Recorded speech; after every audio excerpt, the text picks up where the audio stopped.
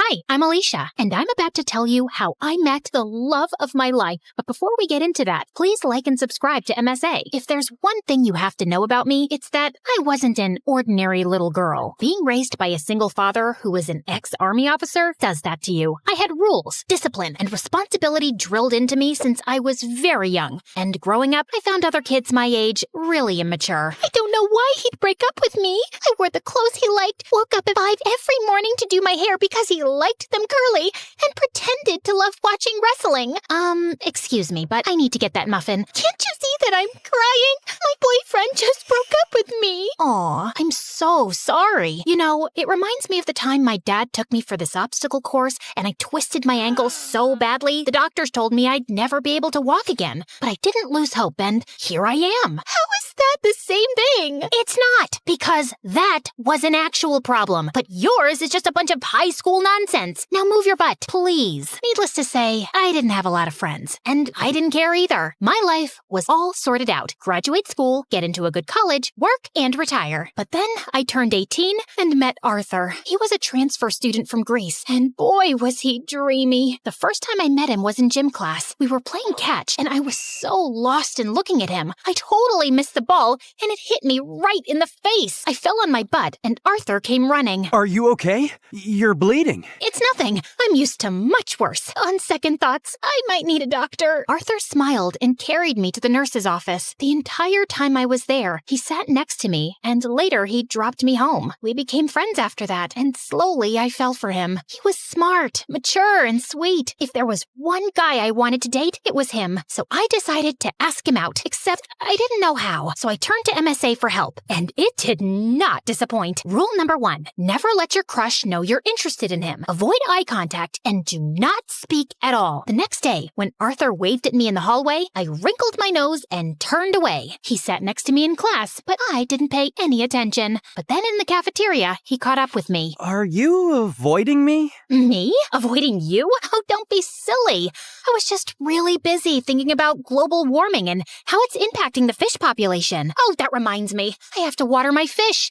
My plants. I'll see you around. And I just ran before I embarrassed myself further. After that epic failure, I turned to step number 2. Dress up nice and behave like a total diva. I went shopping, picked up a bunch of dresses, and the next morning, it took me 2 hours to get ready. I thought I looked great, except the moment I entered, everyone started pointing at me and laughing. Oh my god, why is she dressed like a peacock? What is that on her face? Did someone finally punch her for being a know-it-all? I was so embarrassed. I immediately turned around and ran for the bleachers. I was still sulking when Arthur walked up to me. If you rub your lips anymore, they're gonna fall off. This lipstick won't come off. Ugh, it's so annoying. Let me help you. Also, I'm not saying you don't look good with makeup, but you actually look way prettier without it. Really? Does that mean you'll go out with me? Are you serious? I wanted to ask you out for the longest time, but everyone in school told me you're a cold-hearted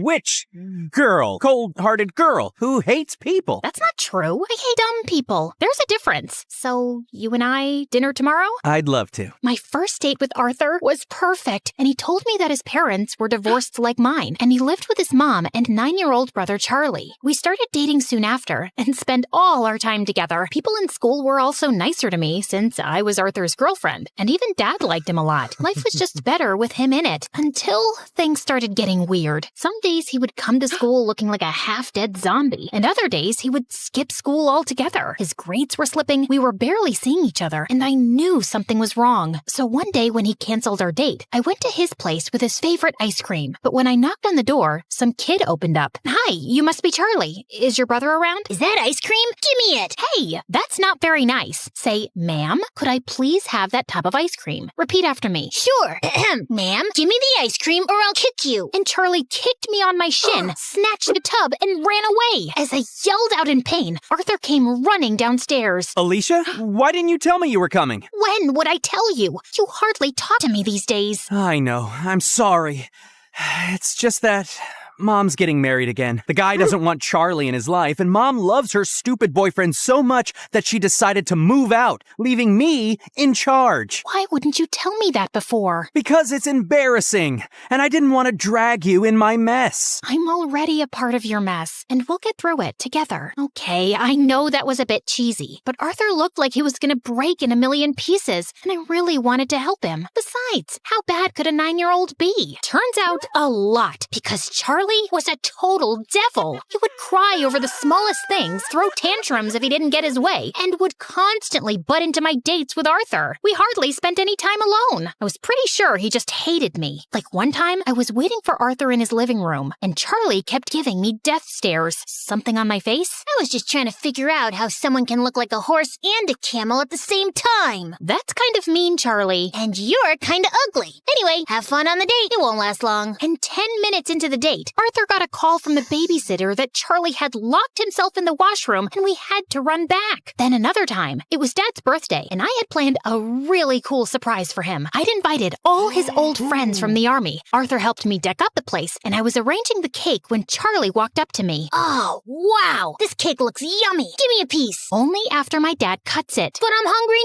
now. Then eat something else. There's a whole pizza on the counter. Are you stupid? I said I want the cake. Charlie tried to get the cake, but I got in his way. He shoved me away, and I accidentally knocked into the cake, which crashed to the floor. Whoopsie. Guess no one gets to eat it. What happened? I heard some noise. Your brother ruined my surprise. I just asked her to give me some cake. And I asked you to wait. Relax, Alicia. We'll get a new cake. I'm sure your dad won't know. That's not the point, Arthur. Your brother is a spoiled brat. He needs some discipline. You put that kid on a leash, or I swear I will. He's my brother, not some dog I can put a leash on. I know he made a mistake, but he's just a kid. You know what? We'll just leave. We wouldn't want to ruin your evening any more than we have. Perfect. Arthur took Charlie's hand and they left. I wanted to stop them, but I was too mad. Later that night, when I calmed down, I realized I might have been too rude and called Arthur up, but he didn't answer. He didn't even show up to school the next day, and neither did Charlie. So I went to his place to talk to him and saw Charlie crying on the porch. What's wrong? Arthur wasn't here when I woke up this morning,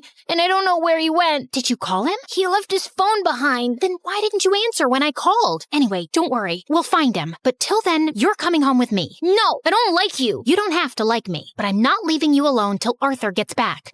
So annoying. We waited the whole day for Arthur to show up or get in touch, but he didn't. By nightfall, I decided to sleep in the lounge and offered Charlie my room. If you need anything. The next morning, Arthur was still a no-show. I couldn't reach his mom either, and then remembered he told me she was out of the country on her honeymoon. Next, I asked his friends and colleagues, but none of them knew where he was. Eventually, I contacted the police, but even a week later, they had no news of him, and I was worried sick. What could have possibly happened to him? Meanwhile, Charlie refused to go to school or shower. He mostly kept himself locked in my room and reacted rudely to any nice gesture I made. I was losing my mind. So I turned to Dad for help, and he promised he'd get a word out to his colleagues in the army to track Arthur down. I still don't know what to do with Charlie. He shuts me down every time I try to talk to him. He's been through a lot, Alicia. What he needs is some distraction to keep his mind off things. After your mom left, you were all over the place. That's why I built such a strict routine for you, so you wouldn't have time to think about her. Maybe you should do something similar. I decided to give Dad's advice a shot, and the next morning, I walked to Charlie's room and woke him up. Get up. We're going out. Is Arthur back? No. Then let me sleep and go away. Nope. You're getting up right now. Charlie resisted, but I dragged him out of bed, and somehow we made it to the bus stop.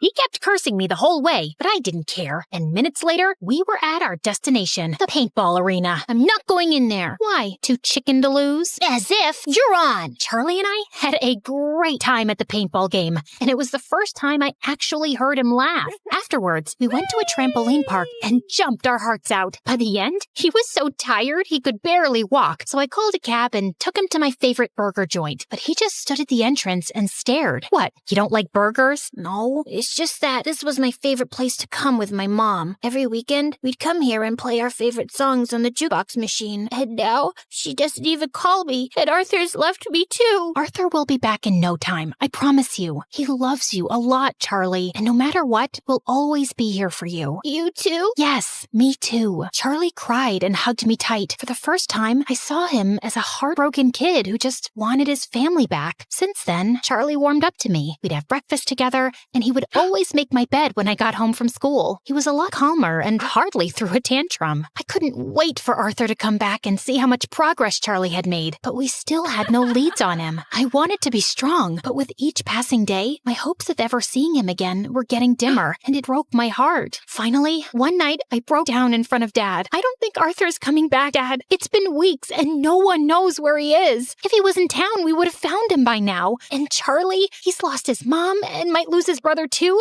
What can I even say to him?" What? I turned around and saw Charlie standing at the door. You've been telling me all along the police will find him. You said you were sure. No, I'm sure he's fine, Charlie. I was just... Stop lying. Why do all grown-ups lie so much? I hate you. All of you. And Charlie just ran out of the house. Dad said he'd go after him, and as I was sitting in the kitchen in despair, the phone suddenly rang. It was the police, saying they'd found Arthur in a hospital close to town. I rushed to the location and texted Dad on the way. The doctors at the hospital told me that Arthur was brought in a few days back by the forest rangers. Apparently, he went on a hike and got injured, and since then, he'd been in a coma. I was sitting next to him when Charlie walked in with Dad. How is he? He hit his head, but he's out of danger. Doctors say there's a very good chance he'll be just fine. Charlie, promise me, no matter what happens, you and I will never fight again. I promise. I will never scream again, and I will always be a good brother. He will wake up, right?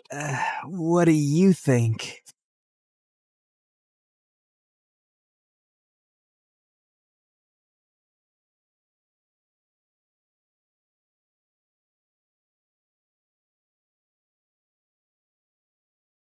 I used to think silence was peaceful. Then my mom fell into a coma, and silence became the loudest sound in the world. Everything just kept piling up. And worse, it was just the two of us. No rich dad, no secret inheritance, no billionaire auntie waiting to adopt me and fix my life. I tried to stay strong, but when the nurse gently reminded me again that we still had unpaid bills, something inside me finally cracked. I just nodded, locked myself inside the restroom, and finally broke down. I had already sold almost everything I loved. My iPad, my sweatshirts, even the tiny cute things that used to make me happy. What else was I supposed to give? My hair? Both of my kidneys? I had almost lost hope. Please, I'll do anything. I'll study harder. I'll stop complaining about homework. Okay, maybe not completely, but I'll try. I won't even call the mean girls at school ugly goblins anymore. Just... please, I need a miracle. Just then, I heard a calm woman's voice speak. If you want a miracle, then look up. Wait, like treasure? You are reading it right. A special treasure awaits you. Is this a prank or something? Hello? I slowly turned around, expecting a hidden speaker or a hospital ghost with good acoustics. But there was nothing. I did not just hear a bathroom wall answer me. The wall did not answer you. I did. This is stress. People cry too hard and start hearing things, so this is totally normal, right? Just then, an arrow beneath the message suddenly started glowing. First I'm hearing things, and now I'm seeing things. What's happening? Believe your own eyes. Only that which you see is true. What is unseen is but an illusion. Okay.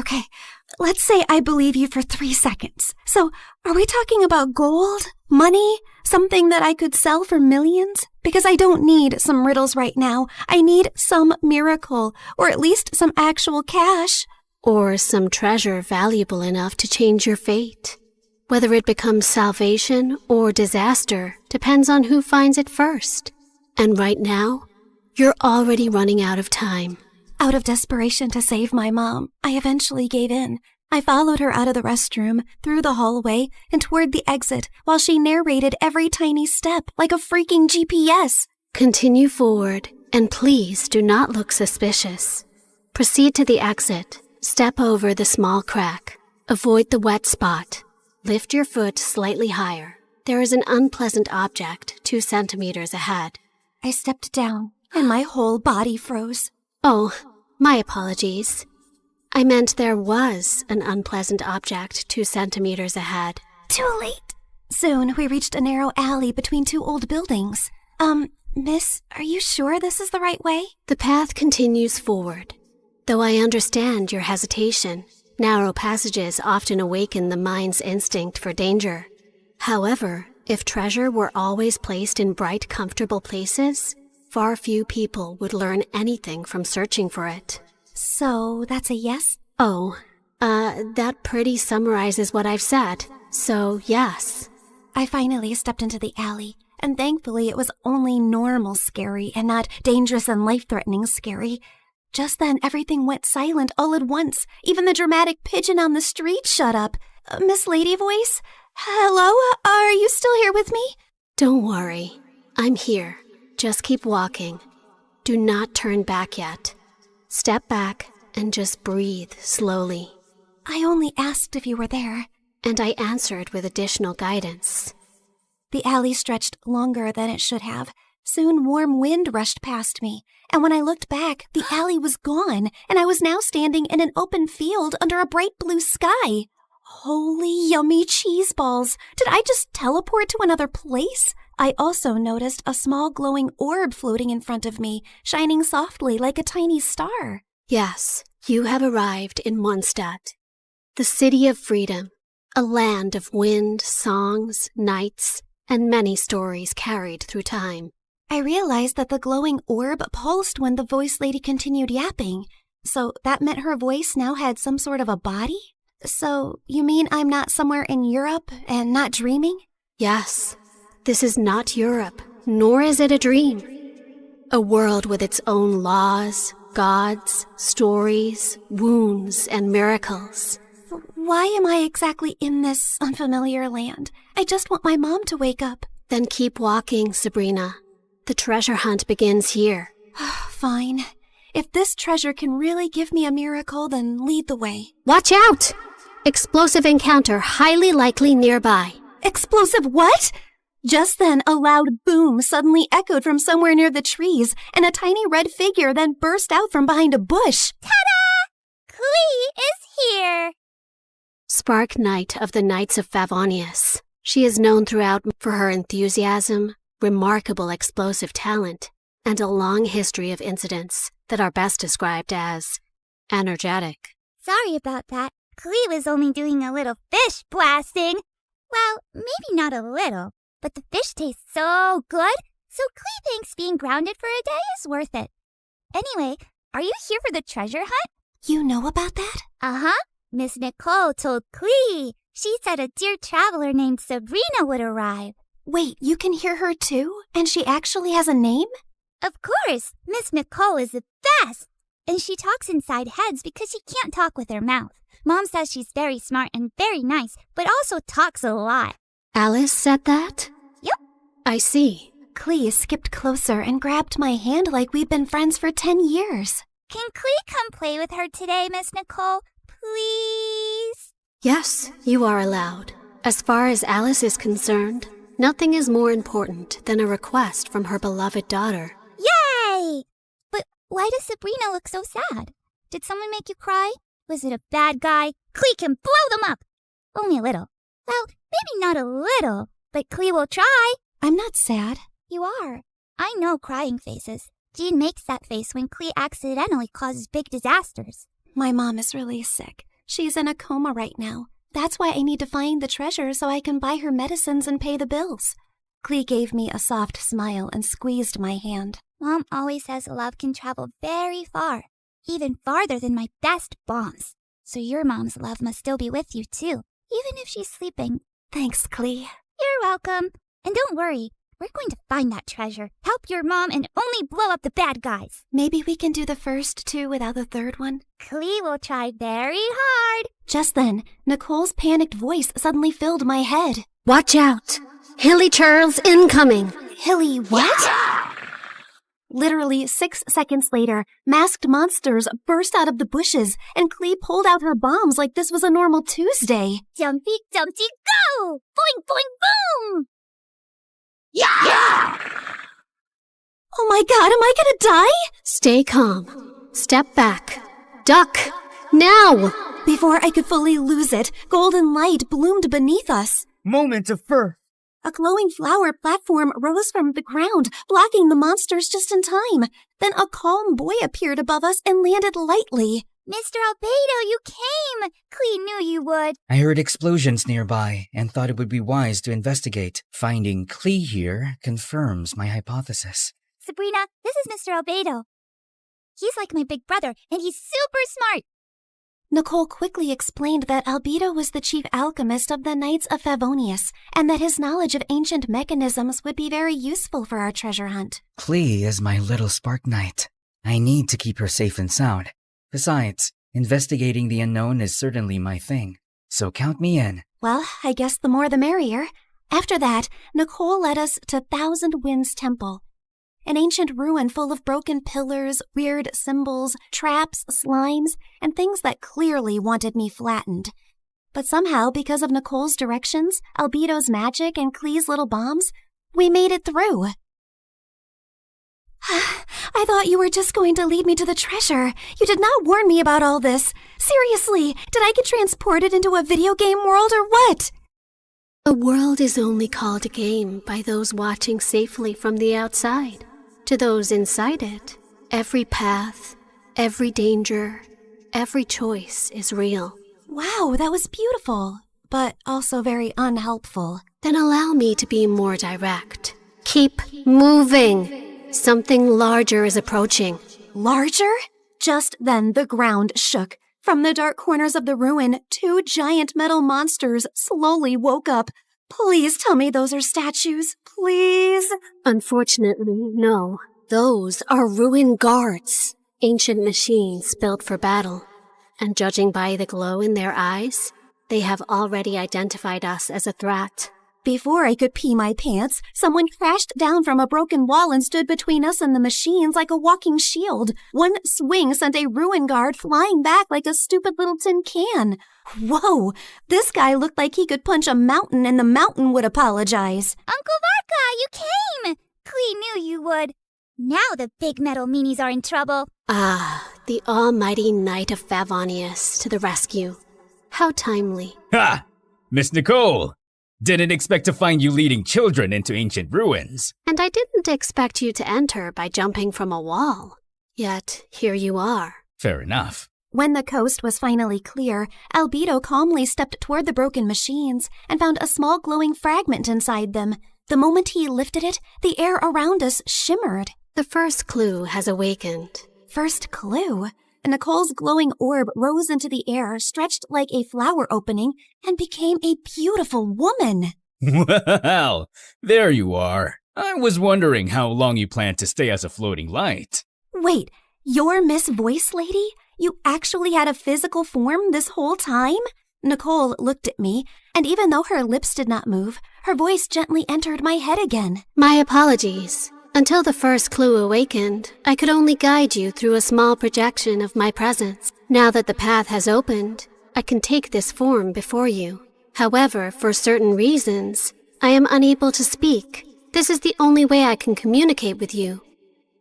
Now then. She continued yapping for 8 more minutes straight.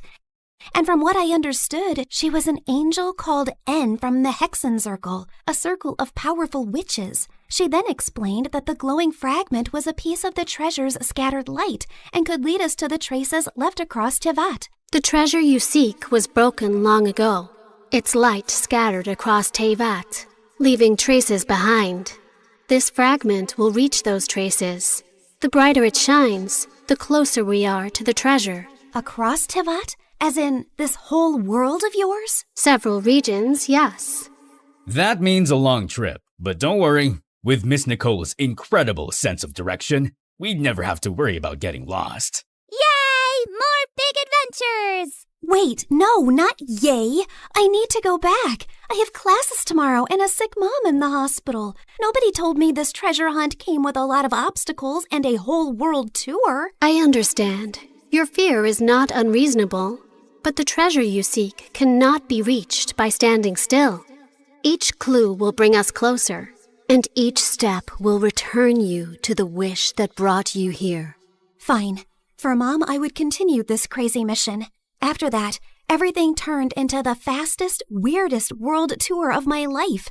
The mute angel continued her directions like an unmutable treasure hunt navigation guide, dragging us across a giant magical map, jumping from one region to another, while I tried my best to stay alive and understand what was actually happening. In Inazuma, the sea was angry, the sky was angrier, and my stomach was fighting for its life. Storms often remind mortals that control is an illusion, and yet... Miss Nicole, respectfully, I'm about to throw up into the ocean. I suggest you give the kid the short version, Miss Nicole. Very well. Storms pass. Thank you. That one helped. In Sumeru, we finally got one peaceful break near a waterfall. Albedo sketched the view, Klee showed me Dodoko, and when she said her mom gave it to her so she would never feel lonely, my chest hurt in the softest way. After our little break, Nicole led us to Natlan, where we were nearly roasted alive. Fiery creatures chased us through rocky paths while she calmly yelled directions, and at one point, Varka carried Klee and me like luggage. This is fun! Uncle Varka is the best! Hold on tighter! Every trace we followed made the fragment shine brighter, and by the time we reached Fontaine, it was full-on glowing, like it had finally remembered where the real treasure was hidden. Nicole led us beneath the water to hidden ruins, where the fragment pointed us toward the final trace, the one hiding the real treasure. Freaking finally! Soon, we found a mysterious sealed door, and Albedo figured it out like a puzzle in minutes, using one of Fontaine's underwater mechanisms like it was nothing. The sealed door opened, and I thought we had finally reached the treasure. Behind it were more passages, hidden compartments, and even more puzzles. I swear to God, is the treasure shy or what? Ancient civilizations valued protection. Finally, we reached a chamber where a small chest waited on a pedestal. I opened it with shaking hands, but there was no gold, no money, no jewels, nothing I could sell. Inside was just a small, broken, flower-shaped relic.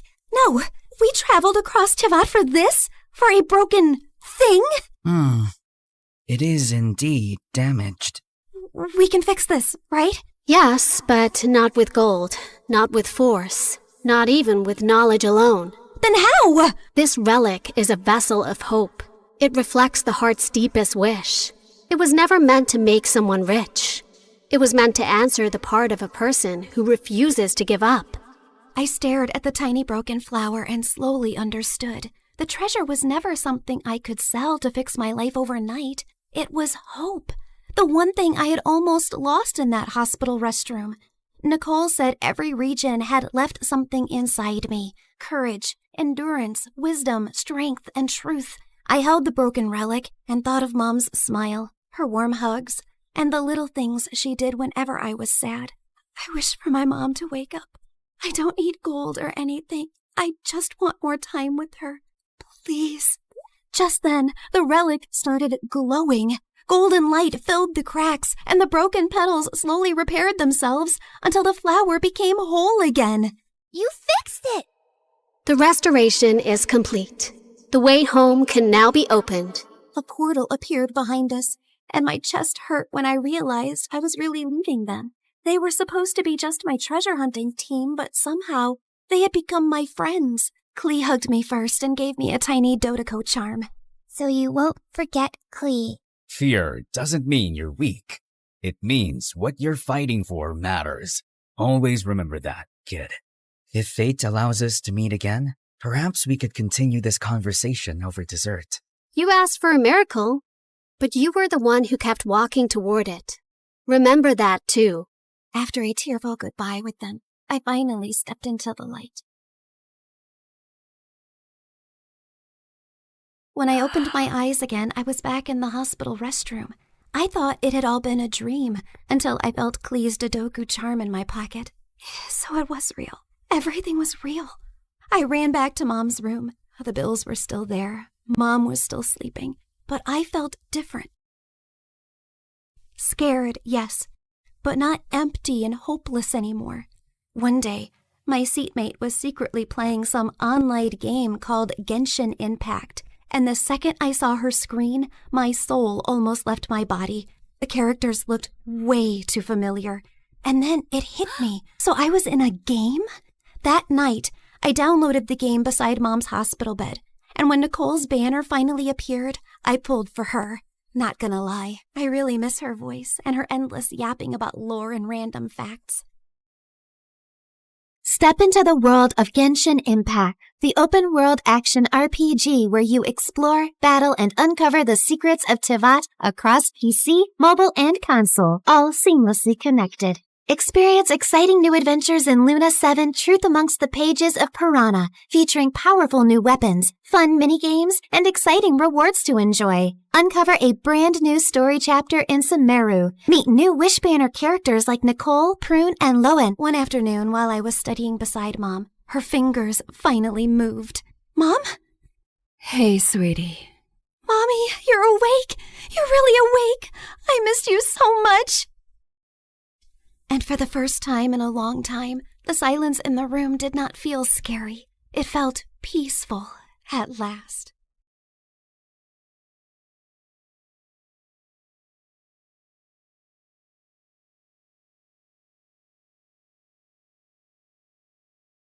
When the music kicked off and everyone started dancing, I escaped to the garden for some fresh air. As I sat down by the fountain and sighed, a soft object hit me squarely in the face. Then someone in black jumped down from the tree above me. Brought your favorite cheeseburger. Meredith, what are you doing here? And why would you hit me with a burger? Wait, are you dressed up like Catwoman? Yeah, it's been my look for weeks now. 1, it shows off my fantastic figure, which is a service to humanity. 2, every vigilante hero needs a costume, and I've always found Catwoman classy. 3, vigilante hero? You basically rob people. Yeah, like Robin Hood, stealing from the rich and giving to the poor. You steal for yourself. I am the poor. And what's all this you nonsense? Last time I checked, we were a team. But sis, what's taking so long with this mission? It's not that simple. It's pretty simple. You make this rich dude fall for you, get access to his vault, steal the painting, and we run off to Bora Bora. Are you having trouble making him fall for you? Maybe he hates your eyebrows. I don't know, but I feel like punching you in the face every time I see your eyebrows, which is basically every time I see your face. Shut up, Em. Everything's going fine. Okay, but hurry up. This catsuit is giving me a butt rash, even though I use baby powder under it. I want to put it away soon and retire on a beach in a bikini. Aren't you looking forward to it? Just take the stupid suit off. You're a con artist, not a cat burglar. And of course I'm looking forward to it. You should go before you blow my cover. And thanks for the burger. It's not a gift. Duh. You're gonna pay me back. I've noted it in my diary. See ya. I couldn't help laughing as I saw her clumsily climb the wall, then fall over to the other side. But as I turned away, I felt troubled. The problem wasn't about making this rich guy I had to rob fall for me. He already had. The problem was, I'd fallen for him too. Let's start from the start, okay? Hi, I'm Claire, originally from Connecticut. And yes, you might have heard some fun words being used for me. Deceitful witch, manipulative liar, and con artist might come up, none of which is an exaggeration. But people change, okay? Before I tell you my crazy story, please like and subscribe.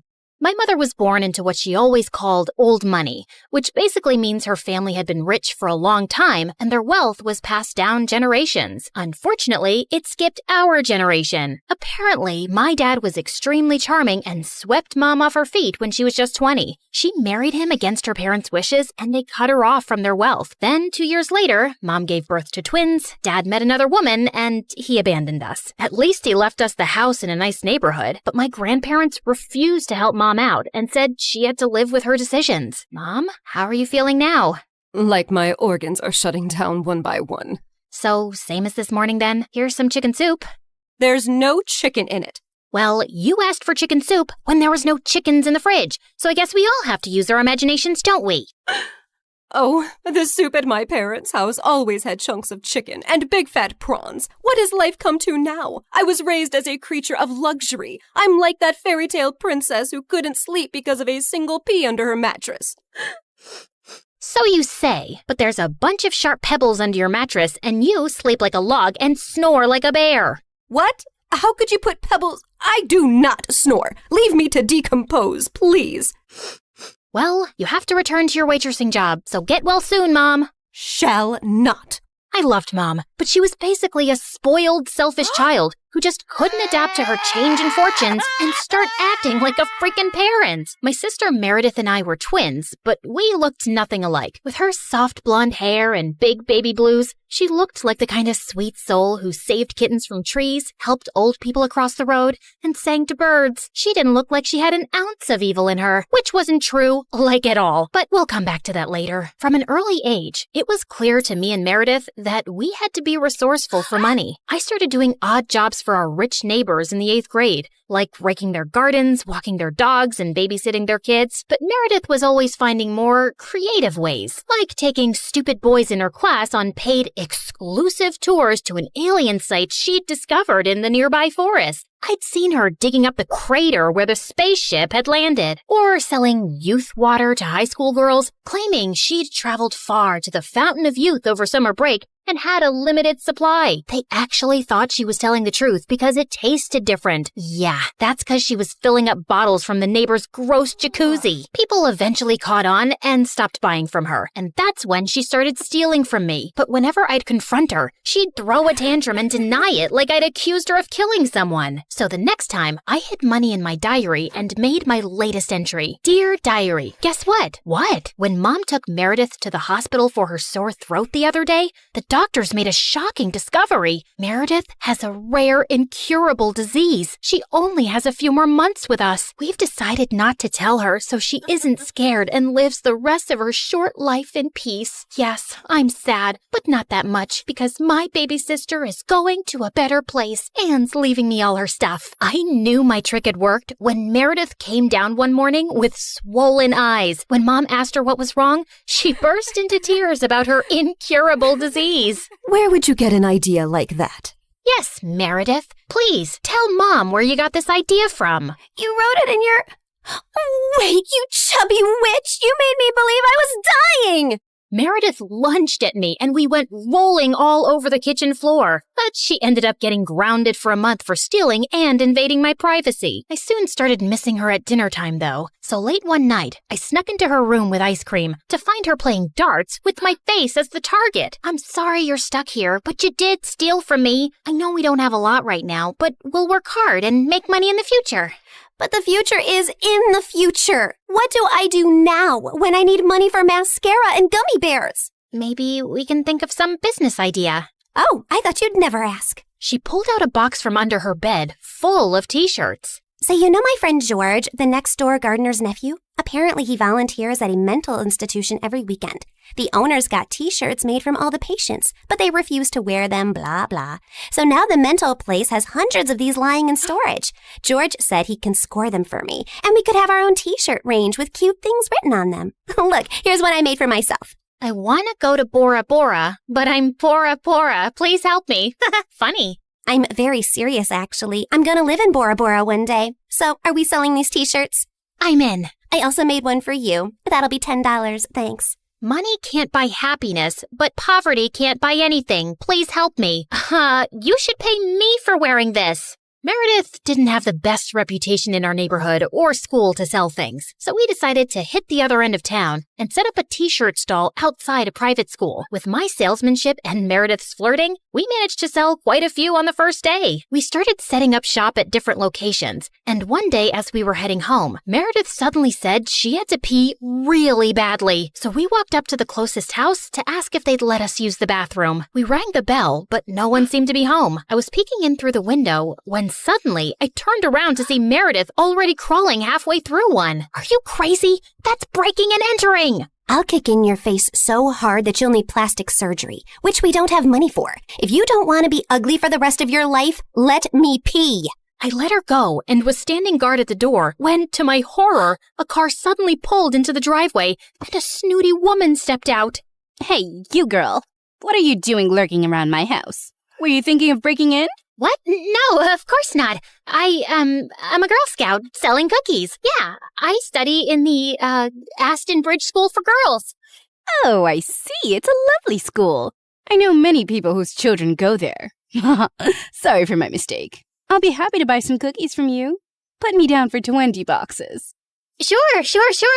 It's, $5 a box, so that'll be $100. I'm putting your name down on my list, and I'll drop them by tomorrow. That's perfect, sweetie. Here's the money. I'll see you soon. Just then, I saw Meredith slip out the window, and as soon as the lady went in, we ran like crazy down the block and then collapsed on some grass. Look, I took some pastries from her kitchen. Perfect for a spontaneous picnic. That's stealing! Oh, you're one to talk. I heard the whole cookie conversation from inside. You took that lady's money and you're never going to give her any cookies. I was just trying to distract her before she caught your butt. I didn't think she'd be dumb enough to actually give me the money. I can return it. Look, she didn't do it out of the goodness of her heart. She's a rich snob who was being really rude till she thought you were someone rich too. You didn't force her to give you money at gunpoint. Oh, Claire, this has just given me the best idea. You're not serious. Yes, I am. Dumb people deserve to be tricked. And what does $100 mean to someone who has a gold toilet seat? I knew it was wrong, but it was also so easy. And before I knew it, Meredith and I were wearing private school uniforms and hitting different neighborhoods, collecting money for Girl Scout cookies that we had no intention to deliver. We made $2,000 in a month. But one day, when we went up to a rich old lady's house, she invited us in and even offered us cake as we signed her up. How many boxes will that be, ma'am? Oh, none, thank you. You see, I don't buy imaginary cookies. What? I'd heard that there were 2 conning Girl Scouts in town, and I was ready for you. I've called the police, and you 2 will end up in a detention center. Just then, there was a loud bang, and the power went out. In the confusion, Meredith kicked the old lady and yelled, "Run!" As we were sprinting down the street, I suddenly noticed a nerdy-looking boy my age running beside us too, grinning and waving at us. Hey, hold on. Who are you? I'm your new neighbor, Freddie. I'm the one who saved you from that old crow. What? I'm so confused right now. New neighbor? You moved into the house next to ours? Why are you here? I was bored and saw you girls leaving your house, so I followed you for fun. Don't worry, I won't tell anyone about your little cookie secret. When I heard that old lady threatening you, I went to the main circuit board and pulled out a wire with my tweezer, which I always keep handy. You could have been electrocuted. You're either incredibly smart or exceptionally dumb. My mom says the exact same thing, except for the incredibly smart part. Listen, you geek, what do you want? If you think you're gonna get a cut of our profits. No, my parents are well off. They're neurosurgeons. I just want to be friends. I swear, I don't have any siblings and I don't know anyone here. What if we say no? I'll keep following you around until you say yes. Okay, fine. Congratulations. You got yourself 2 friends. Oh, I'm so happy. Merry Christmas and a Happy New Year. And from that day on, that goof really did become our best friend, especially mine. He was like the sibling I never had. I mean, the nice sibling who did my nails and watched the channel I wanted to watch on TV without arguing. He was also really generous. I didn't want to take advantage of it, but Meredith and Mom had no problem keeping all the gifts he was always getting us. We decided to lay low with our conning activities in case the old lady had actually told the police about us. But soon after we joined the 11th grade, a new drama unfolded in our lives. A family moved into the huge white house across the street. Apparently, the couple who'd bought the place was loaded, and they had 5 teenage boys. Finally, some eligible bachelors on our street. Thanks. My feelings aren't hurt at all. Oh, I'm sorry I left you out, sweetie. Maybe you'll find someone too. I mean, they have 5 boys. There's a good chance one of them is gay.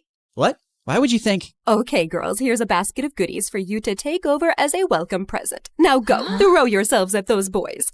Meredith and I rolled our eyes, but we decided there wasn't any harm in checking them out, and we were welcomed by the ugliest quadruplets ever. They were really sweet and really excited to see us, but with their orange hair, acne, and buck teeth, they were not a pretty sight. Man, I feel sorry for those parents. Like, Mom got one average-looking kid, but God made it up by giving her me.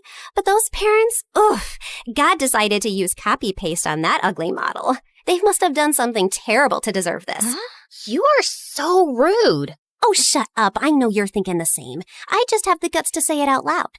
But then a day later, I'd just woken up when the bell rang, and I opened the door to find the most gorgeous boy ever standing outside.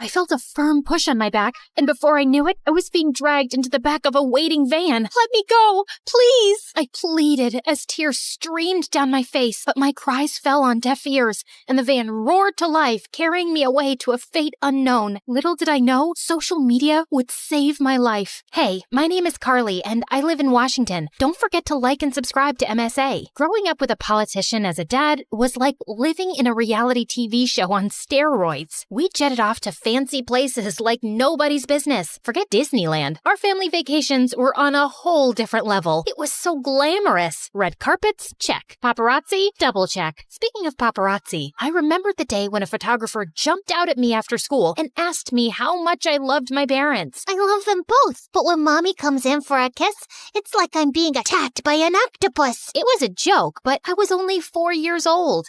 Little did I know that innocent quip would turn Mom into a hilarious meme overnight. Wow, Mom, you look cute. But when Mom saw them, she felt terrible, and I suddenly realized that this must not be good. I'm so sorry, Mom. I didn't mean for this to happen. I know you didn't, sweetie, but sometimes people can be cruel, especially on social media. It's better to just avoid it overall. Growing up, I realized the challenges that came with my family's position. People were green with envy and jealous as heck. Like, when I noticed an old woman afraid of crossing the street, I rushed to help her, but I ended up getting a lot more than I bargained for. As soon as I handed her purse back to her, someone recorded it and posted it, but they twisted it and made it look like I was stealing her purse. What a bummer. And just then, my dad's political enemies used the video, and all hell broke loose. Suddenly, Dad started losing his supporters faster than a contestant on The Voice. I was chill until I saw Dad walking like a ticking clock. Tick-tock, tick-tock. I felt terrible, so I stayed away from social media. But as I entered high school, Twitter, Instagram, and WhatsApp became big parts of everyone's lives. Even my best friend Sarah was always on her phone, chatting with guys on social media. Who are you talking to? Oh, wow. Our soccer champ just sent me a friend request. I'm so cool. Should I accept or make him wait? I couldn't help but feel a twinge of jealousy. I started thinking of using it. Should I? Shouldn't I? Okay. You won. And I was stuck with my boring SIM card for texting, and soon all my friends ghosted me. It was so annoying. But at least I had Sarah, who never got bored of me and always knew how to cheer me up. We made silly videos of ourselves doing fun things. Like that time I was singing my song, Money in the Bank, I got it. Living like a rock star, party like a pop star. You can call me queen, I'm popping like a court star. And Sarah posted the video on her Instagram without my permission, which made me really upset. Relax, no one will see it. You don't know that. Yes, I do. You're no Beyonce, and no one's losing their minds over your silly skills. Yeah, she was right. It only got a few comments, but it was still fun and addictive to read them. I was done playing the good angel role. It was time to explore. So I caved in and created my own social media account with a different identity just to see the comments. It was fun. Sarah and I continued to make silly videos, and we always played silly characters. But soon enough, Savannah, the TikTok girl of our school, was furious when she heard her friends gushing over my videos. She was so mad that she could have TikTok danced her way to Siberia. You think you're so cool with your little videos, don't you? Huh? What do you mean? Just stick to your own lane. Who made you queen telling Carly what to do? Just because you got no talent doesn't mean you gotta bring others down.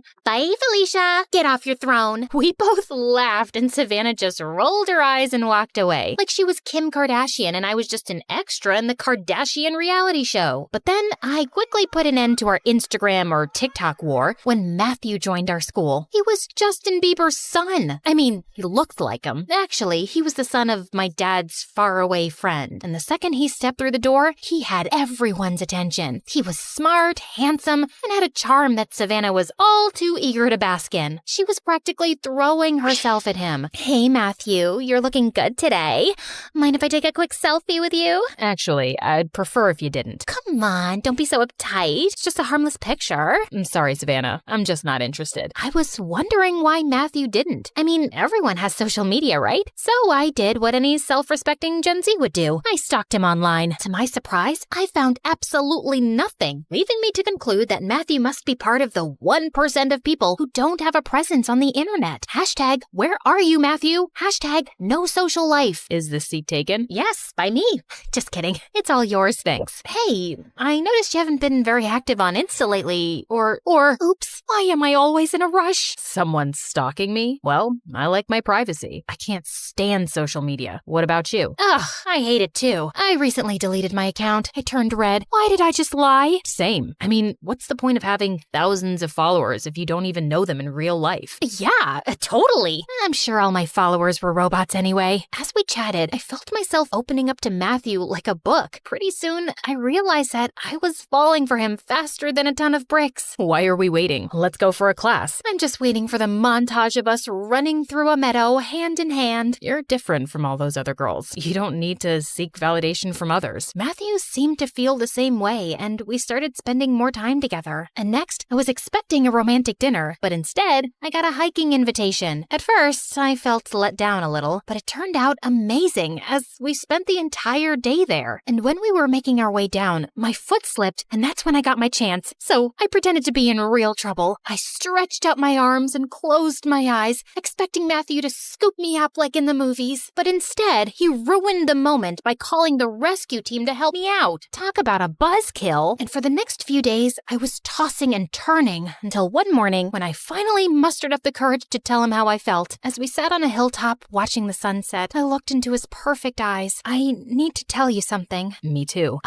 Okay, you first. He smiled and pulled me close to whisper in my ear. You're the best thing that's ever happened to me. I think I've fallen in love with you. I felt my heart skip a beat. I think Cupid just shot me too. We shared our first kiss as the sun dipped below the horizon, and I knew that our love was something special. Everything was perfect, and even our parents began to talk about us moving in together after graduation and getting married one day. But Savannah, who was still jealous of our relationship, had other plans. The next day at school, I was more anxious than a squirrel on a highway, as I couldn't find Matthew, and he didn't reply to me the entire day. Have you seen Matthew? I think he's avoiding me. Sorry, what? I was too busy stalking my ex's new girlfriend on Instagram. You know, I always knew you were too basic for Matthew. He needs someone who doesn't embarrass herself on social media all the time. And just like that, my worst fear was confirmed. She had shown him my silly videos. The bell rang, and Savannah and I had a face-off. I was ready to go all Jersey Shore on her if I had to, but thankfully Sarah stepped in before I had to break out my hair-pulling skills. After my fight with Savannah, I stormed out of the school, and there he was, standing outside, waiting for me. As we got into his car, Matthew turned to me, and his expression was colder than an iceberg in Antarctica. Why didn't you tell me? I was scared to lose you by telling you the truth. I can't believe you lied to me. I'm sorry. My parents are really upset. They saw the dance video and all the others. My dad is a politician, and I can't have a girlfriend who's a social media sensation. But I only have like 20 followers. I felt a lump in my throat as I realized what was happening. You're breaking up with me because of this? I'm sorry. I don't know if I can go past that lie. And this whole social media thing is not my cup of tea. But we love each other. Can't we work through this together? I need to do what's best for my family. Please, Matthew, don't do this.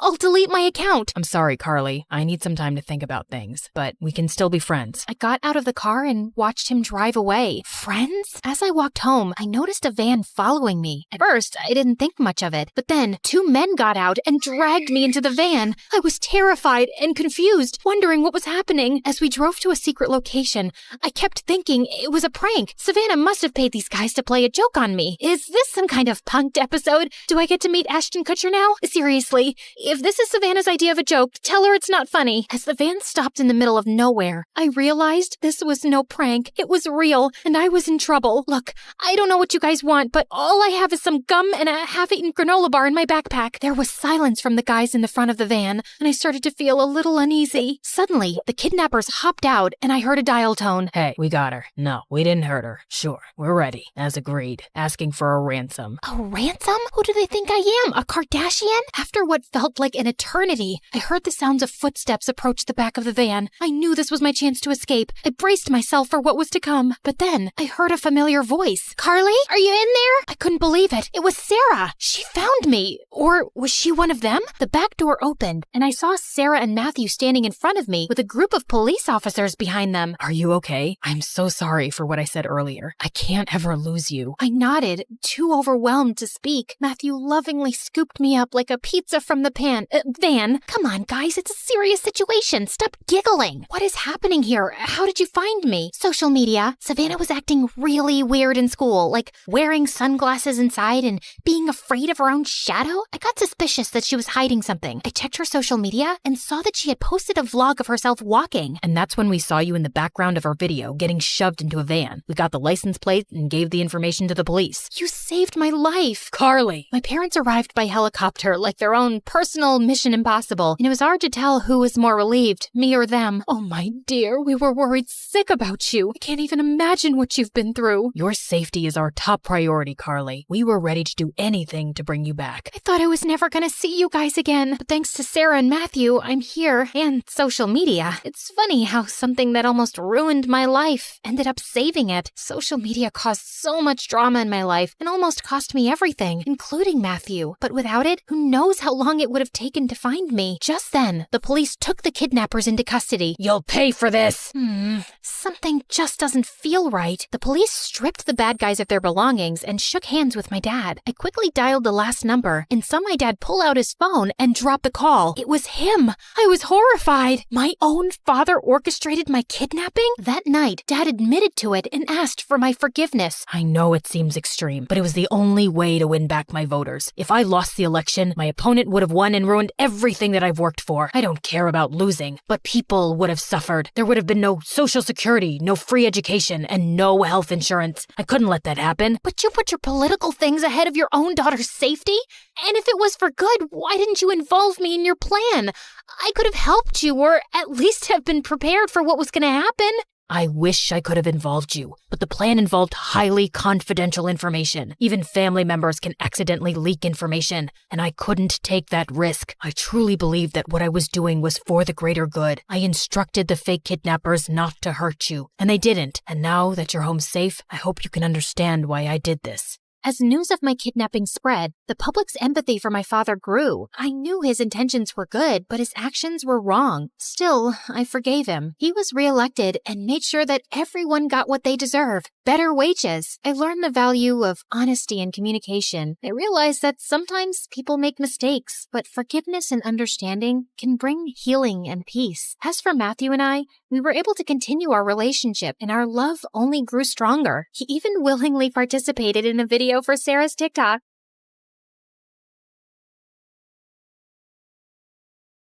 Hey friends, I'm Jessica from Pennsylvania. Please like and subscribe. I was born 2 minutes after my triplet sisters, Zoe and Dana. And even though we look alike, Zoe and Dana always made me feel different. They stuck together, wore the same outfits, and even had their own language, just so they could talk about me behind my back. Hosaka Gelago. Kosaka Gelaga Mene. What is the deal with you two? You sound so dumb when you talk like a duck. No, we don't. You're just jealous because you're not part of our cool club. Whatever. They were right. I hated being the odd one out. I think my sisters were jealous because I was prettier, taller, and smarter. And when I turned 13, I landed my first modeling gig for an international teen magazine. And we just grew more distant. They begged Mom and Dad to get them into modeling too, and my parents went out on a limb to get Zoe to walk a fashion show, but she kept throwing tantrums. OMG, this color makes my eyes look small. Is this Diet Coke? No? Get lost then and get me one. This makeup artist looks like a homeless person. Get me a prettier one. It was so bad, they kicked her out and she never got a call back. I don't get it. We're dressed up better, obviously prettier, and yet somehow you get all these great gigs. Ugh, don't whine if you can't get what's mine. And I'll let you in on my secret, but you have to promise me never to tell Mom. I walk on my arms 3 times a day, every day, for at least 50 minutes. That's ridiculous. We've never seen you do that. I won't do it in front of you, dummy. It's called a secret for a reason. Walking on hands helps me with my posture, and I walk better on the ramp. It was a lie, of course, but my sisters were so dumb. They tried doing everything, but couldn't even land a handstand. And one time, Zoe ended up falling and crashing right into Mom's $1,000 vase, smashing it into pieces. Mom was furious, and they both ended up getting their butts grounded, while I had the TV all to myself for a good 2 weeks. Absolute bliss. But after that day, they never trusted me, but I couldn't care less. Eventually, they gave up on their dream of ever becoming a model. As for me, I continued being the professional that I was, and I only got more famous. One day while working on an ad, I was a bit confused about my lines. It makes me look hot. Excuse me, this is supposed to be a winter wear commercial, right? The lines are all wrong. Let me see. I turned around and saw Peyton walking in my direction. He was modeling royalty with over 10 million followers on Instagram. I was doing this commercial with him? How did I miss the memo?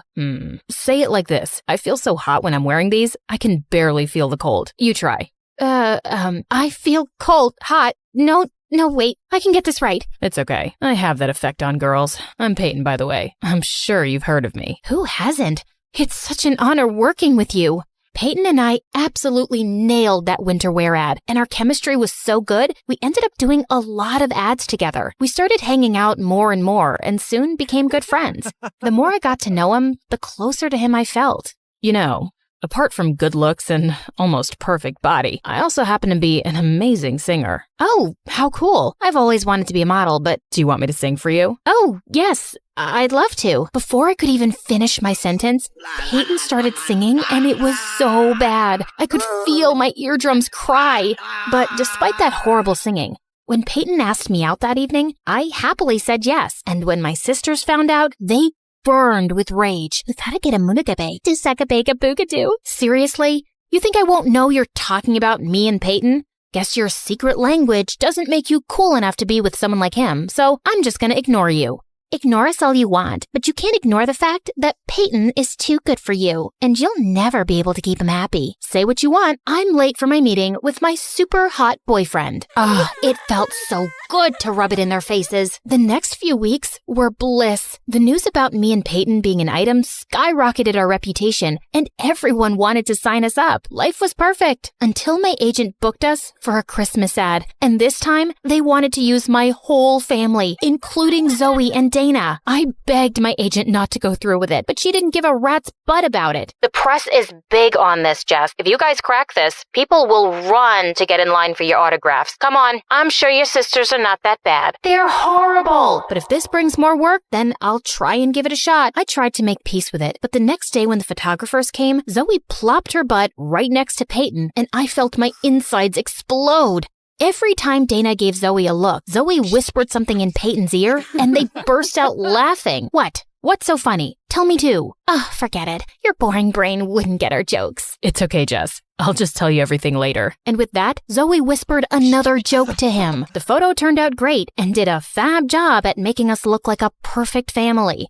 If only they could see my inner rage. As the photographer was packing up, I had some final paperwork to sign. When I looked up, Zoe and Peyton were nowhere to be found. I went to look for them outside when I found the two of them hugging. You know you can tell me anything, right? Thanks, Zoe. Feels like I can talk about anything with you. Thanks for being the perfect friend. Excuse me? I thought I was your perfect friend. Jess, that's not what I meant. Then what did you mean? Can you stop being so pushy? Jeez, poor Peyton is going through so much in life. Did you even know that he has a sensitive throat? He can't sing anymore. Oh, wow. Really? Newsflash, he could never sing.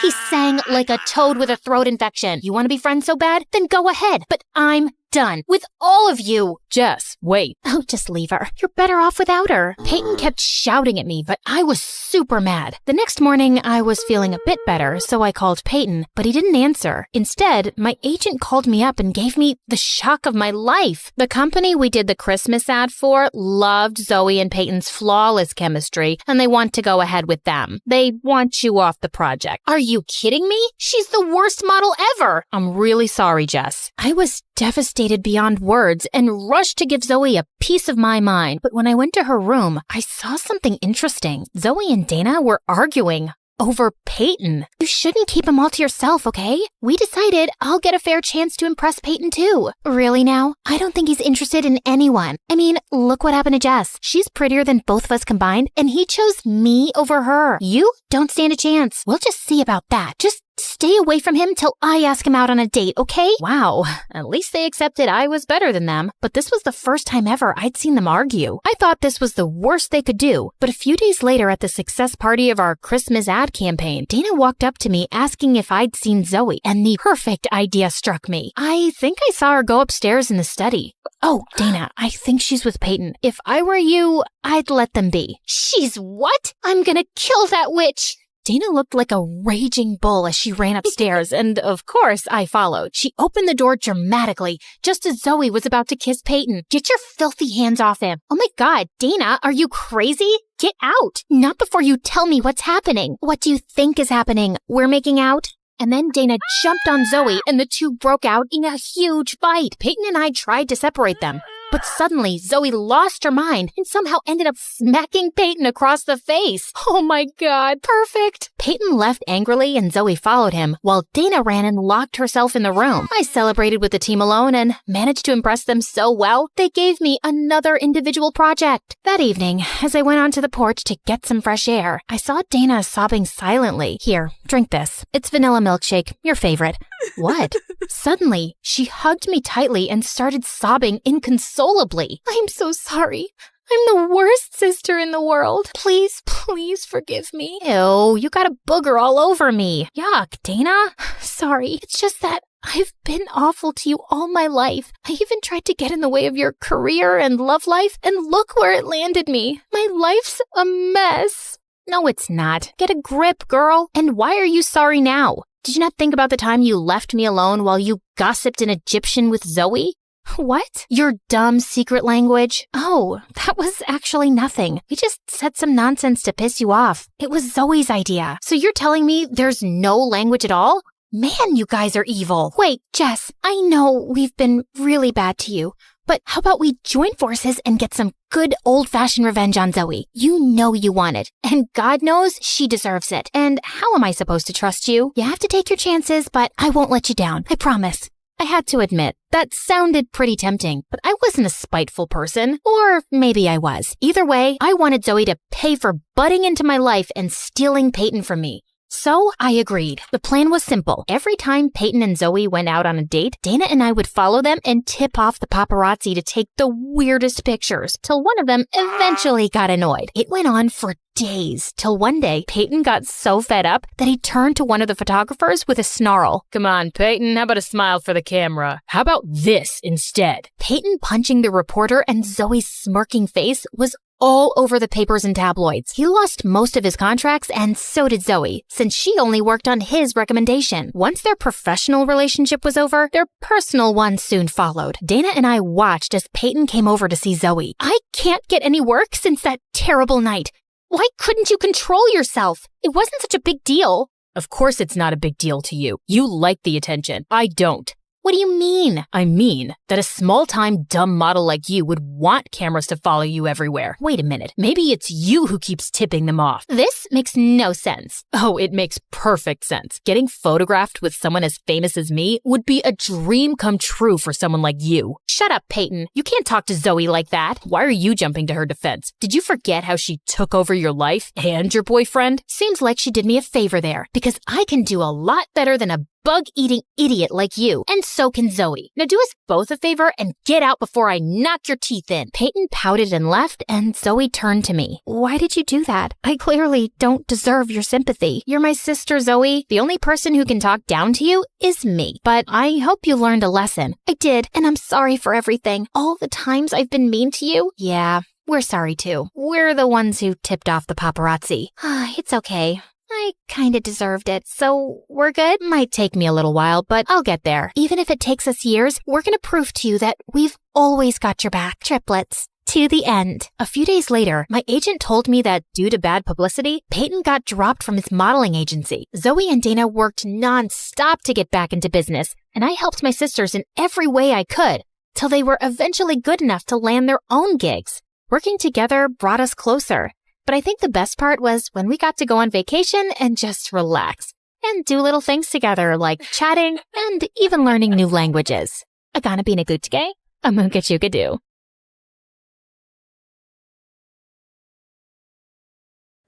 Hi, I'm Blair, and I'm about to tell you a crazy story. Before we continue, please like and subscribe to MSA. Growing up, my parents fought constantly over money. Dad was a struggling sculptor, and Mom, who was a waitress, cursed the day she met him because we constantly had money problems. She always said dropping out of school was her biggest mistake, so she made sure I studied hard. That's how I earned a full scholarship to one of the city's top schools. But my true passion was painting. I fell in love with it at 5, taught myself through YouTube, and by 13, I was winning major school competitions. Dad was proud, but Mom didn't like it one bit. Art's a hobby, Blair. You can't make a career out of it. Definitely not a successful one. It was my dream to become a world-famous artist. Well, mine and my best friend Ashley's. She was an artist just like me, and we'd been best friends since middle school. Ashley was rich, so she got to go to amazing art classes and shared everything she'd learned with me. And whenever my parents argued, I'd sneak over to her mansion. Life was just better with Ashley around, except for her annoying twin brother Dexter. He mocked our art, hid our supplies, and chased us with his paintball gun. Whenever we complained to Ashley's parents, Dexter would just put on his innocent face and get away with it. Even at school, everyone adored him for his sense of humor. Ashley absolutely hated him, and I could see why. Like on their 15th birthday, Ashley spent hours getting ready, and she looked beautiful. But the moment Dexter walked in, everyone gathered around him, completely ignoring Ashley. Look at him, smiling like he owns the world. I will never understand what people see in him. Probably his athletic body. I mean, if you look at it from an artistic point of view, Dexter's pretty much perfect for a portrait. What? I mean, so what if he's good looking? You've got a great personality.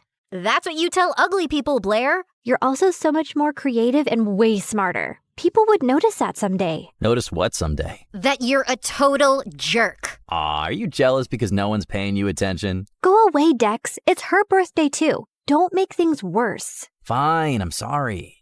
Here, I got you a flower, little sis. Happy birthday. But as soon as Ashley took it, the flower squirted water all over her face, ruining her makeup, and Dexter ran away laughing. As we grew older, Dexter just got more annoying. At 17, he joined the football team, became the most popular guy in school, and a serial heartbreaker. Every day, some girl would be crying over him, and it was nauseating. As for me, my parents were fighting a lot more lately, and one day, Dad just packed his stuff and left. Shortly after, he filed for divorce, and Mom went bonkers. She refused to shower or step out of the house, and a week later, she came home and told me she'd quit her job. Between rent and expenses, we soon ran out of our savings and didn't even have enough money for food. Do you have cash? Sure. Let me just grab some from the secret trust fund your dad left me. No, I don't have cash, you moron. Just run the card again. I've already tried 3 times. It's not working. Pay or leave. Mom just started yelling at the cashier like a madwoman. He called security, but as they approached, Mom grabbed a bunch of stuff and bolted in the other direction. She went round and round in circles before the security guys finally caught her and dragged her out.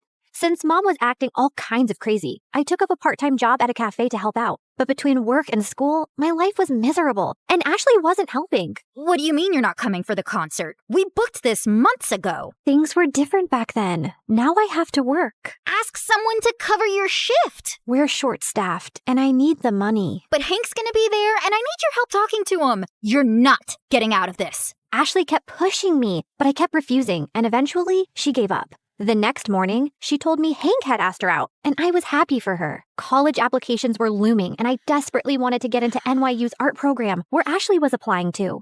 It was expensive, and I needed a strong portfolio for a scholarship. I couldn't risk my mom finding out, so I stayed late after my shifts at the cafe to work on my portfolio. One day, while I was heading back home, it started raining heavily. It was already late, so I couldn't get the bus, and was waiting for a cab when someone walked up to me with an umbrella. Dexter, what are you doing here? I was just across the road running some errands, and by errands, I mean date that didn't go too well.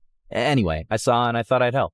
Dexter led me to his car, and on our way, we got talking. He asked me how I was doing, and I don't know why I ended up telling him everything about Mom and how things were really tough at home. Ashley told me about your parents' divorce, but I didn't know things were so bad. If you need anyone to talk to, I'm here. Something about the way he said it made my heart melt. And after that day, Dexter and I got closer. He would wait for me at the cafe and then walk me home. We'd debate over classic movies, argue over music, and bond over our favorite MSA videos. The more time we spent together, the more I saw a different side of Dexter. One that was kind, funny, and surprisingly thoughtful. And before long, I started having feelings for him. You know, I've always had a bit of a crush on you. Really? Why? You're kind, beautiful, smart, creative, and you're probably the toughest person I know. Wow, thanks. I always thought you're kind of annoying. Gee, thanks. What a compliment. Let me finish. But now I think you're the only person who gets me. You've shown me what it's like to really connect with someone, Dex. I guess what I'm saying is... That you like me? I like you too. And then Dexter kissed me, and it was perfect. I wasn't sure how Ashley would take it, but before we can even gather the courage to tell her, we found her crying in the school garden the next day. Hank dumped me. He says my nostrils are too big and that my face reminds him of his dead cat. What kind of reason is that? The kind that's a lie. Hank's a total player. Why would you ever fall for him, you dumb... Ow! I mean, I'm sorry you're hurting, but don't weep over that idiot. You're stronger than that.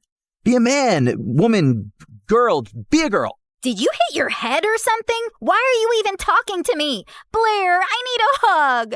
The next few days were a mess. Ashley was hung up on Hank and dragged me along for endless shopping sprees and salon visits to distract herself, and I didn't think it was a good time to tell her about me and Dex, who I wasn't even getting to spend any time with. She was also home all the time, so Dexter started sneaking into my room late at night. This is not fair. You're totally ignoring me. I know, but she's miserable, and she needs me. Hey, Han, remember when you needed her, but she was too busy falling in love? Anyway, my football team's having a party tomorrow night, and I'd love for you to come. It's low-key, just close friends. How close are we talking? Close enough to do this. Dexter leaned in to kiss me, but before he could, someone knocked on my door. Ashley! He hid under the bed as I opened the door. Who are you talking to? No one. I was just humming to myself. La la la. See? You tell me, what's up? No time long see. You're being weird. Anywho, I need your help. I've heard the football team is having a party tomorrow and Hank's gonna be there. I need him to know that I've moved on and this party is perfect for that. I have the invites. You're coming with me. No excuses. But I have to work on my portfolio. I promise I'll help you after the party. Please say yes. Ashley looked desperate that I couldn't refuse. Dexter was furious, though. He didn't answer my calls or reply to my texts. Even at the party, he ignored me. But I could see he kept looking my way. Ashley had hired some guy to be her fake boyfriend, so she left for the dance floor with him while I waited for Dexter. I was near the pool when I almost slipped, but someone held on to me. Careful there, sweet cakes. You'll hurt yourself.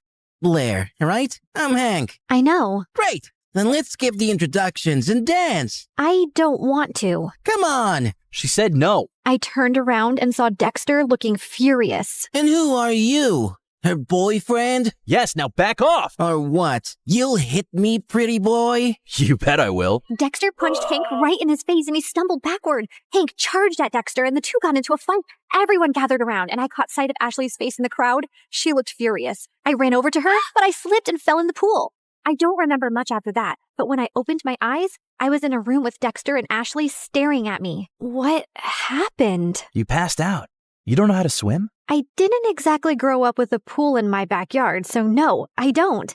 You're bleeding. That's no big deal. Yeah, no big deal. Just like it's not a big deal to hide from your best friend that you're dating her idiot brother.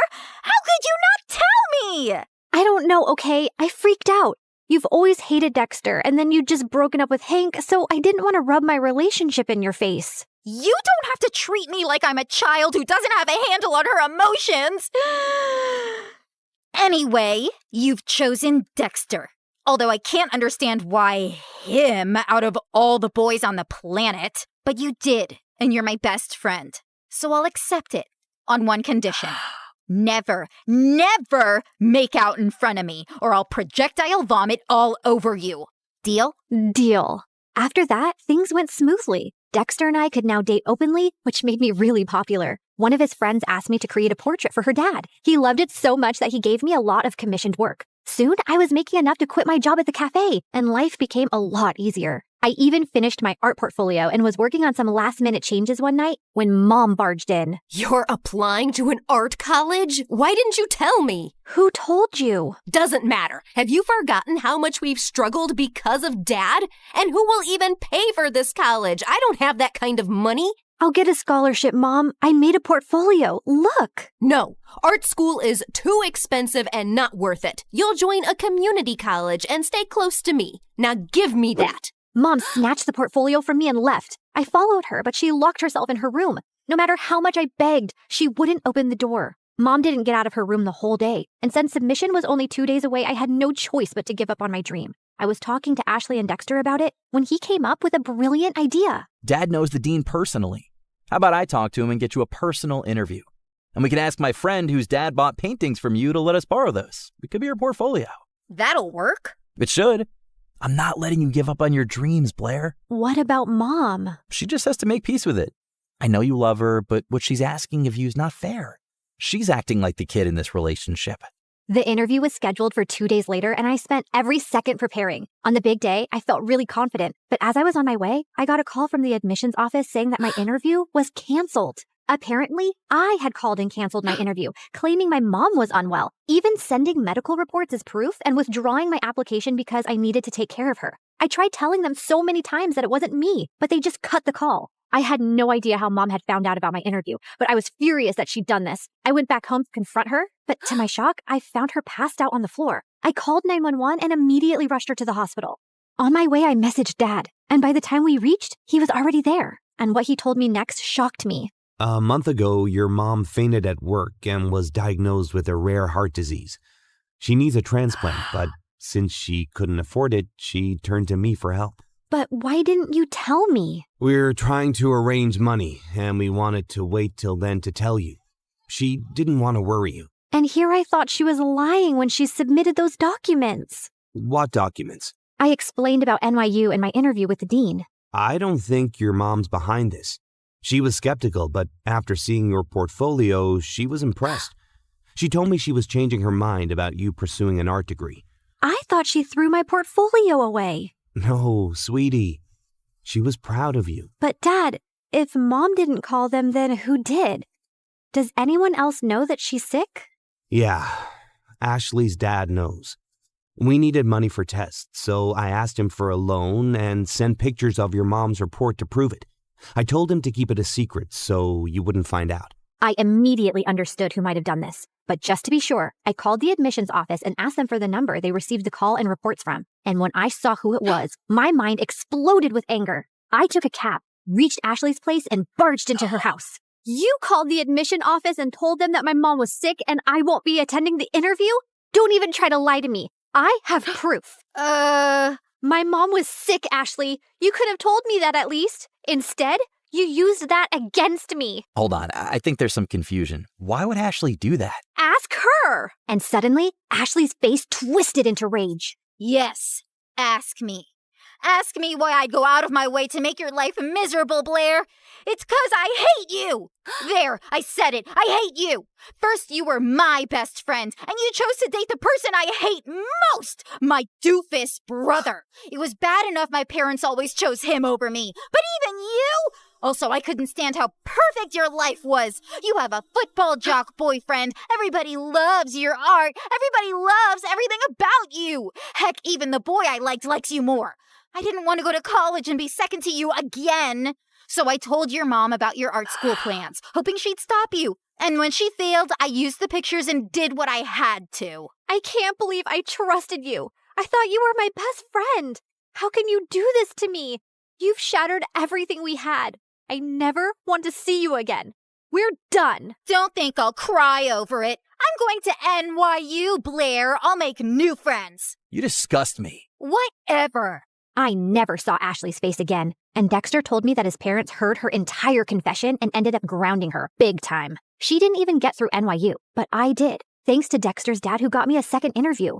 Mom stayed in the hospital for a few more weeks before coming home. A month later, we found a donor. It was tough to get the money for the surgery, but we managed, and Mom made a full recovery. Today is my first day in college, and I couldn't be happier.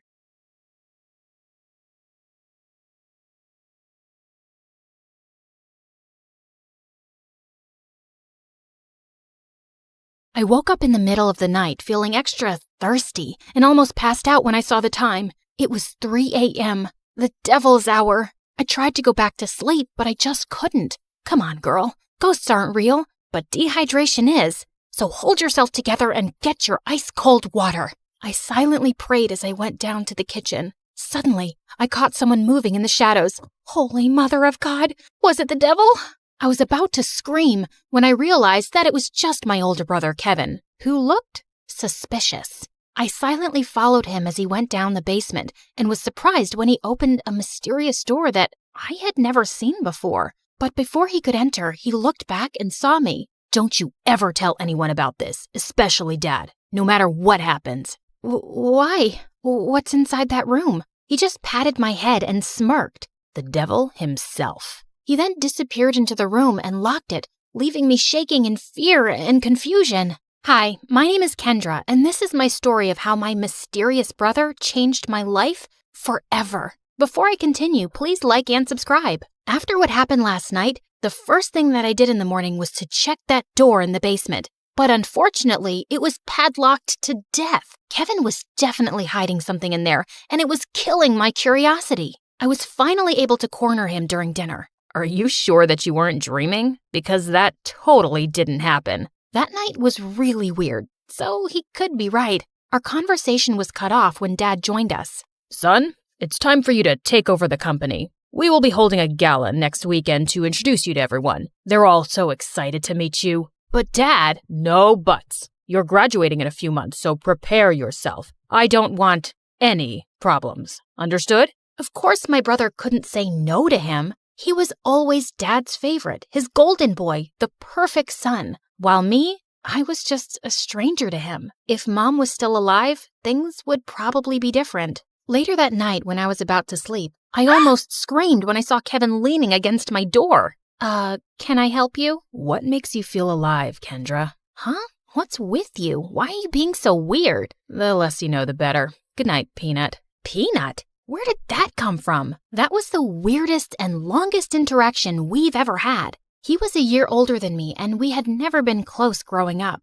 His time was spent in his room reading, in the piano corner perfecting his sonatas, or with Dad talking about business while playing chess. We also didn't see each other often at school because he was always with his best friend Cedric or surrounded by their crazy fangirls. The next morning, I woke up to Dad screaming from the library. I dashed to check what it was and found out that one of our maids found a letter under Kevin's pillow. I read it and froze. Kevin left. He didn't say where he went and when he was coming back. All the note said was, "Do not wait for him." I would expect something like this from you, but not my son. Kevin is a responsible young man. Well, the note says otherwise. The gala is this weekend. I need your brother to be there no matter what it takes. We tried looking for Kevin everywhere, but no one knew where he was. Even the police couldn't find him, and it was driving Dad crazy. One night, he just walked up to me and started inspecting my face. You would do. You were going to be him. Be who? Kevin. In case your brother is still on this stupid little adventure on the night of the gala, you will pretend to be him. But Dad, I don't think I can... Kendra, you are a capable young lady. Of course you can. You'll be saving our company from humiliation. I know I have not been very vocal about your accomplishments, but I do notice. Will you do this for me, sweetheart? I had never heard Dad talk to me that way, and it felt really good. So I found myself giving in. Besides, it would only be for just one night, right? I just needed to hide my hair under a wig and dress up like Kevin and just smile and avoid conversation as much as possible. Simple. When the big day finally came, I was a nervous wreck. There were too many important people, and Dad kept reminding me not to mess up. Luckily, the party was a success, and I thought my little mission was finally over until Dad came up to me. You did well. Now we just have to make sure that your brother will not fail his classes so he could graduate. You'll need to attend school as him. But how about me as Kendra and my grades? I'll call the school and tell them that I sent you out of the country for an emergency. Anything you fail, you can take for a summer class. But no buts. This was already decided. And remember, no one should ever know about this. But Kevin and I were just too different. After carefully thinking about it, I finally decided to do it. It was my chance to impress Dad. I just needed to do one little thing, which was to learn everything about my brother to make it believable. I checked his room, but I didn't find anything useful. I had to ask for help from the person closest to him, Cedric. But there was one problem. At school or whenever he visited my brother, I would usually lock myself in my room because every time our eyes met, I felt like passing out. The guy looked like a demigod, and I just couldn't handle him. But this time, I had no choice, and I knew exactly where to find him at school, the music room. As I peeked into the room, I saw him playing the violin, and I was instantly mesmerized. Just then, he stopped playing and smiled at me. Just avoid his eyes, and you'll be fine. Did it tickle your soul? Huh? The rhythm, the passion, the climax. Sorry, but I'm not into music. I stepped back and he started walking towards me. How about this? Did it tickle your soul? I suddenly became mute. This is the first time you talked to me, and I'm surprised. What brings you here, Cupcake? Cupcake? I got a grip of myself and slapped his hand away. First of all, I'm not food. And second, I'm not here to talk about souls and music with you. It's about my brother. Suddenly, his face turned serious. I had already talked to your dad about it. Kevin ran away and he didn't want us to find him, and there's nothing we can do about it. I know, but I need your help with something. I told him about Dad's demands, and he suddenly laughed. That's a ridiculous idea. You two look similar, yeah, but you're too cute and girly to be a boy. Wait, he found me cute? I excused myself to the bathroom, and after calming down, he was nowhere to be found. It took me a whole day to finally find him playing violin in the school garden. So, are you going to help me with this, or are you just going to play your violin all day? I only help people who can look me in the eye. Ugh, why was he being like this? I gathered up all my courage before finally meeting his eyes, and thankfully I was able to control myself until he smiled. You have the same eyes as your brother. They're very pretty. So he liked my brother's eyes? That was fruity. Whatever. Now, where do we start? Your appearance. And I think it needs a lot of work. For the makeover, he brought me to the mall to cut my hair short, and it took me several hours to finally say goodbye to my precious long hair. After accepting the fate of my hair, we tried on some clothes similar to Kevin's fashion.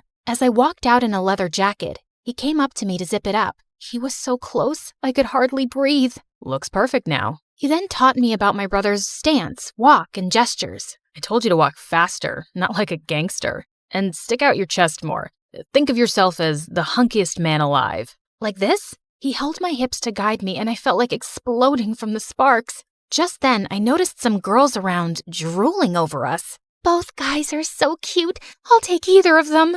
They look so in love. OMG. Love wins. Great. And now we were a gay couple. Cedric coached me about Kevin's interests, and I was surprised. I didn't know my brother was such a dork. He loves SpongeBob so much, he even thought of diving into the ocean just to look for its real-life version. But one revelation made me tear up a bit, and he adores you so much. But he thought you didn't like him, so he always chose to give you space. What? That's not true. He's too protective of you. He even told me not to talk to you because he thought I'm trouble. Oh yes, you're definitely gonna be trouble. To my heart.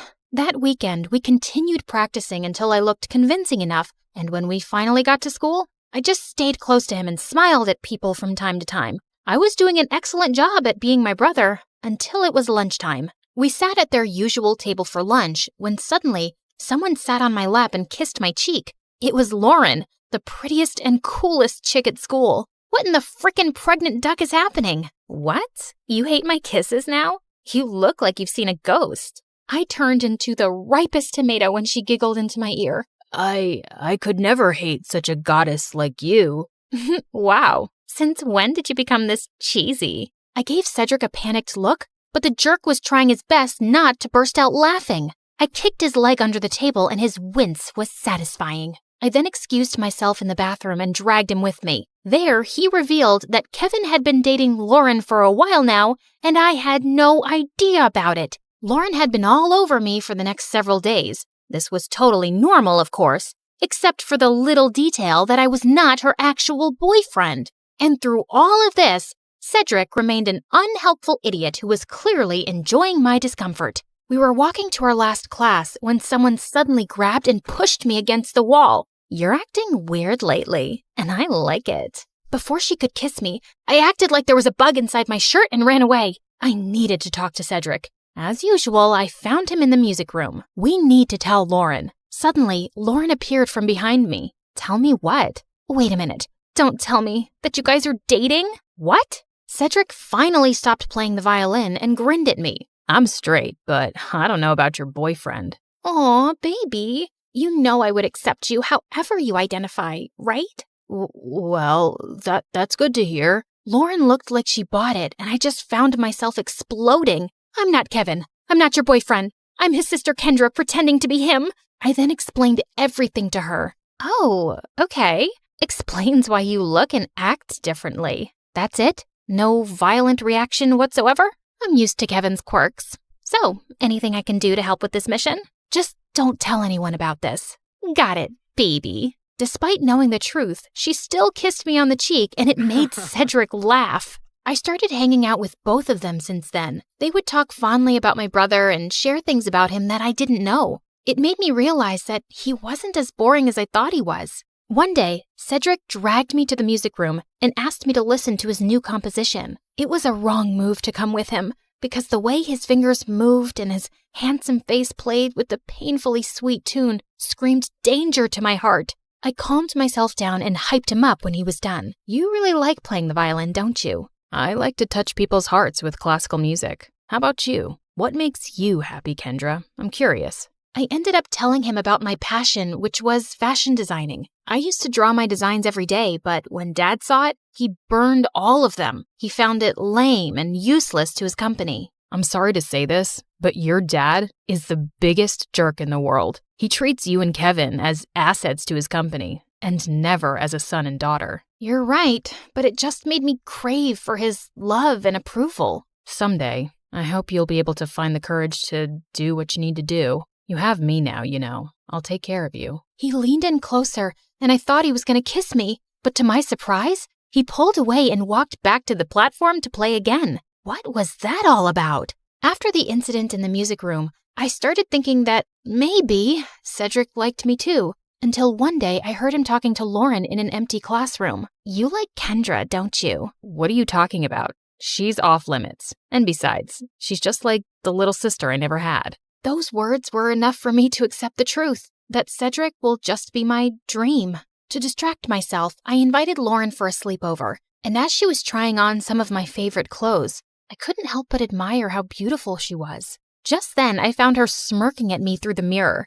Are you falling in love with me now? What? No, I wish I was as pretty as you. Oh, honey, you are prettier than me. And not to mention cute. She ended up knocking on my drawers, spilling some things. There was one thing that suddenly caught my attention. A peanut. What was it doing there? Suddenly, I remembered Kevin calling me a peanut before he ran away. Why don't we crack it open? Maybe he left a secret message or something. And he actually did. I'm finally alive. Wait a minute. That night before he left, he asked me what makes me feel alive. Lauren and I then came up with a mission to find the answer to that question. Your brother is too mysterious sometimes. Maybe Cedric knows something. But unfortunately, he was useless. One day, Dad suddenly called me and started asking about Lauren. I learned that she's dating your brother. Her parents and I are talking about a very important business deal. We will have dinner with them tomorrow night. Make sure to be extra attentive to her.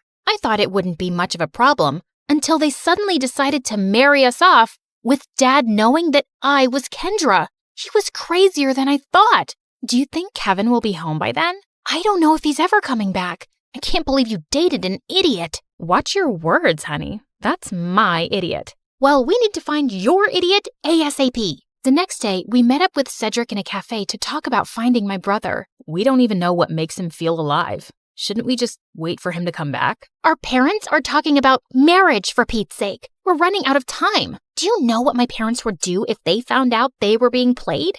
Out of panic, I remembered something again. The mysterious door in the basement. I told them about it, and we waited for Dad to be out before destroying the padlocked door, only to find out that it was actually a dark room where Kevin developed all his photographs, and it was connected to his room. And all those pictures were related to an island that only meant one thing. Kevin was staying on one of them. It makes sense now that he always disappears on weekends.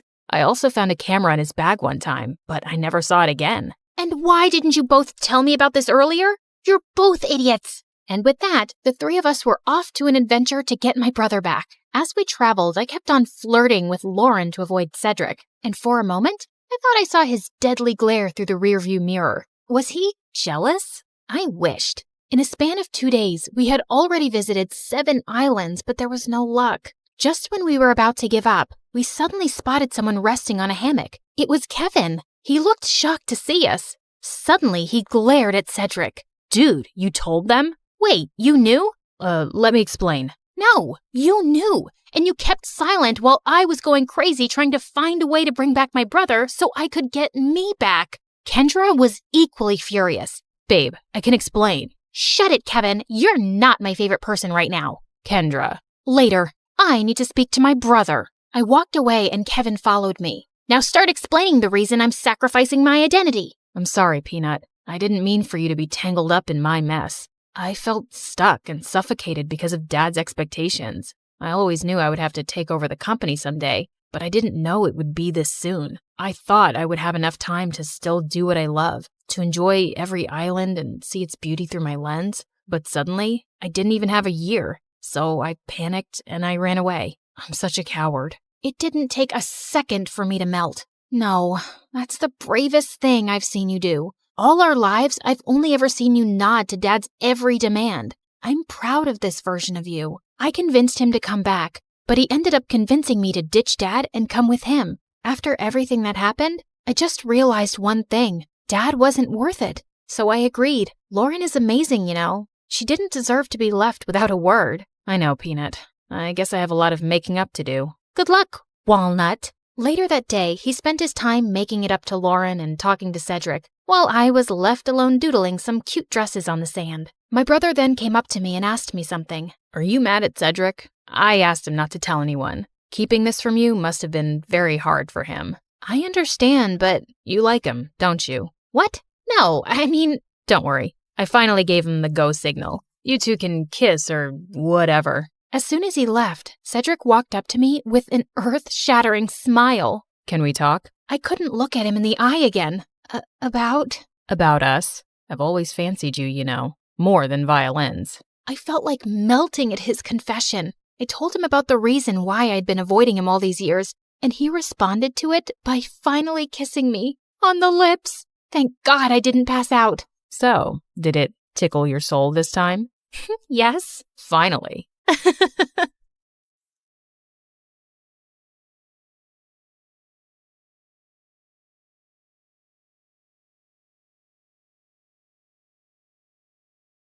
Hi, I'm Carly. This is my crazy story. Before I continue, please like and subscribe. I was born to a single mom who worked very hard to raise me and my twin sister Blake. Blake was born with a rare condition that impacted her kidneys, and she was always sick. Since Mom was busy juggling things at home and work, it was my duty to look after Blake. You can't eat milk with your hands. Drink it. Blake, don't chew on your gross shoes. Even Mom was extra paranoid about Blake, and she hardly paid attention to me. Like this one time when I was 6, Mom had to leave for some urgent overnight office trip, and she dropped us off at the neighbor's place. These are Blake's medicines. You know she drinks chocolate milk before sleeping, and I've also packed her favorite pink night clothes. Wait, where's my stuff? The bag's too small to carry both your things, but hey, I packed your toothbrush. You'll be okay, right?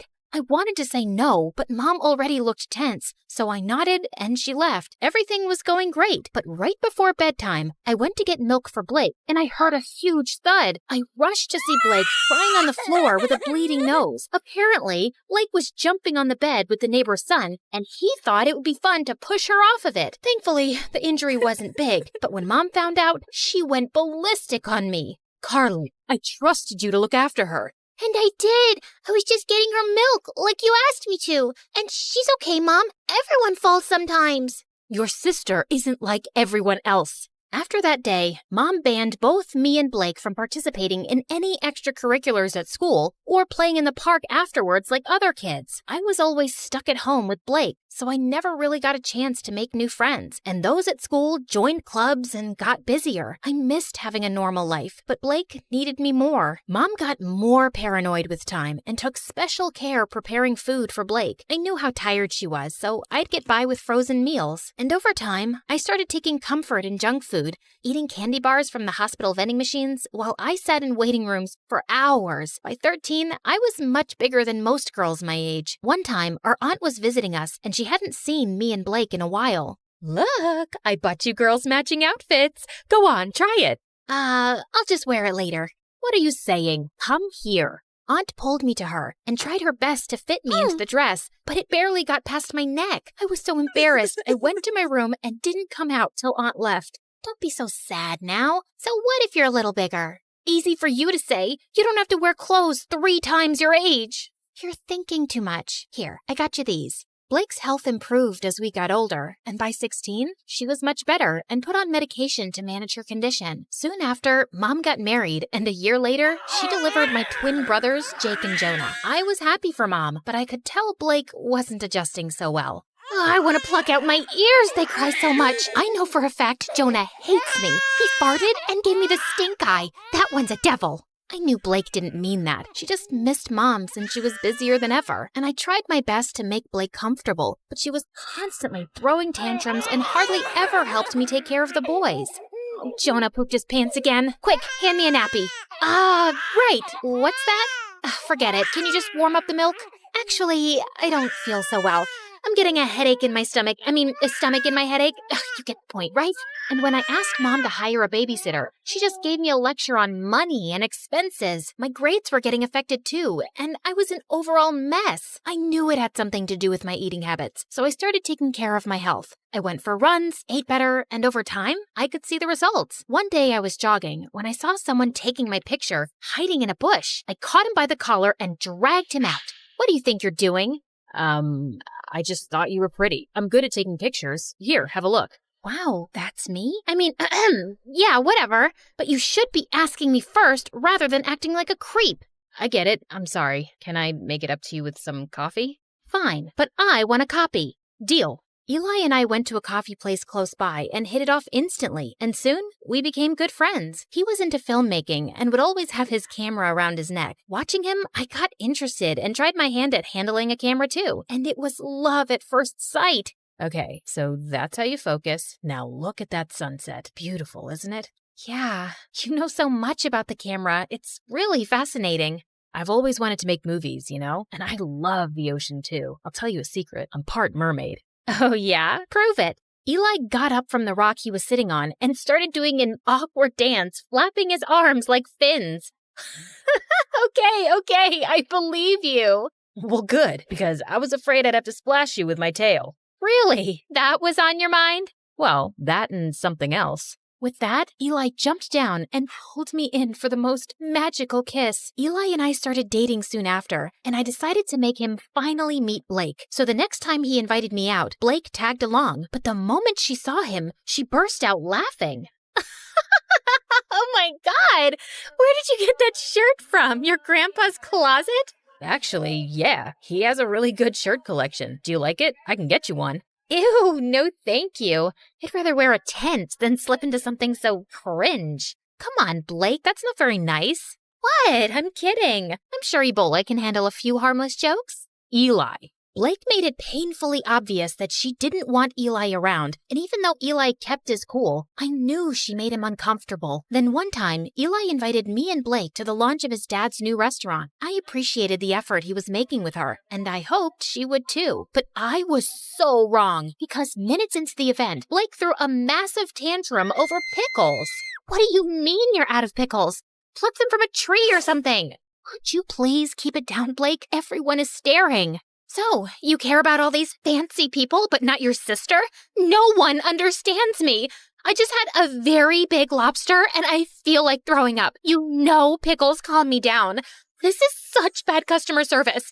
Hey, you have pickles, and you, and you. And then she started taking pickles off of everyone's plate till Eli intervened and dragged us outside. What's the matter with you, Blake? What? It's not my fault your party sucks. At least I brought some entertainment to it. Blake, let me handle this. Eli, I'm really sorry for the mess, but what? Your sister's not normal. And you are? You're so boring, if someone stole your identity, they'd give it up because it sucks. You really need to watch your tongue. And you need to watch your hands around my sister. Guys, please. Before I could say another word, Blake started hyperventilating and fainted. We immediately took her to the hospital, where the doctors told me that she passed out from anxiety and high blood pressure. Thankfully, she was out of danger. I'm really sorry about Blake, but that girl's out of control. You've got to draw a line somewhere. You saw what happened, Eli. You can't just scream at her like that. She's my sister. I can't be around her, Carly. This is going to be a problem. I wanted to stop Eli, but there was nothing more I could say. Blake was my sister, and she came first. I didn't meet Eli for a few days, and a week later, he told me that one of his movies that I'd helped him with had gotten selected for a local film festival. He wanted me to come, but Blake was still recovering, and I couldn't leave her alone. But when he came back, he told me something shocking. Everyone loved the movie, Carly. One of the biggest film schools in New York wants to take us both in on full scholarship. How amazing is that? I don't know what to say, but I don't think Mom would let me go to New York, Eli. You're a great filmmaker, Carly, and you should give it a fair shot. And think about it. You could finally live your life on your terms. God knows you need it. I was numb for a second, and then I felt like someone gave me new wings. It did sound like an amazing opportunity. All I had to do was convince Mom, but when I told her, she looked at me like I'd asked her for her kidneys. Have you gone crazy? You can't move to New York. Your life is here with me and Blake. I applied to this marine biology course on behalf of both of you, and you guys got in on scholarship. This was always the plan, and it's the right one. But that's not what I want to do. I want to make movies. I'm really good at this. Everyone says that. Everyone or Eli? Who's Eli? Just this dumb boy she's dating. I'm sure he's the one who's filled your head with this sawdust. How can you even think about leaving me? I just want to do what I want for once. Can't you give me a few years for my own life? Oh, stop being so dramatic. And not another word about this movie business, Carly. You'll stay here with us. Is that clear? Mom left and I turned to Blake angrily. You couldn't take my side for once? What did I do? Oh, you mean telling Mom about Eli? I don't think she even noticed. I left the room angrily and didn't speak to Mom or Blake for the next few days. I thought I could confide in Eli, but suddenly he was acting really cold. Every time I tried to talk to him, he would turn the other way, till one day I finally cornered him after class. Am I imagining things or are you ignoring me? Neither. I'm just busy. So, I told my mom I want to make movies and she went bonkers, but look, Carly, you and your family have issues and I don't want to get in the middle of it. Do whatever they say. But you told me to live my life. You said... Yeah, I did. And now I'm saying I don't care. You'd choose your clown sister over everything. I've seen that. So good luck, but I don't think I can be with you anymore. Eli, wait. Tell your sister she won. I felt frozen in my place as Eli walked away, and a week later, he left for New York. I couldn't believe he'd just dumped me like that. I felt so bummed out that I didn't come out of my room for days, and Blake was the biggest pain in the butt. Come on, we need to go shopping. It's painful to watch you in those pajamas. I'm not in the mood, but I am. Also, we'll have a nice lunch, watch a movie, just like old times. I said I'm not in the mood. Back off. Jeez, why are you so snappy? Because of that stupid boy? He wasn't stupid. I loved him, Blake, and now he's gone. Because I chose you over him, like always. And you don't care about my feelings, like always. Carly, just leave me alone. Blake left with a small face, and I felt kind of bad, but I was too mad to go after her. The next day, I calmed down a bit and was about to call Blake when her phone started buzzing like crazy. I picked it up, and I was shocked to see it was Eli. Before I could answer, the call got disconnected, and a text message appeared. I did what you wanted. Leave me alone. My mind went blank, and I opened the call logs on Blake's phone to see multiple calls to Eli. Suddenly, it all started making sense. Of course Blake must have driven Eli away. No one hated him more than her. What's this? You don't understand. Oh, I understand everything perfectly. You asked Eli to dump me so you and Mom could use me as your servant all my life, right? Before Blake could even say more, I pushed her out and slammed the door in her face. I started packing my bags and stormed downstairs, only to run into Mom. What's wrong? Is Blake okay? Yes, she's fine, but I'm not, and I haven't been fine for a while now. But you don't care, do you? Of course I do, sweetie. Why would you say that? Because you never have. Not since we were kids. Carly, I knew you could take care of yourself, and you were the healthy one, and Blake... No, Mom, I was eating my feelings, and you didn't even see that. I got back to being healthy on my own, and you've stunted both my growth and Blake's. Hers by over-coddling her, and mine by always holding me back to be her guardian. And now, I'm done. I will go to New York, because I want to get away from you and Blake, and you can't stop me. I left home and booked a flight to New York. On my way, I called Eli and explained everything to him. He told me that he was proud of me for taking a stand for myself and welcomed me with open arms. We moved in together and I was doing really well in my classes. Mom and Blake tried getting in touch with me multiple times, and even though I missed them, I needed my space. Eventually, they stopped calling. After graduation, Eli proposed to me and I said yes. Life was going great, till one day I heard a knock on the door and opened it to see Blake and Mom.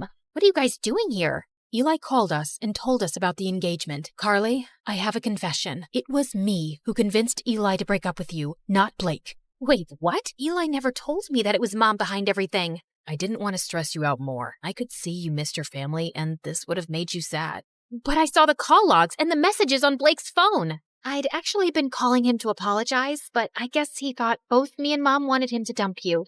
And I don't blame him. I was always awful to Eli. I guess I was just terrified of being on my own without you, but I drove you further away. I'm sorry too, my baby. I'd just become used to having you around, always taking care of everything. And the thought of you going away for college crushed me. I was selfish and always burdened you with too much. I hope you can find a way to forgive me. Thank you for finally acknowledging that. It might take me a while to really forgive you, but I'll get there. I won't lie. I have missed you guys. Then let's start with a hug.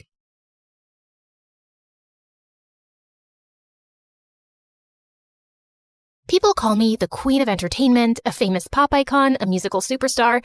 You can take your pick. As for me, I like to be called the Queen of Hearts. Hi, I'm Ariana Grande. I was born in 1993 in Florida to overachiever parents who were super successful in their careers. Right since I was a toddler, I loved to sing. Mom would sing me lullabies and I'd sing along with her. You have a beautiful voice, my baby, just like an angel. I'm not so sure. I didn't get selected for the school choir. Don't let that dishearten you, sweetheart, and have confidence in your talent. I'm sure you're meant for greater things. Although I loved singing, I was also fascinated by theater and acting. I performed on stage for the first time when I was 8 in a musical named Annie. Are you nervous, Ari? No, not at all. In fact, I can't wait to set the stage on fire. And I did just that. That musical was a great success, and it marked the beginning of my musical theater journey. After that, I performed in so many other local productions like Beauty and the Beast and The Wizard of Oz. Life was going smoothly, but then my parents got separated. I felt devastated for a while. But thank God I had my pet dogs to keep me going through that tough phase. Just so you know, I have 10 rescue pups. One of them is named Sirius Black. Yeah, I'm quite obsessed with Harry Potter. But then, aren't we all?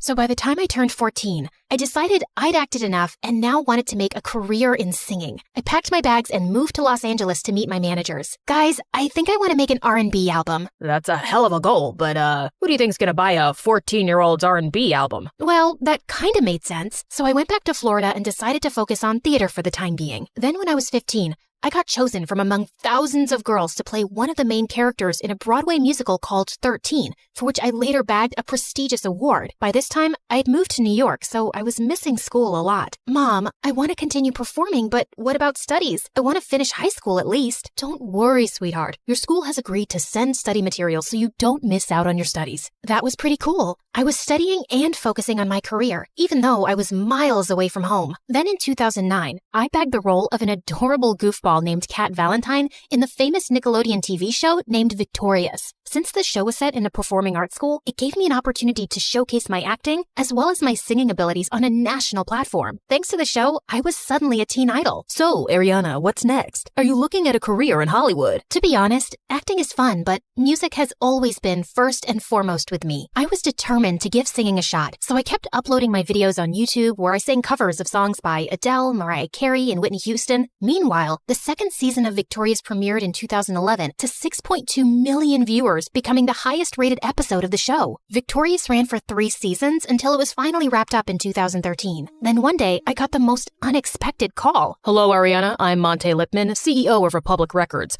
I saw your YouTube videos and I want to sign you up for the label. Are you interested? Yeah, of course. I'd love that. I put down my phone and did a little happy dance. My music career was finally taking off. The next 3 years, I focused completely on my vocals and singing and collaborated with many contemporary artists. The result was my first album, Yours Truly, that debuted at #1 on the US Billboard 200 albums chart, and it sold 138,000 copies in its first week. After that, there was no looking back for me. Today, I've sold over 85 million records worldwide, broke 27 Guinness World Records as a singer, bagged 2 Grammys, and was listed among the 100 most influential persons in the world by Time magazine. So friends, I hope my story inspires you to never give up on your dreams, since miracles do happen. Just believe in yourself, because if you don't, who else will?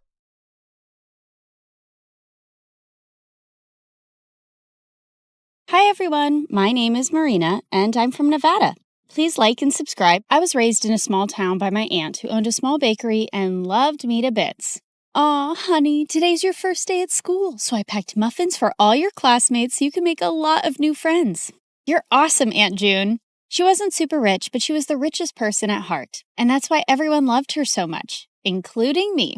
I always wanted to be just like her, so I'd help her out at the bakery. Marina, I'm going to go out for a bit. Can you put the pink icing on the cupcakes? Sure thing. Later, when the customer came to pick up her order, it turned out I'd caused a disaster. This was supposed to be for a gender reveal party, but you put yellow icing on the cake. Ugh! That wasn't the first time I mixed up colors. My aunt knew something was wrong with me. Turned out I had color blindness, and I couldn't differentiate between certain colors. Is it going to be like this forever, Aunt June? I'm afraid so, honey. But cheer up, because I've got a brilliant idea. The next day, everything in the house and all the ingredients in the bakery were labeled along with their colors. Aunt June made things so easy for me, and our life was just perfect. Until one day, when I was in 2nd grade, an old man walked into our bakery and offered to buy it. This bakery has been passed down from generations in our family, and there's no way I'm going to sell it. But the man's tone just got more rude. You should have signed these papers while I asked you nicely, but now you're just going to pay for your stupidity. If you don't leave now, I'm going to smash your car and then you'll have to pay for your stupidity, sir. The old man left at my warning, but the next week, another man was back with some papers that claimed that the bakery didn't belong to my aunt because her parents never signed the deal in her name, and now we had to move out. My aunt looked around for help, but the legalities were too complicated and no one was ready to help. So eventually we had to give away our bakery and move to the city. Thankfully, Aunt had enough savings to rent a small place, and she started working in a small grocery store. And while I was trying to adjust to this new life, I saw a kid my age in the front yard one day choking on something. I immediately ran to help him, but the moment the food stuck in his throat came out, I was shocked. Why were you eating a doll's head? I wasn't. He pushed me back and ran into his house next to ours. Turns out he was the landlady's kid, Timmy, and he was so weird. Whenever I'd try to go close to him, he'd just run away. Even when I joined school, I saw some kids throwing popcorn at him, but he wouldn't budge. Hey, why won't you say anything? Why do you let those kids bully you? But instead of answering me, he just ran out of there, and I decided I wasn't going to bother with this guy anymore. But later that night, I was in my room when I heard someone crying. I looked out of my window and saw it was Timmy crying in his room. So I climbed onto the tree outside my window and jumped into his room. And he freaked out. What are you doing here? Look, I don't know the deal with you, but if there's some issue, you really need to talk about it. At first he hesitated, but then he broke down. I miss my dad. Ever since Mom and he got divorced, I haven't seen him, and the kids at school always make fun of me because of that. I hate it here. Hey, it's gonna be all right. I told him things were gonna be easy only if he fought back and didn't let those kids get to him. And it seemed like my advice worked. The next day, I saw Timmy was surrounded by a bunch of kids. I heard the cupcakes we gave you last time had Barbie heads in them. We're so sorry for that. Here, take these. They have cockroaches. And to my shock, Timmy pushed the bad guy away. Get away from me. And don't trouble me anymore or I'm going to tell the principal about you. The other kids ran away scared, and Tim turned to me with a bright smile. Did you see that? I wasn't scared, and what you said worked. After that day, we started getting along and became the bestest of friends. And Tim grew up to be really protective of me. He'd keep me away from all the bad guys and trouble in school. Then on my 16th birthday, I told him I was going to start working to support my aunt. But he had a weird reaction. No, you can't do that. Your aunt wants you to study and make a life for yourself. You shouldn't be waiting tables. And if you need money, you can always tell me. Tim was a genuine friend, and I loved how he always cared for me. But now I really wanted to support my aunt, so I took the job without telling anyone. But the very first week of my shift, something weird happened. I ended up making a mistake because of my color blindness, and the customer went bonkers on me. I want to see the manager right now and get you fired. But I told you it was a genuine mistake. But he kept shouting and started pulling my hand when one of his friends got up and stopped him. Let go of her hand and apologize to her right now. Dude, you want me to apologize to this low-life waitress? As soon as he said that, the guy landed a punch on the bad guy's face and my jaw dropped. Holy jeez! The manager immediately threw all of them out, but after my shift was over, I saw the guy who stood up for me was still sitting in the alleyway and his hands were bruised. I immediately got some ice for him.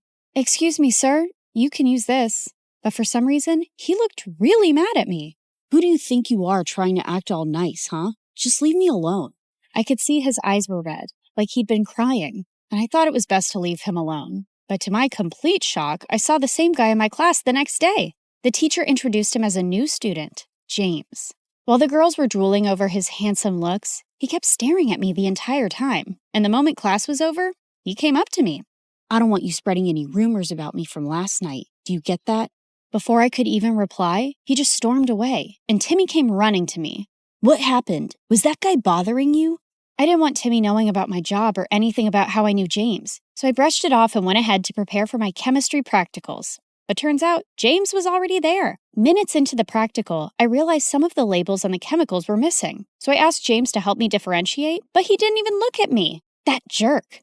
I continued guessing and mixing the chemicals, but suddenly they caught fire, and I almost got hurt when James jumped in and pushed me out of the way. I quickly got up and put out the fire. What are you, nuts? Did you want to die? Suddenly, my eyes went to the burn on his hand, and I rushed him to the nurse's room and gave him first aid myself. Seems like you're always helping people who are hurt. Yeah, especially those who get hurt because of me, and with you, it's every single time. And that's when this tough guy finally let out a smile. You don't look so bad when you smile. I know. I don't want the chicks going crazy over me, so I keep it under check. This guy had multiple personalities. As time went by, we started spending more time together because we had similar projects, and James turned out to be a really fun person to hang out with. He'd often walk me to my work after school, and we'd enjoy all sorts of treats on our way. And even though he was a little mysterious, he was growing on me by the day. But there was someone who just hated our closeness. What's going on between you and that new guy? He's bad news. Stay away from him, Marina. What are you talking about? And how do you know he's bad? Oh, come on. Haven't you seen? He's always covered in bruises. Just stay away from him, okay? Well, I could understand Tim's concern, and there were things I wanted to know about James, too. A few days later, we were at a friend's party playing Truth or Dare when I was given a dare to kiss James. My heart raced with excitement, but I saw Timmy looking at me with furious eyes. I wanted to run out of there, but thankfully, James got up and left first, and I let out a loud sigh. But later, when I went out, he was waiting for me. Was it that bad, huh? The idea of kissing me so you sighed with such relief when I left? No, it's not like that. It's just that there's only so much I know about you, and I didn't... Suddenly, he pulled me close and looked deep into my eyes. What do you want to know about me, Marina? Well, why did you cry that night in the alleyway? And is there something that you keep from me? My mom is really sick, and she was admitted to the ICU that day, and I couldn't help but... Shh, it's okay. You don't have to say anymore. With that, I pulled him in for a kiss, and he whispered into my ears, I love you, Marina. Gosh, I loved him too. But the very next day at school, my fairy tale came to an end when I received a message from James's phone. Here's my parting gift to you, Marina. There were several pictures of me kissing him and me working as a waitress with ugly captions, and he shared them with everyone in the school. What in the world? I tried to call James about what was going on, but he wouldn't answer it. And I felt so embarrassed and furious about everything, but then Timmy came to me. Hey, are you all right? I thought he'd question me about the pictures, but he just took me home and comforted me. I don't believe what's going on, and I can't even reach James. He left, Marina, and he's never coming back. He then showed me the newspaper articles of how James was the grandson of the same businessman who took away my aunt's bakery. I heard his grandfather sent him here as a punishment because he used to be a jerk at his old school, but looks like he's still going around messing with people's feelings. Gosh, there was no way I was going to forgive a jerk like him, but I wasn't going to cry over him either. I blocked him everywhere and decided to shift to another city for my college, along with my aunt. And after graduation, I joined a top law firm and helped my aunt open a nice bakery in the city itself. For the opening day, we sent out invites to everyone across the city, and it all went so well. After we were done with the day, we were about to close up when Timmy took me to the roof and proposed to me. I love you, Marina. I have always loved you and... Oh, Timmy, please stop. I liked him too, but he was my friend and I could never see him any other way. What is it now? Don't tell me you still love that moron. Timmy, what are you saying? You know I hate him. Then why won't you say yes to me? I tried to explain to him, but he wouldn't listen. And suddenly he pulled me in and tried to kiss me. God, Timmy, just stop. Just then, I saw a man pull him away and punch him hard. James, what in the world are you doing here? How dare you touch her, you filthy. I pulled him away before he could hurt Timmy anymore and slapped him hard in the face. Who do you think you are walking into my life again? Didn't you already mess around enough last time? Marina, what are you saying? I never messed around with you. Oh, really? Then why did you leave? And what about those texts and pictures? What? I have no idea what you're saying. I know it was my fault to leave you like that, but I told Timmy everything. What?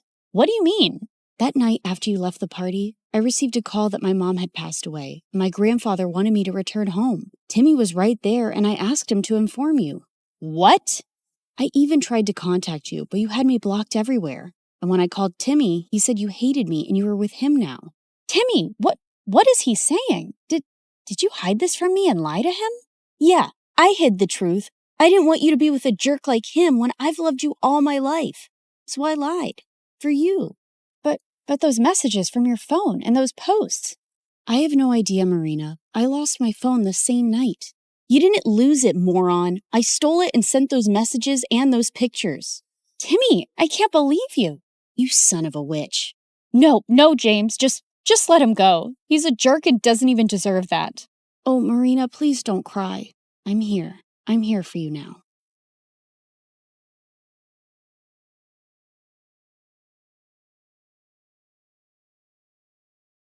I was peacefully dozing off on a plane to China when suddenly someone yanked my hair and chomped on my ear like it was a snack. I whipped around to find a naughty-looking boy.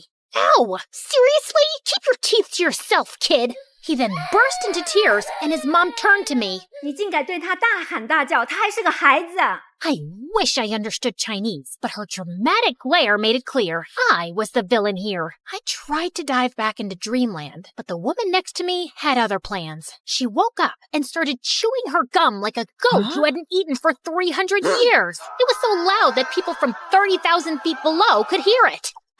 Excuse me, could you tone that down, please? Tone down the what? Oh, great. Her voice was even more annoying. I shrugged it off and reached for my trusty earphones instead. But before I could enjoy some music, the guy on my right suddenly smacked my shoulder. What is wrong with this flight? Everyone was driving me nuts. Left, right, front, and back. The culprit was so engrossed in some stupid adventure game on his phone. Hey, quick question. Do I look like a punching bag to you? A little bit. You can't play your stupid game without attacking a real person, you know. Chill, girl. It's called reflexes. Maybe if you had better ones, you wouldn't get hit. The audacity of this guy! I couldn't help but think, why do these online gamers waste their time in a virtual world when there's a beautiful one right outside the window? Real life is 1,000 times better. Or so I thought. Hi, my name is Alira, and I'm an aspiring photographer who loves traveling around the globe and capturing the most beautiful scenes and moments. I had always enjoyed doing it alone, but things took a wild turn when a weird and mysterious guy started tagging along and changed my life forever. Before I continue, please like and subscribe. After dealing with all those annoying passengers, I eventually fell asleep after listening to music while letting my imagination run wild. Soon enough, the plane finally landed, and I headed straight to my beautiful hotel. I took a short beauty sleep while waiting for nighttime to roll around, and when it finally came, I excitedly jumped out of my bed, took my camera, and immediately rushed outside. Stunning views, beautiful people, inviting lights, glowing lanterns, and the sweet traditional vibes of China. This is the dream. Walking along the streets, I stumbled upon a guy sleeping on a bench. Judging from all the stuff around him, he must be homeless. Poor thing. I found myself clicking pictures of him, my camera perfectly capturing his struggles and hardship from every detail of his form. Just then, a green owl suddenly appeared from behind the bench, perched on the sleeping guy as if he owned him, and scowled at me. Relax, little buddy. He's all yours. To my surprise, the guy woke up and scowled at me too. Who are you? And what are you doing here? His eyes then lowered to my camera. Were you taking pictures of me while I was sleeping? Duh, I was taking pictures of the street, but you were blocking my view. It's not my fault you were sleeping there. That's a terrible excuse for disrespecting my private space. The private space? That's rich coming from you, who is sleeping on public property. Delete my pictures, or I'm gonna delete it myself. Don't you dare touch my camera! Do you have any idea what it takes to capture a beautiful moment or view? The countless hours, the right timing, the quest for the perfect angle. I pour my heart and soul into every shot. Those aren't just pictures. It's a piece of me, a piece of my struggle, my passion, my life. So please, don't take that away from me. I trailed off when I realized that he was now holding my camera and swiping through the shots. But how? So you're not only homeless, you're also a snatcher. Give it back, you jerk. I lunged at him to retrieve my camera, but he suddenly vanished. I spun around, and he was still swiping. This guy, I swear to God. In all fairness, you have quite a remarkable talent for capturing beautiful images. What do you think of me now? Just some lousy, try-hard photographer? I snatched the camera back, and this time he didn't resist. He practically handed it over. I immediately checked my gallery and realized he hadn't deleted anything. Relax. I usually don't meddle with other people's business. Unlike you. I tried glaring at him, but I felt like I ended up pouting, which made him smirk. Oh, well, at least I finally bumped into someone who speaks English. I'm so tired of racking my brains and using weird hand gestures to understand what the locals are saying. He ignored me and started picking up his things as if preparing to leave. So, where are you from? Not from around here. I see. Where are you going? I don't know. Maybe under the bridge, at the back of the junkyard? Just anywhere with a roof where I can recharge my energy, so I can continue my pursuit of answers to my questions. Just then, a sudden rumble of thunder echoed through the streets. I think you should speed your pursuit up, because the rain is about to pour, buddy. I don't mind the rain. It helps me think better. But your owl doesn't. He stopped in his tracks when he realized that I was right. You know what? Why don't you just come with me to my hotel? I'll get you a room. It's just nearby. I appreciate your hospitality, but I don't need your pity. Oh, look. Mr. Grumpy Bench Guy is being such a drama queen. Fine.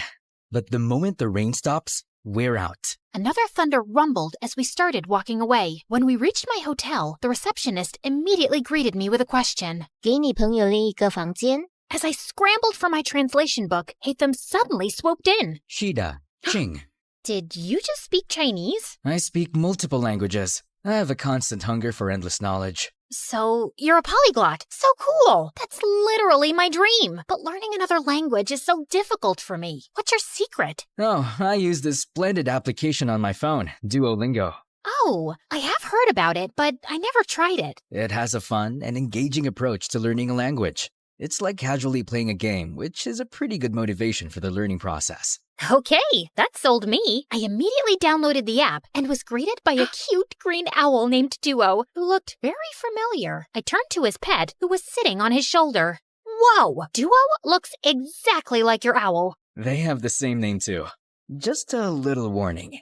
Duo's nice and helpful, but he can be a little persistent sometimes. But it's also for your own good.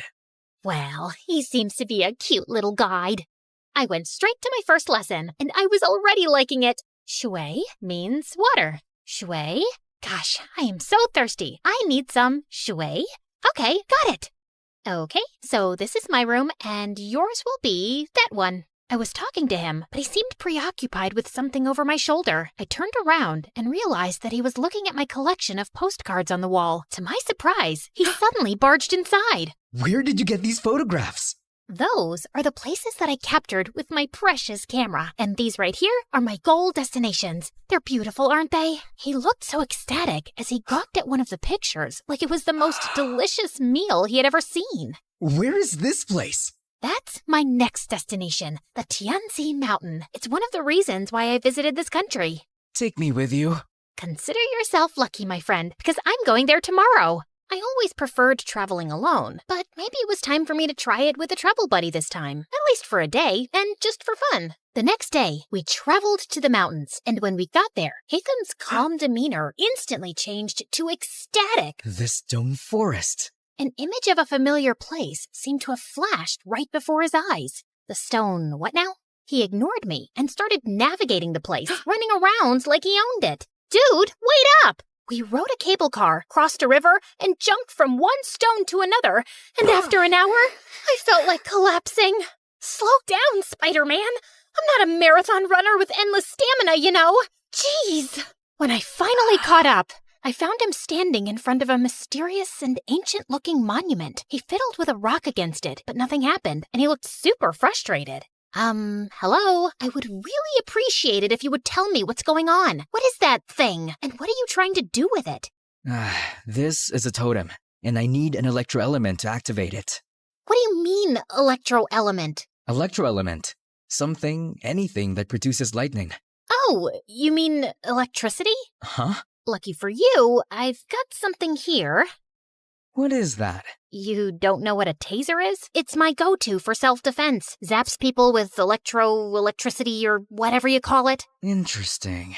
He immediately took it from me and tried it on the totem. After a few sparks, it suddenly got triggered and a glowing symbol appeared on top of it. Holy cheeky bananas!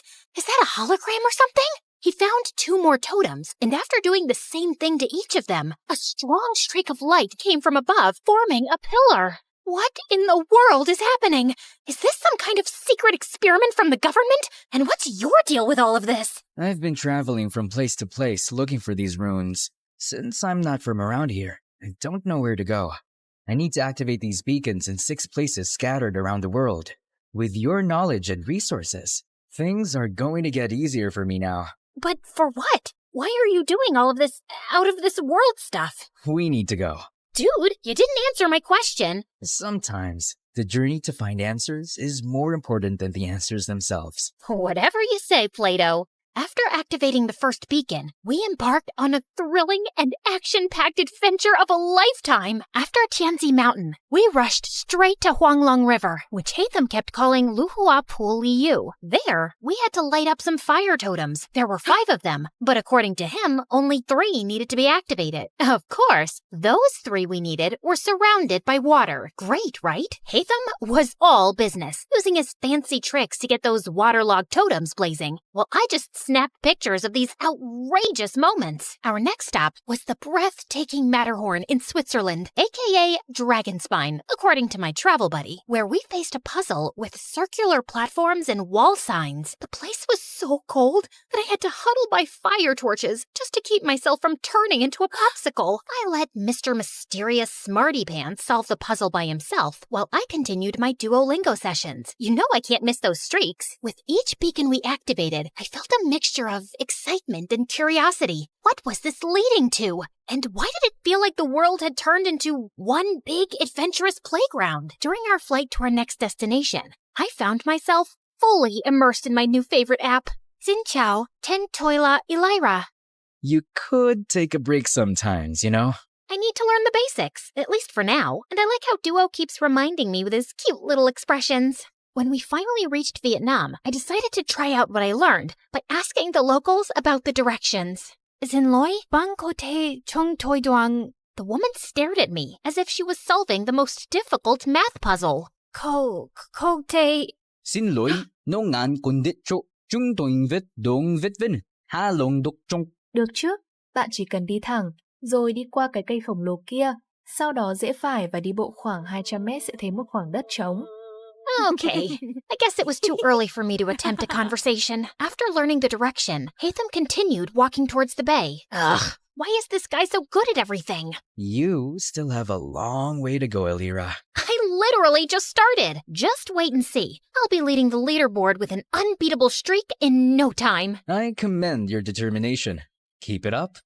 Soon enough, we were greeted by the beautiful emerald waters and towering limestone islands of Halong Bay, or as Hatham called it, the Golden Apple Archipelago. While I was snapping pictures left and right, Hatham got to work immediately. He solved a music rock puzzle thing, and after activating the place, we toured around the city and enjoyed their local food. I even tried conversing with the locals with the help of my brilliant travel buddy. It got me even more determined to learn more. So during our flight to Scotland, I got really busy with leveling up and earning rewards. I never knew that learning could be this fun. Learning could also be done in silence. Sorry. And soon, we finally reached our next destination, the Isle of Skye in Scotland, or as Hatham called it, the Star Snatch Cliff, Mondstadt. After walking around, we came across a green fan-like object. I watched in amazement as he applied some wind pressure to activate it, unleashing a powerful upward current. Whoa, that's so dope. So, what's next? Time to fly. After taking a large cloth from his bag and holding onto it, he wrapped his arm around me, and we gracefully floated in the magical breeze. I never thought I would experience flying like this, not even in my wildest dreams. If this is a dream, I hope I can keep enjoying it and not wake up too soon. Our imaginations know no bounds, Elira. They possess the extraordinary ability to unlock infinite possibilities.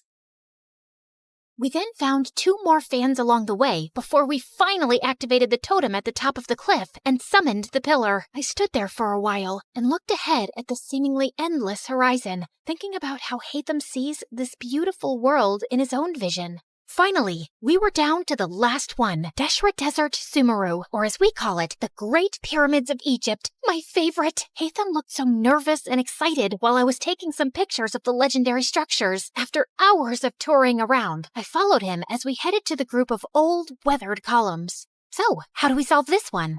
We need to hit the larger columns until you match them with the corresponding symbol on the smaller columns beside them. Match all 3 big ones to the smaller ones to summon the last pillar. Aye, aye, Captain. I grabbed a tree branch lying nearby and used it to help him hit the columns until we finally summoned the last pillar. All the pillars scattered across the world that we activated should be glowing now too. I dropped my jaw in amazement when their fusion created a swirling, glowing vortex or something. Is that a freaking portal? Yes, it's a portal back to my world, Elira. To your world? So there's indeed another world out there? Before he could answer me, the earth beneath us mildly shook, and a horrifying creature suddenly appeared right in front of us. Holy crunchy potatoes! Is that a transformer?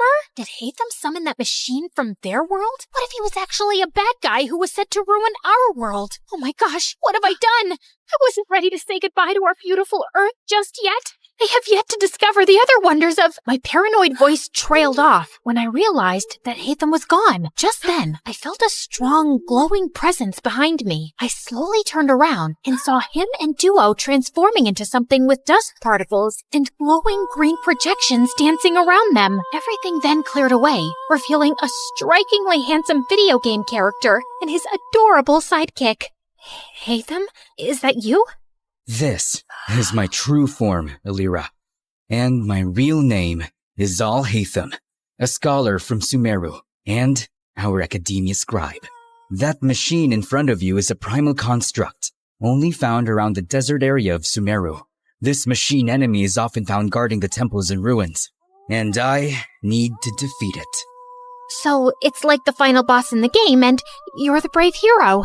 I suddenly felt bad for suspecting him as a bad guy. As the primal construct started charging toward them, 3 ethereal green mirrors popped in and hovered around Hatham, radiating a brilliant emerald light that almost blinded me. He then started fighting the monster, moving with grace and precision, consistently blending freestyle moves and rotational attacks with his sword and abilities. Watching them fight was mesmerizing, as if I had been transported into an epic video game. He unleashed a barrage of reflective attacks, boomerangs slicing through the air, slashes carving through steel. Each hit dealt a lot of serious physical damage. Soon enough, the terrifying machine was finally defeated. Dude, you were so cool! How did you do that? I don't need to fight. I only need to think. Everything else is connected. All I have to do is find the weakest link, deal with the causal factors, and everything else tends to resolve itself. Okay. Enough with your deep philosophical words, dude, and maybe start explaining everything to me properly. You know, I've been following you around like a dumb little kitten and catching up with your stamina. As a gratitude for helping me, you deserve to know the truth. My friend Kaveh and I were trying to open a domain, but something went wrong. It started malfunctioning. The rule is to hit these columns using a physical attack and never use any elemental attack. Kaveh didn't know this, so he used his elemental skill because he thought it was more efficient. It made a different reaction to the process, and instead of opening a domain, it opened a portal that connected to the human world. And before I knew it, it started sucking my friend. I tried to save him, but I was the one who got pulled inside instead. I got teleported here, which was a very different place, and I have been finding my way back for quite a long time. Thanks to my friend Duo here, who also got accidentally teleported for some reason. He's been my companion since the day I got here, and he's the one who has been helping me learn the different languages of humans. Now that makes sense. And no sense at the same time. I swear, I'm stuck in a fantasy adventure novel. Anyway, I'm glad that you finally made it. I appreciate all your help in this journey of mine, Alira. As much as I wanted to discover more about your interesting world, I need to return. Tevat needs me. Oh, well, traveling won't be the same anymore without you. I'm gonna miss you a little bit, I guess. Just play Genshin Impact, and I'm sure you will enjoy the magical beauty of our world, Tevat. We have 7 nations brimming with natural wonders that you would love to capture. You'll meet a diverse set of people with unique personalities and abilities like me. And together, we will fight exciting enemies. We'll share every adventure in this enchanting realm. I felt a lump in my throat as he extended his hand, but knowing that I would be seeing him again, I shook it with a smile. See you around, Alira. I watched them as they entered the portal, returning to their world. Come here, boy. Bam, bam. Eat that, monkey butt. All right, Hatham, time for some snacks. Ever since I started appreciating video games, I became the annoying passenger this time. These games opened my eyes to the existence of extraordinary places that remain hidden from our physical world, places that only exist in our minds, yet they possess the power to transport us on thrilling adventures. They hold captivating magic and beauty, offering a gateway to fictional worlds. Now, I embrace the opportunity to immerse myself in both realities, and because of it, I have never felt alone again. I was so into the game that I jerked when an incoming announcement sound chimed in. Ladies and gentlemen, this is your captain speaking. We will begin our final descent to Paris shortly. And now, it's time to explore the famous beauty of Paris. Bonjour, comment allez-vous? Wait, is it allez-vous? Allez-vous? Bonjour, comment allez-vous?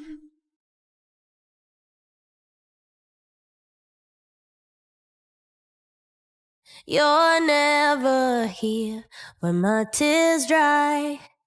You're never around to see me thrive. When it's my birthday or my day off, you got other plans and can't show up. Hi, I'm Emma from Chile. Please like and subscribe to MSA. Show your love for MSA with their awesome bottles and notebooks. Peek at the collection in the description and pick your favorites. My childhood was tough. My parents were always fighting. But when I grew up, I met Clara, and my life started to become better. We met on the first day of high school, and I remember it like it was yesterday. Hi, is this seat taken? No? Great. I saw you sitting alone and thought you needed some company. Is that a choco chip muffin? I love them. You get the best muffins at this coffee house nearby, but if you eat too many, you might get gas or a sugar rush. Sorry, I'm blabbering a lot, right? Kind of. You'll get used to it. I'm Emma, by the way. Do you want to be my friend? Trust me, we both need friends if we want to survive high school. Oh, okay. I'd like that. I'm Clara. Since that day, we were like gum. Clara was a pretty and shy girl, and me, well, I was the weird girl with a tiny obsession for Sherlock Holmes. You better not be asking who Sherlock Holmes is. Wow, that's an interesting outfit. It's my Sherlock Holmes uniform, Clara. I already told you like a trillion times. games. Yes, of course. How can I forget? The world's greatest detective, right? The best, the biggest, the most... Wait, are you teasing me? Wow, you figured it out. Guess you are good at detecting things. It's elementary, dear Watson. What? Oh, never mind. But despite my weirdy personality, Clara always stuck by my side until one day everything started to break. I was coming back from school and saw Mom going crazy in rage. She was screaming at Dad, throwing his stuff outside, while Dad just looked like a deer in the headlights trying to stop her. Let go of my hand. That's it. I can't live with someone who scams others. We're done. Get out of my house. Please, not in front of Emma. Why? She should know what kind of father she has. Tell her how you scammed people into investing money in your little Ponzi schemes. Tell her that you're a liar and a crook. Go on. A mouse got your tongue? Mom kept screaming at Dad, and I just couldn't take it. So I ran away to my room and locked my door. Mom followed me and was still screaming, but I just lay on my bed, trying not to cry. And later that night, she came into my room. I know you feel horrible, darling, but it's for the best. Your father was a good guy, but now he prefers money over his own family. But what happened? I don't know, dear, but I do know that you and I are going to be just fine. We're a team. Remember that, okay? The next day, I went to school feeling worse than ever, but I saw Clara and I got a little happy. Hey,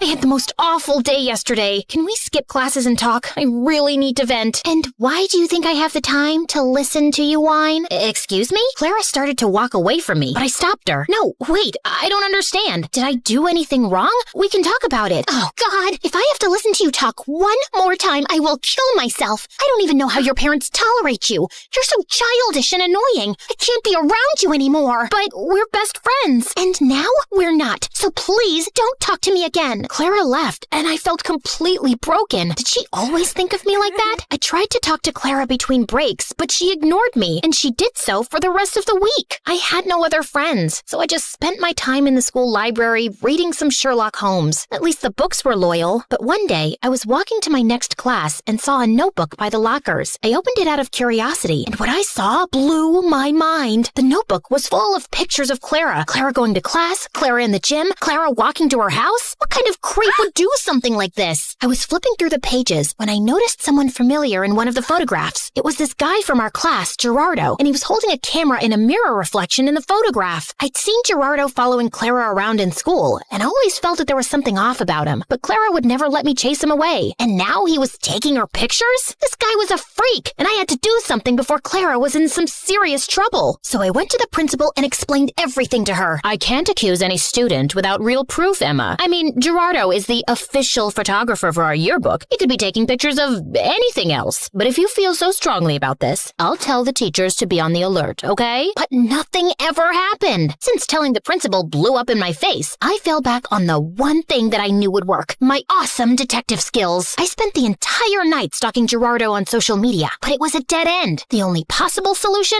was to confront him. But the next morning when I entered school, I saw Clara walk in with Gerardo looking completely different. Her face was painted with makeup, and her hair was all red. Oh my God, Clara, what happened? Did a radioactive spider bite you or something? What happened to your hair? And what's with the makeup? Can you stop touching her, you freak, and get out of the way? I wasn't talking to you, creepy stalker. Clara, what are you doing with him? Did he torture you? Do you need my help? She doesn't need anything from you, so get lost if you have nothing to say. Clara didn't look at me, so I walked closer to her, ignoring Gerardo's protests, and pulled out the notebook. Clara, this guy is a stalker. He's been taking your pictures since God knows when.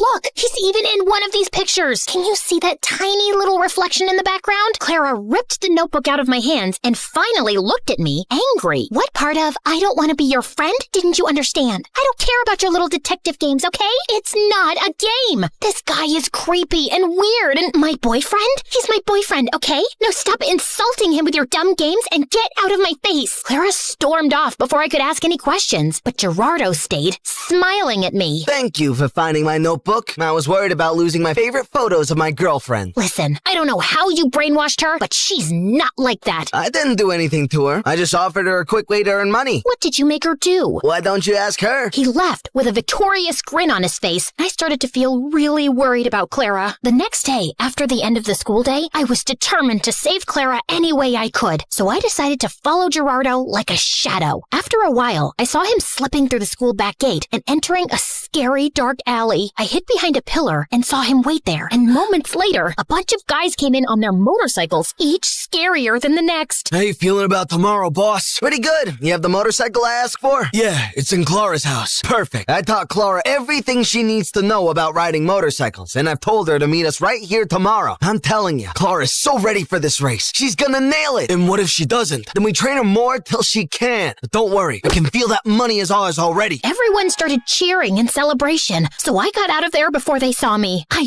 ran until I found a bench and sat down. Clara was participating in a motorcycle race? Why? I had so many questions, but right now, the only thing on my mind was to save Clara from this dumb race. The plan was simple. I was gonna go to the dark alley after school and wait for Clara to show up, and then I would just grab her arm and run till we were safe. So the next day, I went to the alley extra early and waited for everyone to show up. Everyone, including Gerardo, was around, but Clara was nowhere in sight. Half an hour went by, and when she didn't show up, I decided to leave. But my jacket got caught in one of the boxes, and I fell, and all eyes turned to me. Whoopsie! I was just making sure there was no rats here. I think it's safe to say that this place is officially rat-free.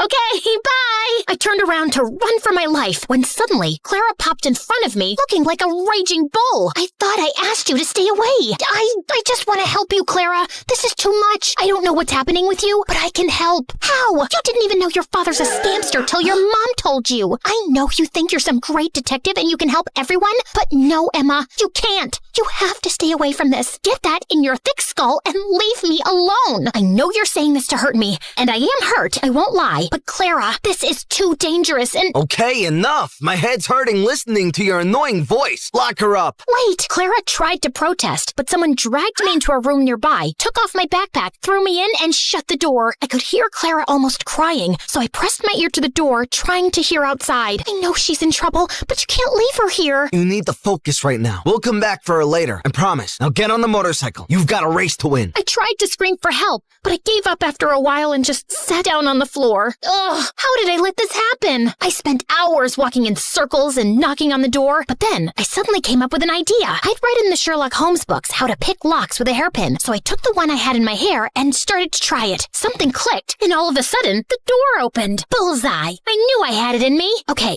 now focus. I left the alley and started to run without direction, but then I heard sounds of motorcycles. I went down a stone stairway and found a giant tunnel full of motorcycles and people. And Clara! But before I get Clara out of there, I need to do something else. Hello? 911? Come to Keller Street, down the stone stairway, and hurry up. There's an illegal motorcycle street race happening. Can you provide me with your name? There's no time. Hurry up! I hung up and ran down the stairs. All the motorcycles were already lined up, and Clara was on one of them. I could see Gerardo talking to some guy, so I ran to Clara without him seeing me. Come with me. It's impossible to escape from you, right? You can roll your eyes later. Just get off this thing and come. Emma, you don't understand. I found out a week ago that my parents declared bankruptcy, and we might have to move to a homeless shelter. He's a liar. Look at that nose on his face. It's so plastic and fake. You can't trust him. His nose was really crooked. You should have seen— Wow, great story. Let's save it for another time. Now come. Just as Clara stepped down from the motorcycle, we heard police sirens outside. I pulled Clara away before Gerardo or anyone else could frame her. How? Shh, you're a suspect. If anyone asks why you're hiding behind this bush, pretend that you're from a really exotic island, you know? Maybe you're collecting a— Emma, I'm such an idiot. I ruined everything. My grades, my life, my future, our relationship. Gerardo told me not to talk to you anymore because he wanted me all to himself. Emma, I am so sorry about everything. I just really need my friend right now. Hey, don't worry. I'm not going anywhere. You and your family can stay with us until you guys get back on your feet. Let's just go home and get you cleaned up. I missed you. I missed you too, Emma. Thank you.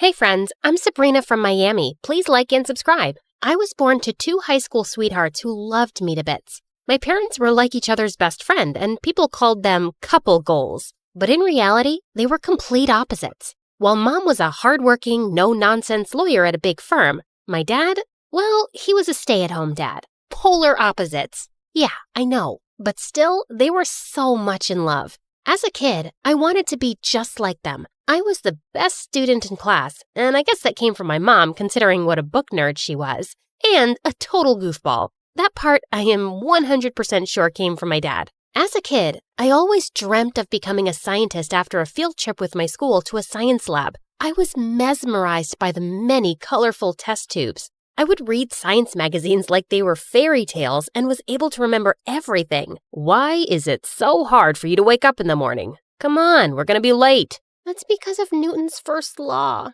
A body at rest wants to stay at rest. 5 more minutes. Pretty please. Not happening. And don't throw your science facts at me. Ah, you little rabbit. Okay, fine. I could take a 5-minute nap too.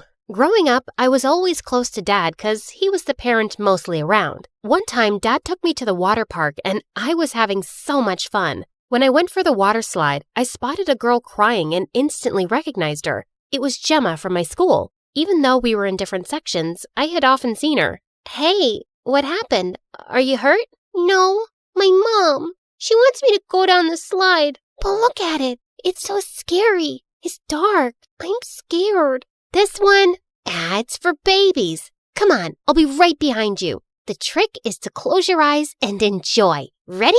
Okay, ready. Saying that, I pushed her and then followed her. When we came out on the other side, the look on the girl's face had changed.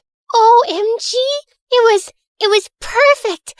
Let's do it again. Yay! We had a blast, but our fun was cut short when we heard some people scream and run out of the pool. I turned around and what I saw made me want to hide my face from the world forever. Dad was in the middle of the pool while the water around him was turning blue and all the kids were running out of it. No. That's your dad, right?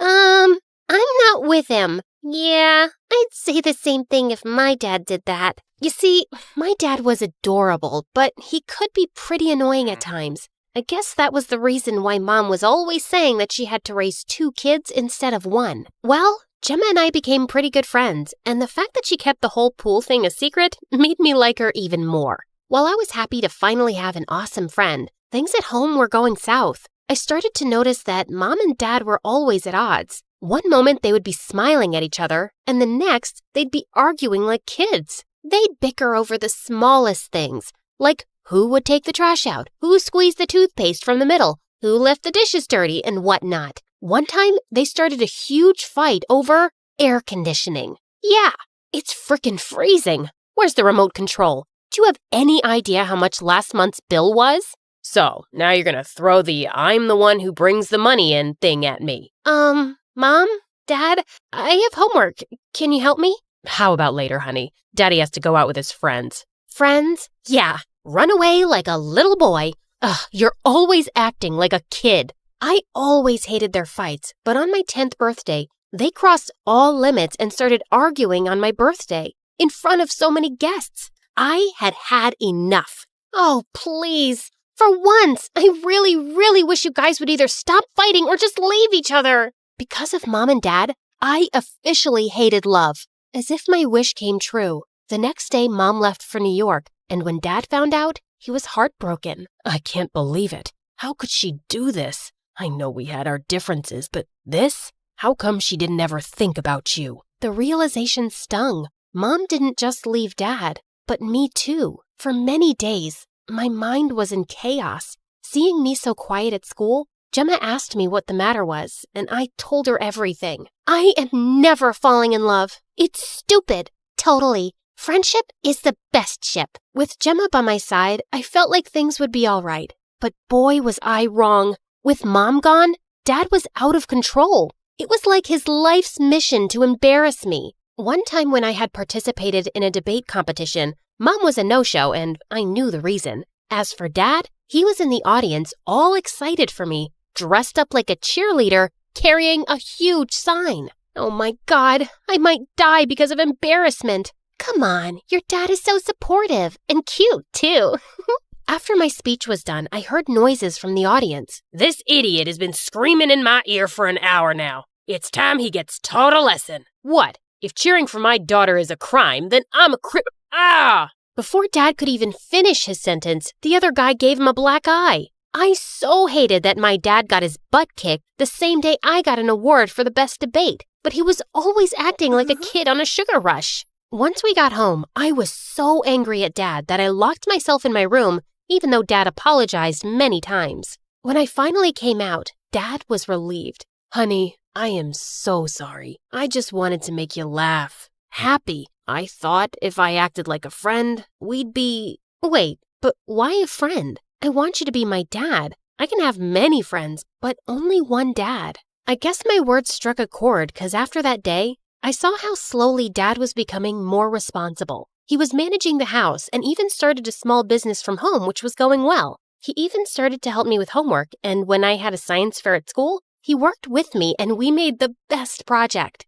On the day of the fair, I stood proud with my project and Gemma was with me. Everything was going fine until I spotted Phoenix, the school's outcast. In grade 1, poor Phoenix had vomited all over a girl, and since then, everyone called him Puke Boy behind his back. For some reason, Phoenix was always smiling at me, and Gemma would often tease me by saying the guy had a crush on me. Looks perfect, just like you. You're in the way. Phoenix, can you maybe move aside with your snacks? Right when Phoenix turned, someone shoved him hard. The jerks from the basketball team were here, and Phoenix happened to be their favorite target. Puke Boy fell on his food. Again! Aw, are those tears in your eyes? Hey, want a hand? Nah. Instead of helping Phoenix up, they shoved him back and started laughing. I couldn't just stand there and watch the poor guy suffer, so I gave him a napkin. What are you doing? Are you all right? Whoa, we got something going on here. Sabrina and Phoenix sitting on a tree. Kissin. Before he could finish, I gave the jerk a much-deserved slap, and that really angered him. But before he could come at me, the principal came and took the whole group away. Good riddance. Oh my God, I want to be you when I grow up. Thank you so much, Sabrina. You're welcome. That was something, Sabrina. Gemma and I spent the day with Phoenix, and it turned out he was a gem. Not only was he good at school, he had a heart of gold. After that day, we started to hang out with Phoenix a lot. As time passed, our friendship grew stronger, and in the final year of high school, all 3 of us decided to go to the same university. I was doing so well, but then I had a 2-week break before my final exams, and I had to go and visit Mom. I was dreading it because I knew she'd be pissed as I didn't attend her wedding a couple of years ago, but when I reached her place, I was pretty shocked. Wow, Mom had surely married a rich guy, and now she even had 2 kids. Meet your brothers. Aren't they adorable? Yeah. So, we're going out. How about you look after the boys? Before I could say anything, Mom and her husband rushed out and I was left to babysit. The entire week went by in a haze, and I realized one thing. Mom had moved on. I knew I should be happy for her, but I felt betrayed. At least I had Dad, but once I was back, I got a surprise at home. Dad was dating again. First, Mom has a new family. Now you're both moving on? Where do I fit in? You are our child. Nothing in the world can ever come between the love we have for you. Yeah, some love. Ugh, but why was I blaming Mom and Dad? I was the one who had wished for them to be apart. The guilt was keeping me awake at night, and to take my mind off it, I poured my heart and soul into my studies and got a scholarship to my favorite university in New York. The best thing was that Gemma and Phoenix were going to be with me, but in different facilities. It was totally worth it considering how we got to meet every single day. Things were going great, and in the 3rd year, I was one of 2 students selected to be part of a research team. That was huge! Finally, my dreams of becoming a scientist seemed so near. While working for a research assistant, I met Jacob. The guy was sure amazing, and every time I'd meet Gemma and Phoenix, I'd be telling them about him. Looks like someone has a crush. A crush? Yuck. Jacob and I, we're just good friends. Yeah, everyone says the same thing when they have a crush. Did I really have a thing for Jacob? No. I needed to focus on my studies and research. So I started avoiding Jacob, even though I felt bad about it. One time, I was late in the lab with my professor when I had a total eureka moment. I created a new material that looks like plastic, but 100 times safer than plastic. Oh my God, this is unbelievable. Professor, you have to come and see what I found. What? Impossible. Look, I tested it again and again. The results are the same. Yeah, she's right. Congratulations, Sabrina. This is fantastic. This will revolutionize science. Well done, Sabrina. I always expected the best from you. I was so happy. But when the research paper was published, I got the shock of a lifetime. It was named after my professor and didn't say anything about my contribution. But I discovered it. And who will believe a science student over a double PhD scientist? I'll tell everyone. You won't get away with this. Oh, really? Well, then be prepared to lose your scholarship and fail epically. What a monster! I had been such a fool trusting him with my research. I needed to tell Gemma and Phoenix about this and ask them what to do next. I ran to Gemma's dorm room, and right when I opened the door, I felt the air knock out of my lungs. Gemma and Phoenix were kissing. What the heck? Sabrina, wow, finally. I was telling Gemma for so long that we should tell Sabrina about our relationship, but look how well everything fell into place. Fell into place? Are you crazy? This can't be happening. No way!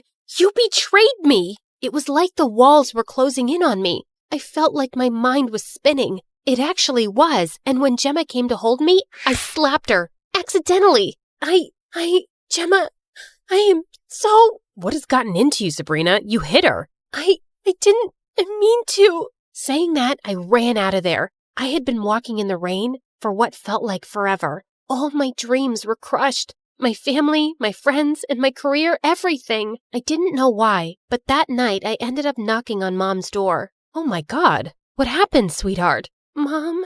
It was the first time I opened up to Mom, and in the end, I came clean. I told her how my wish had caused her and Dad to leave each other and how the guilt ate me. Because of them, how I hated love. It was never, ever your fault. You're a grown-up now. Listen, everything breaks if you don't take care of it. Your dad and I, we didn't take care of the love we had. Things fell apart. Don't be afraid of love. Don't run away from it. Otherwise, you'll never know the real joy of life. Remember, whatever life throws at you, you've got to be steadfast and strong, and everything will fall into place. Even though we're no longer together, look what we have. A smart, strong daughter. You, sweetie. Strong? Smart? Me? Ugh. And then I told Mom what my professor did and what a fool I was for trusting him. Well, Mom, boy, was she pissed. She then brought in the big guns. She sued my professor. Perks of having a lawyer mom. On the day of the hearing, it was the first time I saw Mom in action, and boy, was she fierce. Jacob was also there to support me, and in the end, the judge ruled in my favor. I was so happy, but the victory didn't feel complete without my friends, and I knew what I had to do. Today is my wedding day. Gemma, my bridesmaid, and Phoenix, the best man, look absolutely amazing. I am so happy that they're part of my big day. It was all because I had finally accepted my fears and came clean to them all those years ago. I had told them how I was afraid that our trio would break up because of them dating, but it was Gemma who assured me that taking a chance at love was totally worth it. And I finally gained the courage to tell Jacob how much I liked him, and he felt the same way. As I'm about to say I do, I realize how I didn't have to run away from love, but run towards it, because it's the best joy of life.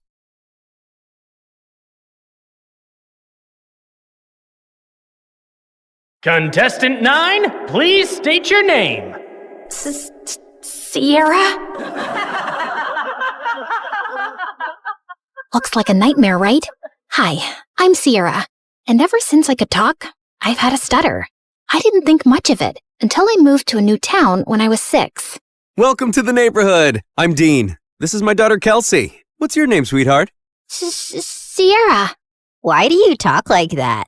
It was the first time anyone had asked me that. It wouldn't be the last. My stutter happened frequently, but it got worse when I was nervous. My mom barely noticed or cared that I had a stutter, or that I really existed. She was always working. And my dad? Well, he left the picture a while ago.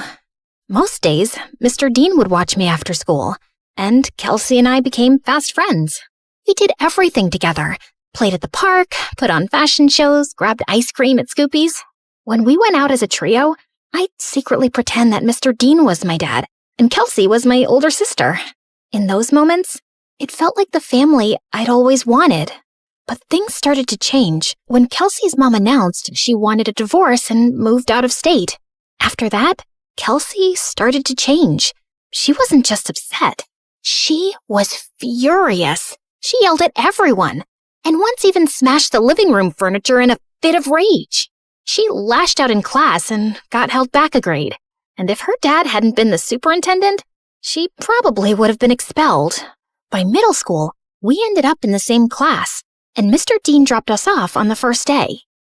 Wow, your daughters are so beautiful. Aren't they? I'm a lucky dad. Kelsey looked like she was about to explode. I'm Kelsey. I'm his only daughter. My mistake. And what's your name? Sierra. Sierra? Why do you talk like that? Yeah, can you not speak properly? Or are you stupid? The class erupted into laughter, and I could feel my face burn. Since then, Kelsey wasn't my friend anymore. A real friend wouldn't do that. Through the years, Kelsey's hatred only grew. Anytime I had an accomplishment, she had to ruin it. Opening night of the school play, she stuffed worms in my costume. She threw her birthday party on the same day as mine every year and literally paid people to skip mine. At the science fair, she unplugged my volcano as the judges walked by, so it just looked like a sad pile of paper mache. And during my middle school graduation speech, she just had to make a scene. And so, I want to say how proud I am of our class. We did... What the glitch here is trying to say is we did it. Congratulations, grads. Party at my house tonight. Everyone's technically invited, but only cool people should show up. If it weren't for being her neighbor and still being close with Mr. Dean, I would have liked to never see Kelsey again. I'm sorry about my daughter. Ever since her mom left, she's been a different person. I just wish she wasn't so mean. You shouldn't be ashamed of something you can't control. At the end of the day, your stutter is something that makes you unique. I held on to that going into high school. My stutter didn't bother me much anymore. In fact, it was getting better with age. He was right. It did make me different. And I liked that. One Friday in English, we were doing a vocabulary spelling exercise, and I was totally killing it. ESOTERIC. Esoteric. QUERULOUS. Querulous. VACILLATE. Vacillate. Everyone was surprised at how well I was doing. And honestly, so was I. Who knew I was that good at spelling? Sierra, there's a regional spelling bee in a few weeks. You should join. Who knows, you may make it all the way to nationals. That night, as I sat in my room looking over the spelling bee brochure, loud music suddenly rattled my walls. Kelsey was throwing a party in her backyard. A few classmates waved me over. Fine, just for a little. The party was fun, but I couldn't stop thinking about the spelling bee, and I decided I would sign up. I was about to leave when... What's this? She snatched the brochure out of my hand. A spelling bee? Oh, please. Like you could ever win one of these. In case you didn't know, you trip over your words. Give that back. Not so fast. I'll help you practice for your big day. She pulled out her phone and turned the flashlight on as if it were a spotlight. Some other people gathered around and did the same. I felt blinded by all the lights in my face. Why don't you show us what you got? Nothing screams fun like watching you butcher the alphabet live on stage. Your word is quiberate. That's not even a word. Okay then, your word is pathetic. I'm sure you're quite familiar with that. IRRELEVANT. Irrelevant. I'll use it in a sentence. Kelsey is irrelevant. Now give me back my brochure. But she ripped it into pieces and threw it up like confetti. I took a small step in her direction. Kelsey took a step back and fell into the pool. Ugh! You pushed me! Yeah, right. I didn't push you. Your attitude just slipped. She climbed out and stormed over to me, and I bolted. As I ran, I saw her shoving people in her way into the pool. I made it home and locked the door, just as she started kicking and clawing at it. My heart was racing. By Monday, the whole school was talking about it. Someone had filmed everything, and she looked completely unhinged.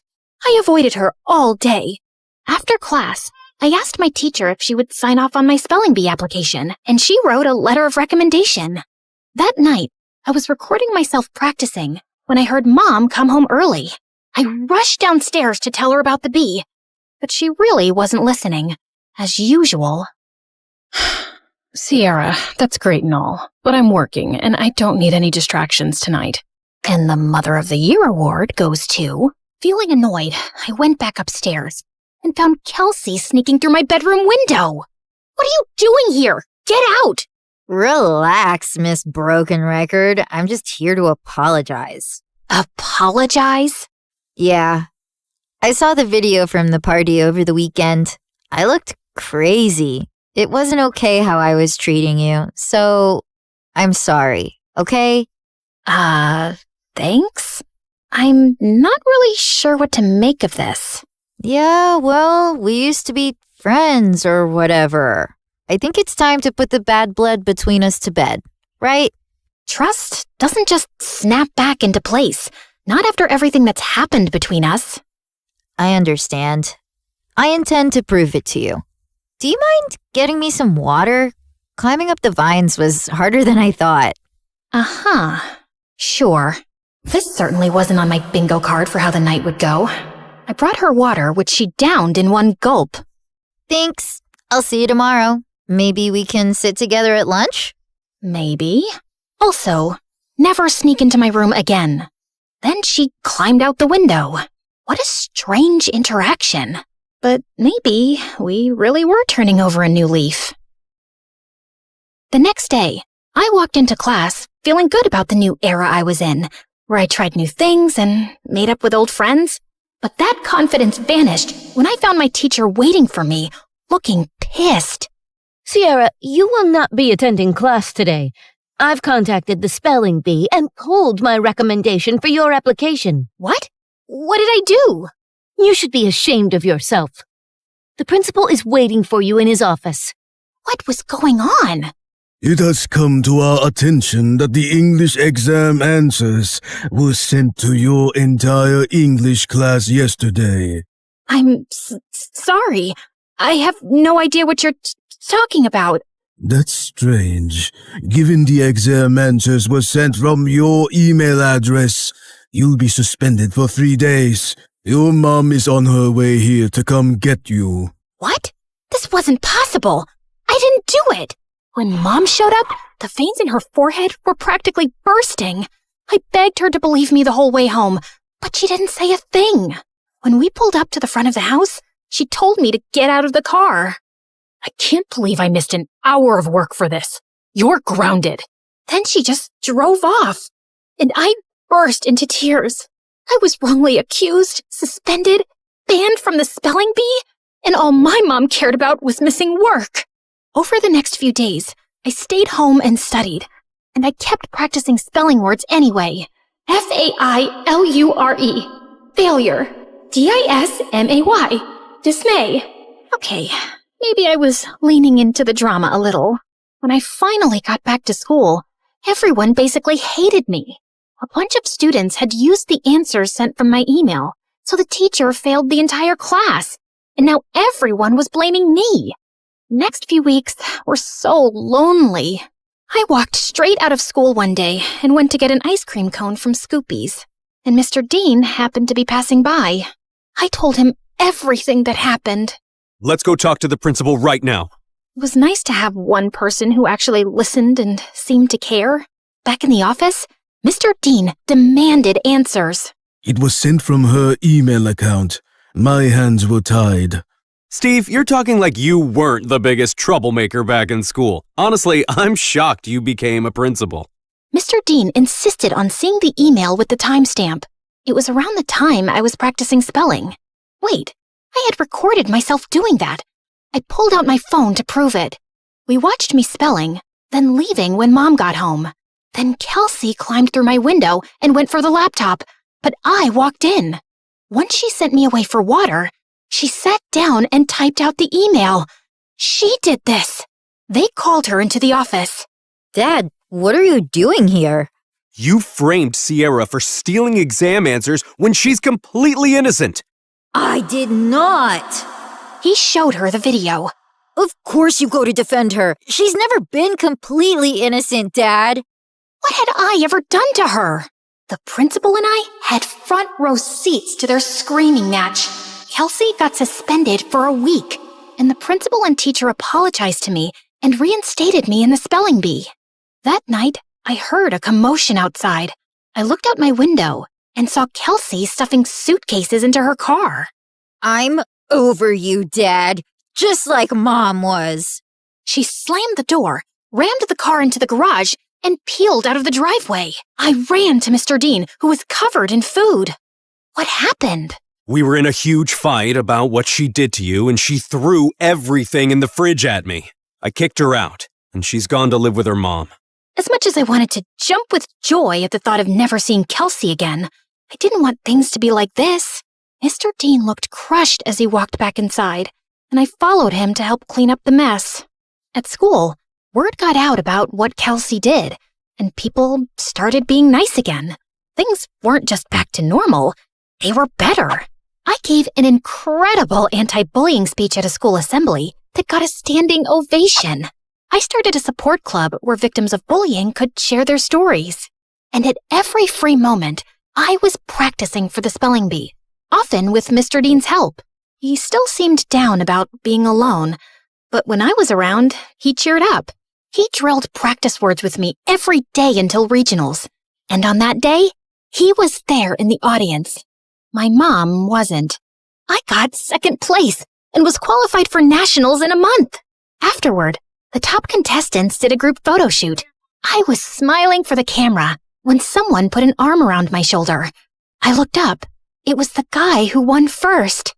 You were a great competitor out there today. Congratulations. His accent, his eyes. Suddenly, I forgot how to breathe. Thanks. Where do you come from? Where do you come from? Sierra, are you kidding me? Is that how you speak, or did I just fluster you? Oh, no. I just have a stutter. It's adorable. I'm Leon, and I'd love to get your number. We should talk more, since we'll be seeing one another for nationals next month. Yes, please.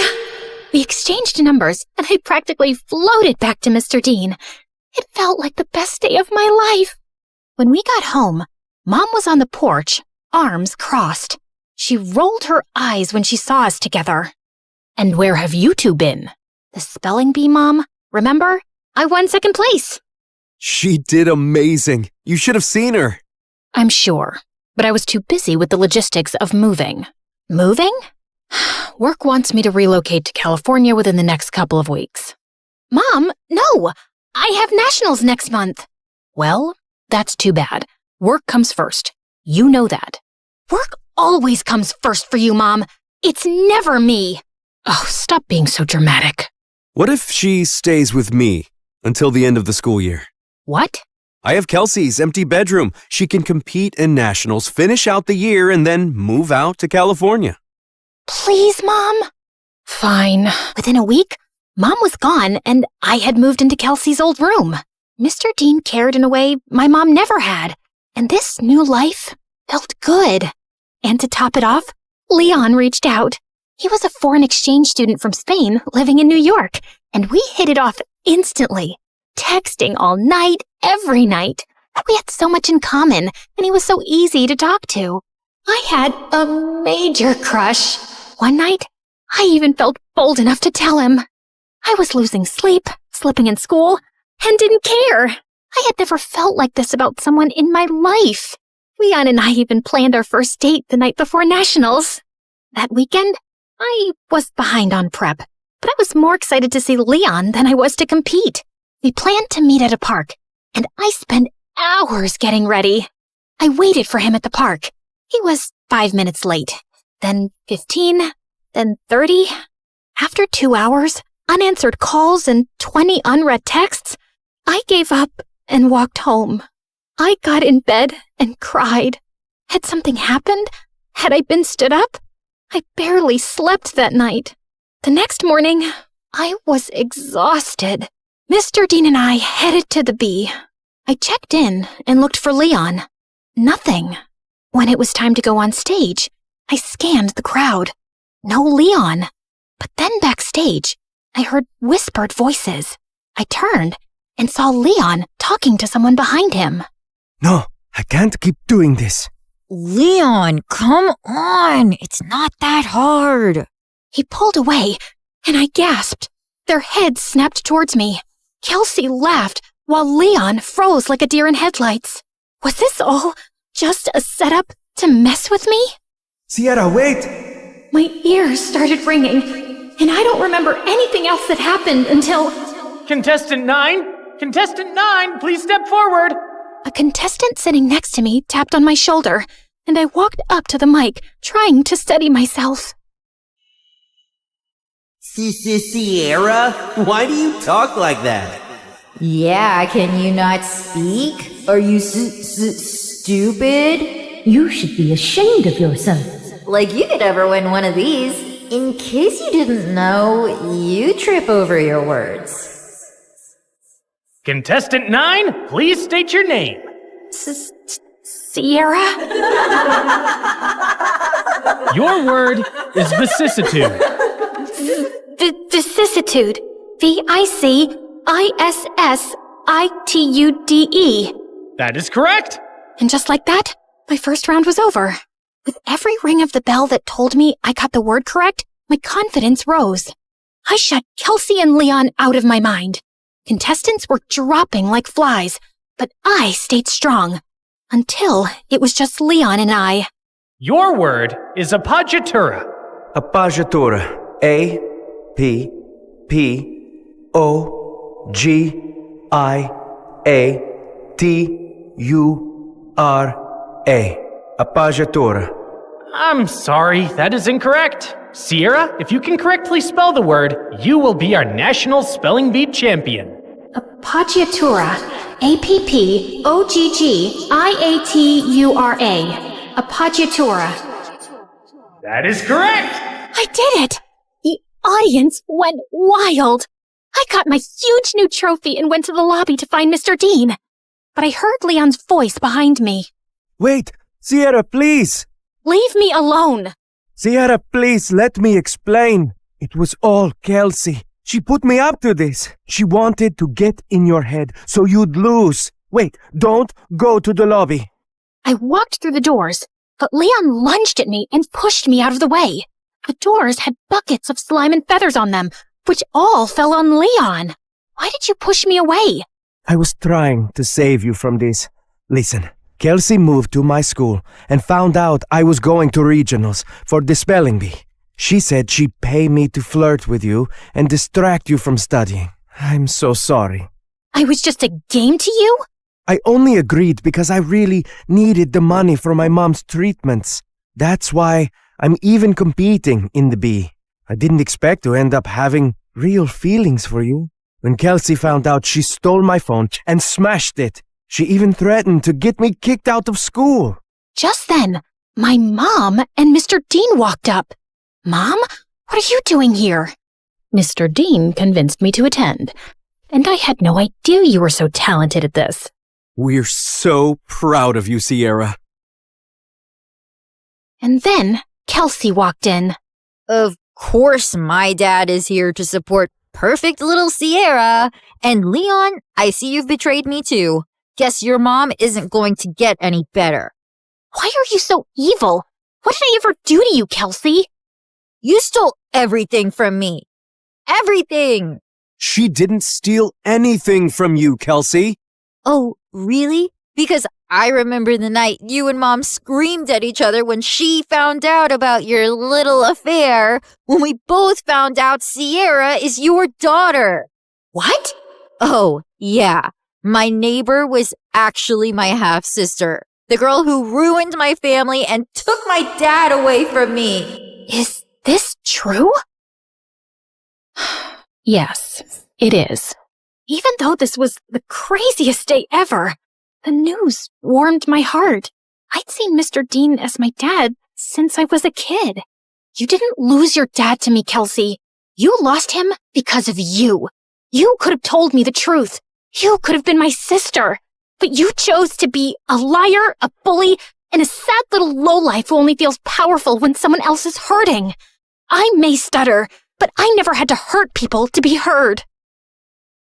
And why didn't you guys tell me sooner? I'm sorry. He didn't know until I told him once we moved in next door. I wanted to tell you right away, but then my wife left me and Kelsey took the news really hard and started lashing out.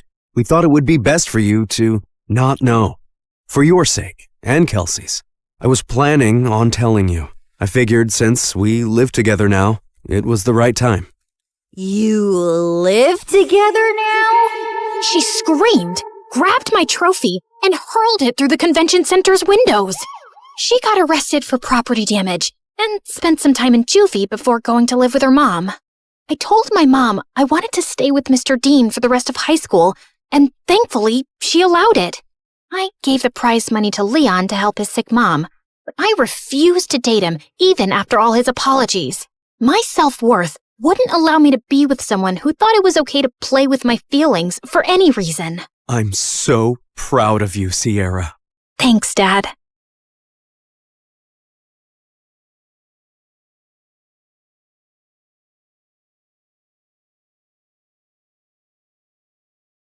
Hey, it's Juniper, the rhyming whiz. Ever since I was a kid, I've loved poems. It all started with my amazing grandma and her incredible library. People would line up just to catch a glimpse. But when I turned 13, something really bad happened. My grandma left us, and because of a big business loss, my parents had to close down the library she loved so much. It was heartbreaking to see her special books being sold off. I felt so sad and lost without her and the library. Life went on, but one day, I spotted a real gem. My grandma's collector's edition book of Emily Dickinson's poems. I knew I had to get it to honor her memory. OMG, OMG. Mom, Dad, I need to have this. Please, please.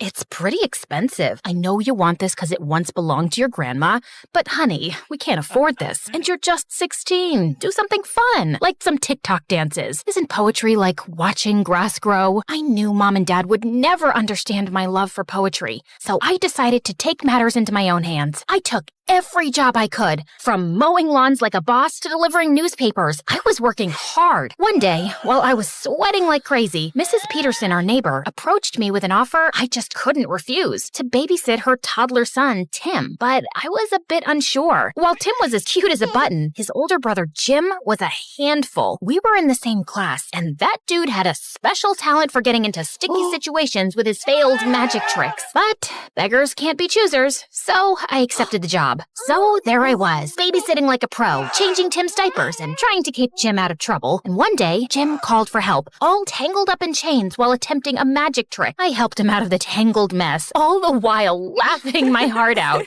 You really need to be careful with your magic, Mr. Magician.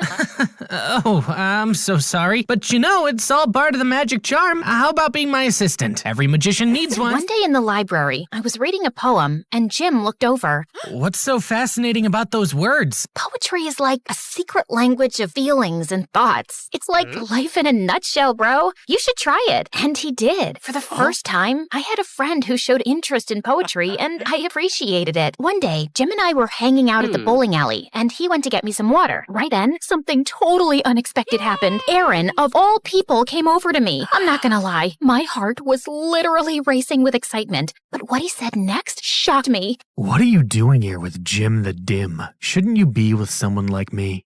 Did he really have to? No way I was gonna just stand there and listen to him diss my bestie. Hey, don't call my friend that. Just look. He's so dumb. He couldn't even figure out how to get water without making a total fool of himself. What an idiot. Whatever. At least he's not a jerk like you. Fuck off, Aaron. Once Jim finally returned with a water bottle, he could tell something was up just by looking at my face. Hey, what's going on here? Is he bothering you? Back off, loser. Can't you see we're having a little chat here? She is my friend. If you're bothering her, you're bothering me too. That's right. We're a team, so just back off and let us enjoy. Aaron's face turned redder than a chili pepper at a hot sauce convention as he walked away, and I realized he's definitely not the guy I thought he was. I mean, sure, he's hot, but I should have known better. The dude's got a black belt in memes. Lesson learned. Next time, check for both hotness and kindness before developing a crush. But the next day at school, when I saw Jim, I was stunned. He had a black eye. What the what? Who did this? It's nothing. I fell from... Don't you dare give me that fell from the stairs. Spill the beans. What happened? I got into a fight with Aaron. He did that? Oh, I am so gonna teach that jerk a lesson. Saying that, I ran to the parking lot where I knew Aaron always hung out with his goonies, and the moment I saw him, I threw a punch at him that left him stunned. You'll regret this, Juniper. I'll make you pay. How? By hitting a girl? You're worse than I thought you were, Aaron. Back off, Jim. It's between Juniper and me now. So, Junie, you think you're tough? Yes, she is. Want to see how tough she is? Let's settle this with a rap battle. Yeah, I know you've been preparing for it. So, Aaron, are you up for the challenge? 'Cause Juniper destroyed you here, and she's gonna destroy you there, too. Bet I will. I'm not afraid of you, Aaron. We'll see about that. But just so you know, if I win, you'll have to go on a date with me. No way. Oh, you will. And if I lose, I promise I'll apologize to Jim in front of the entire school. Fair deal, right? Bring it on. As Aaron walked away with his friends, reality hit me hard. I had just agreed to a rap battle with Aaron, and if I lost, I'd have to go on a date with him. While I would have been thrilled about the idea before, now that I knew Aaron was a jerk, I had zero interest. Jim, I don't know if I can do this. Juniper, you don't have to do this if you don't want to. But think about it. The cash prize is a whopping $5,000. We can split it. You can finally get those poetry books you've been dreaming of, and, well, I can perhaps get that PlayStation 5. My mom's been denying me forever. His words sparked a glimmer of hope within me. Maybe, just maybe, I could pull this off. All right, let's do this. And so, we went all in, writing and rehearsing like crazy. Aaron and his crew seemed just as determined, and we saw them often practicing at the nearby park every day after school. One rainy afternoon, as I was on my way home, I was about to slip in a puddle, but Aaron caught me just in time. Careful there. I didn't need you to rescue me. Even though I didn't want to, we both ended up finding shelter under a small roof, and there, I felt a bit uneasy. It was a tight space, and we had to stand close, making the situation all the more awkward. I never thought I'd be stuck in the rain with my archenemy's BFF. I don't know why you think he's your enemy. Jim's an amazing guy. It's you who's a grump all the time. Just like everyone else. You also probably think I'm just a jerk. Duh. You think you've got it all figured out, huh? Well, I've got it figured out that a tough guy act you put on, it's to keep others away. You know, you don't have to be a meanie all the time. Whatever. It's just that things at home aren't good. Everything feels like a mess. Well, everyone has problems, Aaron. I guess it's time you realize that and perhaps show people the goodness in you.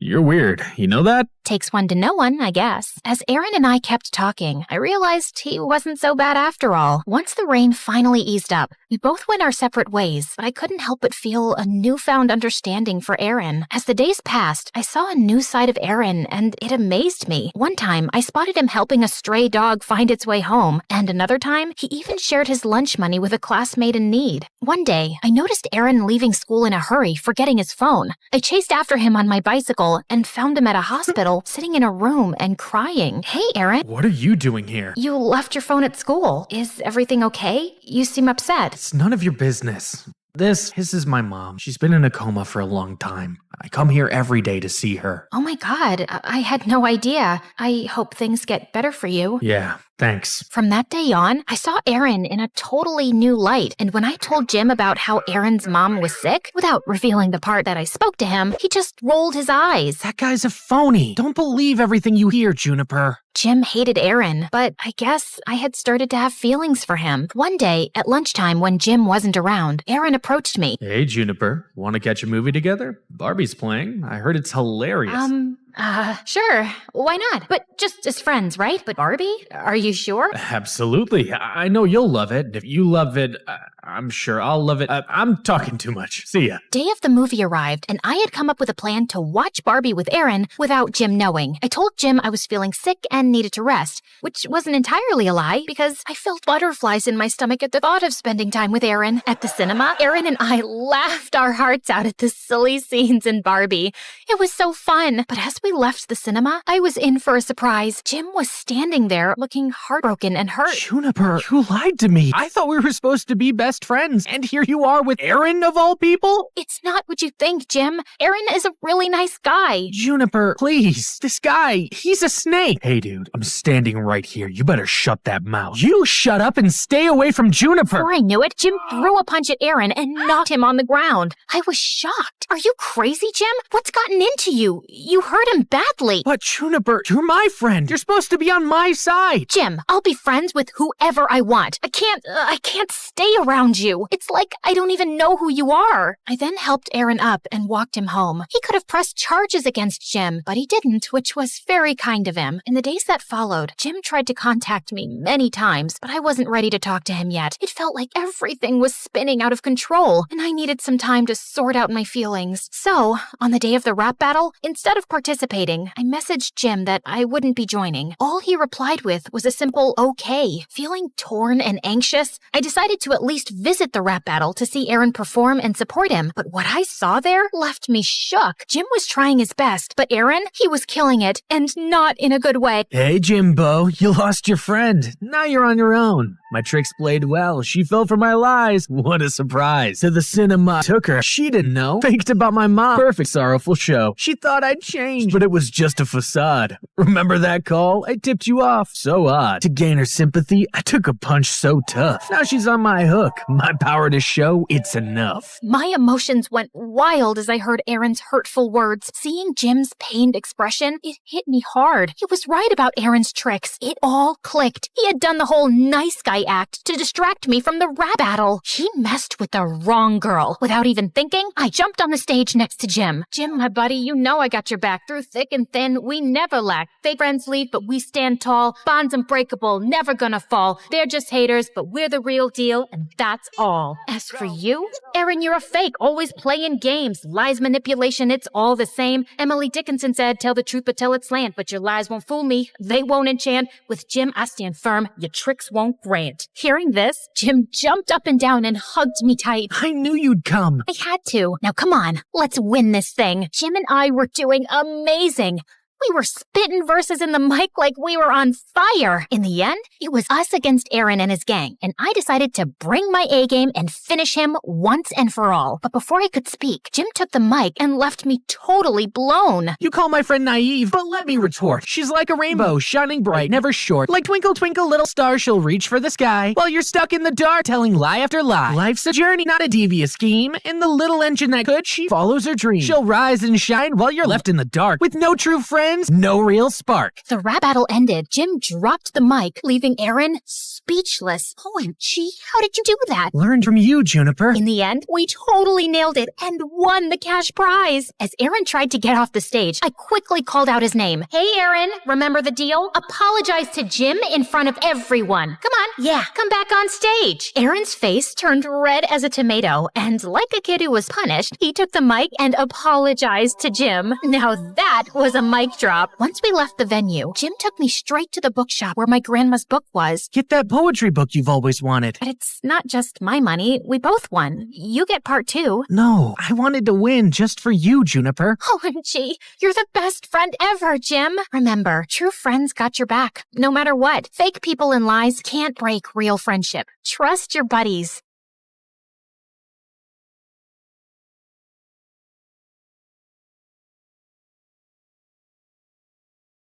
Hi, I'm Zoe, and I grew up in a small town in Iowa where nothing interesting ever happened. Till one day, someone moved in next door and my life turned upside down. Before I continue, please like and subscribe. Dad was a farmer, and as a kid, I always saw him struggling for money. So when I joined high school, I started working part-time to earn extra cash. That's also how I got my first guitar. At the end of the day, I would sit back playing songs from my favorite band, the Starboys. I wanna hold you in my arms and never let you go. You're the sunshine that I want, that makes my life flow. These guys were like California's BTS, only more popular, especially their songwriter and lead singer, Nico. He was so mysterious though. He didn't even have a social media account and hardly came to interviews. But my favorite was Dylan, the other singer in the band. I had his posters everywhere in my room, and I prayed every night I could meet him just once. I must have prayed extra hard because a week after my 19th birthday, a huge truck pulled up at the house across the street and 4 familiar boys jumped out of it. Now that's what nature and isolation smells like. The only thing I can smell is cow dung. You couldn't find a better place to lay low, Nico? The heat here is making my butt sweat. We need some time away to concentrate on our music, and this place is perfect. Now get in before someone spots us. All 4 boys hurried inside while I just stood there dumbfounded. What the freaking fruitcake? The Star Boys were gonna be my neighbors? I could scream my lungs out. The next morning, I got up extra early to bake some cookies and hurried next door to welcome the new neighbors. Okay, stay cool. It's just Dylan. Dylan, the love of your life. And no, Dylan. Just Dylan. I tried to stay calm, but then Dylan opened up and I jumped on him. Oh my god, it's you. It's really you. Are you for real? Can I touch you? Who are you? Oops, sorry. We haven't met. I mean, I've met you in my dreams lots of times, but you obviously don't know me. Before I could finish, someone pulled me inside and pinned me to the wall. Nico! Who sent you? Which newspapers? Spill or I'll call the police on you for trespassing. Zoe, neighbor, cookies, baked, love Dylan, huge fan. I can't breathe. So you're not the paparazzi? No. Now, can you move away? Your cologne is too strong. It's giving me a headache. You might not be the paparazzi, but you can still go around telling people we're here. We can't risk it, Dylan. Let's pack our bags and go. No, please. I won't tell a soul. Just let me hang out with you guys. I'm your #1 fan. I can do anything. Cook, clean, play guitar. You name it. I'll be your Snow White, but not as white. I can even entertain you with my very professional magic tricks. Now watch this carefully. I'm gonna pull this tablecloth and everything will stay just as it is. You have to be quiet. Let me concentrate.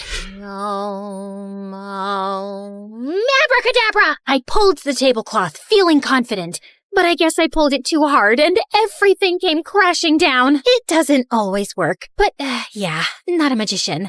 Snow White, remember? That's enough. Look, we don't need anyone. Just shut up and leave. I wanted to argue more, but Nico looked really mad, so I ran off. Over the next few days, I tried everything, from posing as the pizza delivery guy to prank calls, but nothing seemed to get past Nico. Then one evening, I was pretending to jog outside their backyard, trying to get a glimpse of Dylan, when I heard someone arguing. You really have no business telling me what to do when you're not as half as talented as I am. We're here because of my talent, Dylan. I'm the one who writes all the songs. If people knew how fake you are, you wouldn't be standing here. What? I wanted to hear more, when suddenly I heard someone unlatch the door. I turned around too fast, got a head rush, and landed flat on my face. I tried to sneak away, but Nico caught up with me. How long have you been standing here? I wasn't standing. I was just getting a feel of this grass. It's so nice and dewy at this time of night. Snow White likes nature and... Stop lying. I know you heard something. Oh, you mean how Dylan's fake? Yeah, okay. I heard everything. So he's not the singer everyone thinks he is? Does he use auto-tune? OMG, that's big. Dylan, yeah. That's it. You caught us. He's totally fake. But listen, Zoe, no one can know. It'll destroy the band. Do you want that? No, I don't. Okay, fine. I can stay quiet, but you'll have to buy my silence. Help me date Dylan. Even if he's fake and all, he's still cute and I want him. That's impossible. You're not his type at all. Well, cool. Then maybe the press is his type. I'm sure he'd love to have a little date with them. Wait. Okay, I'll think of something. But you have to promise to me to keep your big mouth shut. Shake on it. And just like that, I was in. Nico welcomed me into his home as the new housekeeper, and everyone, including Dylan, was so confused. But Nico explained how I was really good at cooking and cleaning, so everyone got on board. In the house, I kept a close watch on Dylan. I noted the time he ate, slept, pooped, everything. I tried to get close to him, but Nico ruined the moment every time. Hey, Dylan, want me to help you with that? I'm really good at applying sunscreen. You are? Great. Too bad Dylan has to leave. We have to discuss the new song. Chop chop. Dylan! Oh, you're working out. Let me help you with those crunches. Go 1, 2, 3. Give me one more. Yes! That's very inspiring. But I'm starving. Make me an apple pie and some pumpkin spice latte because I'm craving Starbucks. Do it right now or you're fired. So annoying. I pulled Nico aside the next time I saw him. What's wrong with you? You're supposed to help me date Dylan, but you keep pulling me away from him. Relax. You need to play hard to get. Boys like that. Have patience and stop drooling all over him. But I was anything but patient. Then one evening, I was leaving for home when I saw Dylan swimming. And holy cow, he looked so hot. I was just admiring his perfect body when suddenly I saw a strange guy in a hoodie tiptoeing his way around the pool. He was definitely some intruder. So before he could harm Dylan. I sprang into action, but he dashed inside the house. I was running after him when I slipped and landed into the pool instead, right on top of Dylan. I tried to get out using Dylan's shoulders as a makeshift ladder, without realizing that I was pushing him into the water. What do you think you're doing? Stop drowning me. There's an intruder. He just went inside the house. Help me get out. Put your hand under my butt and lift me out.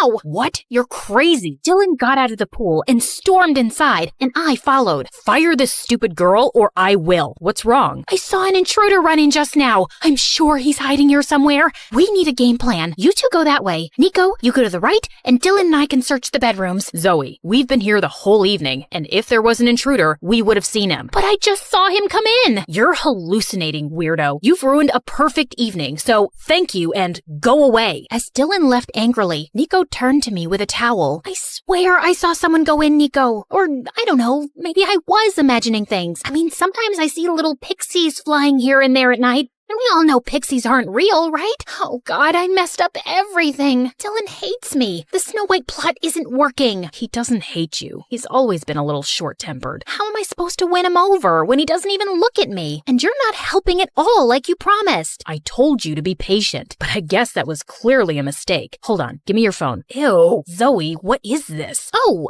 I always keep a banana with me. What if the world runs out of food? What if I'm stuck in a hurricane with no food? Girls gotta be strong, and bananas are a great source of potassium. You want some? No thank you. Just go online and see some of the girls Dylan's dated in the past. The more you look like them, the more he'll notice you. I spent the night studying each girl carefully, and the next morning I dressed exactly like them. But Nico took one look at me and burst out laughing. What is wrong with your face? You look like you were in a bar fight. It's called makeup, and you're the one who asked me to dress like those bimbos in the pictures. You've clearly done a fab job. Come with me. We went to the mall with Nico in sunglasses and a baseball cap, and he started picking out clothes like crazy. I was trying them on when he got a phone call and left. When he came back, he looked really tense. We need to leave now. Thanks. We'll take them all. What? These clothes are worth both my kidneys and a good chunk of my liver. And why are we leaving? Don't ask questions. Just do what I say. Nico threw some cash on the counter and we left in a cab. I tried asking him what happened, but he didn't respond. Instead, he got off somewhere in the middle of the road before asking the driver to drop me back home. What was that all about? The next morning, I was still thinking about what happened with Nico, but then Dylan walked up to me and I lost track of everything. Hey Zoe, you look nice today. What are we having for breakfast? A few eggs and some bread. Sounds great, babe. Dylan winked at me and I felt my knees go weak. He called me babe. I wanted to update Nico on the progress, but he was nowhere to be seen. Then later that evening, I was leaving when finally Nico came home. Where were you? I've been waiting for you all day. Why? Relax, Snappy. Just wanted to tell you that Dylan noticed me today. Finally, like Snow White's prince and all. And why are you so tense all the time? You know you can tell me all your secrets, Nico. I'm a very good secret keeper. Okay then, here's one. I think you're very annoying. That's not a secret. You make that pretty obvious. Give me more. I'm busy, Zoe. We'll talk later. Nico didn't talk to me for a couple of days, and I was getting really distracted and impatient. I guess Nico noticed because a few days later, he told me that the boys wanted to go for a hike, and he'd convinced Dylan to take me with them for directions, so they won't get lost. Here's your chance to get on Dylan's good side. And for that, we need to work on your conversation skills. They're horrible. What are you saying? I'm a very interesting person. Yeah, if interesting and crazy mean the same thing. That's not very informative. Look, all you have to do is act shy around him. Say something romantic. Like this? Nico, your eyes remind me of my dead grandmother. Calm and pretty. Dead grandmother? Really? Try this. Your voice is like a warm hug on a chilly day, and your laugh is like a symphony of joy that fills my life. I'm addicted to the sound. And can you try not to have feathers and leaves stuck in your head? Nico tucked a strand of hair behind my ears and then walked away, and I felt something strange in my tummy. But it was probably that expired tuna I'd eaten the night before. On the day of the hike, I did everything Nico asked me to. Acted shy, kept quiet, and even tried to flirt a little. I guess it worked because by the end of the hike, Dylan asked me out on a real date to a club. I spent hours getting ready. I chose a black dress and was almost done with my makeup when Nico showed up at my door. Heard Dylan finally asked you out on a date. Wait, you're wearing that? Yeah, what do you think? You look good. I mean, good for Dylan, but you don't look like yourself. It looks like you're trying too hard. Seriously? First, you asked me to dress how Dylan likes, and now there's still something wrong with me? I didn't say wrong. never mind. It's not my place. Good luck on your date or whatever. With that, Nico left. What was his problem? I was still a bit annoyed when Dylan showed up, but we actually ended up having a great time together. He even asked me out on a second date, and I was thrilled. After the date, Dylan excused himself to the washroom while I waited for him outside when someone tapped on my shoulder. Nico. So how was it? Wait, why should I tell you? You didn't even say sorry. I'm sorry, okay? You don't mean it. Hold on. Have you been waiting here all this time? I had to make sure you didn't end up making a fool of yourself, and it looks like you didn't. One sec. Nico came closer and opened my hair, setting them loose, and I felt something turn in my belly. I really needed to stop eating tuna. Just as he left, Dylan walked up to me and we left, but I couldn't shake Nico off my mind. It was so difficult to figure him out, and I was failing miserably at it. Dylan and I started dating officially. The first few days were great, but as time went by, I realized that we had nothing in common. He was totally self-obsessed and didn't give a hoot about anyone else. What do you think about my hair? How about my shirt? This is vintage Prada, by the way. I'm pretty sure you've never seen a shirt like this before, right? Well, you will now, because you're my girl. Have you seen my shoes? By the third date, I was practically yawning on Dylan's face, and I thought he felt the same, except at the end of the night, he kissed me. Before I could react, a bunch of photographers jumped out of nowhere and started taking our pictures. I thought Dylan would tell them off, but instead he started posing. I panicked and hid behind a tree. Who is that? The paparazzi, obviously. They've tracked me down. Look, just come out. You can't hide like this. They'll make a joke out of me. Dylan pulled me out and introduced me as his girlfriend. At one time, this would have been my dream, dating Dylan, but now I just wanted to run away. Soon, Dylan and I were the hot topic,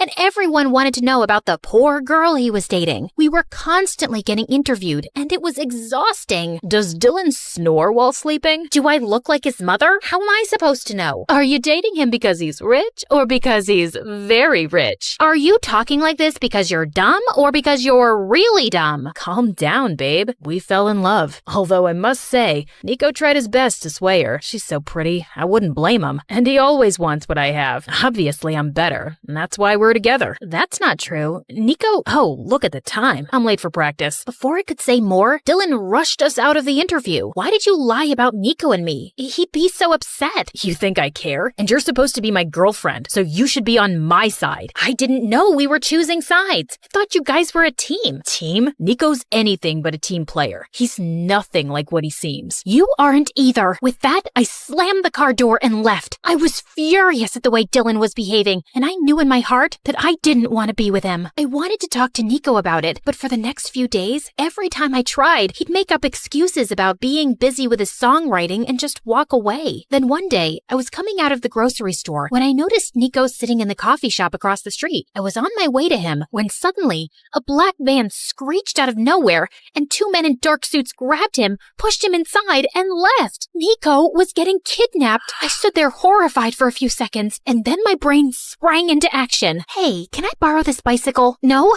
Never mind. I'm taking it anyway. Stop crying. It's important. Okay, so it was a really small bicycle, but it did the job. I pedaled with all my might and didn't stop till I finally saw the van. Get out now and release Nico, or I'll kick your butt to whatever prison you came from. Step away from the car, you freak. You've damaged it. And I'll do a lot more than that if you don't let Nico go, you kidnapper. Mommy, who's this crazy lady? Wait, this wasn't the right van? Dang it. I apologized and ran home immediately to inform the rest of the boys that Nico had been kidnapped. But as soon as I got there, everyone was gone. Like all their stuff was gone too. I tried calling Dylan, but he didn't answer, and neither did anyone else from the band. Had something happened to all of them? I decided to wait another hour before informing the police. But I guess I dozed off because when I woke up, it was morning already. I rushed downstairs to Dad watching the TV, and what I saw next was the most shocking news of my life. The news report said that Nico had faked his voice and had hired someone else to sing in his place. In fact, he never sang at all. He was just a songwriter. That was not true. Dylan was the one with the fake voice. I needed answers, and since no one was giving them to me, I decided to take things in my own hands. I knew it from the news that the Star Boys were holed up in a hotel in California, so that's where I was going. Hey, Dad,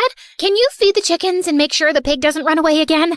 I need to be somewhere. It's important. Okay, thanks, bye. I reached the hotel, but the place was bustling with media. Somehow, I made my way to the reception. Luckily, the staff recognized me as Dylan's girlfriend from all the useless interviews I gave with him and led me to their room. What are you doing here? First, I'm here to dump your sorry butt. And second, how dare you frame Nico and spread false news about him? It's you who's fake. You hired someone to sing in your place. You're the liar here. Calm down, you walking carnival. The only liar here is your beloved Nico, and you're about to find out why. I turned around to see Nico on TV with the same intruder guy I'd spotted in the boys' house. The news you've all been hearing is true. Everyone knows my dad's a big music producer who gave us our first break, and I wanted to take the top spot as the lead singer for myself. But I can't sing a note, so I hired this guy to do it for me. I'm ashamed of lying to my audience and my fans for so long, and I have no excuse except saying that I was young, naive, and stupid. I ask you all to forgive me, and also, I'm quitting the band. He's quitting the band? He can't. He writes all our songs. Aw, you're scared you'll have to actually prove you're better than Nico now? Dylan glared at me angrily, but I ignored him and left. But I was still reeling with shock at the truth. All of social media exploded with Nico's news. People were calling him a liar and a cheat. Even his dad was facing backlash. It was a huge mess. I was still shaken as I left for home that evening. When I got there, I saw Nico waiting on the porch for me. Nico, what are you doing here? And how are you? What do you think? I messed up big time. At least you're okay. First, I thought you were kidnapped. Then I thought Dylan had framed you. Then I found out you're a big fat liar. It's been a lot to process, man. About that day at the coffee shop, those guys you saw, they were my dad's bodyguards. I messaged Dad that I wanted to come clean, and he came down here immediately to talk me out of it. And that's all. I wasn't getting kidnapped. But yeah, you're right. I am a big fat liar. But Nico, why did you lie? Because I was stupid and spoiled and wanted popularity. And then I got addicted to it. But over time, it can become a huge burden living a lie. You feel like you've lost yourself. And then I met you, and you're the most original person I've ever seen. You inspired me to be more myself. And I should have never asked you to change for Dylan. Yeah, I'm an inspirational person. People tell me that all the time. In fact, when I was a kid... I'm still talking? Sorry, go on. Wait, I'm feeling a little itchy. Can you please scratch my back for me while you talk? What? Fine. Basically, what I'm trying to say is that I like you, Zoe. I did almost from the start, but you always had your heart set on Dylan, so I stayed quiet. And now I think it's too late. What's late? Oh, you mean your confession? You know why I keep a half-eaten banana in my pocket, Nico? It's because I'm always prepared for the worst. And also because I'm always hungry. Anyway, the point is, I like you too, Nico. And I wish you would have told me the truth. But it's not always easy, and I get that. I think you were really brave to do it publicly. I mean, your career's tanked, but it was an admirable thing to do. So, you're saying you forgive me? Well, depends on how good of a kisser you are. Let's find out, shall we?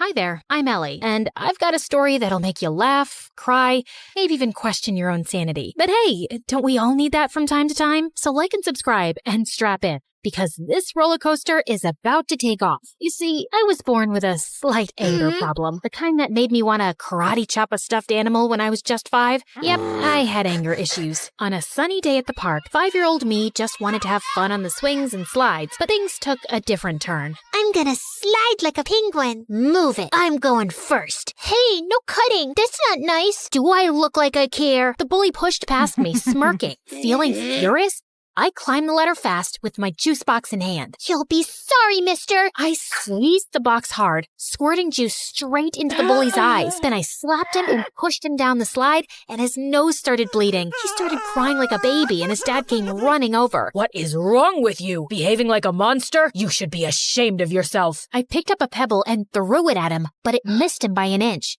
Don't tell me how to feel. You should be thanking me for teaching your awful kid a lesson.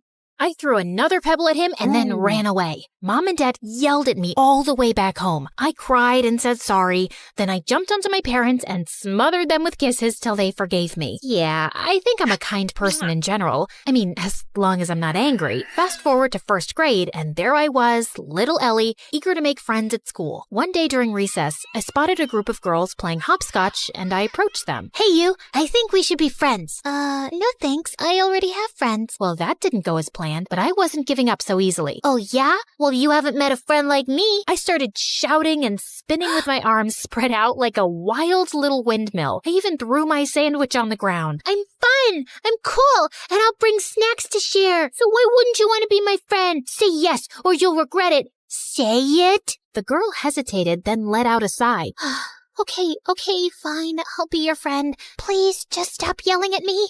And just like that, I made a new friend. Her name was Lucy, and she was the best. 2 years later in 3rd grade, my family told me one day that we had to move for Dad's job. Scared of losing Lucy, I got really angry. I won't leave Lucy. She's my best friend, and I'm not going anywhere. I protested by staying in our backyard treehouse, and I refused to come down till my parents changed their mind. We know you're upset, but we have to think about what's good for the family. But when I didn't budge, my parents caved after a few days. I was so happy, I finally climbed down from the treehouse. And I learned that standing up for what matters can make a difference, and that my anger was the best thing I had. It gave me whatever I wanted. What I didn't realize back then, though, was that Lucy eventually figured she could take advantage of my anger issues to get her way, too. If she wanted something from someone, she'd come up with a sneaky plan to get me all riled up against that person. Yeah, it always made me the bad guy fighting and bullying people, while Lucy looked like she was the nice, calm friend of a monster, but no one got seriously harmed. As we entered middle school, though, Lucy started doing it more frequently and for bigger things, and I began getting into serious trouble. Like one day, Lucy came to me saying that Mrs. Thompson had called her into her office and said she was giving her a C- on her project. You know what else she said?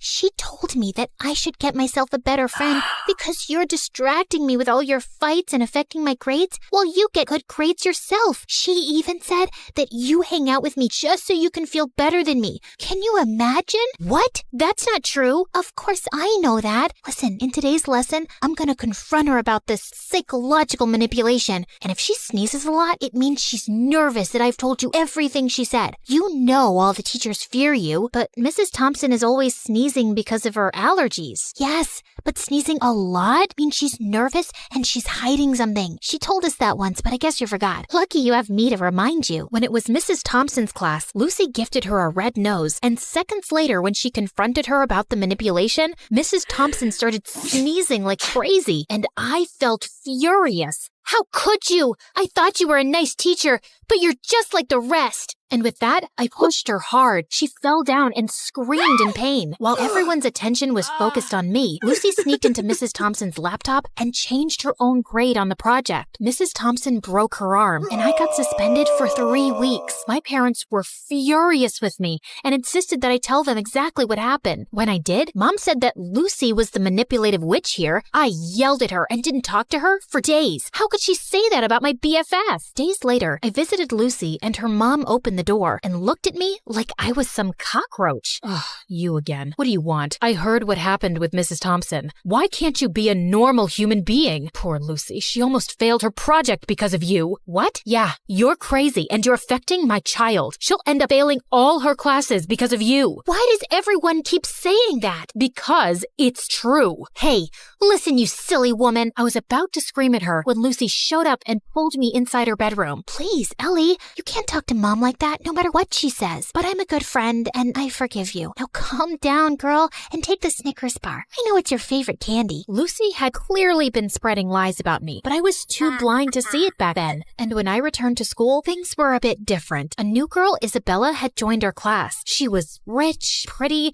and quickly became popular. Lucy seemed annoyed by her existence, but she seems like a cool girl to me. Till one day, Lucy and I saw Isabella walking out of the bathroom, and I noticed a marker in her hand. Lucy went in to use the bathroom as I waited in the hallway, but moments later, she came out, dragging me back into the bathroom with her. OMG, you gotta see this. You won't believe what Isabella wrote about you on the door. It's totally her handwriting. I'm so done with this annoying psycho Ellie. She's always bullying everyone. I want a peaceful, calm school that I can brag about to my rich friends. I offer $1,000 to anyone who can get rid of her. DM me on this Instagram account if you're interested. What a stupid, ugly witch. Furious, I stormed over to Isabella. How dare you write that about me on the bathroom door? I saw you with that marker, so don't you dare lie to me. Ellie, seriously? I had a marker, but I was working on an art project. I didn't write anything about you. Oh, yeah? Well, Lucy seems to think it's in your handwriting, and Lucy said that? Okay, you should stop listening to that friend of yours. She's just using you like a puppet. Can't you see it? For some reason, Isabella's words struck a chord with me, like she just said something out loud that I kinda already knew. But I quickly brushed my thoughts away. You don't know anything.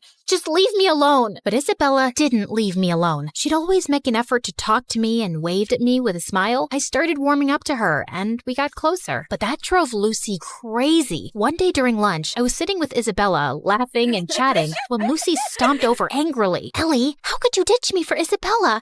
After all we've been through together? Just calm down, will you? I'm not ditching you, just spending time with Isabella. We can all be friends, you know. Are you for real? How dare you replace me? And with that, she pounced on me. I didn't want to fight her, so I just pushed her away, but she grabbed my hair again. Luckily, someone called a teacher, and Lucy got detention for 2 weeks. And I swear, those were the best 2 weeks of my life. Things were calm and peaceful, and I didn't have a single fight with anyone. Isabella even convinced me to start getting therapy for my anger issues, and I felt really good about it. Then one day, Isabella told me something. Hey, Ellie, yesterday when I got back from school, I was shocked to find Lucy in my house. I asked her what she was doing there, but before she could reply, her mom showed up. She's our maid. I swear I had no idea. She said she'd brought Lucy over to help her clean the kitchen before Christmas. Oh, yeah, I know that her mom works as a maid for you, but we never talk about it, because I don't want to embarrass her or anything. But I don't have a good feeling about her suddenly being in your house. She might be up to something fishy. So we decided to keep an eye on Lucy that afternoon, and we watched from a safe distance as Lucy's mom gave her instructions to clean. But just a few moments later, after her mom left, we heard a loud crash, followed by Lucy's scream. We rushed to find Lucy lying on the floor with a broken shelf and scattered kitchenware around her. We tried to help her up, but she screamed in pain and couldn't move. Just then, Lucy's mom and Isabella's parents came running too. Oh my God, what happened? Oh, Mom, I was just reaching for something on the shelf, but it was unstable. It just all came crashing down on me. Lucy's mom turned to Isabella's parents furiously. This is all your fault. You knew this shelf was broken and you never bothered to fix it. I told you so many times. Now my daughter is injured because of your negligence. I'm gonna sue you for this. You'll pay for the harm you've caused my daughter. Isabella's parents tried apologizing repeatedly, but Lucy's mom didn't listen to a word and called an ambulance to take Lucy away. I couldn't help feeling sorry for Lucy, although I was almost sure she'd hurt herself on purpose to cause trouble for Isabella and her parents. She probably hadn't expected it to be this bad. And sure enough, the injury was very bad, and Lucy couldn't walk for a few months. A few days later, the teacher planned a visit to Lucy's house for the class to cheer her up. But the moment we entered Lucy's room, she went ballistic, calling me a horrible friend who'd betrayed her, and calling Isabella bad names too. I was feeling angrier by the second, but I tried staying calm. Just then, Lucy's mom walked in, and she started calling me a bad friend too. Are you here to hurt my Lucy even more, Ellie? You've made it obvious whose friend you really are. But be aware, Isabella, I'm certain she only chose you because you're rich. Ellie has always been a bad, rotten egg. Suddenly, I just snapped. I jumped at Lucy's mom and she fell back and hit her head on the floor.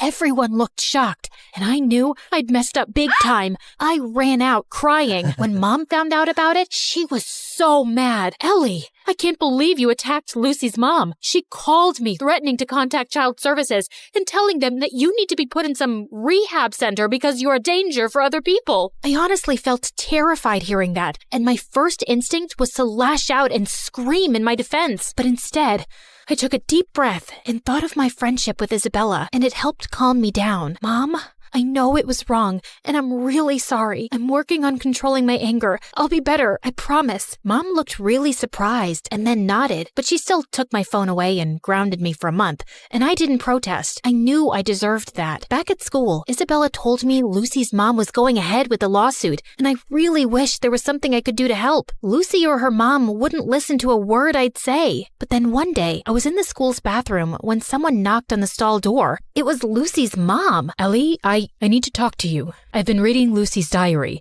and I've discovered the truth about her actions. She's been using your anger issues to her advantage. I sometimes had a feeling that something was off with Lucy's behavior, but I never knew for sure. Are you still gonna sue Isabella's parents or report me to child services? No, I just wanted to apologize to you, and I won't be causing you or Isabella's parents any more trouble. I'll also get Lucy the help she needs. We might even move to another town and live with my sister if it means Lucy can get better therapy. I'm so sorry for everything, Ellie, and I want to thank you for being a good friend to Lucy, despite everything. With that, she gave me a quick hug and left. I felt tears pricking my eyes. I was kind of sad I wouldn't get to see Lucy again, but I also felt lighter and free. Moments later, Isabella walked in. Ellie, everything's gonna be okay. Isabella hugged me tight, and for the first time in a long while, I felt like everything would be okay.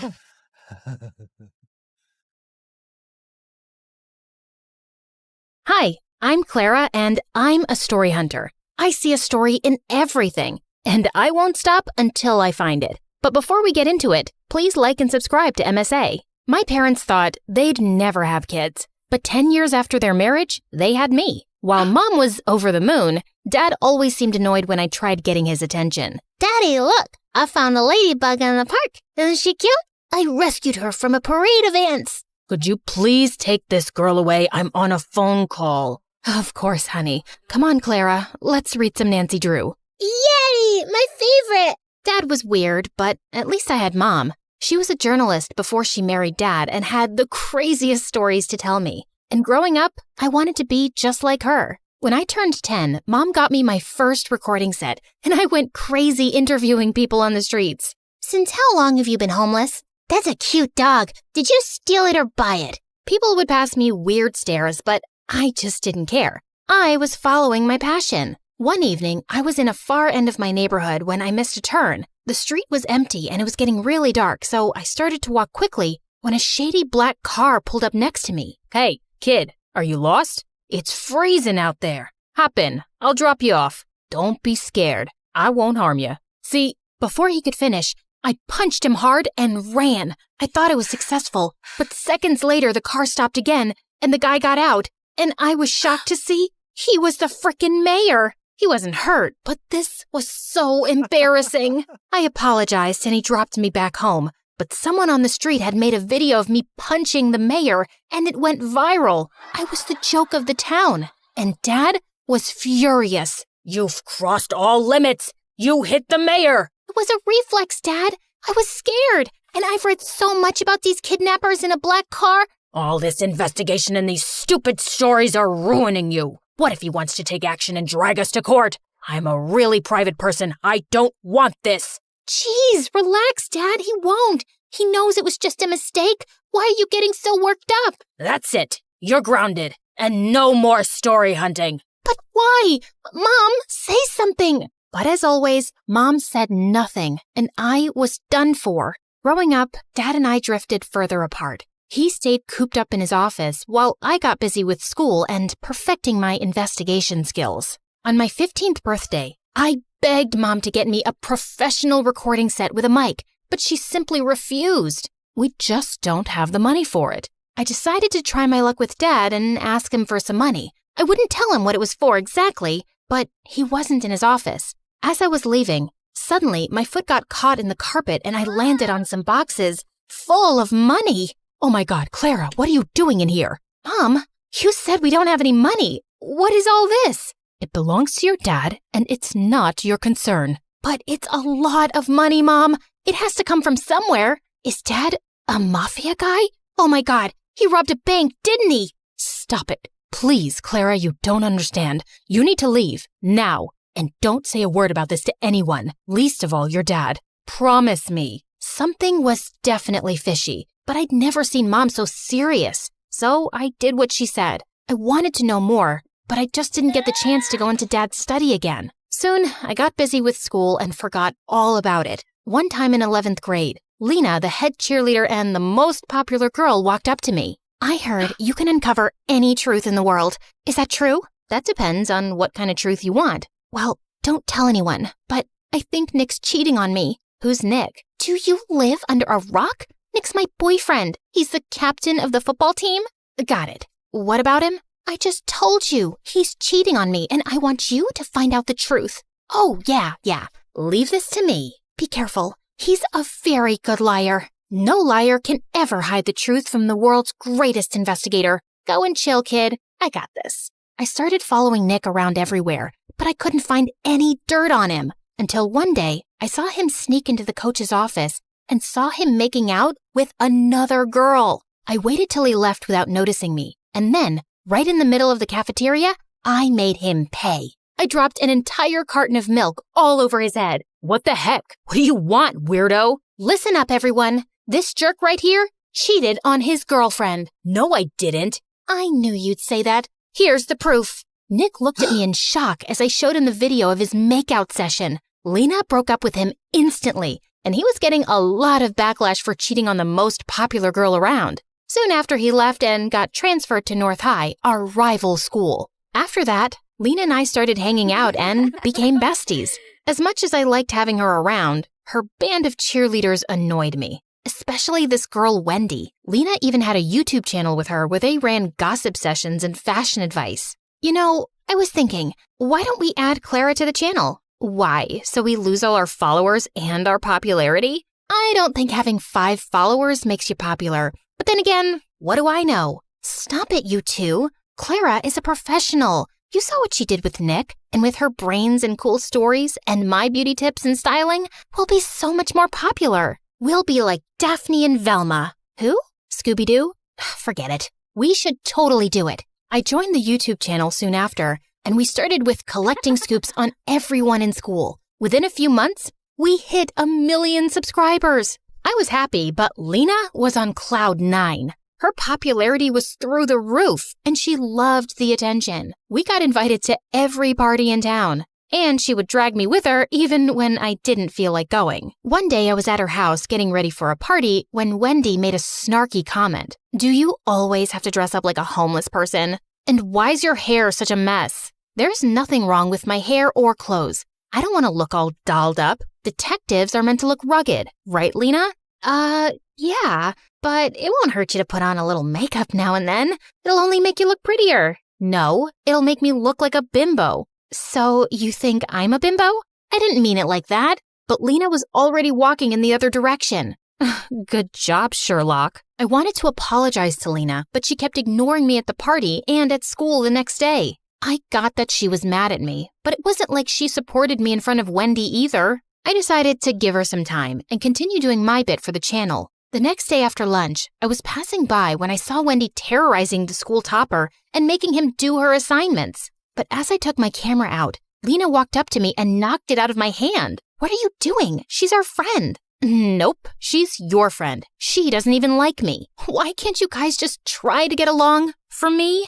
I know you think we're bimbos, but that's the least you can do as my best friend. Oh, you're so dramatic. Okay, fine. I'll let this go. Just this once. And I don't think you're a bimbo. I'm sorry. Stop talking and meet me for boba tea later. Deal? Deal. And just like that, we were back to being besties. And I tried to tolerate Wendy better, even though she still got on my nerves. Soon after, the entire school was buzzing over the senior day prank wars with North High, and Lena was determined to crush the rival school, mainly because Nick was their new student body president. We need to ace this. They should never see us coming. How about we break into the school? You can't be serious, Wendy. You guys will get caught. Not with these masks, we won't. And why are you so negative? I'm being practical. It's the dumbest plan on earth. Back me up, Lena. Actually, I like it. No one will ever know. Now, are you in or out? Out. You know my dad. He would ground me for life if I got caught. You know what, Clara? I've been there for all your dumb investigations. I even got you in on the channel. And now, if you can't support me, then you're not a good friend. Hey, that's not fair. It's my channel too. I made it popular. Really? Wow. Tell me why she's here again. Oh my God, I can't deal with you guys right now. I'm going. Lena turned to leave. I didn't want her to be mad again, so I reluctantly tagged along. But just as we reached there, all the cheerleaders took out spray cans and started trashing lockers and vandalizing the walls. I tried to stop them when Lena banged into me and I went flying into a statue, crashing it to pieces. Those statues are like thousands of dollars. I told you this was a dumb idea. Oh my God, what are we supposed to do? We don't have time. Run! As I made my way home, my heart couldn't stop racing. I'd just made the most terrible mistake of my life, and I prayed no one would find out about it. But the next day at school, I felt numb when the principal called me into his office, with both Dad and Nick waiting for me there, along with a few other people from North High. Clara, where were you last night? I was vandalizing property, right? Are you really that dumb not to know that every school has security cameras? The school authorities checked last night's footage, and guess what they found? Nick flashed the phone in my face with footage of me crashing into the statue and breaking it. Everyone else had a mask on, but me. How could I be so stupid? But it was a mistake. Was it? And who are these other girls with you? Do you have a name? I wanted to punch Nick in the face. He knew I wouldn't rat Lena out, even though I was mad at her for putting me into this mess. Now, either you pay for the damages, or you get expelled for a month, or you give me the names of all the other girls involved, and I'll think about reducing your punishment. I can't. I'm sorry, Dad. Expel her. There's no way I'm paying that money. With that, Dad simply got up and left, leaving me in tears. How could he do this to me? I knew it was my fault, but he was my father. Wasn't he supposed to look after me or something? That evening at home, I had the worst argument with Dad, while Mom just stood in a corner like a stone. Were you at that school for some dumb story? You're such a nuisance. I can't believe you're my kid. I can't believe you're my dad either. What father gets his own child expelled over a few bucks? You never supported me, and you always acted like my existence bothers you. And it's not like you're so perfect yourself. What do you even do, Dad? How do you really make money? How dare you talk to me like that in my own house? I don't have to take this. Mom, are you just going to stand there and say nothing? The suspension will go down on my record. How can you be such a coward? What is she gonna say? Listen to me, kid. You better stop throwing tantrums and do as I say, or you'll be out of here. I wanted to scream in Dad's face, and I felt angrier at Mom for being quiet. That night, I felt the most alone I'd ever been. The worst part about this was I couldn't talk to Lena either, even though she'd tried calling me 1,000 times. That night, I slept with the worst headache of my life. And the next morning, I woke up to loud noises and Lena shaking me like a mad person. Wake up, dummy. Wake up. Fine, I'm up. What is that noise? Get dressed and come out. Your mom needs you. It's your dad. He's been arrested. Arrested? For what? Just come down. I rushed downstairs, and I was shocked to see our entire yard was surrounded by police cars and reporters shoving cameras in my face, asking a million questions all at once. How does it feel to be the daughter of a lying thief? Did you know about your father's crimes this entire time? Oh my God, what was happening? Just then, I spotted Mom talking to one of the reporters. Mom, what's happening? And why is Lena saying that Dad's been arrested? What Mom told me next shook my entire world. Your father is a criminal, Clara. He was laundering money from his company to fake accounts abroad. I just knew it. That's what all the money was for, right? Yes. I didn't say anything because I wanted to protect your dad. But what's the point of saving his sorry butt when he couldn't even stand up and protect his daughter? So I told the police everything. I even gave them evidence. I don't want to live like a coward. Mom, I'm so proud of you. And I'm sorry for calling you that. It's okay. I know it was a lot for you. Now, let's start afresh. Talking about a fresh start, can we be friends again? I miss you, and I'm sorry for dragging you into this mess. Looks like you did me a favor there. If not for you, I wouldn't have been expelled, and Mom would have never taken the step forward. So, thank you.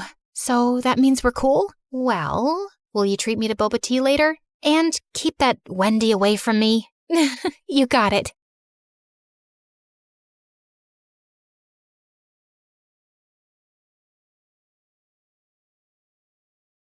As Hermes, messenger of the gods, I've borne witness to countless tales spun across the tapestry of Olympus. With my winged sandals, I have traveled across the realms of the universe, carrying tidings that have altered fates.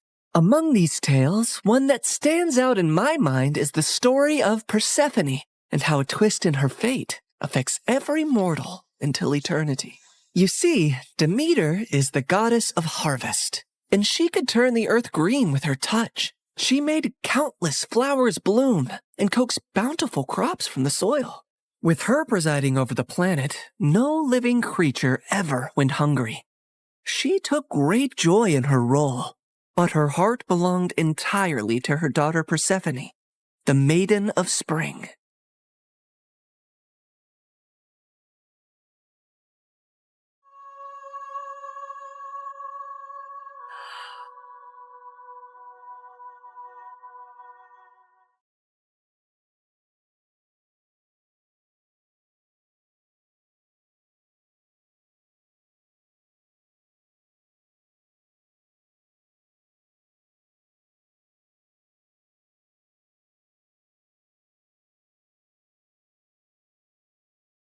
I've never seen anything like you.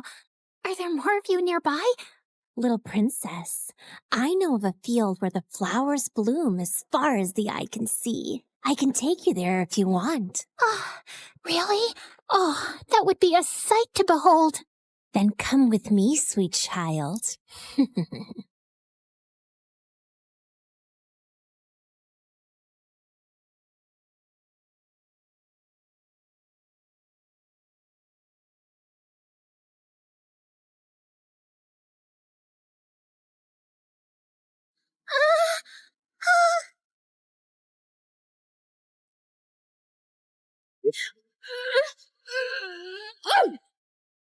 Enough, spirit of mischief! I have given you plenty of chances to change, but it seems all you want to be is a troublemaker. Did you think you could lure my daughter away and I would be unaware? Curse you, Demeter! Why should you and your child receive all praise and adoration when we, the spirits of nature, fade into the background? A heart that is as poisoned with envy as yours cannot be cured. You are banished forevermore from these woods.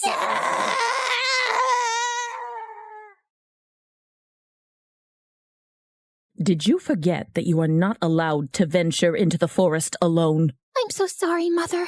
I only wished to see the magical flowers.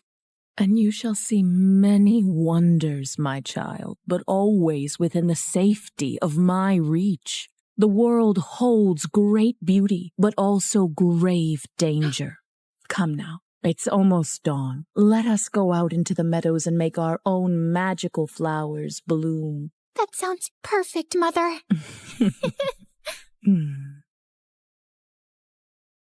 Demeter always wanted to keep Persephone close to her. But as her daughter grew older, she turned into a beautiful young goddess who attracted the attention of many young suitors. Anytime a god smitten by Persephone's beauty sought her hand in marriage, Demeter sternly turned them away. I cannot marry her off, Hecate. She is too delicate for the harsh world outside. Huh? These gods who come after her, they only see her beauty, not her gentle soul. They cannot care for her as I do. Demeter, you must be mindful of what Persephone wants too, or she might grow to resent her cage. A cage? Is that what you would call it? She has everything here that she could possibly desire. She's a powerful goddess, and under my guidance she can wield life from barren soil. Any god she marries will only dim her light. No, she will be here with me forever. Innocent and loved. I do not desire to leave your side, Mother. I will stay here, forever. But fate had different plans for Persephone. On a rare trip to Earth's surface, the Lord of the Underworld, Hades, was wandering through a grove of trees when his gaze fell upon a scene that held him transfixed.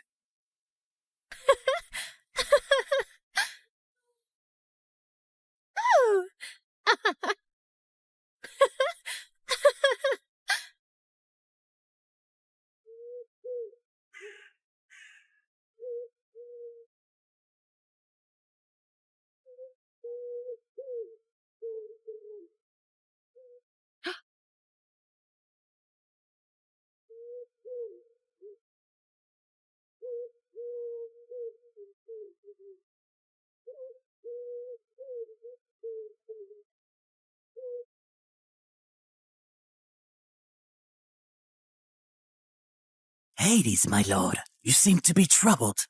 What weighs on your soul? As you well know, when my brothers and I overthrew our father, the kingdom was divided among us. Zeus received the sky, Poseidon the sea, and I the underworld.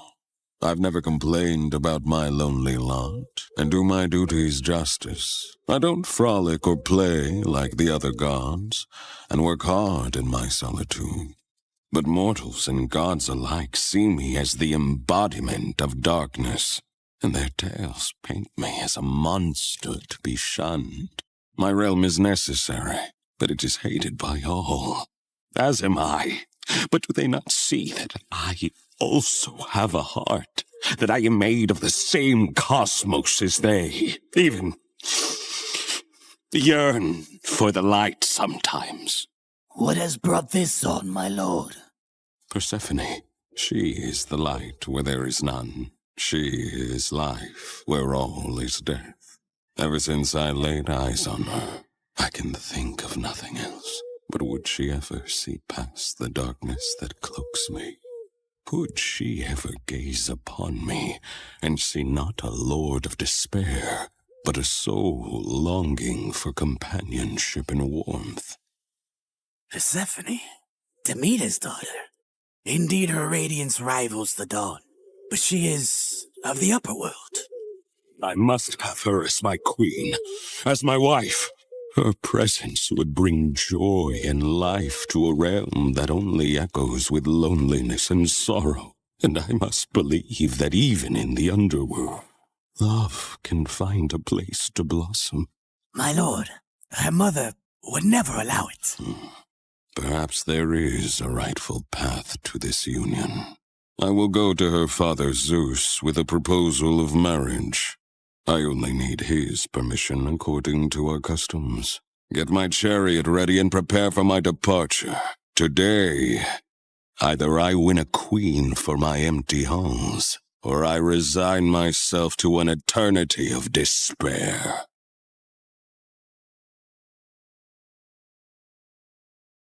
The next day, when Persephone had wandered far from her companions in a field and was kneeling down to admire Narcissus, suddenly the earth beneath her shook.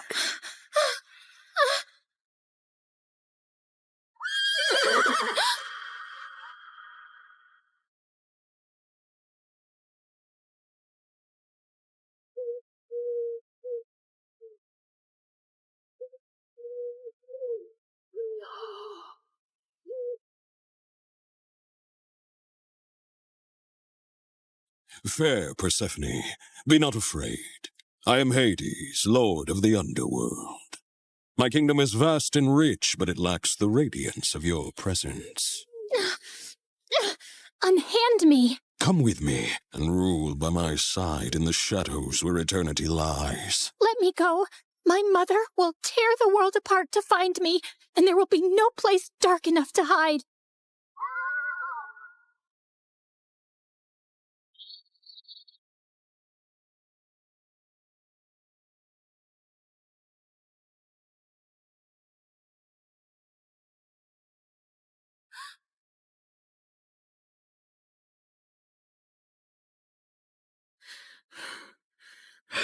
Where is Persephone? Something has happened to her. I can feel it. Leave everything and search for her, now! Demeter's grief upon discovering her daughter's disappearance was immense, and as she roamed the earth searching for Persephone, she had neglected her duties. And so, the crops and trees began to suffer. My daughter! My heart! In her desperation, she sought the counsel of her old friend, Hecate. Hecate, you who see into the shadows, help me find my daughter. You must seek Helios, Demeter. His all-seeing gaze pierces through deceit and darkness. Taking the advice to heart, Demeter ascended to the chariot of the sun, where Helios guided the day. Helios, please, You must tell me where my Persephone has gone. You see everything from your throne. Surely you must know. I can't bear this pain any longer. Helios the sun god had indeed seen everything that fateful day, but had chosen not to interfere. However, he was moved by Demeter's grief. Demeter, your daughter has been taken by Hades to the underworld.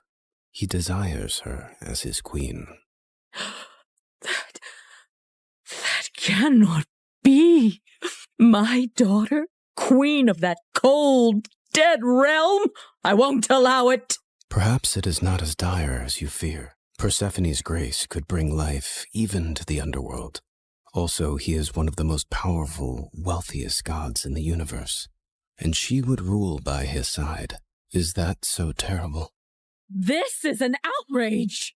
How dare he take my daughter? Did Zeus know about this too? Zeus allowed it. In her fury, Demeter descended back to earth. Return my daughter to me, or I will let the earth perish in my sorrow. I will let this world turn into ice and ash. I will plunge it into eternal winter. Meanwhile, in the underworld, Persephone wept in despair and lashed out at Hades any time he tried to speak to her. To rule the underworld by your side? I want nothing to do with you. You've stolen me away from the sun, from my mother. I understand your anger, Persephone. I only hope, with time, you will see me and my world differently. Until then, I will respect your wishes. As enraged and heartbroken as Persephone was, she eventually got tired of her despair and ventured out of her chambers to observe Hades and her new home.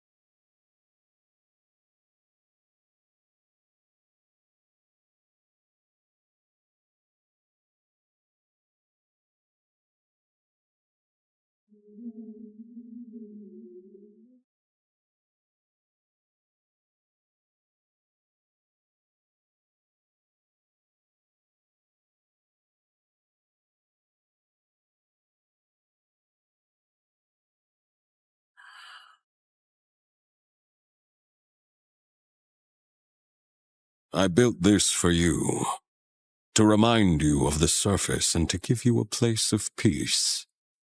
I've never seen something like this. It's so beautiful.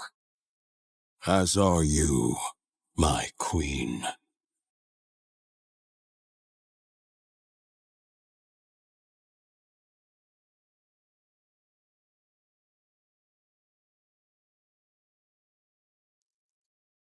Each realm has its supreme ruler, Persephone. But here, you and I will rule together as equals. You will never be beneath me, but always near me. Meanwhile, on the surface, Demeter's grief and rage was a storm that screamed across the lands. Where she walked, earth cracked, rivers ceased their babble, and crops withered to dust under her shadow. As she withdrew her blessings from the world, famine began to spread far and wide. The cries of suffering mortals eventually reached the ears of Zeus on high Olympus, who could no longer ignore the matter. So he convened a meeting of the gods. Demeter's wrath endangers all. We must find a solution that honors both her demands and the laws of gods. If my daughter wishes to leave the underworld, let her return to me, or I shall never again let the earth bear fruit. Very well, Demeter. If Persephone wishes to return, she shall, if she chooses to stay with Hades. So be it. With a heavy heart, Demeter agreed, and Zeus commanded me, Hermes, to negotiate Persephone's return. So I descended into the gloom of the underworld, where Hades sat upon his throne with Persephone by his side. Her face was as pale as the ghosts around her. Hermes, why does Olympus disrupt the quiet of my realm? Mighty Hades, Zeus commands you to release Persephone, lest the earth die with Demeter's heart. I cannot ignore the decree of Zeus or the pleading eyes of the one I love. But know this, the ties that bind us are not easily broken. What do you mean, Hades? Just then, Persephone looked down at something she was clutching in her hand, and I saw it was a pomegranate. Suddenly, the realization of what had happened dawned on me. Fair Persephone, did you eat from that fruit? I couldn't help it. 6 seeds, to be exact. Each of them has sealed her fate and has bound her to the underworld. I knew I had to think quickly and come up with a deal that Hades would accept. Otherwise, Demeter would let the earth starve forever. She only ate a small portion of the fruit, so she should only stay with you for part of the year. She will spend 2/3 of the year with her mother on Earth, and 1/3 with you in the underworld.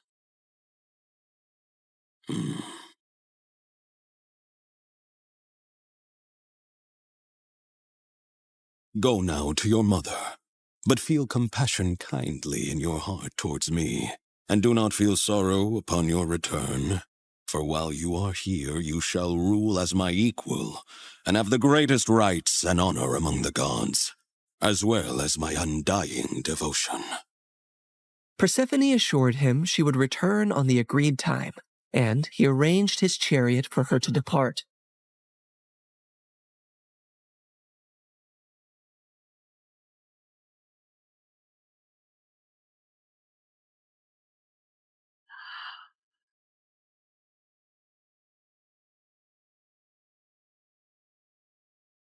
Demeter's joy knew no bounds when she was reunited with her daughter, but she was furious at the deal that had been struck. How could you possibly eat the fruit of the dead? It is common knowledge that eating anything in the underworld binds one to that realm. Why would you do that, Persephone? It was a moment of great weakness. I wish I could reverse it. I am so sorry, Mother. Demeter had no choice but to accept the deal. And once her wrath subsided, the earth turned green and bountiful again.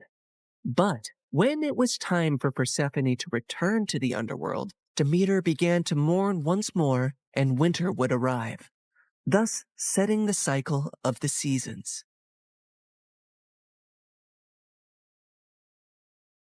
My daughter, my soul, your return brings life to this world. Mother, in the darkness, I've learned the secrets of the deep earth, and in your light, I bring forth life. Together, we bind the world in a cycle of death and rebirth. And so, in this tale of compromise, the dance of the seasons has found its rhythm. An enduring love story was also set into motion, for even eons later, Hades and Persephone are often mentioned as Greek mythology's most happily married couple. I can give you all the wealth of the earth, Persephone, but I cannot give you the sun and the breeze. I know you long for them when you are here. You have given me more than I ever expected to experience in my life, Hades. You have given me respect, power, and a love that is genuine and rare. With you, I feel the most like myself. With you, I feel free.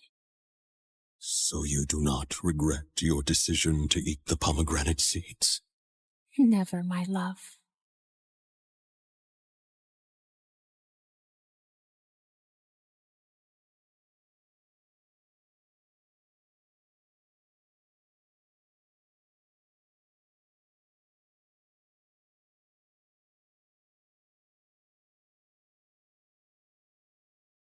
Hi, I'm Jessica from Napa Valley, and I have a weird story to tell you today. But first, please like and subscribe because MSA will give $1,000 to one lucky person in the coming 7 days. I lived in a beautiful house surrounded by trees. I had a good life, but growing up, I didn't get along too well with my family. For starters, my mom was like a 5-year-old trapped in an adult body. All she wanted to do was run around and play. Mom's idea of having fun was a water balloon fight with me and my older brother Dylan, and I found her childish behavior so annoying. I could never study in peace without hearing Mom sing show tunes around the house. Come on, you little bookworm. Let's bake some cupcakes. Don't you know how to have any fun, you nerd? Ugh, see what I mean? But the only person worse than Mom was Dad. He was barely home since he was a fancy businessman who traveled a lot. And when he was home, he treated us like servants. Bring Daddy some juice, will ya? My toes hurt and I can't move. There's not a lot left and we're saving it for tomorrow morning. Oh, so maybe you should be the one who goes on 5-hour flights to earn money for us. I kinda hated being around all of them, so I spent most of my time alone reading and practicing my violin. But when I got to 11th grade, things took a crazy turn. Mom told me one morning that we were taking in an exchange student. She's from Tokyo. She'll go to your school and live with us for 4 months. Isn't that exciting? Sure, but we'll have to clean the kitchen first so she doesn't run crying. Be happy, Jessica. Now you'll have a live-in friend to bore to sleep while you play your violin. I sure hoped she wouldn't be a live-in headache like Dylan. That weekend, we all drove to the airport to pick up our Japanese guest. Her name was Queenie, and she looked like a goddess out of a wonderland. Even her fingers were beautiful. Thank you for having me. Truly, it means so much. It's our pleasure, sweetie. Look, I got you a stuffed welcome panda. Mom?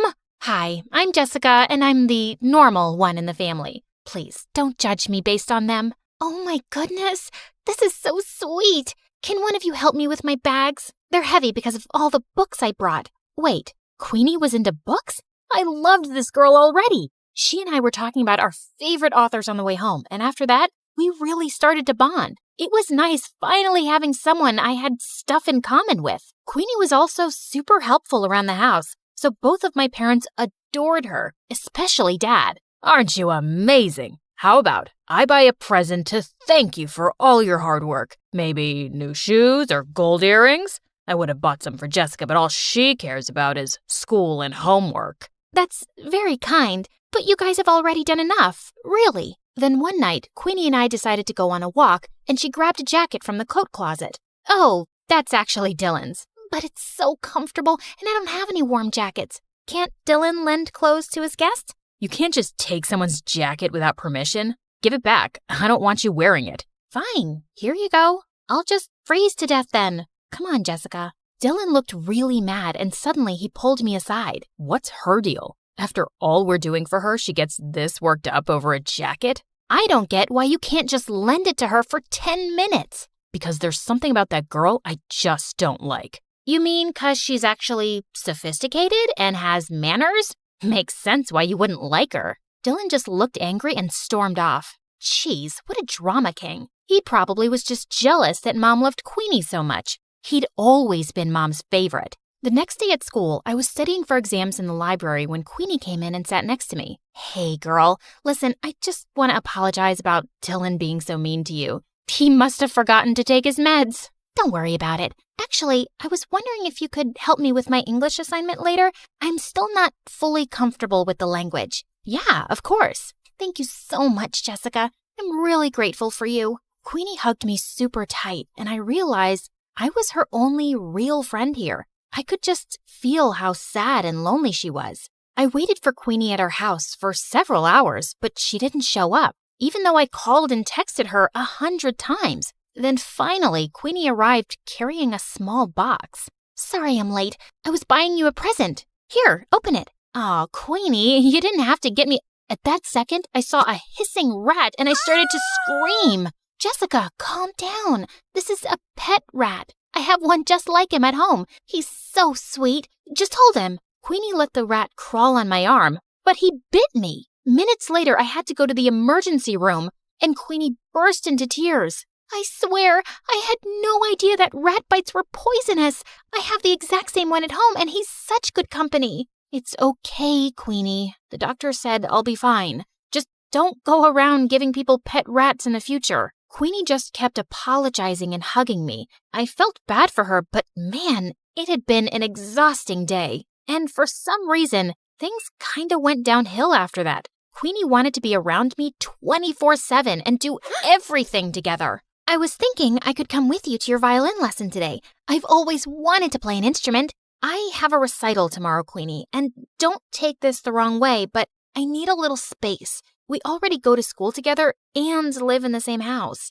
Of course, I totally understand. Your mom wants me to make dinner anyway. I was relieved that Queenie wasn't upset, but when I knocked on my violin teacher's door, I saw he looked mad. What is it now, Jessica? Haven't you caused me enough stress today? Caused you stress? What are you talking about? Your mother called in to tell me you wanted to quit the violin for good. The recital is tomorrow night. I have 24 hours to find a replacement. My teacher slammed the door angrily, and I was so confused. Why would Mom tell him I was quitting the violin? I went home to confront her when I saw Queenie standing by the kitchen, smiling at me. How was your violin lesson? Was your teacher disappointed that you quit?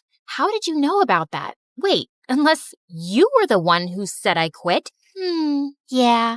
I was a little hurt that you didn't let me observe your lesson. So I thought a good punishment would be taking the violin away from you for a while. I'm sorry, punishment? Queenie, you're not my mom. How could you do that? Playing the violin is one of the only things that gives me joy. Like you already don't have enough joy in your life? You don't appreciate anything your family does for you, especially your mom. You make it so obvious that you think she's dumb. You're just an ungrateful witch. That made me so mad that I slapped Queenie hard across the face, and then I stormed off to my room. I refused to speak to Queenie that whole morning and didn't even say thank you when she made me breakfast. I suppose all sisters fight once in a while. Honey, Queenie's going to come to school late today. We have to renew her passport. Good. Get it renewed ASAP so she can go back to Japan. And she's not my sister. Jessica, what's gotten into you? Queenie just smirked at me and I left. I tried to forget about her at school, but around lunchtime, I got a text from her. Jessica, where's your mom? I haven't seen her all morning. Is she okay? What was she talking about? Hadn't they gone to the passport office together? I called and texted Queenie to find out more, but she didn't answer. And when I called Mom, her phone went right to voicemail.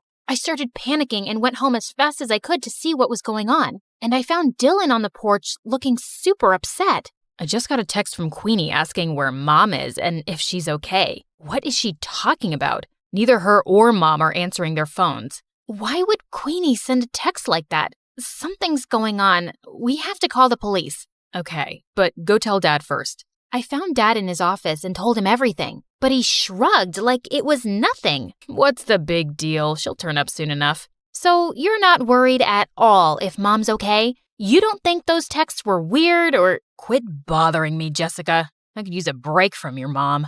Get a little peace from her morning singing. What? What kind of monster was my dad, not caring if Mom was safe? I would have to take matters into my own hands. But just then, I heard yelling coming from Dylan's room, and I opened his door to find Queenie sitting on his bed, while Dylan looked furious. What is going on? Queenie, you've been home this whole time? Do you know how many times we tried calling you? What is going on with our mom? Sorry, that's not a question I can answer. Jessica, this girl's a creep, and I know she had something to do with Mom being missing. Look, Queenie, I know we had a fight yesterday, but we really need your help. Queenie didn't answer me. She just walked towards the door with her arms crossed. You two won't find your mom anytime soon. I'm making sure of it. You're making sure? Queenie, tell me right now where Mom is, or what? You'll go to the police? You'll accuse a poor, helpless exchange student of making your mom go missing with no proof? I don't see that working out, and I'm not done with you guys yet. In fact, I've just started. With that, Queenie pushed me off of her and walked out of the room. Dylan and I immediately went to the police station and reported everything. They sent out a search team to look for Mom and then did an investigation on Queenie. And to our shock, they discovered Queenie wasn't an exchange student at all. She'd faked her application. She wasn't even from Japan. She lived in LA. So she's just this stranger who came into our lives and made Mom go missing? Who is this girl and what does she want from us? I don't know, but that chick gave me weird vibes from the start. She's obviously out to get us. We stayed at the police station for several hours, waiting for any news. Then finally, the police came back with Mom. Oh my God, what happened to you? It was Queenie. She said she had to show me something important, then drove me into the middle of the woods and threw me out of the car. She just left me there without my phone. I was just lucky some forest rangers found me. But don't worry, I'm all right now. Just then, some policemen walked in with Queenie. Looks like Mommy made her way out of the woods. You're a monster, Queenie. We know everything. How you kidnapped Mom, how you faked your exchange student application. Who are you and why are you trying to ruin our lives? Because you ruined my life first. When I was 10 years old, your dad conned my parents out of all their money and disappeared. And we ended up having to live on the streets. My mom had a mental breakdown. Your dad is a criminal, and I finally tracked him down because I wanted him and his perfect family to suffer the way I did. I was speechless.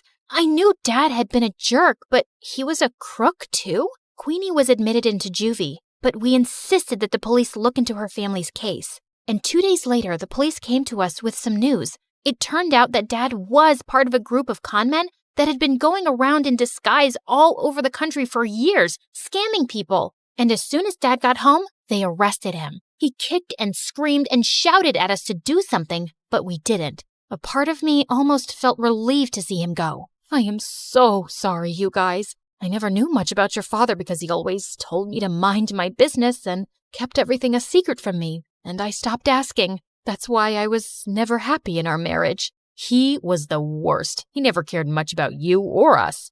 You did everything for us, Mom, and I really appreciate you. I'm so sorry if I looked down on you for being messy or childish or whatever. Now come on, let's go talk to the police to get Queenie's family help for their situation. Be grateful for the life you were given. Every day is a gift.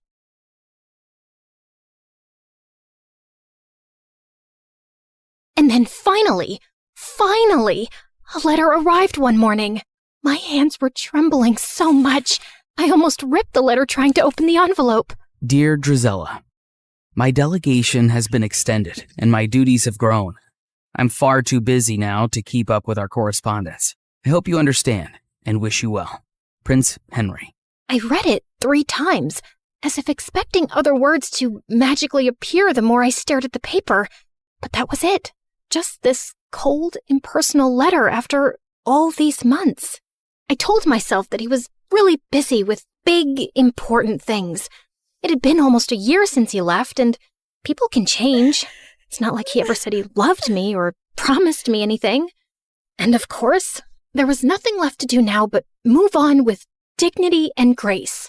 I found great comfort in pastries and gained a lot of weight. I considered becoming a nun, but decided against it since nuns aren't allowed to curse. I went to the village witch and said a friend was asking about ways to hex a prince. I started writing a vicious breakup letter to Henry, then realized you can't break up with someone you were never technically with, so I ate more pastries. Then I started running at dawn, lost all the weight, and used Cinderella's stupidly good skin and hair stuff so he'd choke on his regret the next time he laid eyes on me. But no matter what I did, it didn't dull the ache of missing someone who didn't miss me back anymore. It had been months since that last letter, and I had picked myself up and moved on. So I wasn't expecting my stomach to lurch when an official invitation arrived from the palace, announcing a grand ball in honor of the prince's return. Great. Other people could honor him. I wasn't going. Besides, Anastasia was terrified of dancing, and Mother wouldn't be up for it either. Over the past few months, she'd grown very weak and was always tired. I'd asked a couple of doctors to examine her, but they had no answers. Cinderella had been on top of her care, of course, always fluffing her pillows, rubbing her feet, making her special herbal teas. And the thought had crossed my mind more than once. What exactly was she putting in those concoctions? I didn't think she was beyond slowly poisoning a woman for her inheritance. I'd thrown the invitation in the trash. But sometime later, Cinderella came into the living room, clutching it to her chest. You're invited to a royal ball. Can you believe it? Oh, I've never been to a proper ball or worn a ball gown, and I've never seen the palace. I know I'm not invited, but maybe I could go, if you could take me with you. Yeah, no. We're not going. Royal balls are dull. Take our invitation and go, love. I'll arrange a carriage for you. You deserve to have some fun. Yeah, there was no cute fairy swishing a wand and going bibbidi-bobbidi-boo. Just my own mother handing Cinderella one of her finest gowns, a string of expensive pearls, and some money to buy shoes. Because naturally, Cinderella's feet were impossibly tiny and delicate, and she couldn't borrow shoes from us ogres. And off went Cinderella, looking like a vision. Since she was finally out of the house for a few hours, there was no way I wasn't going to snoop through her room, which was, as I suspected, disgustingly perfect. Not a speck of dust, and everything was arranged with military precision. Psychopath. I rifled through her drawers, opened her wardrobe, peered under the bed. I didn't find some secret stash of poisons or a diary confessing to slow murder. I wasn't even sure what I was looking for, and I was beginning to feel stupid. I turned to leave when suddenly my elbow bumped into a picture frame on her vanity, knocking it to the floor. I cursed under my breath as I picked it up. Luckily, nothing was broken, and the picture had just come out. As I was placing it back in, something slipped out, a folded piece of paper tucked away carefully. And when I opened it, I recognized the handwriting instantly. I would have known it anywhere. Dearest Drizella, I'm so sorry I haven't written in a while. A sudden, strange illness gripped me and I was too sick to be moved or even lift my head. The royal court kept quiet to avoid panic, and it took me months to recover. Even now, the physicians say the worst is not over. I'm healthy otherwise, but my vision has been compromised permanently. They expect it will continue to worsen until I lose it entirely, perhaps within a few months or a year. Before that happens, before I lose my ability to pen down words myself, I need to tell you that I'm in love with you. I'm not the man you deserve, but if you could ever imagine a future with me, one where I will not have my sight, but you will have all my heart, I would ask you to marry me. Yours always, Just Henry. I read it again and again and again. My knees gave out and I sank to the floor. He had loved me. He had wanted to marry me. He had needed me when he had gotten such terrible news, and I'd never even known. I'd spent all this time thinking he'd forgotten me so easily, but it wasn't true. None of it was true. But Cinderella had known. How had she gotten this letter? Had she stolen it before it reached me? Did she intercept others too? Did Henry get mine? A broken sound escaped my throat. I wasn't crazy or paranoid. I'd been right about her all along. Suddenly, the sound of the front door opening snapped me back to reality. Cinderella had returned from the ball. I rose to my feet, pure rage surging through my veins. She'd taken everything from me, but this time, she wasn't getting away with it. I ran downstairs and found Cinderella by the fireplace, humming softly, and I lunged towards her and grabbed her hair. Oh my God, what are you doing? I shoved the letter in her face. Why do you have this? What did you do? What did you say to him? Her blue eyes went wide. Then slowly, she smiled. And before I could react, she grabbed the letter from me and flung it into the fire. What letter? I saw red as I screamed and tried to yank her hair from her skull. She managed to pull away from me, but I grabbed her dress, tearing away the silk. She shoved me, and I stumbled back as I ripped the pearls from her throat. Mother and Anastasia came running in at the noise. What is happening? She's attacking me! She's gone mad! Get her out of here. I swear I will kill her if you don't. You don't know what she's done. She stole him from me. What? Who are you talking about? Henry, the crown prince. We were in love. He wanted to marry me. Mother and Anastasia just stared at me like I was speaking a foreign language. She's crazy and jealous. She's always hated me. Drizella, you've lost your mind and you're scaring us. No, I'm not crazy. I'll prove it. I tore up the stairs, running to my room. I flung open the chest under my bed where I'd kept all our letters. They were gone. All of them. I stumbled back down the stairs, half mad with grief and rage. I charged at Cinderella again, but Mother blocked my path and shielded her. You will not come near her again, you hear me? Enough. I couldn't breathe. I bolted from the house and ran out into the cold. I stumbled into the barn and sank onto the dirt floor, sobbing until my whole body hurt. I didn't know how much time had passed, but eventually the door creaked open and Anastasia walked in softly, kneeling beside me. If you say you talked to the prince, if you say you loved him, I believe you. You do? I knew you were hurting this past year. I mean, I know what eating your feelings looks like. But you just shut me out. I wish you hadn't. I leaned into her, the way we used to when we were little girls, feeling scared of thunder, and she pulled me into a warm hug. Thank you.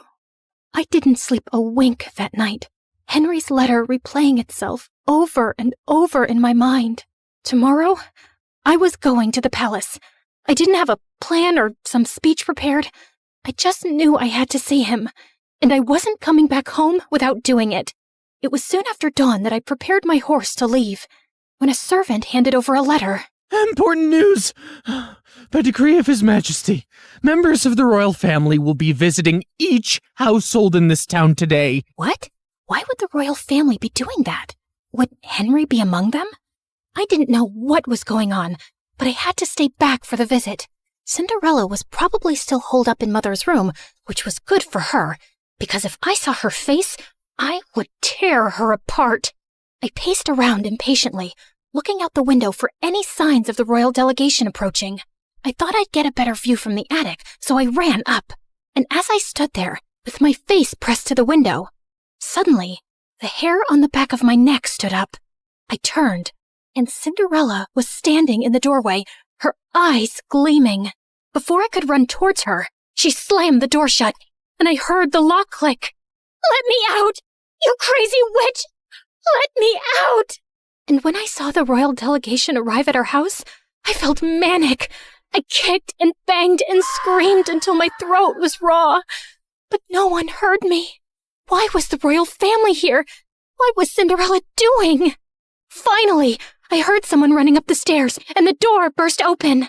The prince, he's here. He's here. And he just asked Cinderella to marry him. The words punched the air out of my lungs. You have to go. You have to stop him. Hurry.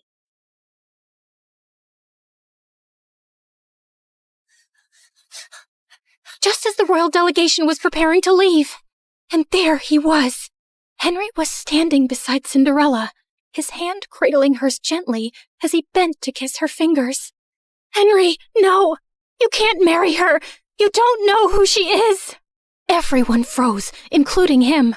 He slowly turned to me, squinting his eyes hard, and then his face hardened to stone. I told you she would never let me escape. Henry, whatever she's told you, it's all lies. Address me properly, miss. It's Crown Prince Henry. Okay, Crown Prince Henry. You cannot marry that two-faced witch. A ripple of murmurs went through the small crowd gathering around us. I need a moment alone with her. He led me forcefully into the stables away from everyone and slammed the door behind us. You are the biggest liar I've ever met. All the time you whined about your perfect stepsister replacing you when it was just a poor, abandoned girl that you and your family made your slave? I felt like he'd slapped me in the face. She didn't even dare tell me her name yesterday at the ball. She said she sneaked away because she wasn't allowed to exist freely, not even for a night. Then she ran away before I could even ask who she was. All I had was her slipper she left behind by accident. And then imagine looking for her and finding that you're the villain in her story. Henry, she's a manipulative psychopath. She stole my letters. She stole yours.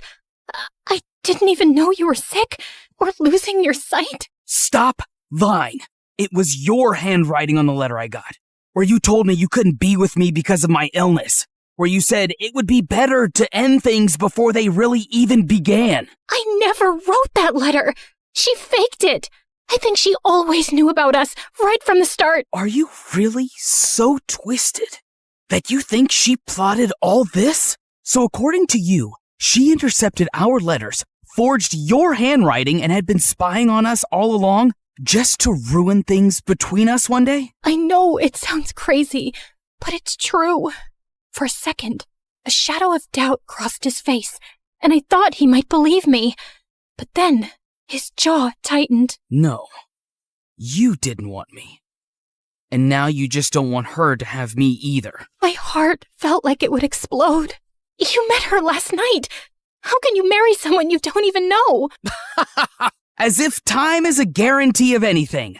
I knew you for much longer, but it turns out I didn't know you at all. She knows about my ailment, and she accepted me as I am. And even though I've lost most of my sight now, when I look at her, she glows like an angel. She's kind and beautiful and good. I know she will save me, and I will save her from you. As he started walking away, I felt something break inside me, like a monster being unleashed. Maybe it's a blessing you're going blind, Henry. I hope it happens faster for your sake. It's better if you're spared from seeing the snake you're marrying or the fool you've become. And I wouldn't have married you anyway. A blind fool is no prince, only a burden. Mind your tongue when speaking to your prince. And if you ever cross my path again, I will have you exiled. I walked out after him and watched from a distance as he took Cinderella's hand, lifted her into the royal carriage, and rode away, taking every dream I'd ever dared to have with him. What was it that Henry had called me? Ah, yes, the villain in Cinderella's story, in that she would save him and he would save her from me. Yes, her beauty was so bright, it even enchanted an almost blind man. It made everyone else look ugly. I calmly stepped over to the oil lamp and knocked it over. Then I stood back and watched as the flames ran up the curtains, licked up the walls, ate up her belongings, gobbled up all her lies. The whole room blazed, and it felt good. The fire spread faster than I'd expected. The house was old, and the walls were bone dry. By the time the servants managed to put it out, half the estate was gone. Mother, heartbroken and sickly, packed up what little we had left and moved in with some distant relatives. Anastasia went with her. And me? Well, I was declared unwell, hysterical, and quite dangerous. I was locked up in a sanatorium, just a fancy word for a prison with prettier walls. Anastasia tried to visit me regularly the first few years, bringing me sweet treats and books, but over time, the visits got fewer, and eventually they stopped altogether. And so, here I stayed, my name forgotten, just one half of the ugly stepsisters duo. The real question is, Did Cinderella get her famous happy ending? Honestly, I don't know. The Crown Prince had a relapse of his disease a few years later, and this time, he did not survive it. I'm sure Cinderella wore black for a while and looked stunningly tragic, but I doubt she really mourned him, because I don't think she was capable of loving anything or anyone. But who knows? Maybe she lived happily ever after anyway, bedecked in jewels and finery, admired and beloved by the people, and with a whole castle to scrub to sparkling perfection. Anyway, this is how my story ends. It's so depressing, isn't it? But don't worry. This version won't stick, because no one really wants the truth. Not when the truth is ugly and the liar is beautiful. Hey, before you click away, can we talk? Like, really talk? You just spent time with me and my story. Not 30 seconds, not a quick swipe, actual time. And that's kind of rare now, isn't it? Look, I get it. TikTok is addictive. Those quick dopamine hits, one after another. But here's the thing. Do you remember any of those videos from last week? Last month? They blur together, don't they? But a story? A real story sticks with you. It changes how you see things. Maybe after watching mine, you'll think differently about the villains in other stories. Maybe you'll question who's really telling the truth. That's what stories do. They don't just pass time. They change us. We're fighting to keep this alive. Every animation you see took weeks. Every character, every expression, every scene, crafted by humans who believe stories matter. We could pump out 3-minute clips with AI voices reading Reddit posts. We could chase trends. We'd probably get more views. But we don't, because you deserve better. Here's the truth. Platforms push short-form content because it keeps you scrolling longer. But we're not trying to steal your time. We're trying to earn it, to give you something worth those minutes. So if this story made you feel something, anything, then please share it. Not for the algorithm, not for us, but for everyone who's hungry for real stories and doesn't even know it yet. Send it to that friend who says, I wish movies were like they used to be. Drop it in the group chat where people actually discuss things. Because every share is a vote that says, yes, storytelling matters. Yes, we still want narratives that challenge us, surprise us, make us think. The art of storytelling survived thousands of years. From cave paintings to campfires to Shakespeare to cinema. Don't let it die on our watch. Not for a 5-second dance trend. Help us prove that in a world of infinite scroll, some things are still worth stopping for. Share this story. Save storytelling. It sounds dramatic, because it is. Okay, listen. Onion, honey, or pineapple. Any of those can tenderize meat. Pick whichever one's available. Okay, got it. Noted. I didn't come to this school for academics. I came for the food.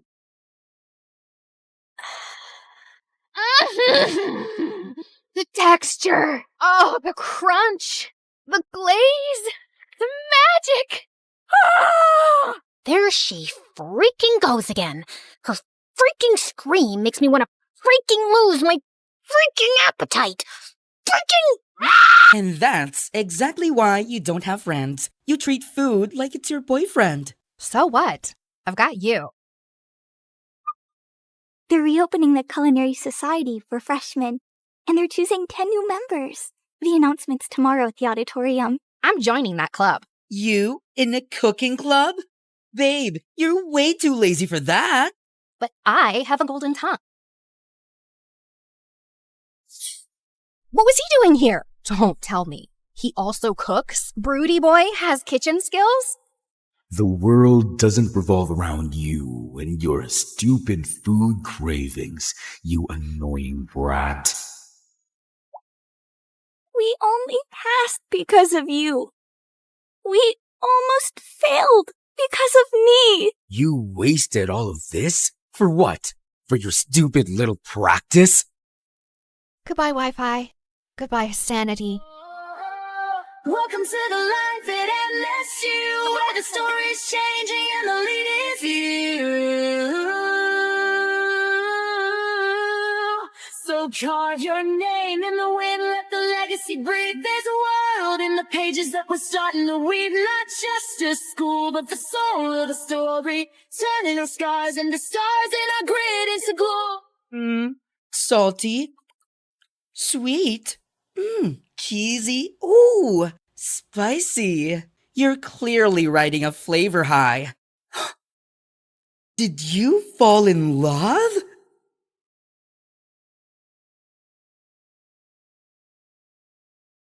I sat in the audience for the 1,000th time watching my annoying sister Mara's talk show. I was just about to fall asleep when suddenly a spotlight shone on me. There she is, my twin sister Brooke. Come help us play the game, sis. Wait, what? Before I could say a word, the audience started chanting my name and my parents nodded at me encouragingly. Mara was waiting on stage with her guest star, who was some famous model. So, Brookie, you and Iris are going to play the card game War, and whoever wins breaks an egg on the other's head. Can I jump off a building first? Always such a little party pooper. I played the dumb card game until I won, so I cracked an egg on Iris's head before turning to go off stage. Ow! You just hit me in the head with an egg. That was the goal of the game, genius. Well, you did it way too hard. Ow! The next day, my accidental egg assault was all over YouTube and social media. Sister of talk show host Mara gets violent with popular model Iris. So melodramatic. My life wasn't always like this. I'd never asked to live in the public eye. All of this started when my bimbo sister got her own show a year ago and became a child millionaire. Then here I was, just trying to get through high school without punching or kicking walls. Hi, I'm Brooke from Manhattan, and this is my story. But before I rant about my drama, please like and subscribe. Everyone at school brought up the stupid talk show incident. Look, it's Mara's extra crazy sister Brooke. Should we refer to her as the egg beater? I can beat an egg over your head, but don't worry. I'll avoid smashing your new nose. You're always such a witch. This is why nobody at school likes you. She was so cute for thinking that I cared. Anyway, around lunchtime, I headed to the bathroom when suddenly I jumped. One of the most popular guys in school, Lance, was right behind me, smirking. He was a part of a clique of 4 other heartthrobs who all looked like Wattpad princes. You are looking lovely today, princess. You just followed me into the girls' bathroom. I wanted to ask you out on a date. You've never even made eye contact with me before. I used to think you were just Mara's mean loser sister, but when I saw what you did on TV, I practically fell in love with you, babe. I've always wanted a girl with that kind of fire. So I'll pick you up tonight at 8. I didn't answer. I just pushed Lance away from my face and towards the toilet bowl. He landed head first, and I couldn't help laughing. Except later that day, I noticed the rest of Lance's dreamy friends kept staring at me with that same smirk on their faces. In fact, all 5 of them slipped envelopes into my locker asking me on a date. This had to be some kind of joke. I decided to ask Mara about it since she was the school queen bee and full of gossip. But surprisingly, Mara didn't know anything. Then later that night, she gave me some crazy news. She'd invited all 5 of those guys to come onto her talk show where she'd set up a competition over who could win a date with me without even asking me. So what if they're just hitting on you for a joke or a bet? It'll be so much fun. You've never been on any kind of date and you're in the 12th grade. Please. I finally gave in, but I knew those boys were up to something. And if they were going to mess with me, I was going to mess with them too. On the night of the show, I sat center stage behind a table while the 5 idiot heartthrobs lined up behind a rope. Each of them had 30 seconds to impress me. After you pushed me into the toilet, I went and bought you flowers. I also have chapstick to put on before kissing you for our date. Too bad your breath smells like a sewage drain. Next. If you were my girlfriend, I'd take you to a restaurant right on the ocean and buy a giant ice cream sundae with ice cream makes me puke. So I used to be an underwear model, but then I'm embarrassed for you. I had this flown over from Japan. No! By the time the 5th guy, Zeke, came over, I was already exhausted. Then I noticed he was holding a guitar. Oh my God. Brookie, oh Brookie, honey, my heart is yours. Yeah, Brookie, oh Brookie, Brookie. Zeke, my sassy princess adore. The audience went wild, and I wanted to cringe. But for some reason, I found myself smiling. So when it was time to choose the guy I'd go on a date with, I chose Guitar Boy Zeke. I just had to remember that he probably didn't really like me, and if he was planning on humiliating me, I had to beat him at his own game. So when I met Zeke for our picnic date, I came wearing my mom's wedding dress. What's that you're wearing? A wedding dress. That way, we can imagine what it'll be like when we get married one day. Ever since the talk show, I've fallen head over heels for you, and after that song you sang for me, I know now that you feel the same way. I'd hoped the guy would run scared and crying, but instead, he laughed. I must have really won you over with that song I played you. I'm not done with you yet, Prince Charming. During our picnic, I sat on his lap and made him feed me every bite of food and hold the water cup up to my lips. And when he turned to get a napkin, I started fake crying hysterically. We were staring into each other's eyes, but you looked away. Is it because my eyes are ugly? Or are you breaking up with me? I have nothing else to live for now. You are so extra. I know what'll cheer you up. Let's have a romantic dance. Wait, what? Before I could say a word, Zeke turned on classical music and pulled me up to dance. He started spinning and twirling me around and even threw me in the air. God, he was crazy. Later on, Zeke drove me home, but he said he needed to stop at his house first for something. I decided then I'd confront him. Look, I know you're either dating me because you bet your friends money or you guys want to humiliate me as a joke. Either way, I'm just telling you, I didn't fall for it. I told those guys you'd be too smart to trick. It was Lance's idea to bet money on which one of us can win you over. I never wanted to do it, but I couldn't tell Lance that because whatever Lance wants, Lance gets. Zeke then told me his dad and Lance's dad were friends, and because Lance's family was rich, his dad was going to pay for a music college Zeke got into. Therefore, he could never afford to ever piss off Lance. And don't tell Lance I said any of this. Please, just let me tell him you fell for me and you asked me to be your boyfriend. I really want to go to music school. Come on, you don't care what anyone thinks, and you're already unpopular and barely have any friends, and no offense. How little self-respect did this guy think I had? I wanted to give him a good slap in the face, but just then, Zeke stopped by this really run-down trailer next to a pile of garbage. Okay, we're here. My dad's sick, so I have to check on him every few hours.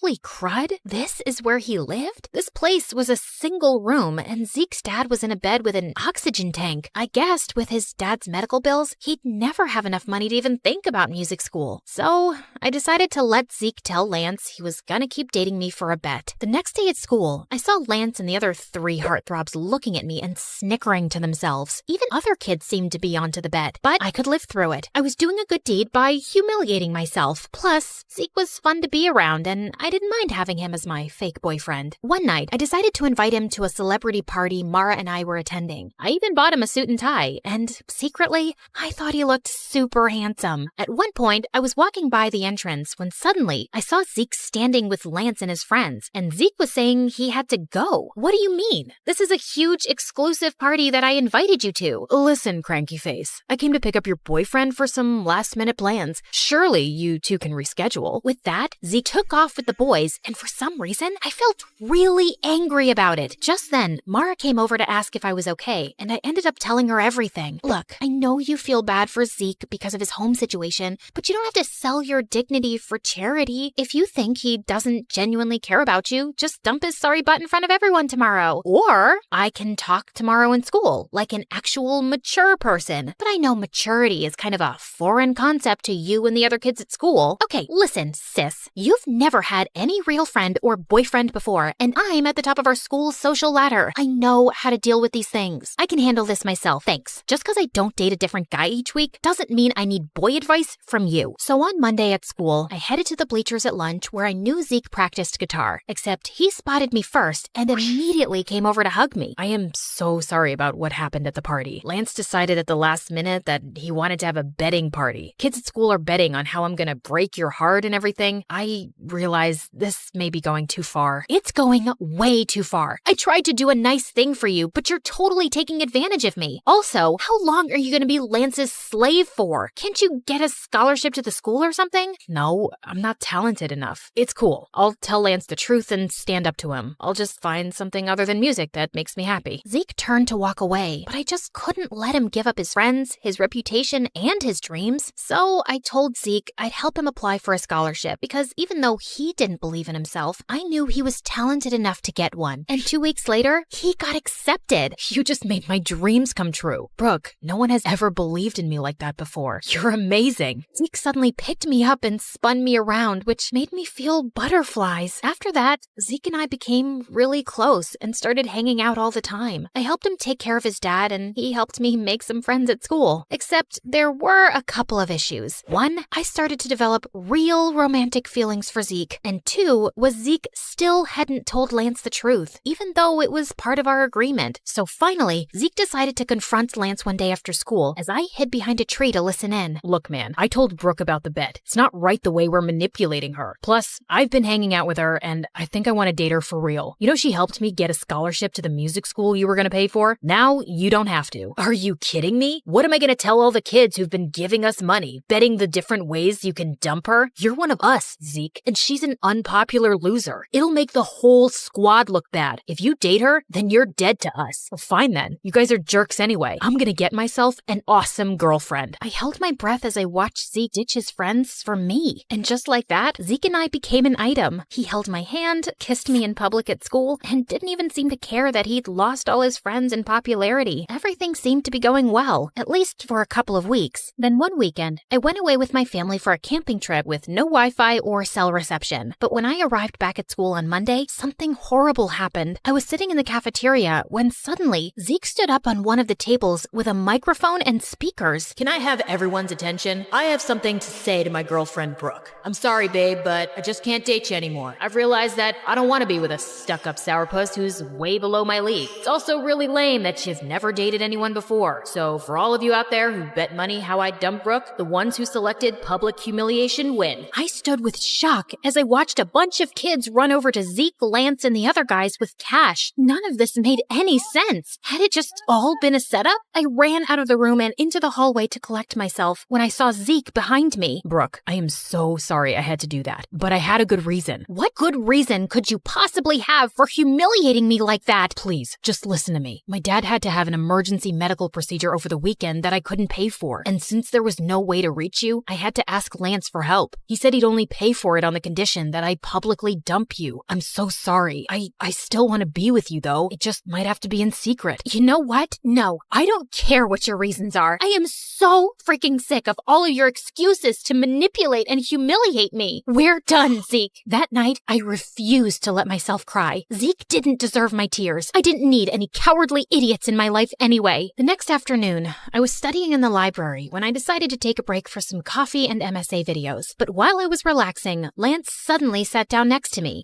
Ooh, MSA. I watch them on TikTok all the time. Let me help you pick an episode. If you come anywhere near me or my computer, I'll squeeze your head until your brain pops out. Oh wait, I forgot. You don't have a brain. Probably why you watch MSA on TikTok instead of YouTube. You know, YouTube, the site for smart people. Wow, Zeke must really regret dumping you. Yeah, about that. I know it was you who forced Zeke to break up with me. Why do you have to go around messing with his life and mine? The way you and your friends bet on me and tried to break my heart for fun? How sick do you have to be to want to do something like that? Maybe some people just enjoy messing with other people's lives. You should ask your sister. After all, the whole betting game was her idea. Lance got up and left, leaving me very confused. What did he mean by that? He was probably just messing with me, but I still asked Mara about it, and she got really quiet. Okay, it's true that it was my idea, but let me explain. I just felt bad because our whole lives, you've lived in my shadow. I have everything. Fame, popularity, friends, and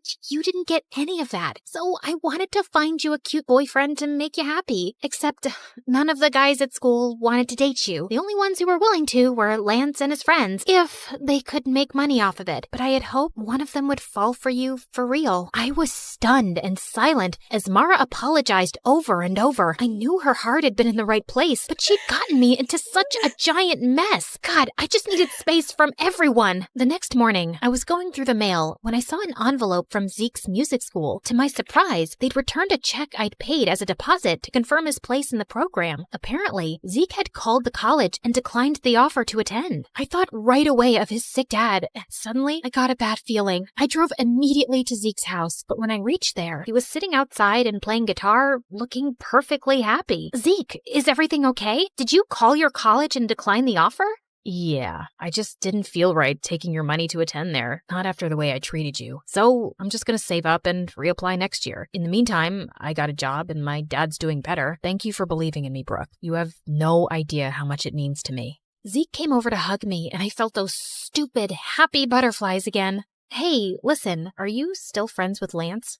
God, no. I'm done being his slave. I took a loan and paid him back everything I owed him for Dad.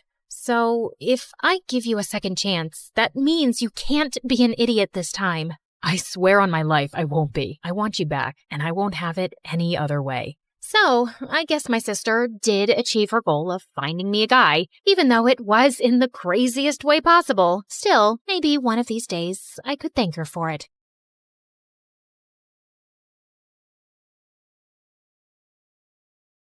I turned the corner as fast as I could, but the scary men in dark suits were still behind me. I couldn't let them catch me. I had the fate of the world on my shoulders. Well, actually, it was around my neck in a butterfly locket that held the super secret code to a powerful weapon that had to be protected at all costs. Hi, my name is Grace, and I'm a super secret. That's classified. Let's just say I have a special set of skills. But before I continue, please like and subscribe. I darted into the subway and raced down the stairs just as the train slid into the station. The men were right behind me, yelling for me to stop. Sorry, suckers. Better luck next time. I hopped on the train, raced down the aisle, and bumped into the most beautiful boy I'd ever seen. His face screamed perfection. He had the body of an action star, and his smile could melt the polar ice caps. My special AI glasses analyzed him in half a second. His name was Nate. He was the quarterback of his high school football team, and his dad was a successful businessman. He seemed too good to be true. And then he opened his mouth. Hey, sweet thing. Yeah, I know I'm handsome. I'm a perfect 10. No, an 11. Maybe a 12. I'm the best looking guy you've ever seen. Am I right? Nate pulled out a marker and started signing his name on my arm. What the heck are you doing? You don't want my autograph? I'm a famous football star. At least I will be in a couple years. Though the way you're looking at me makes me think I might be the man of your dreams. You're pretty cute, too. I mean, pretty and cute. Both? Get it? Suddenly, I saw the angry men in black suits running down the aisle headed in my direction. The last thing I needed was to get caught with the necklace, so I pulled Nate into a kiss, distracted him, and quickly slipped it into Nate's backpack. Wow, that was intense. Well, what can I say? I'm an intense person. Oh, this was fun. See you never. Bye. Saying that, I just ran. Just as I'd expected, the men rushed past Nate and didn't give him a second look. I raced off the train and into the crowded station and got out of there undetected. When I walked into headquarters, Agent Mama Bear ran up to me screaming, "Where's the necklace?" I had to stash it with a civilian. A civilian? Are you crazy? What are you thinking? If Mr. X gets to him before we do, that poor civilian is toast. Hello, the bad guys were tailing my butt, and I didn't want the necklace on me in case they caught me. I was thinking on my feet, and it seemed logical at the time. The president should be thanking me. Actually, he should put my name in the super secret agent handbook. I knew you were too young for this mission. I can fix this. I'll just get the locket back. Fine, this is your last chance. Hold on, I can see you guys are confused. Mr. X is actually a criminal mastermind who stole a super secret government weapon, but he can't use it because it works on a code that's hidden in a butterfly locket that I stole from a secret underground bunker. And now Mr. X wants to catch me, take the code, and sell the weapon to a group of evil men that are up to no good. You get the drill, right? After getting my butt kicked at the headquarters, I went straight to Nate's house to scope things out. But his mansion was like Fort Knox. There were guards everywhere. I couldn't risk the mission, so I decided that the only way to get closer to Nate and his backpack was to go undercover. I'd pose as a high school student, find Nate, snatch his backpack, and grab the necklace. The whole thing would be a piece of cake. The next morning, Agent Mama Bear enrolled me into Nate's school. The moment I stepped on campus, I was on a hunt to find Nate. But every time I tried to get near him, he was surrounded by an army of lovesick girls. Nate, you're so strong and your muscles are so big. I know. I go to the gym every day. Your eyes are so perfect, Nate. Thanks. I use a special kind of eye drops that Robert Pattinson used in his vampire movie. That's why his eyes were shining so much. He winked. A couple of girls cheered and some begged him to take a selfie. I wanted to barf. A couple of hours later, I saw Nate alone at his locker. He had his backpack on, but it was zipped shut. so I crept over like a cat burglar and reached for the zipper. Just as I was about to open it, Nate turned around. Our faces were inches apart. He looked at me with his dreamy brown eyes, and I swear I heard angels singing. Then some kid ran by and bumped into me. I lost my balance, fell forward, and suddenly my lips were on Nate's, and then we were kissing. You really can't seem to get enough of me, do you? That was a mistake. I have to run. Not so soon. I'm not letting you get away this time. How about you be my girlfriend? We can kiss all the time, and you can stop playing this game. I don't have time for games. You have something of mine and I need it back. Did I steal your heart? Well, baby, you stole mine too. Enough of this. You're wasting my time. Just as I was about to snatch his backpack and grab the locket, this rich girl named Pam walked up with her minions and 2 burly bodyguards. She was the spoiled daughter of a rich politician. Pam shoved past me so hard I almost lost my balance. Hey, jerk, you pushed me. That's what I mostly do with garbage. Is this street rat bothering you, Nate? If she is, I can tell my guards to send her away. She's not a street rat. She's a nice girl. We met on the subway. The subway? Yeah, it's this thing underground. People use it for transportation. It's been around for over 100 years. Duh, I know that. It's just disgusting. How many times must I tell you, Nate? You shouldn't hang out with peasants. You could get cooties. Cooties aren't real. Yes, they are. My cousin got them, and she was in the hospital for a week. Nate, let's go. I'm allergic to poor people. If I stay near that girl any longer, I'll get a rash. Pam grabbed Nate's arm and whisked him away. Nate looked back at me and winked. After that, every time I tried to talk to Nate, Pam showed up and acted like a maniac. I saw Nate outside at lunch, but when I approached him, Pam started screaming and threw herself on the ground to get his attention. Nate, help! Monster ants are eating me alive! Of course, Nate fell for her act. He rushed to her side, picked her up, and held her in his arms like she was an overgrown baby. She was beyond annoying. Later, Pam and her band of minions ambushed me in the bathroom. Hey, subway girl, I'm getting really sick of you chasing after Nate. He's mine. Back off or else. You're the one chasing him like a lovesick puppy, and honestly, it's pretty pathetic. Get some self-esteem, girl. Oh, you're gonna regret that. Pam started jumping around like she was a boxer. I really don't think you want to do this. Ha! You're ugly and stupid. Can't you count? It's 3 against 1. Pam charged at me like a raging bull. I stepped to the side, and she ran straight into her friend. The third minion ran up to me, and I threw water in her face. She slipped on her shoelace and fell on top of Pam. Pam and her minions ran to the principal's office and told the principal that I'd attacked them. But my AI glasses caught the whole thing on camera and sent the principal a video of the incident from an anonymous email account. Pam, your behavior is unacceptable, and I have no choice but to suspend you and your friends. Out of nowhere, one of Pam's bodyguards walked into the room, whispered in the principal's ear, erased the email, and left. On second thought, sorry, Pam. You and your friends did nothing wrong. Please enjoy the rest of your day. What the fudge?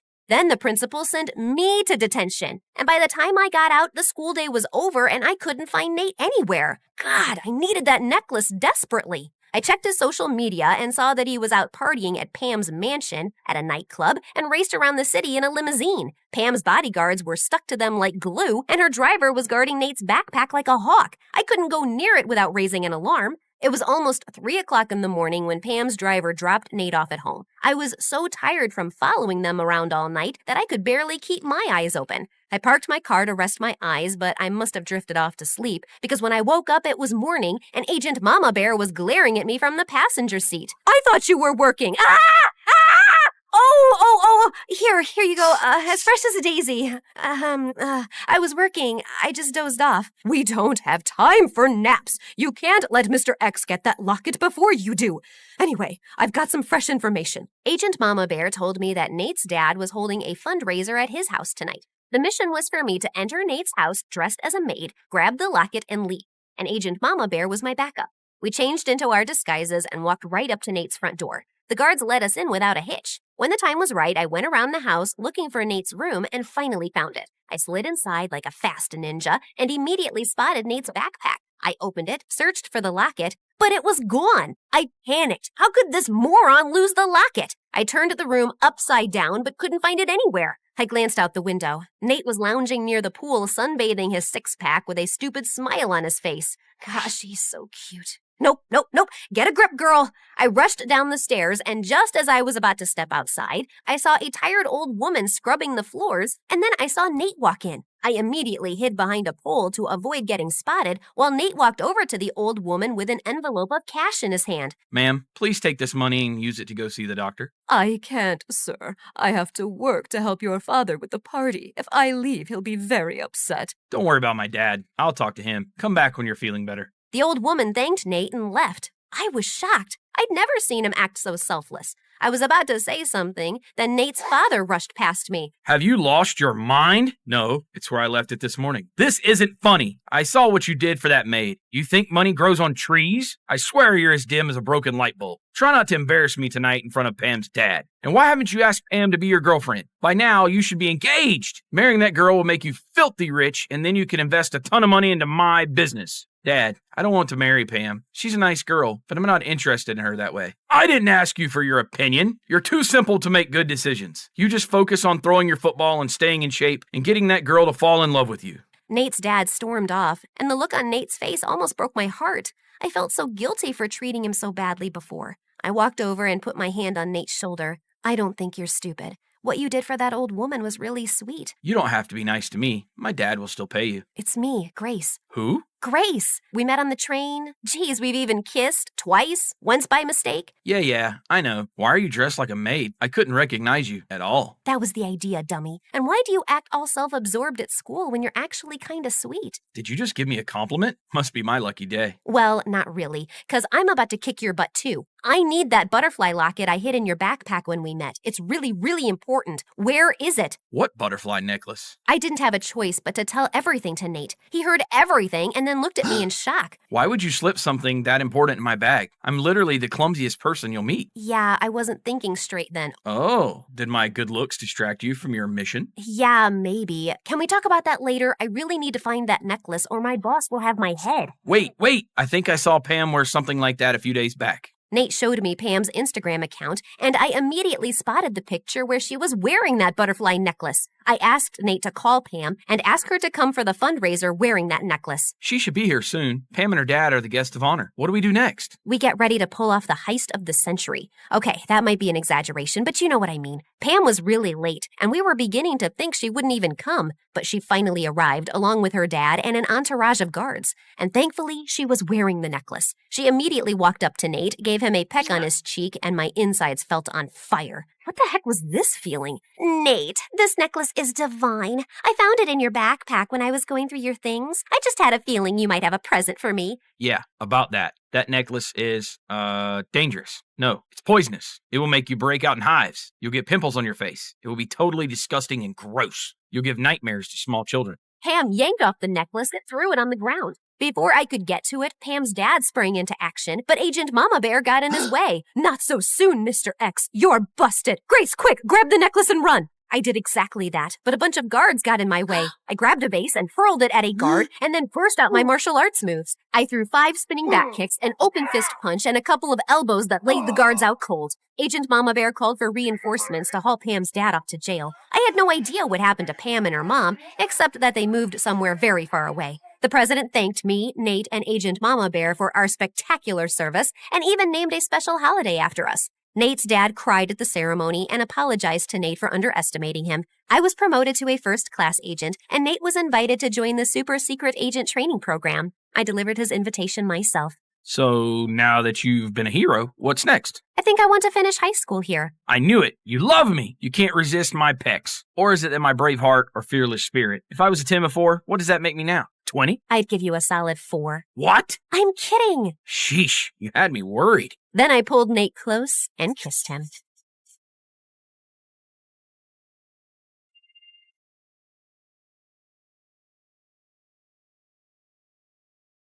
Hi everyone, I'm Hayden from California. Before I continue, please hit like and subscribe. I was born into a big, happy family, and growing up with 4 spunky older brothers was always a blast, and we ran into a lot of trouble. Like when we kicked the ball into our neighbor's window, and another time when we all fell into the pond and Mom thought slime monsters were invading the house. Yeah, we were all grounded, except for my younger sister Rose, the only odd one out who never joined us and only cared about her looks and her clothes. Ugh. Ugh, Hayden, I can't believe you dress like that. Why can't you wear a proper dress? I can't believe you like those clothes. Look at this t-shirt. It's large so I can get underarm ventilation. And I can stuff my face without fearing my waist. And these pants, they have pockets. Here, want to see the frog I found? Eee! Well, my brothers became super boring after they started high school. They got girlfriends and hobbies. Ugh, it's not like I need them to have fun. I can find my own friends. One day, when I was on my way home from school, I spotted some meanies hassling a puppy. Not under my watch. I grabbed a stick and rushed over to them screaming, but then I trod on a stone and fell. They all started laughing at me, but I got back on my feet. Let that puppy go. Or what? You'll fall on your face again? Or I'll teach you a lesson. Ooh, we're shaking in our boots. An army of ants is coming our way. That boy was my new neighbor, who was the same age as me, but half their size. And then the puppy bit the bully's hand, and the new boy rushed in and snatched the puppy away. He grabbed my arm, and we started running until we got away. Wow, that was brave. I'm Rashid. And you got there just in time.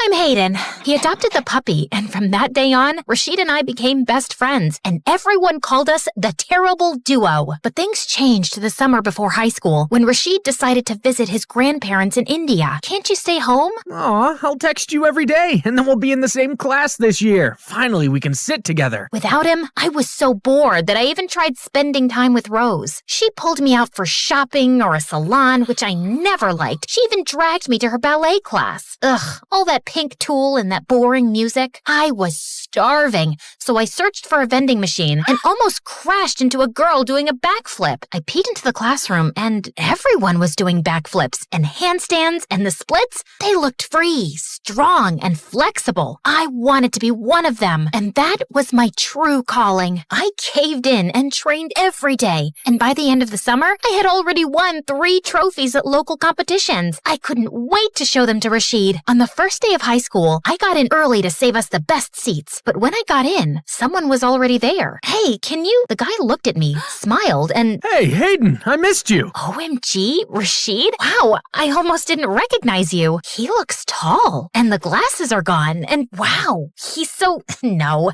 he's the same guy as before. Don't act all weird around him now. Every time Rashid looked at me, I felt myself blushing, and if we bumped into each other, my insides turned into a giant knot. I needed bug spray to kill all the butterflies flying around me, and I felt so jealous when I saw all those girls falling for him and fighting for his attention, though he dodged the swooning like a ninja dodging throwing stars. Ugh, I don't know what to do. What if he decides to date one of those girls? Try to give him some hints and see if he likes you back. So I decided to put Rashid to the test. I left my lunch at home, and he shared his with me, but then he did the same for my classmate the next day. And when it started raining, he also shared his umbrella with me and my sister. Why does he have to be so nice to everyone? Ooh, I smell heart trouble. My sister has a crush on her best friend. How predictable. Unfortunately, he likes girly girls. Girls like me. He sees you as one of his buddies. I was crushed. Not only did he not like me romantically, I wasn't even part of the competition. I liked the person in the mirror. I liked that I was strong enough to walk on my hands, or that I could sleep more in the morning because I wore no makeup. And then I decided that if Rashid liked those girls, I could be one. And like Cinderella, I just needed a fairy godmother to help me with the transformation. Or rather, will you give me a makeover, sis? OMG, I thought you'd never ask.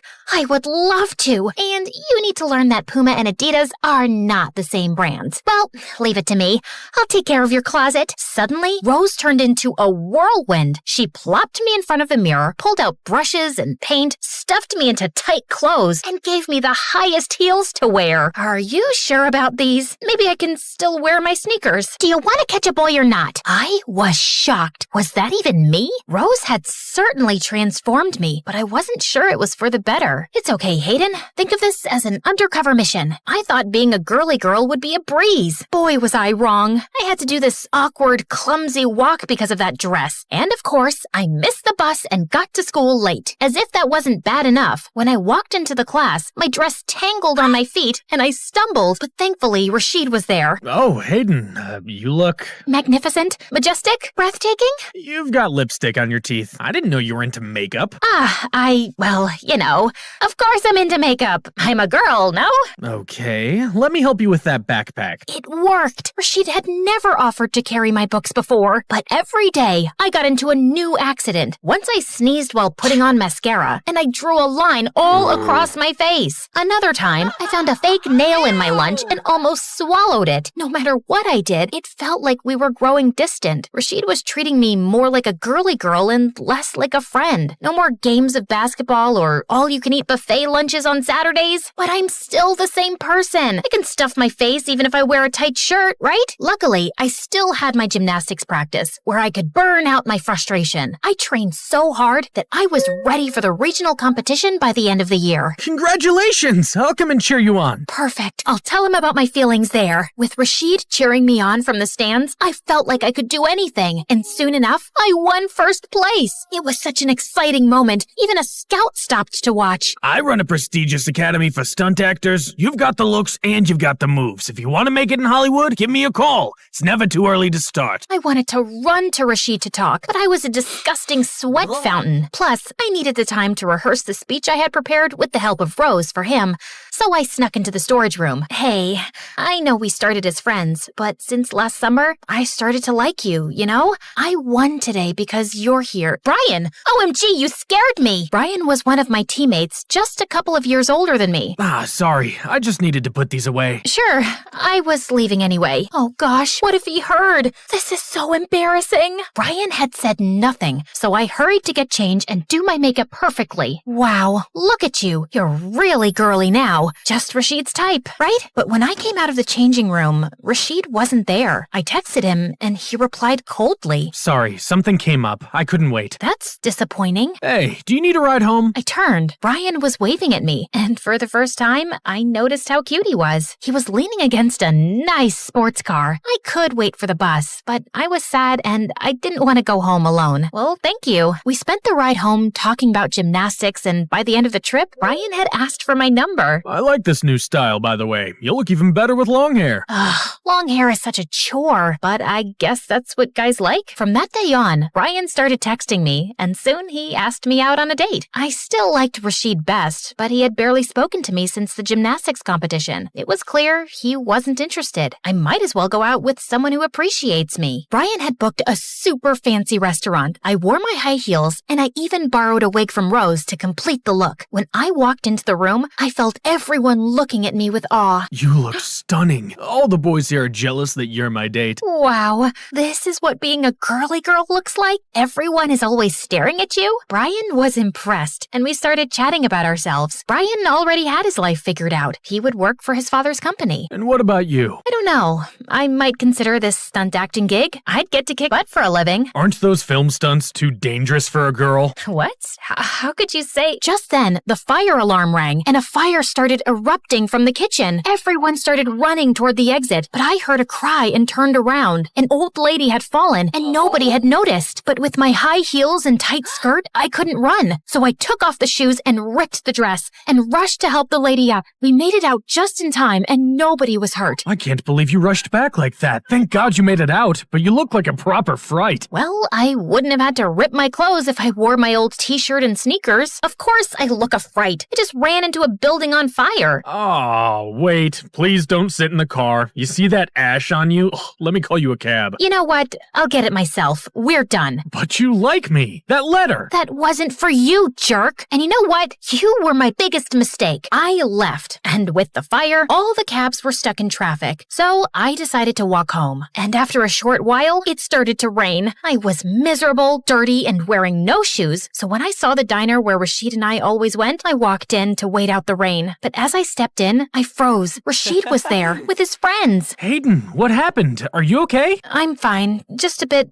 Well, I was going home, but I couldn't get a cab. I'll take you. But I'm all dirty. What about your car? He didn't care about his car, and he drove me home. Around him, my heart fluttered, and my feelings for him rushed back like they'd never gone, and I couldn't hold it in anymore. Hey, so that day at the competition, I wanted to tell you that since last summer, I started to like you. Wow, you really have changed. I didn't think you were the type of girl who jumps from one boy to the next. What? You mean Brian? I only went out with him because you kept ignoring me. You're the one I've liked for a long time. Sure, well I don't. Bye, Hayden. Rashid drove away, and I felt devastated and humiliated. When I walked in, I saw Rose. I hugged her and told her everything. I'm sorry. I feel like this is partially my fault. I actually don't know what kind of girl Rashid likes, but I lied so we could spend more time together and share everything like sisters do. You're the only sister I have, but you were always hanging out with our brothers. I was stunned that my sister lied to me, but I understand her. It wasn't all her fault. That same night, I called the Stunt Academy director. I'd like to accept your offer, but I want to move in immediately. Rashid texted me after I started going to the academy, but I ignored him and even blocked him. One rejection is enough, thank you. The classes at the academy were intense. I was learning the most amazing moves and killing it as a stunt girl on big sets. Who needed Rashid when I had my passion and talent to keep me going? I also abandoned the heels and skirt and went back to my style. No one cares what you wear if you can jump from a moving helicopter. Years later, I was at the premiere of my latest film when I saw Rashid as one of the waiters. He was even more handsome than before. Forget him. He rejected you. You're not even friends anymore. But everywhere I turned, he was there. And finally, he cornered me at the buffet table. What are you doing here? And when did you become a waiter? I tried to get into your premiere, but all the tickets were sold out. So I sent flowers, but you weren't interested. So I had to dress up as a waiter and sneak in.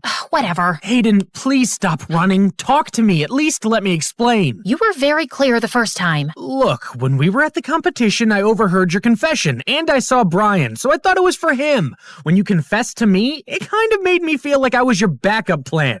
It made me pretty mad because I had a crush on you. And later, I got to know the truth from Brian, and I felt too guilty. I tried to reach you, but you blocked me. Wait, you had a crush? Yeah, since we met. After you started dressing more girly, I got really confused because I liked you the way you were. So I didn't need to change for you? Absolutely not. You were perfect, and I never stopped liking you. I couldn't believe it. All these years, I could have been with Rashid, and it was all because of a stupid misunderstanding. Well, it was clear now what I needed to do. I spun on my heels and perfectly landed into Rashid's arms in the perfect position to kiss him. I never stopped liking you either. Let's get the camera rolling.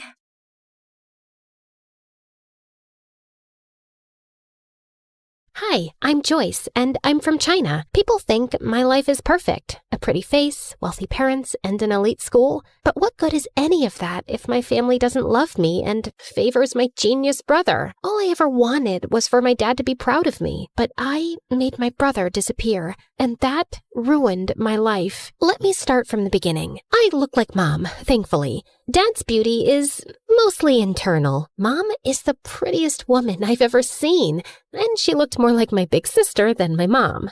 She looks like you, but I hope she doesn't have your brain, or she'll turn out useless like you. Well,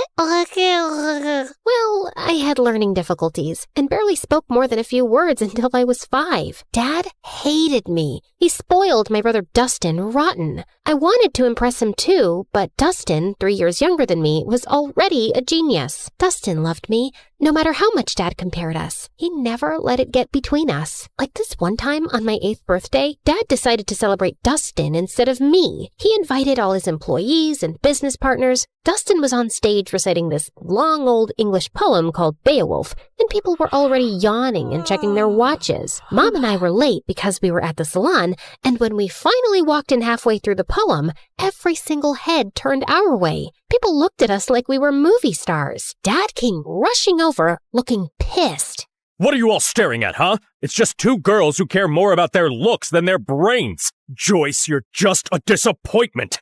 Go upstairs. Actually, do us all a favor and stay there.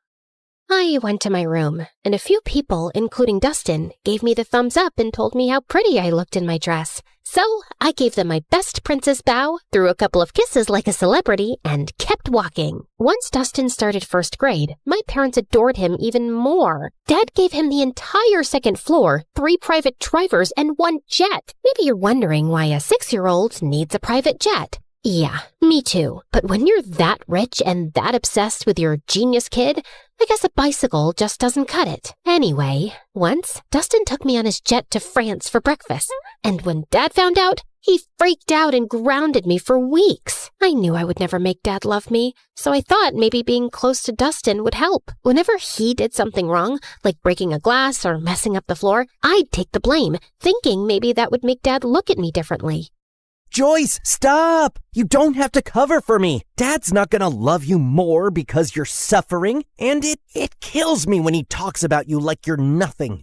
No, you're just too young to get it. Once, when I was in 7th grade, Dustin had a science project and wanted to test gravity and weight. He used a bowling ball from our private bowling alley and dropped it on different items. One of those items was an old watch he thought nobody wanted, but it turned out it belonged to our maid, a gift her mom had given her when she was a child my age. When she found it broken, she lost it and said she would tell our parents. I panicked. I couldn't let them think their perfect kid could be this careless. So I did something I'm not proud of. I knew our maid had a sick mother, so I called her. This is Joyce. I'm sure you know who I am. Your daughter is threatening me and my brother, and I don't like that. I know you're sick and you need monthly medications, and your husband is useless and your son steals from you. And your only provider is our maid. So I advise you to talk to your daughter and tell her to back off, or I'll talk Daddy into firing her. Do it before it's too late. Then I hung up with a tight feeling in my chest. The maid didn't say anything after that. She just kept working quietly for days, and I felt terrible. I kept giving her money from my pocket anonymously for years. Then 9th grade arrived, and something completely unexpected happened. One afternoon, I was humming in the school bathroom when the music teacher happened to be hiding in one of the stalls trying to catch girls who were vaping. She heard me, asked me to sing, and ended up loving my voice. She even said I could be the lead singer for the Christmas choir. I was over the moon. And no, of course Dad didn't come to the choir. Only Mom came. And she didn't even stay until the end because Dad called her to come home for whatever reason. But everyone else was so impressed by my voice that a few people came up to talk to me afterward, including this kind-looking man who honestly resembled Keanu Reeves, if Keanu had a paunch. I'm Peter Anderson. I'm a music producer. You've probably heard the rumors that I'm a fraud, but this town loves gossip more than the truth. Anyway, I see real talent in you, and if you're interested, I'd love to help you become a singer. Here's my card. Maybe we can talk more in my office. I was so happy that someone finally noticed something in me and wanted to help me shine, even if it was this half-fraud kind of a mess person. Of course I kept his card with me, and I didn't tell anyone except Dustin. So I guess you're the child who'll make our family proud after all. What is that supposed to mean? I mean, Joy, people think the perfect favored child is the lucky one, but it's actually the ugly, stupid, neglected one. Like, how would you discover your voice if you lived in a cage chasing someone else's dream? Okay, wow, this is getting deep. Don't worry, I won't go that deep. I know your IQ. Anyway, I need a favor. I know you're going to that Halloween party this weekend, and Dad would never let me go. So maybe you could sneak me out with you? I really, really want to go. They're bringing Chicago-style pizza. And if Dad finds out I snuck out, at least he'll know I was with you. Which will make things even worse. Come on! I'll do your assignments for the whole next semester. For the next 2 years. Fine. Shake on it. Wait, did you like this video and subscribe to MSA? Obviously. Why do you think I turned out so emotionally intelligent? Guys, interact with our video so this story blows up. What are you waiting for? Comment now! That weekend, I snuck Dustin out and we headed to this huge party 5 blocks away. Dustin was wearing a white ghost costume. Way too simple for a genius, but whatever. I dressed like Amy Winehouse, and honestly, I looked really cool. The party was wild. Everyone was having fun, and a bunch of kids were wearing the same ghost costume as Dustin. I kept an eye on him until this cute guy came up to me and started talking. I liked him, and when I saw Stephanie staring at us with jealousy, I realized she probably liked him too. She was a girl from my school who was always jealous of me, so I decided to annoy her even more. She walked over and started talking to him, and he didn't mind. So, Alan, did you know I have a really good voice? I can sing Can't Help Falling in Love by Elvis Presley, if you want. They have karaoke here. It's Derek.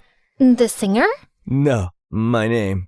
Anyway, I'll show you how it's done. Then she rushed to the karaoke machine and sang in front of everyone. Her voice wasn't bad, and I saw Derek nodding along. When she finished, everyone cheered, and she looked like she owned the world with that smug smile. I don't know what came over me, but I ran up, grabbed the mic, and started singing too. Everyone went silent, listening. I even saw kids showing each other their goosebumps. When I finished, Derek came over to hype me up. That's my girl. I felt amazing, especially when I saw Stephanie's annoyed face. My eyes followed her as she stormed out of the party, and I saw a few boys in ghost costumes leaving too. That's when I remembered Dustin. I tried to run after him, but kids kept stopping me for high fives and congratulations. By the time I made it outside, I sprinted to the group of ghost boys. Dustin? Dustin! Knock it off! This isn't funny! No one answered. I started pulling off their masks one by one, but none of them were Dustin. Back off, you weirdo! Panic shot through me. I ran like crazy through the streets. Dustin! Dustin! Dustin! 2 hours passed. I couldn't find him. I was so worried sick about my brother, and I knew there was no running from calling Dad. I was finished. Dad and Mom arrived with a few police officers, and Dad looked like he was about to finish me off. He lunged toward me, but Mom stepped between us. He glared at her with furious eyes.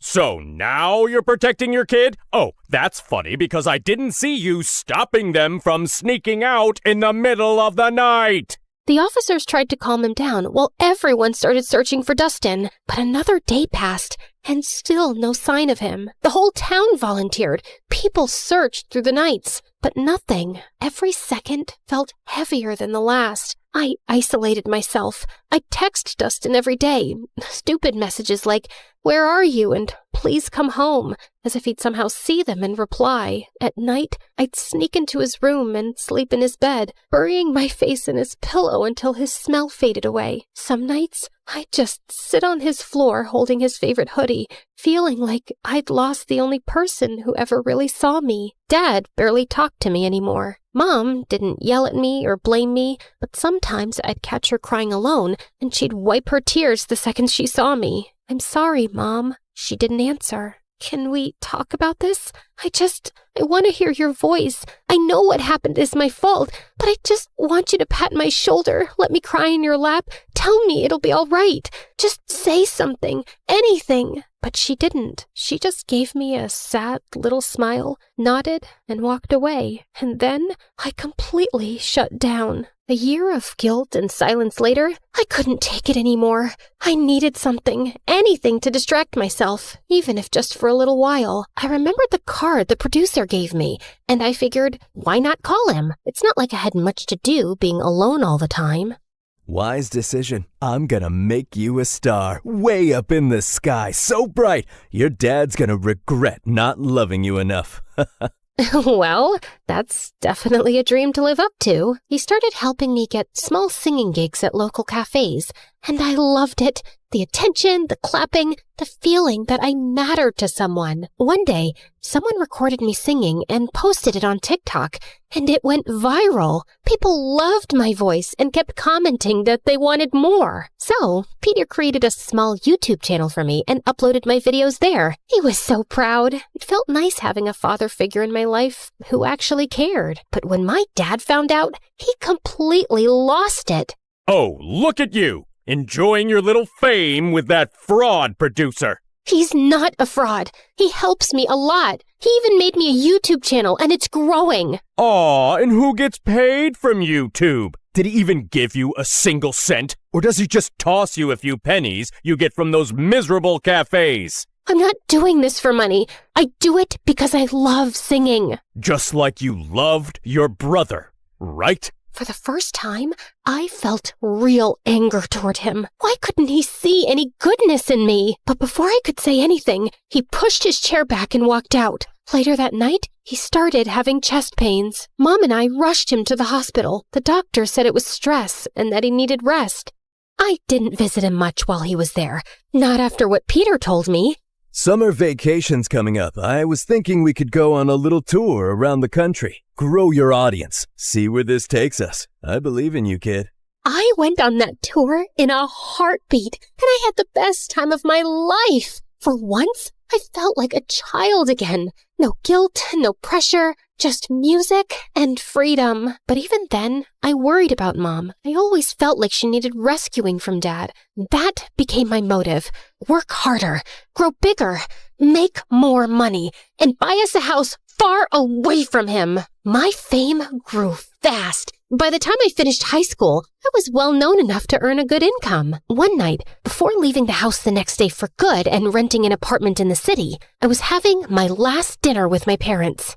You know, Joy, now that you're getting into business and success, you should know it comes with stress. You might even end up in the hospital since you're so fragile. So I was thinking, I don't trust that knucklehead producer of yours. I should be your manager. I have a pretty good feeling I'll finally be proud of you, especially once we start making real money off your little talent. I paused. The moment I thought would never come had finally arrived. Sure, my dad wasn't nice to me, but maybe this was my chance to make him proud. Maybe I could make up for everything that happened years ago. I looked at Mom for a reaction. She gave the slightest shake of her head, but I convinced myself she didn't mean anything by it. I'll think about it. That night, I told my producer I was choosing my father as my manager.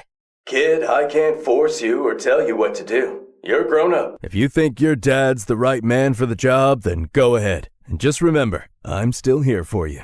I canceled my move to the city, and Dad became responsible for all my finances, all my schedules, and everything. Everything was fine for the first few months, but then I started noticing that my finances didn't make sense. I was earning more back when Peter managed me, and I was working twice as hard now. Still, I gave my dad the benefit of the doubt until one day I checked my bank account and it was at zero, completely empty. I freaked out and went to confront him in his office, but he wasn't there. That's when Mom walked in, pale and shaking. She turned on the TV. William Clark, the billionaire owner of Clark Investment Companies, has been exposed as the center of a massive Ponzi scheme. Authorities estimate he conned thousands of people out of nearly $300 million. Records show the fraud began in the early 2000s, and officials confirm he fled the country this morning. The FBI is now searching for him. Back to you, James. I stared at the screen, frozen. My dad, the man who made me feel small, unworthy, and desperate to impress him, built his entire empire by scamming people. It was my biggest regret, choosing the wrong man to trust. I ran to my mom and hugged her. He stole from me, Mom. He hurt me, and he always made me feel incomplete. All I ever wanted was for him to be proud of me.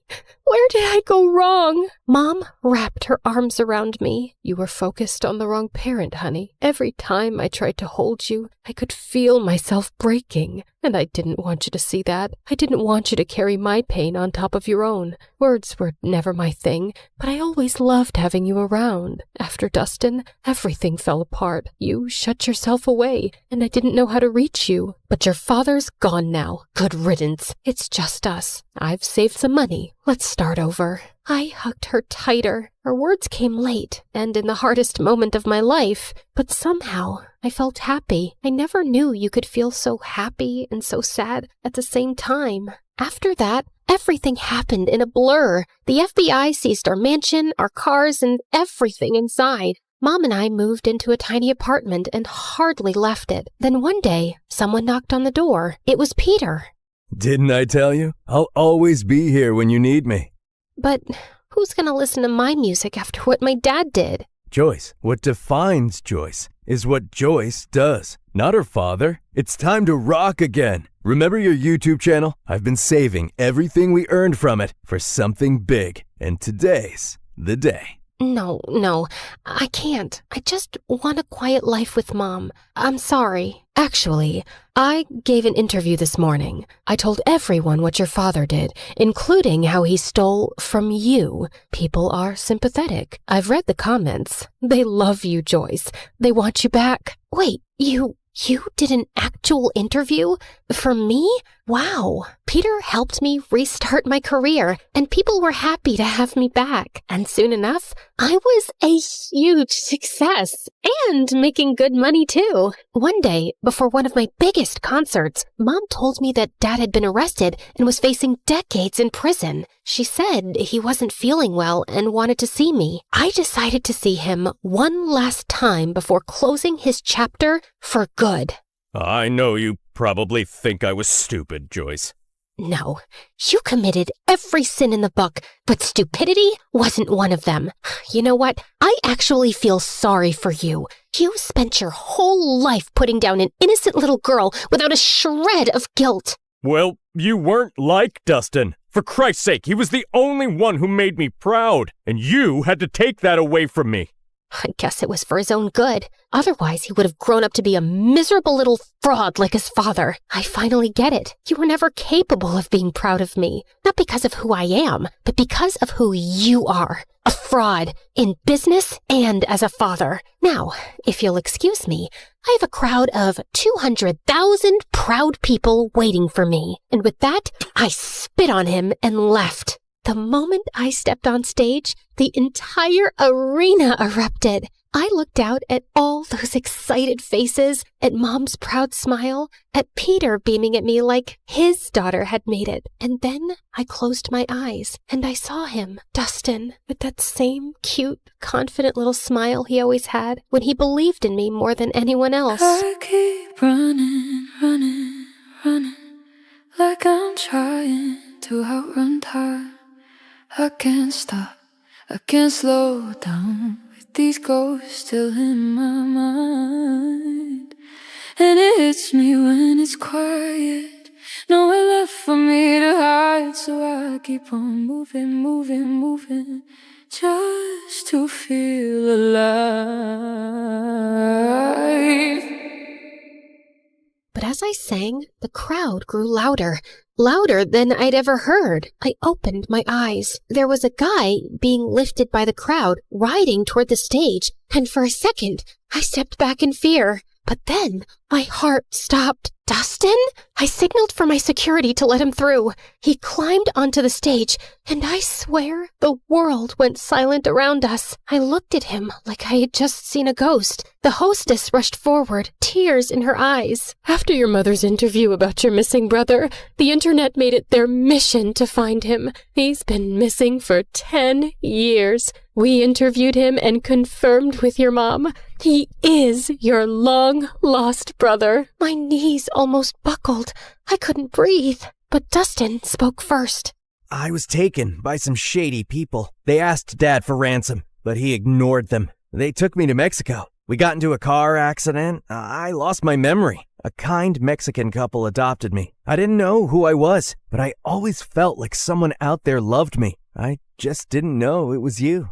My heart shattered and healed all at once. I dreamt about this moment every day, always imagining myself as the stupid, reckless sister who failed you. I never pictured meeting you like this, as a woman with a life and strength and dreams of her own. Welcome home, brother. I threw my arms around him, and he broke too. And when I looked up, the whole arena was crying with us. I turned back to the microphone, wiping my tears. Thank you, everyone. I learned something I wish someone told me sooner. You can't buy love. You can't chase approval. Not even from the people you want it from the most. The greatest person you can learn to love is yourself. And once you do that, everything else falls into place. Thank you again. And now, if you'll excuse me, my brother and I have a lot to catch up on. And with that, we walked off the stage together for the first time in years, and the first time all over again. Because sometimes the people who make you feel the smallest are just trying to make themselves feel big.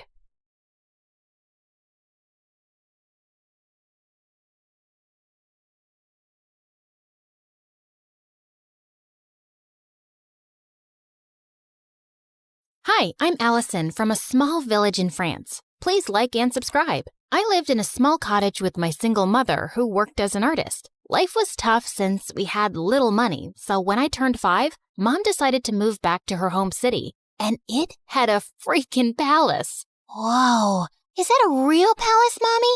I want to see what it looks like from the inside. I want to meet the king. The king doesn't live there, Allie. Only his sister, the Duchess, does. And only those who work in the palace can go there. Soon after, Mom got a job as a royal portrait artist, and I would beg her to take me along someday. But she always said I was too clumsy and the palace was full of delicate things. I'll be careful, I promise. Oh, I forgot to tell you. There's also a ghost who has lived in this palace for decades. Was the ghost there when you were a kid? Yep. Then it must be old by now. I can easily outrun it. Of course, I didn't believe her. If anything, it made me more curious about the palace. When I was 9, Mom was called by the Duchess to make her portrait, and this time, I followed her. Somehow, I managed to sneak inside without getting noticed. And boy, was it pretty! As I wandered around, I slipped into a nearby room full of toys and blingy things. I'd never seen anything like that before,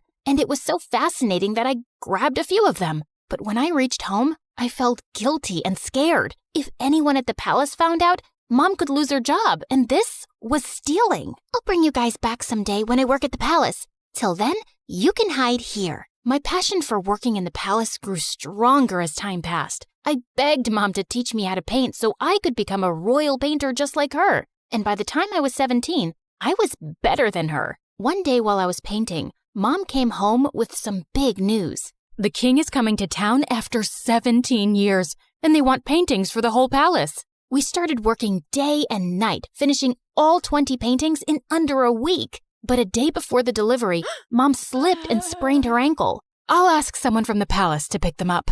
No, I can take them. I promise. I won't break a thing. Whoa! Are you sure? We can't lose the job. Yes, Mom. You can count on me. I managed to convince Mom and then left for the palace. I also took the stuff I'd taken all those years back. I could finally put that back. When I entered the palace, it was exactly as I'd remembered. Wow, how dull. This place could really use some color. I was so lost looking around that I tripped over a giant statue's foot, and the paintings flew in the air. Just then, I heard someone scream, and when I looked back and saw a girl, I almost passed out. It was like I was looking in a mirror. I touched her to make sure she was real, and she slapped my hand away. Don't you touch me, you peasant. Don't you know who I am? My doppelganger? We look exactly the same. No, we don't. I'm a princess, and you look like a street rat. If I look like a street rat, so do you, because we have the same face. Wait a minute. Is that gold? Oh my God, you're a thief. The girl started screaming again, and I was surrounded by palace security within seconds. Just as they held me, I bit one of the guards and ran till I reached home. When I told Mom what had happened, she looked at me in shock, and minutes later, the king arrived with the Duchess. Oh, my sweet daughter, it is you. You're what? Mom, what's happening? My mind went blank when the king told me how years ago the nanny had taken me out for a walk, but we both never returned. Your mother and I searched everywhere for you, but we failed. She was heartbroken and no longer wanted to be here, so we left the palace. But today, when the security guards told me of an intruder who looks just like the princess, I just had to come and see for myself. Mom, is that true? I'm not your daughter? It's true, Allie. I found you on my doorstep with a note and some money, but I had no idea you were a princess. Why didn't you ever tell me I'm not yours? Because I fell in love with you the moment I saw you. Now you were my daughter. I am so sorry, Allie. It was just all too much to process, and I ran off. I was a princess, and I had a twin sister. I was living a lie for 17 years? I was walking along the road trying to clear my head when a big sports car pulled up next to me, and a handsome guy got out. Cherry, what are you doing here? It's not safe. Cherry? Do I look like a stupid fruit? Leave me alone. I called you pumpkin before, but you hated that too. What the heck's your problem, dude? This is not a good time. I was saving this as a surprise. But here, will this make you come with me? Holy moly! That diamond was bigger than my fist! Calm down, Allie. Okay, you've got the wrong girl. Whoa! Sorry. I'll have to carry you back home if you don't listen. I punched him in the nose as the guy screamed like a little boy and then ran for my life. This was officially the worst day ever. The next day, the royal staff packed all my stuff and I was moved to the castle. My royal chambers were bigger than my whole house, and everything was beautiful, except it didn't feel like home. Mom wasn't there, and even though I was mad at her, I missed her. I was unpacking when my sister walked in. I know you think you're suddenly a princess now too, but don't let this get to your head. Remember, I rule. Charlotte, dear, don't be so rude to your sister. You should be happy she's back. Okay, Amber. Allison, Darling, we're starting with your royal lessons from tomorrow. Be ready at 4 a.m. sharp. Good luck with that. It's not easy being a princess. She wasn't kidding.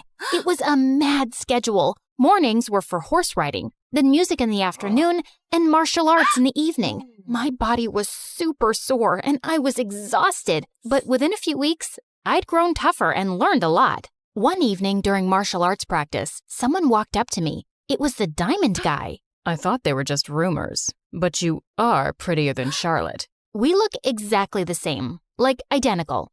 Can't you see that, or did the punch make you blind? Feisty. I'm Prince Arnold, by the way, Charlotte's fiancé. Isn't she too young to get married? Are you jealous? What? Move along, dude, unless you want another punch. But the guy just winked and left. What a flirt! Later that evening at dinner, Dad announced that he'd be holding an official coming out party for his daughters, and the entire village would be invited. What's a coming out party?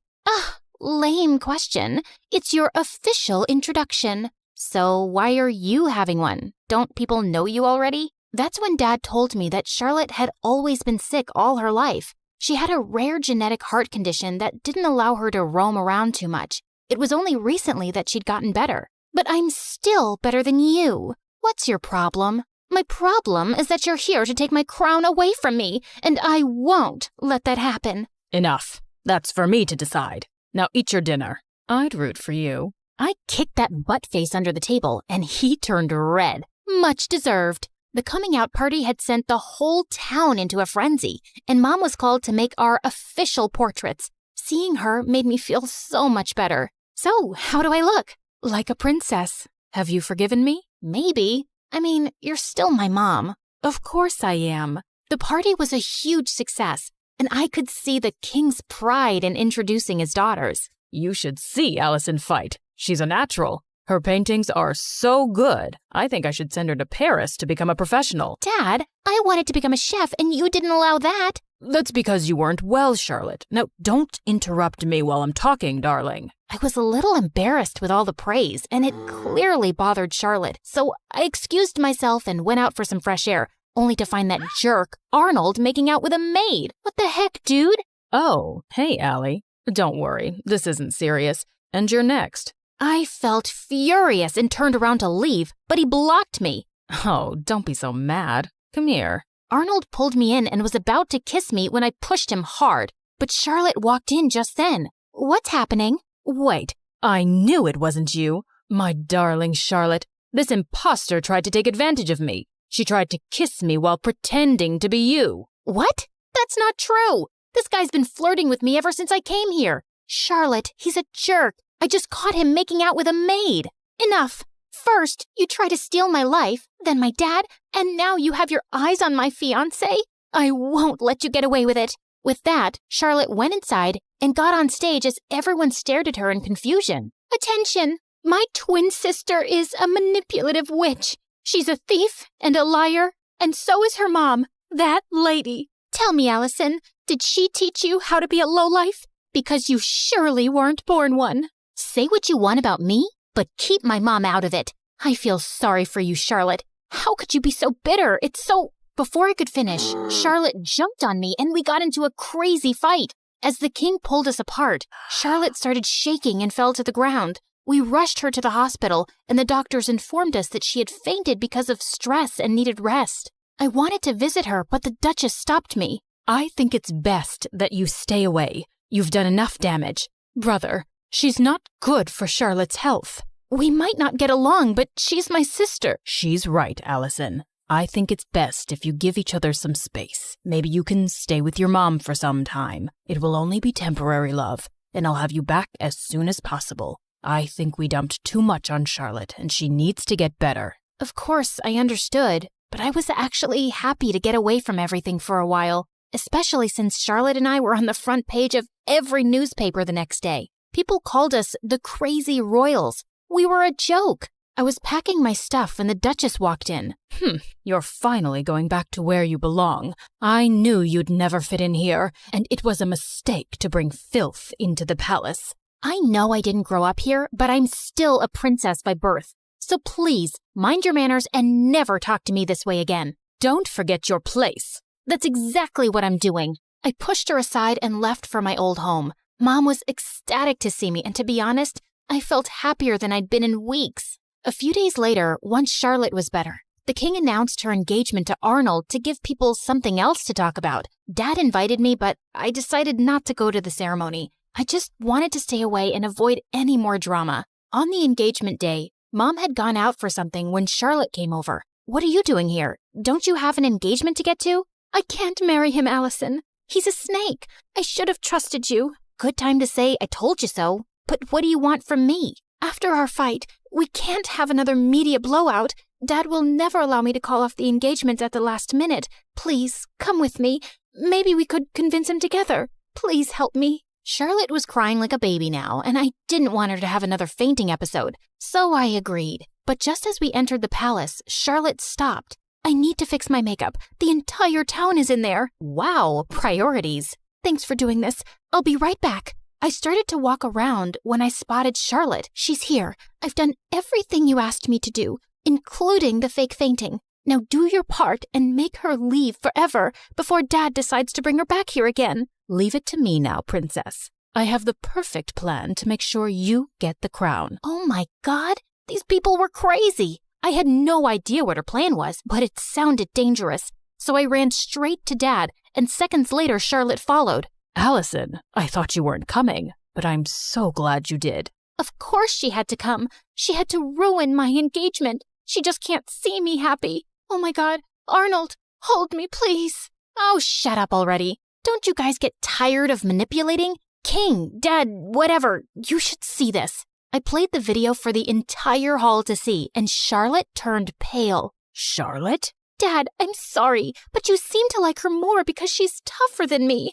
And when Auntie told me that she was after Arnold and my crown, I couldn't take it anymore. But this was all Aunt's idea. Sister, what were you planning to do and why? Suddenly, the Duchess turned into a mad person and started screaming. I'm tired of being your servant. I'm the older sister and the crown was mine, but these girls took that away from me, and I would have gotten away with everything if this one hadn't shown up. What do you mean? You knew she was alive? Oopsie, you did a boo-boo. The Duchess confessed how she'd paid the nanny to take me away and drop me in the jungle, but the nanny had dropped me at Mom's doorstep instead. Charlotte was so sick as a kid, I didn't think she'd survive for so long. With both of you gone, I'd be a queen, but Karma's a witch. The king gave orders to take the Duchess away to the dungeons for treason, and Charlotte turned to me. I was horrible to you, and I probably don't deserve your forgiveness. But could you try? It might take some time, but I'll get there. What about me? You can chew your shoes and get lost.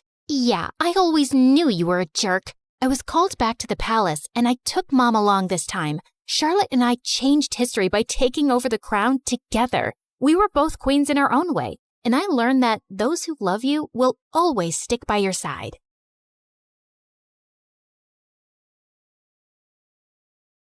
Some superheroes strut around in capes, while others rock pixie boots and a trendy poncho. Because, yes, you are looking at a real superhero. Hi, I'm Annie, and I'm from New Jersey. Don't be fooled by my cute pink locks and dazzling big blue eyes, because as it turns out, I'm also a bit of a crazy, jealous maniac. You know, every superhero has a weakness. Mine was my dad. My dad was the center of my world. Mom left when I was 3, so it was always me and him. We'd hang out all day, and he'd do whatever I wanted. Let's jump on your bed and then go fishing for sharks in the park.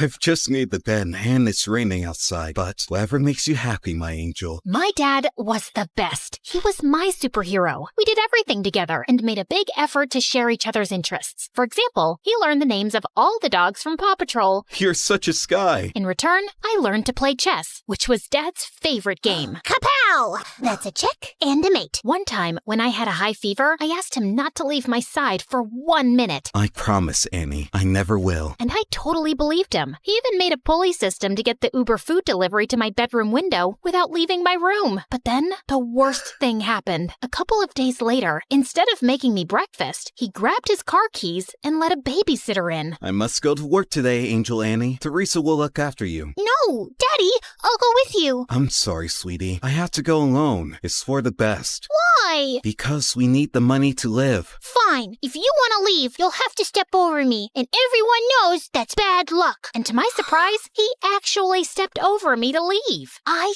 hated babysitters and caused as many problems as I could to get my dad to come back. He used to be late for work pretty much every day and had to sneak out during lunch and leave early to take care of me. So you can imagine what happened next. I got fired. Yay! Daddy's at home forever! Yeah! I was ecstatic, thinking things would go back to normal when I got the biggest shock of my life, kindergarten. I cried all the way and threw a total hissy fit at the front gates. Why? To learn and get a good job when you're older. Jobs suck! You'll make lots of friends. Friends suck! I hated it and let everybody know that I did. I hate it. Stop! Dad got more calls from the kindergarten than the principal's secretary. I know what you're thinking. I was a little monster. And yes, I was. I just couldn't help it. I wanted to be with my dad so bad. Soon, kindergarten turned to school, but things didn't improve. I felt so alone and sad without my dad, and I was always getting into trouble. But then one day, I got the best news ever. I know how unhappy you are at school, so I talked with the principal and I'll take a job at your school as a janitor. This way, we can spend all the time you want together, and I can have a job. God knows we need the money. I know it's not glamorous, but would it be too embarrassing for you? What? Just you and me again? This is the best job ever! But there is one condition. You must behave, because if not, I'll get fired. You promise? Oh, I promise. Pinky promise! And for some years, things were amazing. We drove to school and worked together, sat together at lunch, and whenever he'd go past my classroom mopping the floor, he'd give me a goofy wave. For the first time, I focused on my schoolwork because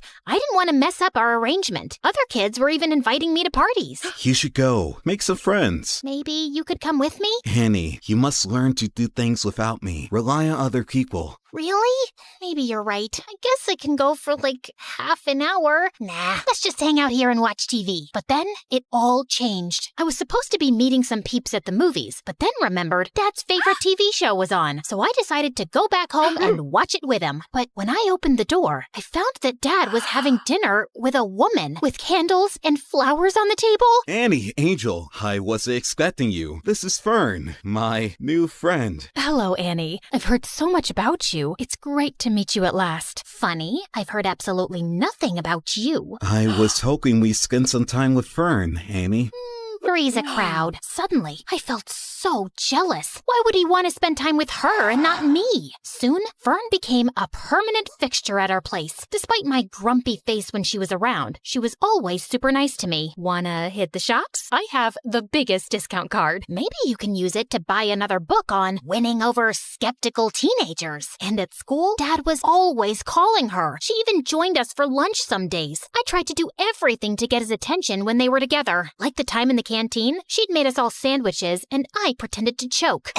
Poison! But they were too busy staring into each other's eyes to notice. Soon, Fern moved into the house. And even though I kept moving her things around, she was always calm and supportive. You can always talk to me about anything, you know. I'm fine. You and your dad have such a special relationship. I wouldn't want to come between you two. Well, cheers for that. You can rely on me too. I'll always have your best interests at heart. Yikes, is that the time? Gotta run. It felt like like Dad was slipping away from me. But at the same time, I was also starting to become independent. During that time, I joined the chess club and quickly showed talent, no doubt thanks to all those games with my dad. I even won the school tournament and got invited to represent the school in an international tournament in Belgium. I knew it was a life-changing trip, but I also knew that my dad's job as a janitor didn't pay much. He would not be able to afford the expenses of such a trip, so I had to decline the offer. I was pretty sad about it, and soon things got even worse. That same afternoon, I got to class, and one of the more popular girls was sitting in my seat, slurping on a milkshake and making fun of me. Look at me. I'm Annie, and I'm so lame because my dad's my BFF. Great, that's really mature. Now move your butt from my seat. Oh, no. You better call your personal janitor to clean up this mess. What mess? I shouldn't have asked, as she threw her milkshake on the floor on purpose. This mess. What are you waiting for? You better call Daddy. I jumped on her and tipped the rest of the milkshake over her, and that's when the teacher intervened. I got after-school detention. I was really scared that Dad would find out, but thankfully, he went home after finishing his shift. I was super relieved. But then, on my way out from detention, I heard a weird rustling noise from one of the classrooms. That's odd. Everybody went home already. I thought it was best to get out of there, but suddenly, a man in a ski mask rushed out of a classroom, holding a bag full of the school laptops. Oh no, a thief! I froze in my spot as he spotted me and stopped for a few seconds, then started running down the hallway. As he ran past me, he accidentally hit me with the bag of laptops, and I yelled in pain as I stumbled to the floor. Oh my god, are you okay? I looked up in shock as I recognized that voice. Dad? Suddenly, he dropped the bag and ran down the hallway and out of the school. I tried to follow him, but he was too fast. So I sprinted home, and there he was, Dad, completely out of breath and with the ski mask in his hand. The first thing he told me was to keep my voice down so Fern wouldn't hear. Dad, seriously? Stealing from the school? Are you crazy? Annie, you've got it all wrong. Oh, really? Ski mask? Swag bag? Come on! Keep it down, will you? We can't let Fern hear this. Start talking. I did it for you, Annie. Professor Parker told me about the chess tournament and the trip to Belgium. He told me that you turned him down without even telling me. I want the best for you. I don't want you to lose out on something like this because of me. But the moment I saw you, I knew I couldn't go through with it. Now, we can't let the police know. They'll lock me up. If you think about it, no harm was done. Nothing was stolen, so everything's great. Of course, everything wasn't great. While his intentions were sweet, he made a huge mess in school. The principal had reported the attempted robbery to the authorities, and I had to testify in front of the police as the only witness. I couldn't turn in Dad, so I had to lie. I told them that the thief was super short and had green hair. I hoped to keep a low profile about the whole thing, but the next day at school, I was treated like a hero. The girl who saved the school. My hair would have just frizzed out in fear. You're like a real superhero now. Yep, I guess that's me. Want to hang out with us and tell us all about it? And oh, let's snap a selfie. I need to boost my feed with some genuine hero vibes. But the worst thing was, since I caught Dad red-handed, he'd become increasingly clingy and hardly left my side. I guess he was scared I'd confess the truth, but it was really annoying. Like when this really cute boy Warren, who I liked but I didn't think had ever noticed me, talked to me. Hey, Annie. I'd love to take you out for a burger. Sorry, she's busy. Dad? Come on, hun. It's lunchtime. The first one to our seat wins the pudding. Sorry, Warren. I'll just have to go now. A burger soon, though. Sure. But soon, I started hanging out with Warren and his new friends all the time, while Dad's excuses to drop by became increasingly awkward and downright embarrassing. I came by to check if you seen my lost, mop. Thought it might have wandered into your classroom. And he'd always pick the worst times to barge in. I think I'm falling for you in a big way. I think we need to clear the air here. Dad! I'd had enough, and on the way home, I thought of ways to let him down gently. But I ended up screaming the truth at him in the driveway. Dad, it's time for a reality check. You can't shadow me forever. How about picking up a hobby that doesn't involve stalking me? You're suffocating me. Then he looked down and rolled his puppy dog eyes. I began to feel very guilty. But then big news popped up on my phone. A very short man with green hair had been arrested for the school robbery. And it was all because of me. Annie, we must go on the run. No, Dad. You need to confess. Confess to what? And suddenly, we both turned around, and Fern was standing there with the groceries. To not cleaning the bathroom bathroom properly. You have never cleaned it properly, Annie. Oh, I think my sock drawer needs some reorganizing. Annie, you can tell me anything. I'll always take your side. You can trust me. I didn't tell Fern. I thought she wouldn't understand. I tried to forget the whole thing, but I felt so guilty. That innocent guy was in jail because of me and my dad, and we needed to set the record straight. But I just couldn't turn my father over to the police. That night, I didn't sleep at all. I was so angry at my dad that the next morning, I skipped breakfast and took the bus to school. But when I got there, I saw him getting into a cop car. Dad! Loads of people were standing around, watching and filming, and I was mortified. I tried to make my way through, but when I reached the police car, it drove away from the school. Then the principal came over and pointed at me. Warren and my friends were shocked. It seems Annie isn't a superhero after all. She was an accomplice to her dad. I've never felt such deep shame. If I had superpowers, I'd have vanished right there or zapped myself to the North Pole. I covered my face, crying, and was ready to run away from there, but a cop caught my arm. Time to face the music and confess. But when I finally told the truth, I felt like a weight had been lifted from my shoulders. They let me off with just a warning since I was a minor, and my dad took full responsibility. Fern came to pick me up, and I was enraged with her. I knew she couldn't be trusted. How could you betray us like that? I must confess that I heard you guys whispering around. I quickly understood what was happening, and I knew I had to step in. You didn't deserve to live with that huge secret and with the guilt. I knew it was the right thing to call the police, and I was about to do it, but then I just couldn't. Not to save your dad, but because I know how close you guys are and how devastating it would be for you. I just didn't want to hurt you. I started crying. Thank you, Fern, for everything, and I'm sorry for being a brat with you. Fern hugged me firmly, and I hugged her back. During those hard times, we became really close. She took me home and stood firmly by my side through it all. But if you didn't turn him in, then who did? Some weeks later, they allowed me to visit Dad. I confess everything myself. It was unfair that someone else was arrested, and it felt even worse that you lied for me. I was afraid you'd start hating me for dragging you into my mess, so I gave myself up. I'm so sorry for being such a terrible dad. Dad started crying, and I soon joined in. No, Dad, you've been the best. I'm sorry I've been so difficult, and you don't need to feel like I'm missing out on anything. Promise, you won't ever do anything like this again. Pinky promise. And now, a few months later, Dad has been released, and we're moving with Fern to a new city for a fresh start, and I'm looking forward to making new friends.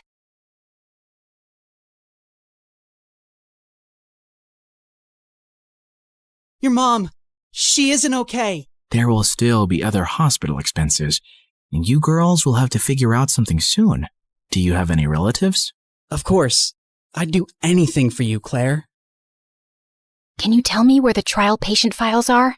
When we visited Mom next at the hospital, I was able to slip away and retrieve Mom's file and another patient's who was receiving the drug. That night, Meredith and I used every Photoshop skill we had to make duplicate copies, complete with the hospital's seal and everyone's signatures to ensure that Mom was the patient chosen for the treatment. And the next day, I slipped the files back in. I knew what I'd done was wrong, and I'd broken at least 5 different laws. But as I walked away, I didn't feel like a criminal at all.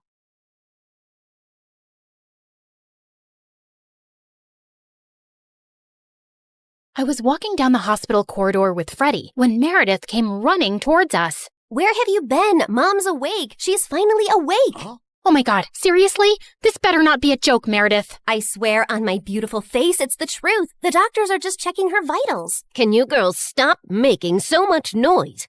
It's a hospital. Oh, shut it, nurse. We're in the coma ward. Who are we disturbing here? Don't you want these people to wake up? How dare you talk to me like that? This is preposterous. That's not even a real word. Remind me to buy you a dictionary. How did you become a nurse? Jeez. We ran down to Mom's room to find her fighting off the doctors. She jumped onto her bed like an animal and started screaming at them. Where am I? Are you doing a science experiment on me?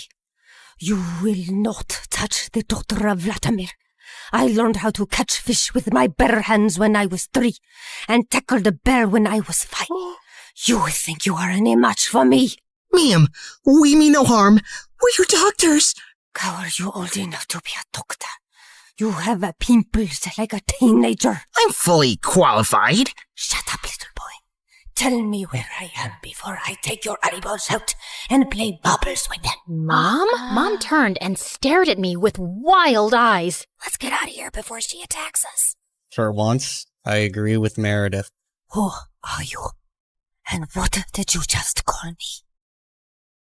Hey guys, the last time you saw me, I was walking down a hospital corridor after switching the clinical trial files. That was 2 years ago, so let me get you up to speed on everything that's happened since then. Mom entered the clinical trial, and her tests started showing signs of progress, but she didn't come out of her coma anytime soon. Freddie tried to help us, but Meredith and I had to learn to manage on our own. And it turns out, there's a lot you can steal from a hospital. We never had to buy toilet paper or cleaning supplies again. And we always had endless cups of pudding and Jell-O. Meredith, is that diaper cream you're putting on your face? A girl's gotta moisturize. It's very hydrating. My face is as soft as a baby's butt. What did you score today? More useful things like new bed sheets, pads, towels, and batteries for our TV remote. Time for our show and more Jell-O. Woohoo! But we still needed money, and after high school, we went back to our conning ways. I always pushed away the guilt and justified it to myself with things like, we needed the money, we had no other choice. But I have to admit, I also felt a thrill every time we outwitted someone and got away with it. It started out small, like hitting venues of concerts and games in different cities and selling fake tickets to desperate fans, hoping to get in at the last minute for twice the regular price. By the time they figured the tickets were bogus, we were gone. Or going to the American Idol audition venues and convincing hopeful contestants that we were part of the TV show crew, and we'd get them through to the next round if they paid us a little money. Then, we set up an Instagram matchmaking business account with tons of fake success stories. We were getting booked for our services by loads of women. We'd always meet at the client's house in disguise. What is this exquisite dessert? It's like a cloud melting in my mouth. It's a Japanese cheesecake, delivered fresh every day from Japan. You are just the kind of people I like. Ow! Let's get down to business, shall we? Wow, I mean, this cake. Yes, business. This is your daughter?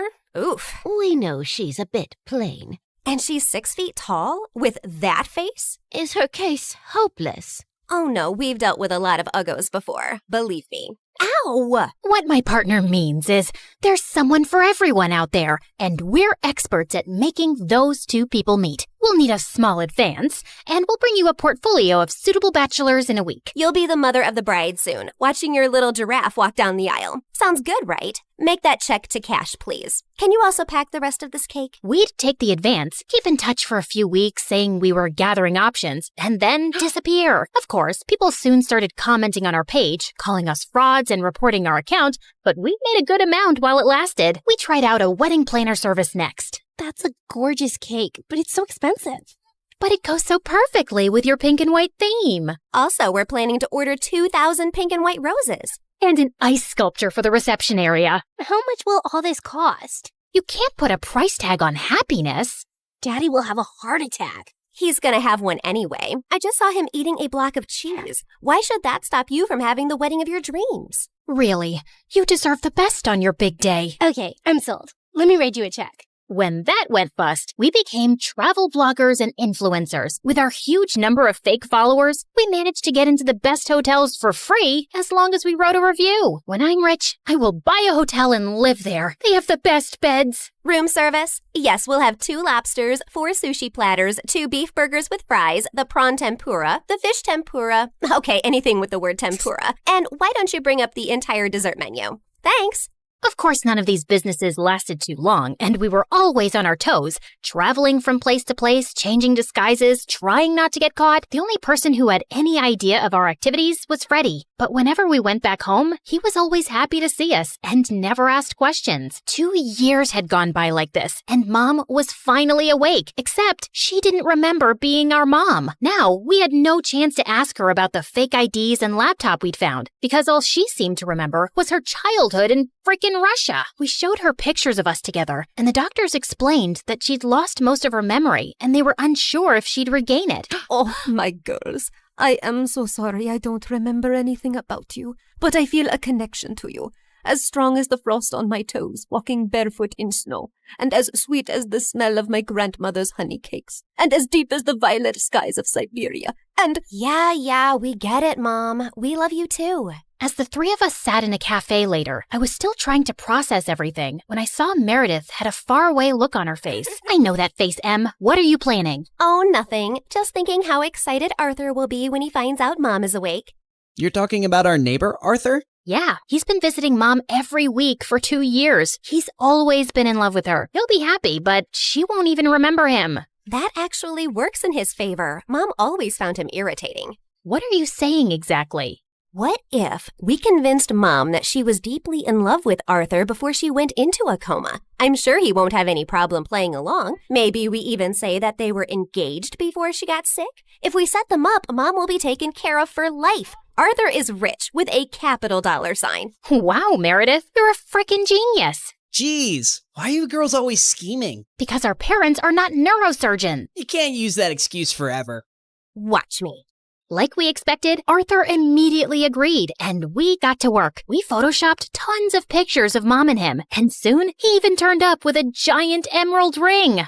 You chose this Russian emerald ring from an antique shop where I proposed to you. Oh, it is so beautiful.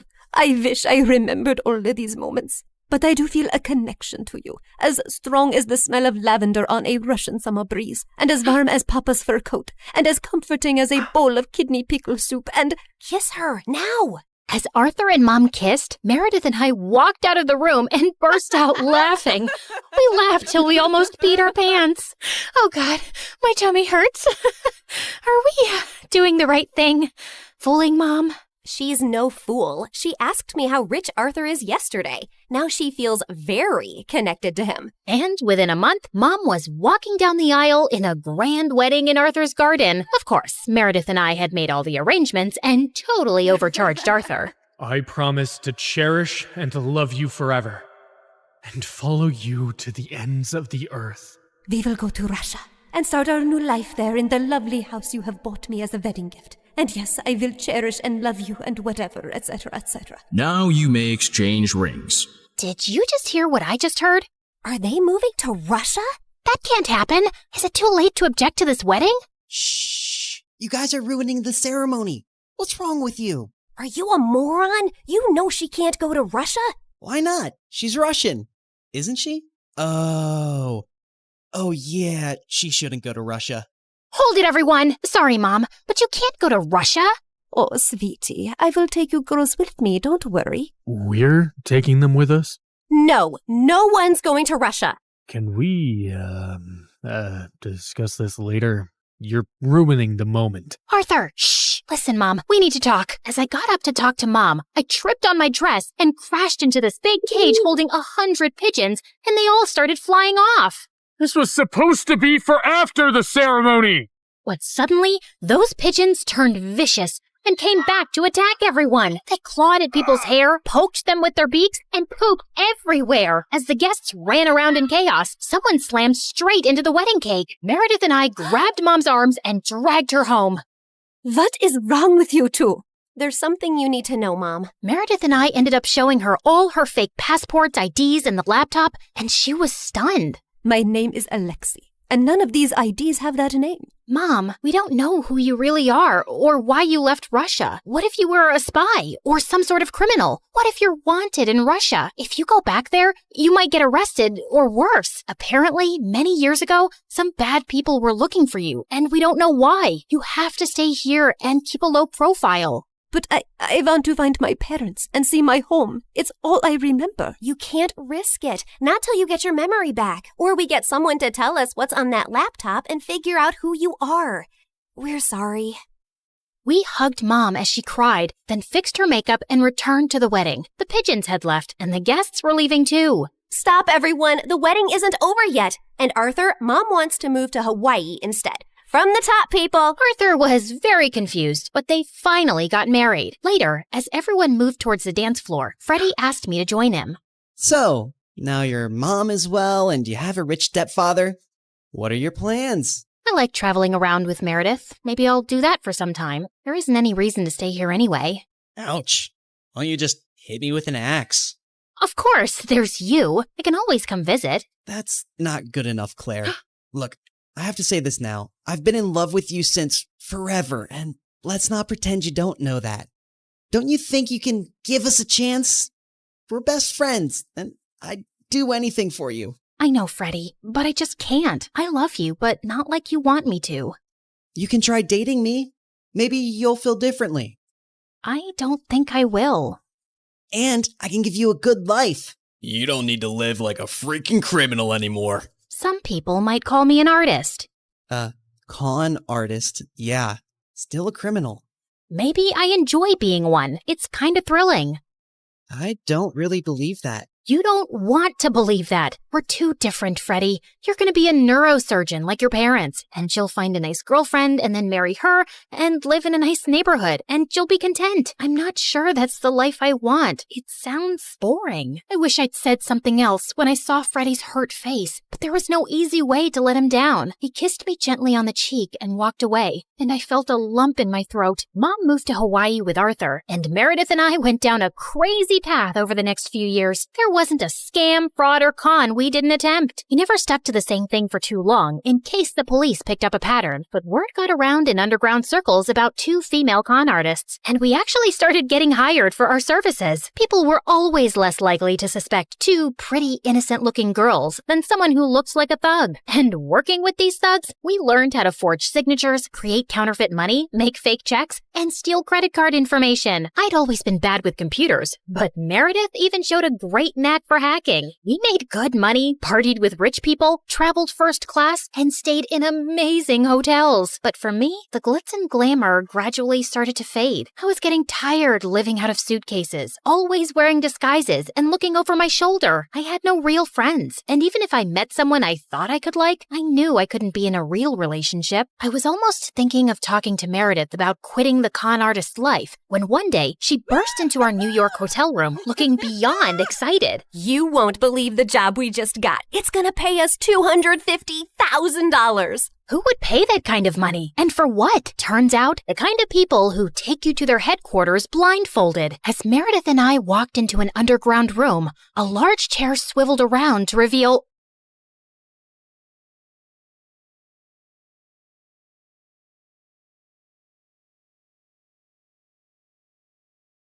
Hi, I'm Jules from Arizona, and I have the most opposite parents ever. But that's not why I'm telling you this story. If you want to know more, please like and subscribe to MSA. My mom was a lawyer who worked long hours for a multinational company, and Dad was a broke, stay-at-home artist with a wild imagination. He'd spend hours telling me stories about random superheroes, which Mom thought was a waste of time. On my 10th birthday, Dad threw me a huge superhero party, and everyone was asked to dress in costumes. We've got a costume for you, too. Ugh, really? Wonder Woman? The guests are gonna be here soon. I can't wear this junk. But Mom, I stayed up all night to pick that outfit for you. Well then, sweetie, you obviously need to make better choices in life, which you won't if you continue sticking with your dad. What's the matter with you? It's her birthday. Why can't you loosen up a bit? And why can't you be like an adult? Ugh, I'm so tired of this. I need a break. With that, Mom simply tossed the costume aside and left. As time went by, I became more like Dad. I loved art and painting. Life was good, except when I turned 16, Mom asked Dad for a divorce. He tried convincing her otherwise, but she was set. Since Dad was struggling to find a job, Mom won full custody, and I had to move with her to a new city. Mom tried her best, but she had no idea how to take care of me. Eventually, she found a new boyfriend, a bigger house, and a new cook, and that was the end of her efforts. I started school soon, and on my first day, even though the kids were cool, I just wanted to be left alone. So I went to the school garden and had taken out my sketchbook when this girl in a chicken costume flew past me and hid behind a huge tree. And soon after, a group of girls followed. Have you seen a headless chicken running around here somewhere? Chicken? Here? Nah, maybe try the poultry farm? The girls just pouted and walked away, and I went behind the tree to see the girl in the chicken costume crouching. Hey, they're gone. Are you okay? Who are those people? Oh, just some bullies. I'm in the school play. Well, not technically, because I could never act in front of people. But anyway, I was just trying out the costumes and they spotted me, and now they're after me to lay an egg. How can I lay an egg? I'm not a real chicken. I'm Maggie, by the way. Jules, and I think your costume is cool. My dad and I dressed up as superheroes all the time. Maggie and I were quick to become friends. She was a bit introverted and hardly spoke to anyone in school, but when we were alone, Maggie was a totally different person. She would dance, sing, and had some of the best jokes to crack. It was fun to be around her, and with time, Maggie and I got closer. When we turned 17, I started getting a lot of attention from boys, but every time someone asked me out, Maggie would talk me out of it. Heck no. He applies too much gel on his eyebrows. Such a loser. I think his eyebrows are just naturally thick. Nope. He smells like horse poop. But he's so cute. Yeah, so? You deserve better. I didn't think much of it at the time. Maggie was only looking out for me. But then this new guy, Charlie, joined our school, and boy, was he a stunner. Charlie and I hit it off instantly and bonded over our love for art. We started hanging out, and when he asked me out, it was an easy yes for me. On our first date, Charlie decided to take me to this really fancy place downtown, and I was more than excited. We were having the best time when suddenly Maggie popped up out of nowhere. Oh, hey guys, what a surprise. What are you doing here? I was just here to get their snail croissant. Oh, they're the best in town. Anyway, now that I'm here, maybe I should just join you guys for dinner. That's of course if Charlie doesn't mind. You know, right? Perfect. You know, Charlie, I never thought Jules would find anyone.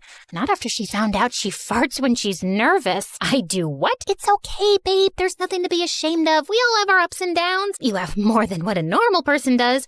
Like the time you pooped your pants because you ate too many burgers before a roller coaster ride. Or like that you shaved your head when it was too hot and... Okay, that's enough. She's just kidding. I don't do that. Tell him. Yes, I was just turning around to tell him. Didn't you see me turning around? Yes, tell him now. Like I was literally turning around and about to tell him. Stop telling me to tell him. It sounds like an order and that I have to obey you. Charlie, I was turning around to your side. You saw that, right? Just tell him, Maggie. Now you said my name, so it's officially an order. Fine. Yeah, I was totally kidding. I'm not. Oh, look at the time. My croissants must be ready. Enjoy your date. So nice to meet you. Maggie left soon after, but the damage was done. Charlie looked visibly disgusted, and the next day in school, he told everyone that I was a weirdo with a thing for shaved heads and farts. Everyone looked at me like a crazy person. It was so embarrassing, and I only had one person to blame, Maggie. But where the heck was she anyway? I tried calling her, but she didn't answer, so I searched the school for her and finally found her hiding in one of the bathrooms. What do you think you're doing? Oh, Jules! Hey! I was just cleaning some spider webs. What's up? What's up is that the whole school is laughing at me after what you said on the date. Why would you do that? Charlie is a knucklehead, okay? I said all those things because I wanted to see how he'd react, and look, he acted like a jerk. That's a sign. He doesn't deserve you. Stop it, Maggie. No one is ever good enough for me according to you. I'm so done with this. Just go and tell everyone that you made everything up. Maggie did end up telling Charlie that she lied, but obviously he didn't believe her, and no boy in school ever asked me out again. I was so mad at her. I refused to meet her or even take her calls, even though she kept apologizing. It was frustrating. I had no one to share my feelings with. So I picked up painting again to distract myself and even applied to a few prestigious art colleges. And one evening, I was wrapping up an application form when someone knocked on my door. Maggie, what do you want? I love your stairs.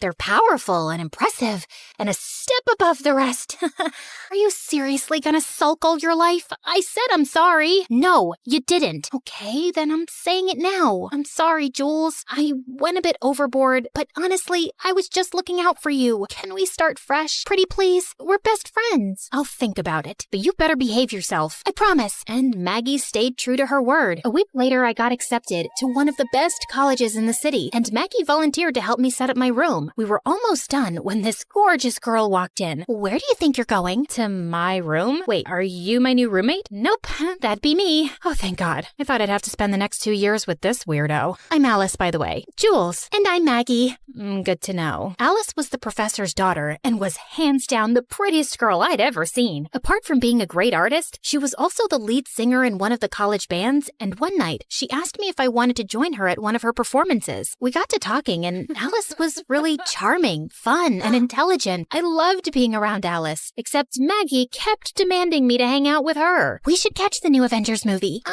I kinda saw it last night with Alice. What about an MSA video marathon then? We haven't done one of those in a while. I don't think so. Alice and I have this project to work on, and Alice!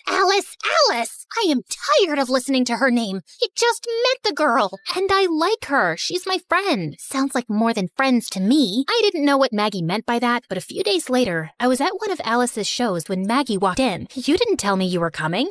Well, since you won't hang out with me, thought I'd come to you. Why? Are you not happy? Before I could say another word, the performance started, and as always, Alice blew my mind. Watching her on stage was always amazing, but something in my heart jumped when she blew a kiss at me while singing. Ew, that was so cringe. Stop blushing like a moron, Jules. And what's the whole hype about this Alice? She literally sings like a pregnant horse. I could do so much better than that. And with that, Maggie went on stage and pulled the plugs, and the crowd went silent. What do you think you're doing? Saving people from your horrible voice? Give that back. Alice tried to snatch the plug from Maggie's hand, but Maggie pushed her. Then Alice got up and she pulled Maggie's hair, and the two of them got into a huge fight. Before I could butt in, Alice shoved Maggie, and she tripped over something and ended up falling off the stage, unconscious. Alice and I took her to the hospital where the doctors told us she had a broken arm. Maggie got discharged the next day, but the doctors said that she needed to rest. Her parents requested if I could help her with her recovery since she was always happy around me, so I tried to drop in whenever I could, but every time I said I couldn't come over, she'd freak out or have a full-on panic attack, making me feel like I had to drop everything and go see her. Even Alice started noticing how stressed I was. Then one day, she told me about this great art exhibition in town, and I really wanted to see it. I told Maggie that I wasn't well, and surprisingly, she understood. Alice and I were having a great time, and the exhibition was out of this world. I've missed that smile, you know. Me too. Thanks for bringing me here. I don't remember the last time I felt so happy. Stick with me, and you'll always be happy. Alice brushed a strand of hair away from my face, and I felt my insides explode. She came closer, like she was about to kiss me, when suddenly someone screamed my name. I turned around to see Maggie staring at us furiously. So that's why you couldn't come over, huh? Because you wanted some time away from your girlfriend? I thought you were sick, so I brought you chicken soup. But then I saw this dumb art fair invite, and I knew you tricked me. You didn't leave me a choice. I'm sick of babysitting you. I have my own life too, and it doesn't revolve around you. So it revolves around Alice? I've seen how you two look at each other, and it's not just friendship. That's none of your business. Stay out of this, you witch. Enough. You can't talk to Alice like that. So you'll take her side over mine? With that, Maggie started crying like a banshee. She picked up expensive art pieces and started smashing them to the ground, one by one. I tried to stop her, but she ran around like a mad person before security finally caught up to her. The police were called, and Maggie and I were immediately taken in for questioning. Our parents were called, and it was a huge mess. Mom dropped me back off at my college, where Alice was already waiting for me. Are you okay? Look, Jules, you need to cut that girl loose. She's clearly obsessed with you. I don't know what's gotten into her. I mean, she's always been weird, but she's not a bad person. Then why did she spread that rumor about you in school? I had a friend who went to the same school as you and did some digging. They told me how she said something about you farting. And wait a minute. You asked around about me? Why? Because I wanted to know more about this stupid friend of yours. Then you should have asked me. Don't go sneaking around like that. I'm sorry. I just wanted to make sure you were okay. You should know better and stay away from someone so toxic. She's not wrong, Jules. Sometimes it's okay to let go in order to stay happy. As painful as my separation with your dad was, it ended up being a blessing because we're so much happier. Just be selfish for once and choose your own happiness. Oh my God. You all need to stop telling me what to do. I'm not some kid, okay? I can make my own decisions and do my own thing too. With that, I stormed off. I knew what Maggie did wasn't right, but I was so tired with everyone trying to make decisions for me. Maggie got out soon after, and she would send me gifts and bouquets to say how sorry she was, but I was done with her. Alice tried talking to me too, but soon after finals started and I got busy with my studies. I just needed some space from everyone. Then one day, I was buying groceries when I spotted Maggie in the line ahead of mine. She saw me too and immediately walked over. You've been avoiding me, but I don't blame you. I pushed your buttons too hard, and I deserve this, but I miss you, Jules. Maggie, you're a great person, but I think it's better if we don't stay in touch anymore. I'm finally happy in my space, and I want to keep it that way. I get it, but at least can we have coffee? One last time, for the sake of our friendship? I wanted to say no, but looking at Maggie's desperate face, I agreed. She led me to her car and started driving, but I noticed soon that we were not headed in the right direction. I asked her, and she told me that it was this new place a little outside the city. I felt uneasy and asked her to stop the car, but Maggie started speeding up. What the heck are you doing? You'll get us killed. You said you were my bestie forever, and then you dumped me for that stupid Alice. I loved you, Jules, you know that? What? Yes, I loved you, but you told me you were into guys. That's why we couldn't be together. I kept begging Maggie to slow down, but she just wouldn't listen. Panicked, I tried to take the wheel from her hand, but the car slid off the road and hit a tree. Within seconds, a crowd gathered around us and helped me and Maggie out. Thankfully, we weren't injured. Jules, I'm so sorry. Are you hurt? Get away from me, you freak! Don't you dare touch me! 15 minutes later, both our parents arrived. Maggie's parents apologized and begged me not to press charges, even though I really wanted to. Mom took me home, and this time, I decided to cut Maggie off for good. I got a restraining order from the court, and after that day, I never saw Maggie again. I went to therapy and started feeling a lot better. A few days later, Alice asked me to meet. We sat on the hood of her car watching the sunset. So, I've been thinking about you, and I feel like we have a spark. No, it was just a firefly. Really? Such a pity. Yeah, I know. These sparks are getting out of hands lately. Maybe we can set them on fire? We grinned at each other, knowing exactly what was going to happen next.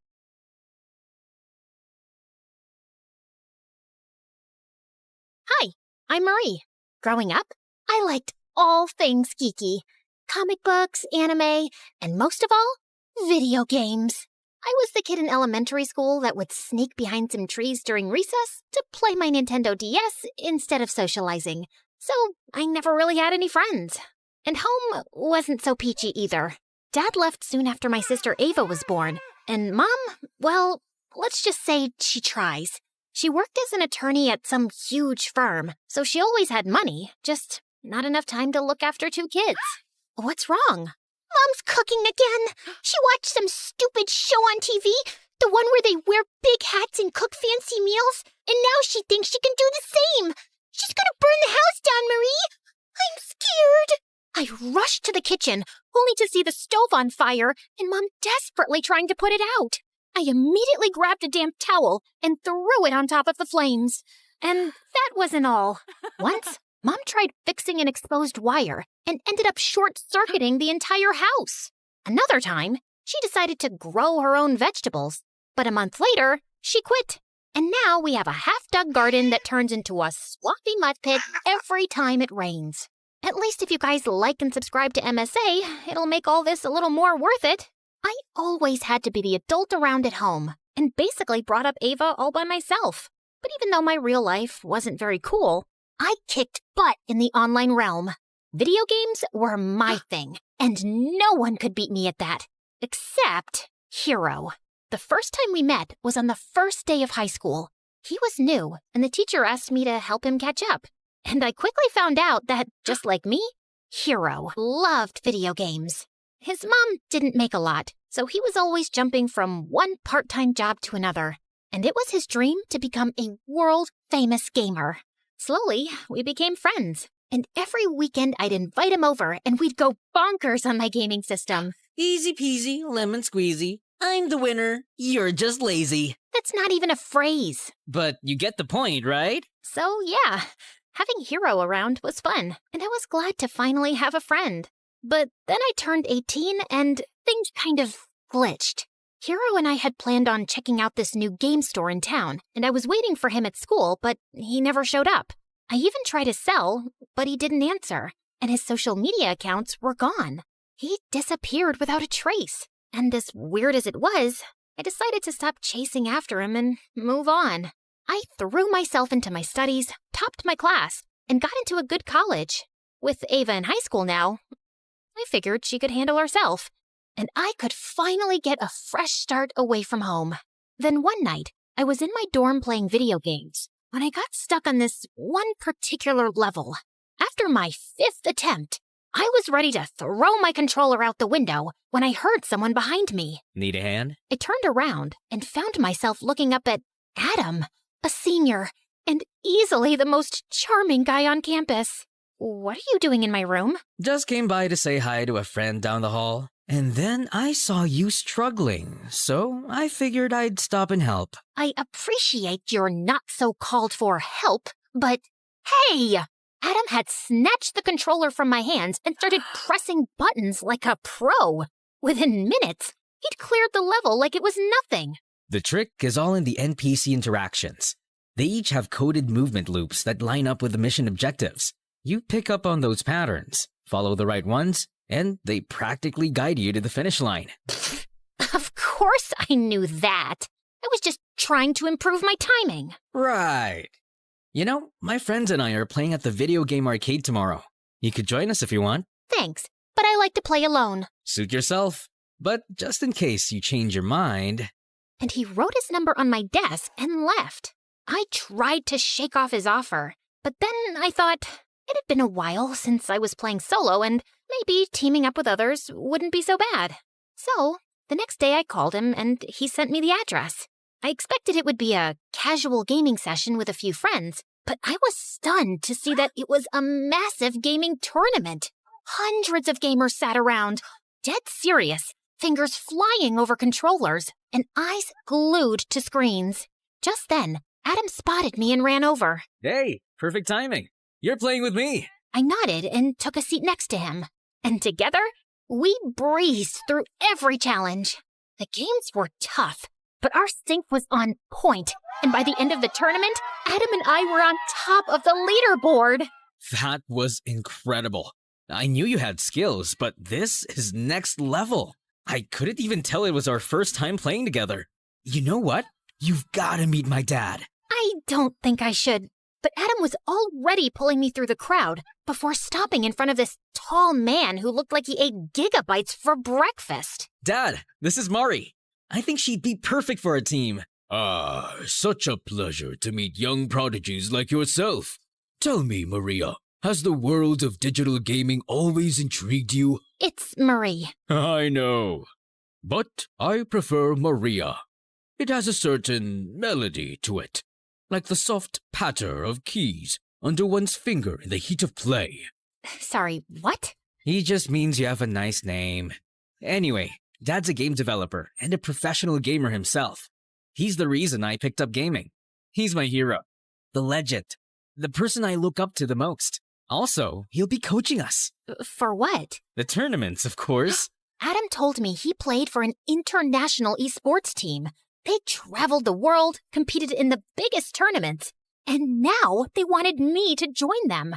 Playing international esports had always been my dream, so it didn't take me long to say yes, and the next few months turned into a wild roller coaster.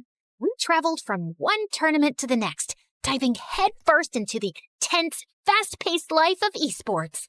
And while I loved competing, Adam's dad made things really complicated. Our primary objective is to establish dominance in the early stages by monopolizing resource nodes and obstructing adversarial progression. What is he saying? He wants us to capture as many resource points as we can at the start and block the other team. Why doesn't he just say that? That's just how he talks. You'll get used to it. But Adam's dad's constant hovering and descriptive plans made every practice session feel like a mental marathon, and I just couldn't keep up. Then one day, after a grueling practice, I was scrolling through my phone when I came across an invite to the closed beta test of Infinity Nikki, a game that had been making waves as the coziest open-world experience out there. I was tired of playing endless battles and high-stake combat games with Adam, and I was looking for something that felt more comforting and fun. And the game seemed like the perfect escape. So I enrolled for access to the closed beta, got in, and boy, was that the best decision ever. The game took me into the magical world of Mirrorland, where Nikki, the main character, went on amazing quests with her cute companion Momo. The coolest part of the game were the ability outfits that helped Nikki navigate Mirrorland, gather resources, and complete quests. I got to explore dungeons, tackle boss battles, ride vehicles, and even capture beautiful moments with the photo feature. It was so much more than a dress-up game. It was pure magic.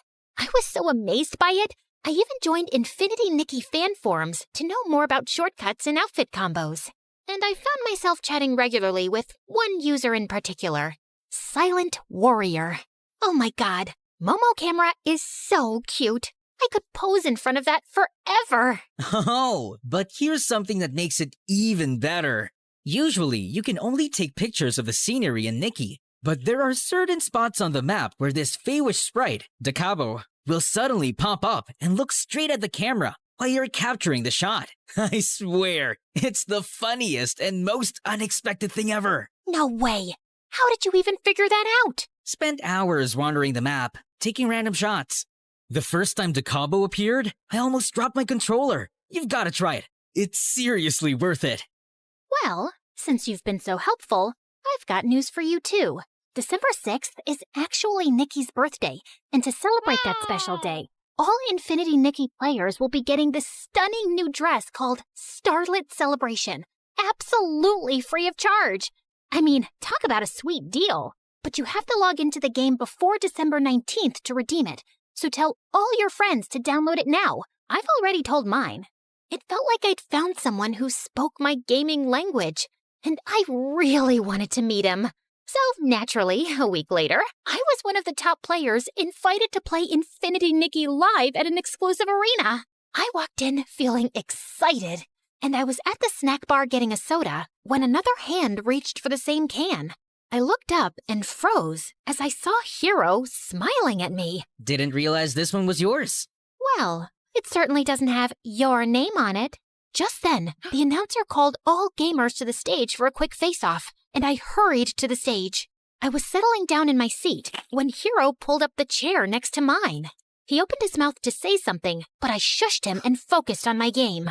I entered the breezy meadow, collected a bunch of daisies, and was just enjoying my walk through the vibrant flowers when Momo told me that there was a Whimstar nearby. So I hurried through the meadow, collected the Whimstar, and upgraded to a new outfit. Wow, you're still as good as I remember. Oh, so you do remember me. I thought the way you vanished, you probably forgot all about me. Okay, yes, I deserve that. But I had a reason for leaving so suddenly, Mari. That's when Hero told me that his mom had lost her job, and since they lived in her employer's house, they had to pack up and move to a new town, almost overnight. You could have dropped a text, at least. I just couldn't find the time to. I had to pick up jobs to help Mom out, until I figured out a way to make money through gaming. You have no idea how many times I thought about calling you, but I just didn't know what to say. So when I saw your name on the Infinity Nikki forum, I decided to send you a message as Silent_Warrior. Wait, you're Silent Warrior? So you took me for a fool not once, but twice? That feels good. I'm sorry, I just didn't know if you'd talk to me. I even learned the whole game just to get to this live event and meet you, Mari. So, what do you say? Can we restart? I kinda miss you. Okay, yeah, I missed him too. Hero was the one person who always understood me, and he did genuinely sound sorry for the way he'd acted. So, I agreed, and we reconnected. We spent hours chatting about games, and I told him everything about my new team and life at college. Our conversations felt effortless, and I was happy to have him back in my life. But while things with Hero got better, with Adam, it only got more tense. Maria, grab the plasma cannon next to you. You're wasting essential resources. I'm pinned down by these two enemies. I need to deal with them first to advance. Incorrect. Your role is to support Adam. He's leading the mission. Provide suppressing fire, and use that weapon to neutralize the opposition. But if I expose myself, I'll get eliminated. Then strategize smarter. Honestly, you're making me question your tactical skills. Did we make a mistake by bringing you onto the team, Maria? Oh, I don't know, sire. Maybe you did. So why don't you go ahead and find someone who's better than me and can understand what you're actually talking about? And yeah, for the record, my name is Marie. And I just threw the controller down and walked out. And seconds later, Adam followed. How dare you talk to my dad like that? He's constantly breathing down my neck, Adam. It's annoying. He just wants you to do better. And honestly, Mari, you could use a little extra practice. Dad doesn't think you're ready for the tournament, and he might be right. Your dad thinks no one is ever ready. And every time I talk to him, I feel like I'm in the middle of a test I didn't prepare for. I don't think I can play like this. And before Adam could get out another word, I flung my bag over my shoulder and left. I was so distracted that evening, I could barely focus on my game with Hero. I had to jump through some glowing hoops in a sequence before the time ended, and I just couldn't keep up. Hero immediately understood something was off and asked me what happened. And I told him everything. Why are you even with them if they don't value your skills? It's not all bad. The rest of the guys on the team are great, and Adam's a bit edgy, but he's a good player. It's his dad who gives me the ick. My mom's a saint compared to him. At least she never trash-talked me the way he does. Mari, you're a great player, and from what you're telling me, this Adam sounds like a jerk. I think you should just quit and play with me instead. We're good. I just laughed at Hero's suggestion. He was clearly joking. There's no way he'd actually expect me to quit my team at the last minute. Although, I'll admit, the idea was kind of tempting, considering how Adam being on the team was seriously getting on my nerves lately. Later, I ended up talking to my sister Ava about it, and the next day, she and Mom showed up at my dorm with dinner to cheer me up. I was struggling through the lasagna Mom made, when suddenly there was a knock at the door. Hero? What are you doing here? Okay, don't freak out. But I kind of put our names down together for the tournament tomorrow. What? Why? Because your team sucks, Mari. Adam and his dad are dragging you down, and it's obvious you're not happy. But playing Infinity Nikki with you these past few days made me realize how amazing we are together. If we team up, we actually have a chance of winning. And I found out from my sources, and the prize money on this tournament is insane. Hero, Planning to ditch me at the last minute? I saw Adam standing behind Hero with a hard expression on his face. You're taking this the wrong way. Oh, am I? Wasn't he just telling you to leave us and join him? My dad gave you the opportunity to be a great gamer, and you tossed that aside to play Infinity Nikki with him? It's that same dress-up game you keep raving about, right? It's more than a dress-up game, Adam. It teaches you about friendship, care, and warmth. And it tests your skills and presence of mind. You have to strategize your way through each puzzle. It's not easy. Sounds like a pretty easy game to me. Really? Then why don't you and I go head-to-head? First one to complete his quest wins. And Mari joins the winner's team. That's the stupidest thing I've ever heard. Why? Scared I'll kick his butt? We'll see about that. But the food's getting cold. Believe me, Mom, no one wants to eat that. And this is way too entertaining. Adam shoved me aside and took over my gaming system while Hero pulled out his laptop. And they both dove into the game. Hero skillfully switched between Nikki's ability outfits, jumping between platforms with precise timing. The puzzles were tough. Rotating tiles that moved unpredictably, hidden traps waiting to catch him off guard, narrow pathways requiring precision, and lasers that could slice through in an instant. But Hero kept his pace steady. Adam, on the other hand, was clearly struggling. The caged greed towered over him, and he just couldn't figure out how to break through its defenses. While Hero completed his challenges with absolute ease. This is not fair. I was just getting the hang of the game. Besides, you already knew the shortcuts and how to switch between the ability outfits. Fine. Then how about we do a dress-up contest? Mari can rate which dress combo looks nicer. Does that sound fair to you? Huh. I breathe fashion. Bring it on. The combat started, and just like before, Hero nailed this one too. He carefully curated a stunning look. A bright yellow playsuit called the Sunny Agenda, paired with a set of elegant stockings and white high-top sneakers. He finished the outfit with a sleek ponytail and the sweetest headband, creating a perfectly coordinated ensemble.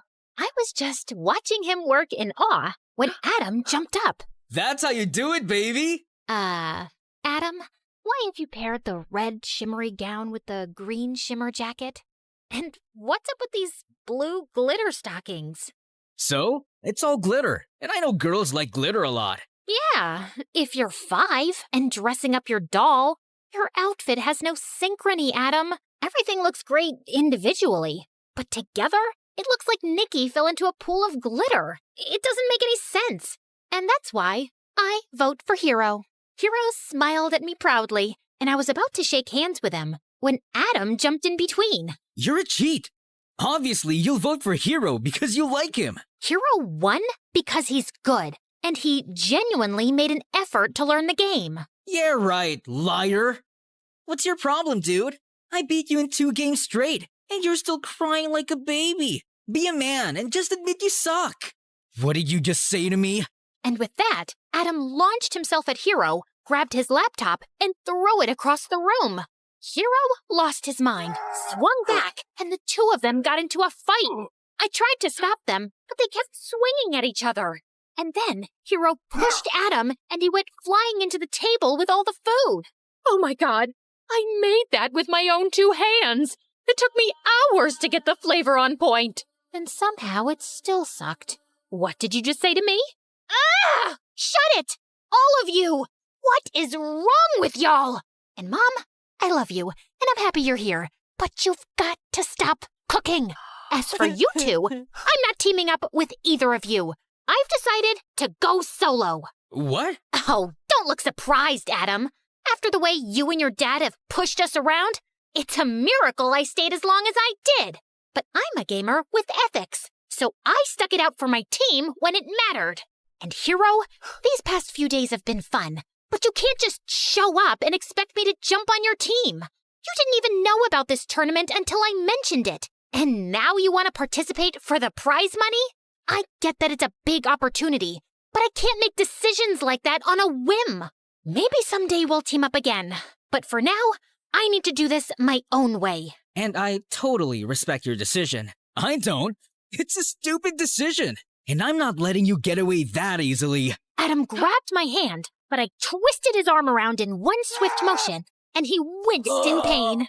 Guess I picked up a thing or two from your so-called combat games. Maybe you could learn a little something from Infinity Nikki and handle defeat with a little grace, instead of throwing a tantrum every time things don't go your way. Wait till my dad hears about this. You and your dad can both eat slugs for all I care.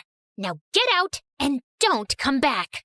Adam left that night, but I knew he wasn't going to stay quiet. Not that I cared. I'd already made up my mind to pull my name from that stupid tournament. I didn't want to be part of something that sucked the joy out of the one thing I loved. It was time to take back my happiness, to focus on what made me feel alive again. And for the first time in weeks, I felt free. It's showtime, baby.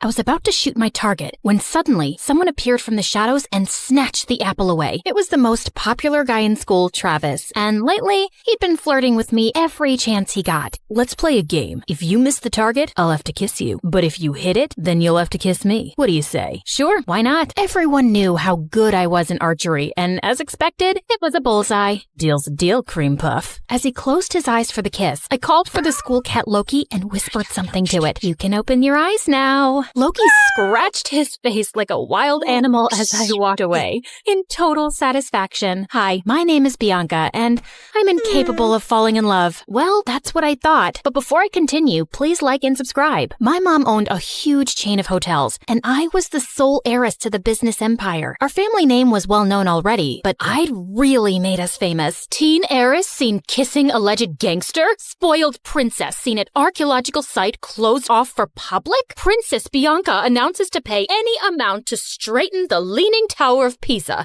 Oh, each headline is worse than the one before. Alleged gangster, Mom. We broke up, and you know my keen interest in history. I had to see that site. And come on, am I the only one annoyed by that Leaning Tower? Ugh. When will you ever get serious, Bianca? I have a private jet to catch, but we're not done with this conversation. Yes, go to your meeting, Mom. You didn't even remember to wish me a happy birthday, but I was still celebrating in style. I was having a huge birthday party at the newest club in town, but my night was ruined when I saw an uninvited guest, Travis, and he was approaching me and my BFF Carmen as if he was God's gift to women, despite that scary face. Hey, sugar lips, wanna dance? Aren't you supposed to hate me for making you look like Frankenstein? What's love without a little pain? And I adore your feistiness. He was all over me the whole night. Eventually, I had to make Carmen distract him and try to escape, but he noticed and followed me like a madman. I'm not done with you, my love. I turned around a corner and opened a VIP door at the end of the hallway. There were some men in suits playing poker, and they all turned to me like I was an alien. Oopsie, wrong room.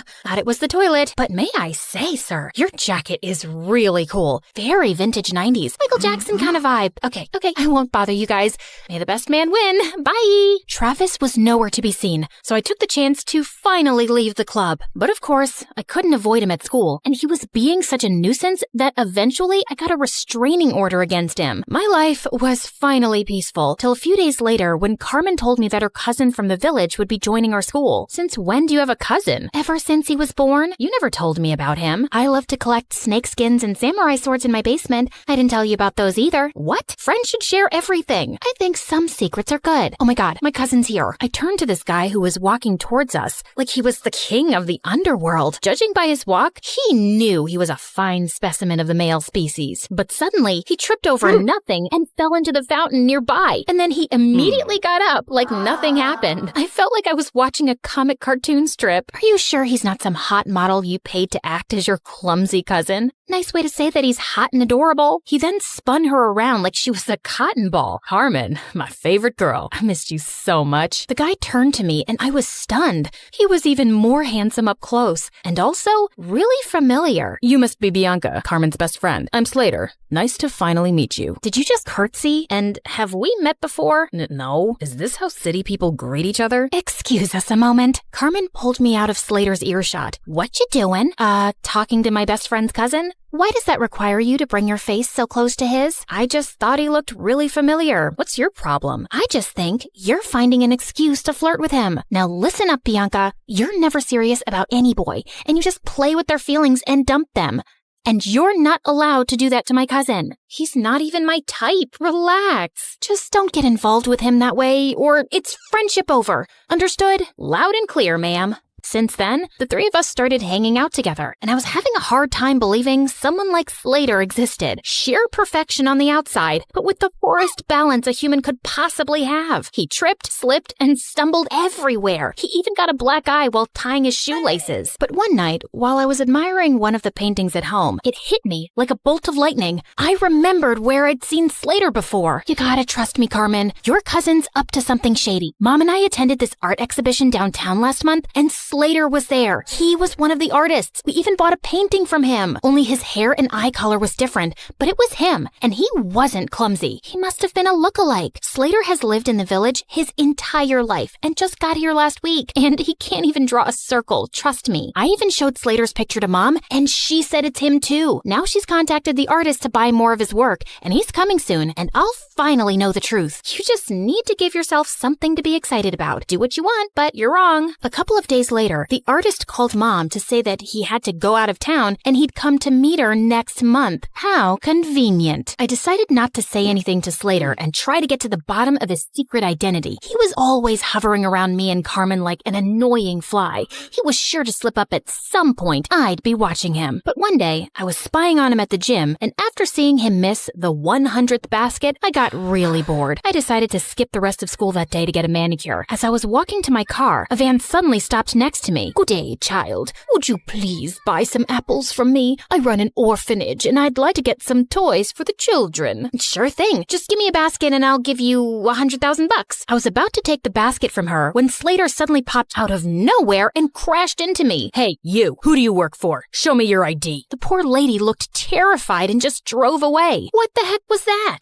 Didn't your parents ever tell you not to take candy from strangers? What if she was trying to poison you? Dude, those are apples, not candy. And who am I? by Snow White, and that cute granny is trying to poison me because I'm the fairest girl in all the land. This isn't funny. You don't know how dangerous some situations can be. Oh, please. I swam with sharks last year and jumped off a hot air balloon when it malfunctioned. I laugh in the face of danger, and that lady just wasn't dangerous. I know you're from the village and probably think everyone in the city's evil, but please stop being a weirdo. But Slater just got weirder. Like another time, the three of us were at a restaurant, and as soon as the waiter served our order, he started sniffing mine. If you wanted me to completely lose my appetite, you succeeded. What's wrong with you? He also started sniffing his food and Carmen's. That's how we do it in the village. The first whiff of food tells you everything you need to know. About what exactly? About how organically the food was grown, if the farmer sang to his crops and cows. I ordered a giant brownie sundae with whipped cream and sprinkles. Are you insane? Just give me that. Just then, there was a loud crashing sound next to us, and Slater jumped towards me and brought me down to the floor, covering me like a human shield. He was looking down at me, and I was a little breathless. And then I saw everyone else staring at us like we were mental. Apparently, a waiter had just dropped a tray full of glasses. Oh, my bad. I thought it was a gunshot and maybe some robbers had come in. I just acted on instinct. Wait, let me get this straight. So you thought it was a dangerous situation and your first instinct was to save Bianca? Hello, what about me? Your own flesh and blood? Slater muttered some apologies while Carmen kept scolding him, even if he was crazy. It was really sweet how he tried to protect me. One weekend, Carmen told me that the cheer captain was throwing a party, just for the cheerleaders and all the boys. I felt curious to see how Slater would act at parties with other girls, so I dashed over to the venue and spied from the bushes. But I couldn't spot him anywhere. I knew how girls looked at him. He was probably surrounded by the cheerleaders. Well, what did I care? I took this opportunity to practice my amazing singing. I can buy myself flowers, write my name in the sand, talk to myself for hours, say things you don't understand. Suddenly, I heard a sound right behind me. Slater, what are you doing here? Same question for you. I came here to sing flowers, 'cause you know, there are flowers here, duh. What about you? It's too loud inside, and everyone was acting wild. It was scaring me. Just then, a huge bug came flying at our faces, and Slater tried to smack it away, but he ended up slapping me instead. Oh my god, I'm so sorry. My hand is so stupid. Bad hand. Gosh, Slater, why are you so freaking clumsy? I don't know, just born that way, but I get even clumsier around you, 'cause attractive girls make me nervous, and you're the most beautiful I've ever seen.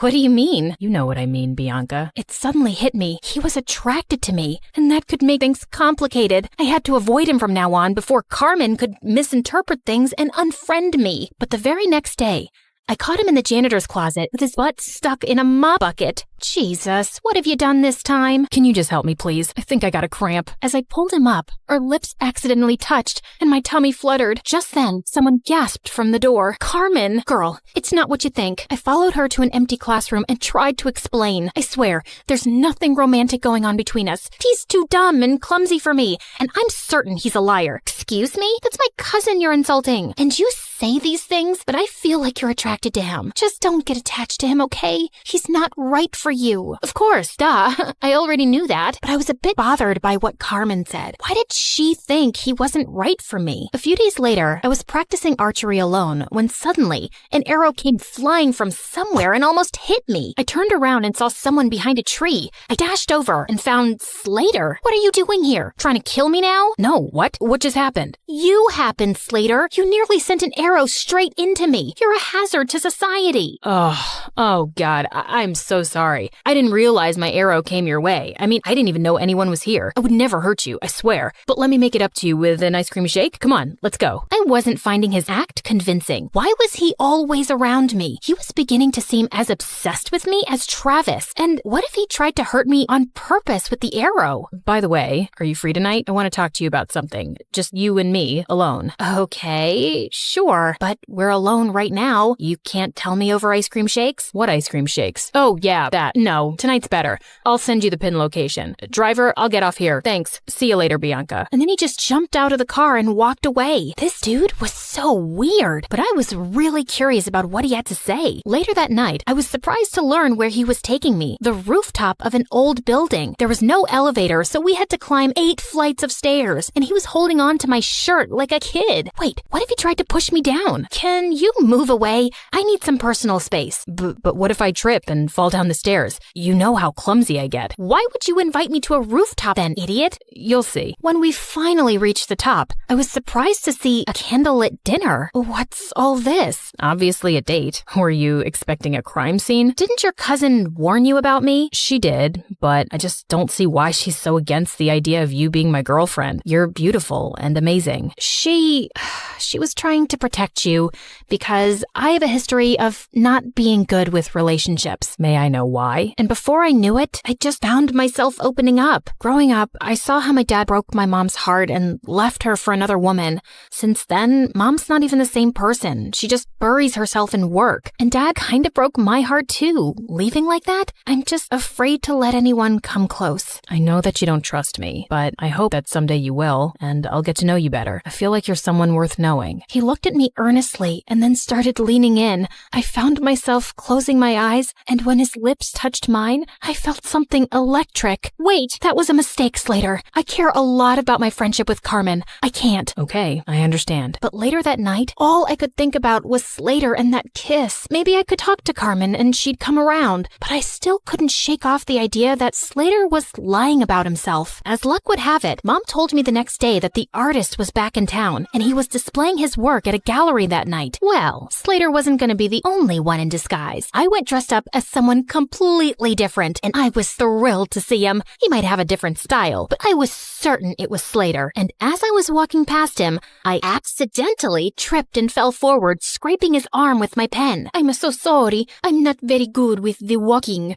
Clumsy, like you people say. Oh, it bleeds. It's fine, miss. I'm okay. Excuse me. I need to use the bathroom. And the next day at school, Slater was wearing a full-sleeved shirt, just like I'd expected. So I spilled my juice all over him. Oh my God, you're wet. You'll have to change your shirt. It's fine. It'll dry up. No, you'll get sick. I won't. I'm as strong as a cow. I tried a few more tricks, but he was able to avoid all of them. I guess I just had to do it by force. After our classes, I followed him outside school, and just as I was ready to jump on him from behind, he turned around and pinned me to the wall. Bianca, why were you trying to attack me? How did you know, Spider-Man? And all I wanted to do was this. I pulled up his sleeve, and sure enough, he had a long cut on his arm. Ha! So you're really that artist. I've exposed you, you big fat... Suddenly, there was a growl behind me. I turned to see two guys holding two rabid dogs and pointing at us. Bianca, just run. Slater grabbed my hand and we ran like crazy from the dogs. After sprinting down several blocks, he pulled me into an old building and we ran up the stairs. We climbed all the way to the rooftop and we could hear those guys behind us. Okay, there's no other choice. We gotta jump. Excuse me? I must have heard you wrong. And what is going on? Questions later. And what's the matter? I thought you laughed in the face of danger. Ha ha. Now is not the time to be sarcastic. Just hold on to me and you'll be fine. Do you trust me? Of course I don't trust you. You're the clumsiest idiot I've ever met. Listen, Bianca, I'm not who you really think I am. I just need you to trust me right now, okay? I won't let anything happen to you. I promise. My instincts told me to trust him, and I did. And what happened next was the most thrilling thing ever. We went flying through the air, then landed straight in a garbage dump. Ew, fish heads. Come on, this isn't over yet. I needed answers about why I was currently running a marathon with my BFF's mystery cousin around the city. Slater, why are these people after us? Listen, something happened. He didn't get to finish because the gangsters finally cornered us. Slater pushed me inside one of the diners as he started fighting them expertly. What were these kung fu ninja moves? He was so hot. Just then, one of the guys came up behind him with a metal chair. I looked around for anything I could throw at that scumbag before he could hurt Slater. Bullseye. That's my girl. Just then, a bunch of policemen arrived and surrounded the men, and Slater pulled out a badge. You're under arrest. What? He was a detective? As those jerks were being taken away, Slater finally told me everything, starting with how I unknowingly got involved with an international mafia gang. You walked in on them one night at the dance club and saw something you weren't supposed to see. You've been in danger since then. Oh, those guys. But I swear I didn't even see anything. They couldn't be sure of that, so you've been their target since. I was already in town looking for this gang and posing as an undercover artist, but when we found out that they were looking for you, I joined your school to be closer. We also thought we could catch them using you. You mean using me as bait? I didn't mean use you like that. We just knew they'd come after you. So that date on the rooftop, was that also a ploy to get the gang members members there? Well, yeah, we had police hidden all over that building, but I think the gang realized it was a trap. Everything made sense now. He was just pretending to be interested all along so he could be around me for my protection and to catch the bad guys. I was just a mission for him. You saved my life. Thank you. I just did my job. I'm glad you're safe now. I gotta report to headquarters soon, so... Yeah, great job. Goodbye then. As I walked away, I suddenly felt sad and empty, and the next day at school, Slater was gone. I demanded more answers from Carmen. Slater really is my cousin. He became a detective at a young age, and he doesn't tell us much about his job. But after that restaurant incident where he was clearly protecting you, I asked him what was going on, and he said it was something related to you, but it was confidential. So that's why you didn't want us to get closer. Yes, because he was just here for his job, and he doesn't form attachments. I didn't want you to get hurt. I'm sorry. What for? I can see it in your eyes, Bianca. You're in love with him, but I don't think he can make you happy. Oh, please. I've told you. I'll never fall in love with anyone, if you say so. Over the next few days, I tried my best to get back to normal, but I couldn't get Slater out of my mind. Even Mom noticed something was up with me. Haven't seen any crazy headlines lately. No new adventures? Yeah, it's been kinda quiet, but I did make one stupid mistake, falling in love. Mom sat down beside me and then pulled me into an awkward hug. Sweetie, I know you've been affected by what your dad did, but don't close your heart off. Falling in love isn't stupid, and you'll find the right guy one day, and it'll be amazing. Trust me. Mom decided to take some time off work and we planned a vacation together, but just as I was leaving for the airport, I heard a loud crash from the main hall and saw Slater had pinned Travis to the ground. Slater? Travis? What are you both doing here? Bianca, my cream puff. I couldn't go on any longer without seeing you. I can't live like this. You really need to tighten security around here. Found him crawling through the dog door. As Slater handed over a screaming Travis to the guards, he turned to me. Why are you here, Slater? Same reason as Travis, actually. I really missed you. Wait, where are you going? Sorry, can't disclose the location. It's top secret, so whatever you want, make it fast. I got another mission. Okay, so what is it? I need you to fall in love with me and be my girl. Oh, well, that sounds like it's gonna be a very hard mission. I'm not afraid of challenging assignments. He pulled me in for a kiss and then hit his forehead against mine. So you're naturally clumsy. Only when I'm in love.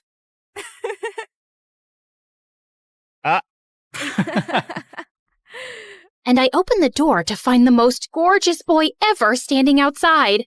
Hello, I'm Eric. We got some of your mail. I came to return it. I just stared at him, dumbstruck, feeling acutely aware of how terrible I looked. Just then, Meredith pushed me out of the way. Hey, thanks. You're such a lifesaver. Haven't seen you around before. I just moved into the house across the street. The big white one with the quadruplets? Yeah, they're my brothers. What? No, they can't be related to you. They're very unattractive. Meredith, can't you ever sugarcoat anything? I am sugarcoating. Did I call them ugly ogres? I am so sorry. It's okay. People have this reaction often. I'll see you girls around. He flashed his beautiful smile at us and then left. Wow, Eric stole his brother's luck, the schoolboy's luck, the neighborhood boy's luck, and his mother's and his father's luck, and the whole town's. I agree. He's beautiful. I hope he's smart and funny and kind too. I'm sure he is. I never believed in love at first sight till I met Eric. Okay, maybe love is an exaggeration, but I was crushing on him hard. Freddie, how does this purple dress look on me? Claire, what the? You can't just come in without knocking? What if I wasn't wearing a towel? Well, you are. So unclench your butt. Now, what do you think about the dress? Hey, Freddie, I want your opinion on this red dress. Oh, hi, Claire. I didn't know you were here. Have some respect for my privacy. What are you talking about? Actually, I don't care. Now tell me, I look hot, right? Of course I look hot. I could wear a potato sack and I'd look hot. I can do hot in my sleep. What's the dress for? The party at Eric's place? What, did you think you're the only one who got invited? The red's a bit much for a casual housewarming party, no? Yeah, you're right. It's more of a second date dress. Thanks, I'll look for something else. And your dress looks lovely. I am not your sister, and you can't treat me like this. I am a man. Okay, thanks for the news flash. Come on, Claire, let's go before Freddie has a heart attack. The party was coming up soon, but I knew there would be many guests and I wouldn't really get a chance to talk to Eric then. So I decided to drop by to borrow some sugar one evening. But my heart sank when I spotted Meredith and Eric in the kitchen and they were kissing. I couldn't believe that witch. It was so obvious I was crushing on Eric, wasn't it? Can you give me some mashed potatoes, Claire? I lifted a spoonful and threw it straight at her face. Claire! What the heck? Oh, I'm sorry. You didn't want them on your face? You should have been clearer then. You got a problem with me? What a genius. Since you're so smart, I'm sure you already knew I liked Eric, but you went after him anyway. Yeah, I saw you two kissing. Oh my God, what? You like Eric? I had no idea. You should have been clearer too. Cut it out, okay? You knew. Did not. Okay, so now that you know, will you stop seeing him? No, duh. Are you really into him? Not really. I barely know him, but he's cute and rich and he likes me. You did see that he was kissing me back, right? I flung another dollop of mashed potato straight in her eye and stormed off. Fine, that jerk could have Eric. I wasn't even gonna go to the party now. But on the night of the party, when I heard music floating from across the street, I couldn't help myself. Eric had just known Meredith for 2 days. This battle wasn't over yet. I knew I looked smoking hot as I marched up to Eric and Meredith in her stupid red dress. She looked furious to see me before she turned sickly sweet. Oh, hi. I thought you were unwell and not coming, honey. How are you doing now, honey? I'm good, honey. How are you, honey? I'm great, honey. Do you like my honey, honey? What honey? Honey? The honey, honey. I see no honey. Honey? What's happening here? Don't worry about it. Let's go get some honey, honey. We don't have any honey, Meredith. Honey! You ruined it. You should have ended the sentence with honey. Don't mind her, Eric. You already know she's rude. And she has a vile temper. She once tried stealing money from an old lady and kicked her hard when she resisted. Oh, so that's how it's gonna be, huh?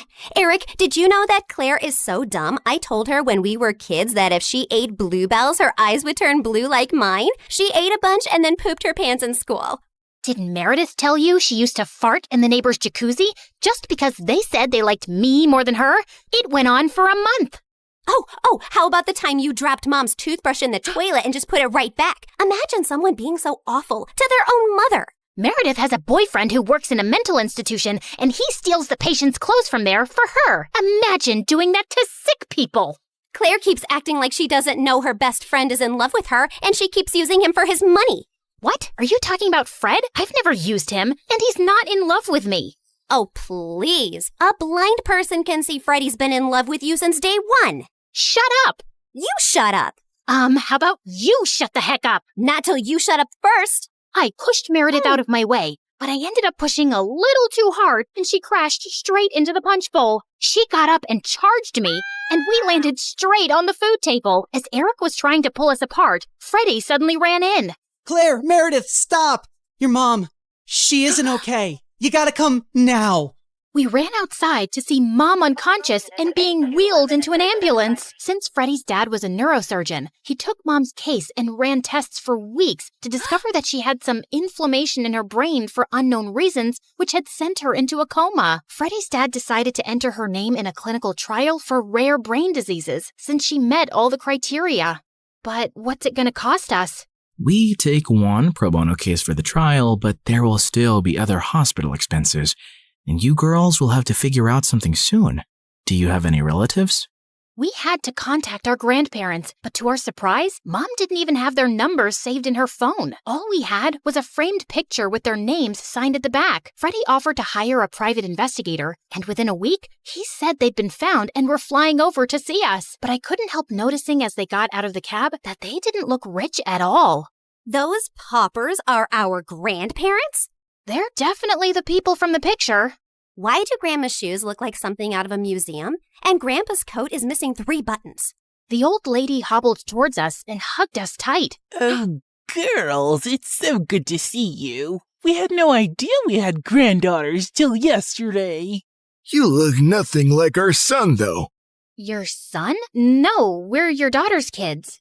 Oh, honey, we don't have a daughter. The private investigator who tracked us down did say our daughter was looking for us. but we just assumed that was our son who ran away from home 18 years ago. He was always saying he'd change into a woman one day. What? Our mom used to be a man? No, this is crazy. Look at this picture. Does this woman look anything like your son? Our son is ugly, and I remember this woman. Alfred, you remember this beautiful lady came to stay at our motel many years ago? She disappeared suddenly one night, and the next day some mafia men turned up looking for her. Ah, yes. Those men kept turning up for weeks. They seemed like bad news. I'm happy to hear the lady is okay. So, you're not her parents? Then why does she have this picture of you guys?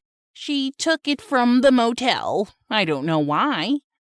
I'm so tired, dear. Can I rest for a little while? No, if you're not our rich grandparents, you gotta go. Taxi! Meredith sent them packing immediately, and we just stood staring at each other. When was Mom in a motel? And why were there bad men after her?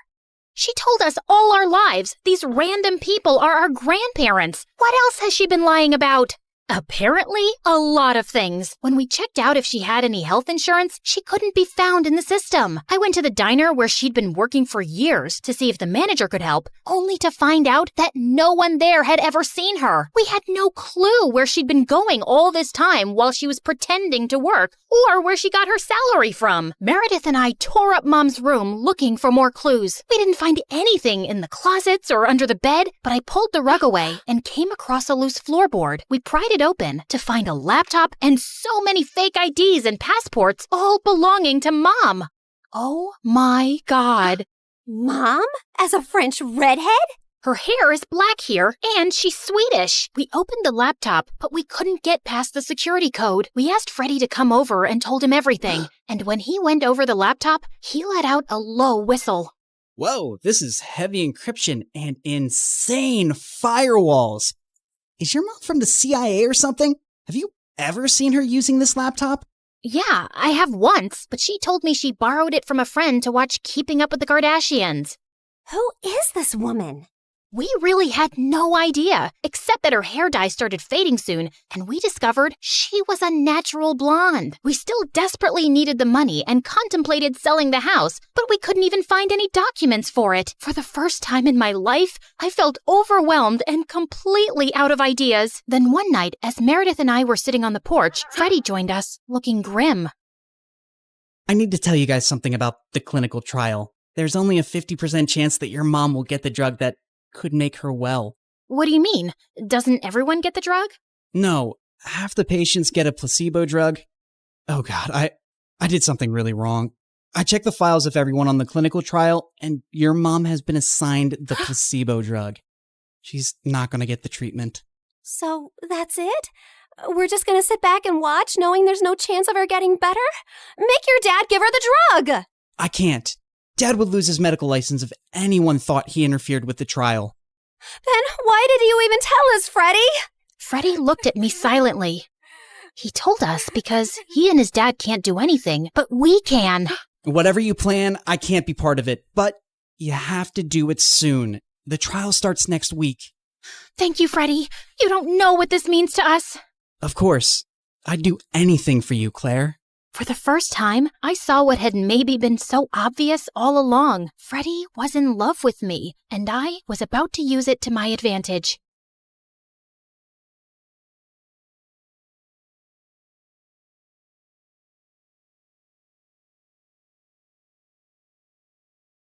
Hi, I'm Catherine from Arizona. Please like and subscribe. When I was born, my parents were very young. Dad was an inventor, and Mom was an aspiring model. Mom spent most of her time at auditions and fancy parties, while Dad and I stayed home in his lab. The two of us would go from business to business trying to sell Dad's inventions, but no one ever bought anything. I love that Dad let me help with his experiments, even though I was clumsy. Like once when I was 7, I tripped over my shoelace and ended up spilling some beakers, and the whole lab stank of rotten eggs. Nobody could pass by our house for a week without gagging. Another time, I left a burner on the lab and went to the park, and by the time I returned, I found a fire brigade outside the house. Mom was furious when she came home, but Dad always had my back. He was the sweetest, but Mom fought with him over everything, especially the fact that he didn't make enough money. And then one day, Mom just left with her new friend. Dad said she was going on a business trip and would be back soon. Well, Mom never came back,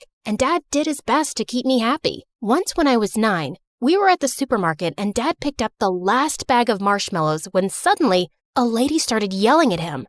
Hey, I was about to take that. Give that to me. Ma'am, I picked them up first. So what? I saw them first. Don't you have any manners? It's ladies first. Dad gave the bag to her, but I was furious. He was just too nice, and I had to protect him. Plus, there were marshmallows on the line. I acted nice and offered the lady some gum. And seconds later, the witch started to scream.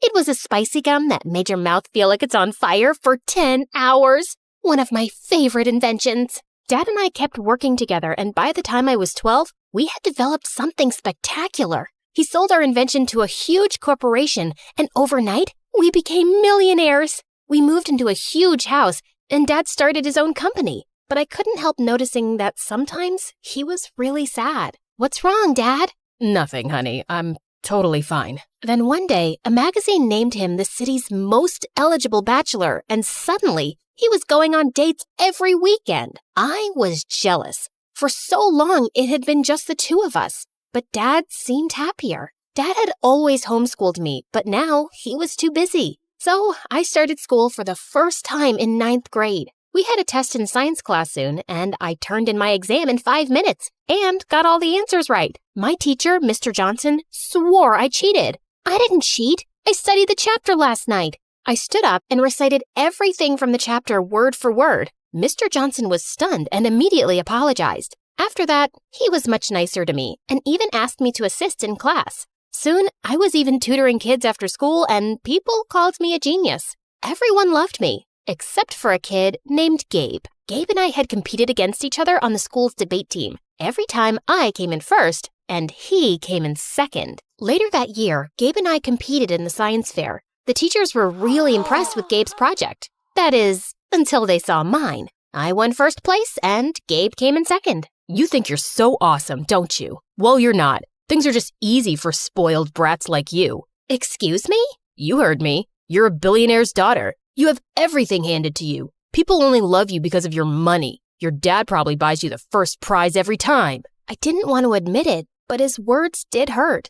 I knew Dad gave a lot of donations to my school. Did everyone just like me because of my father? A few nights later, Dad brought home a pretty blonde woman. Catherine, this is Layla. She's my new friend. The next thing I knew, Layla had moved into our house. Dad was head over heels for her. He showered her with gifts and followed her around like a lovesick puppy. Ew, can you two get a room? Layla was the worst. First, she threw out all my favorite foods. She painted my room bright pink, and on one occasion, she dragged me out of the lab to take me to her stylist. You're such a pretty girl. Don't hide your face with all that hair and baggy clothes. Wow, honey, you look like a clown. Layla is the worst. Don't be rude. She's just trying to help. She's ruining everything. After a while, I hardly recognized our house anymore, and Dad spent all his free time taking Layla shopping and on romantic getaways. I didn't trust her one bit. She was probably just after his money. But it didn't matter what I thought, because soon,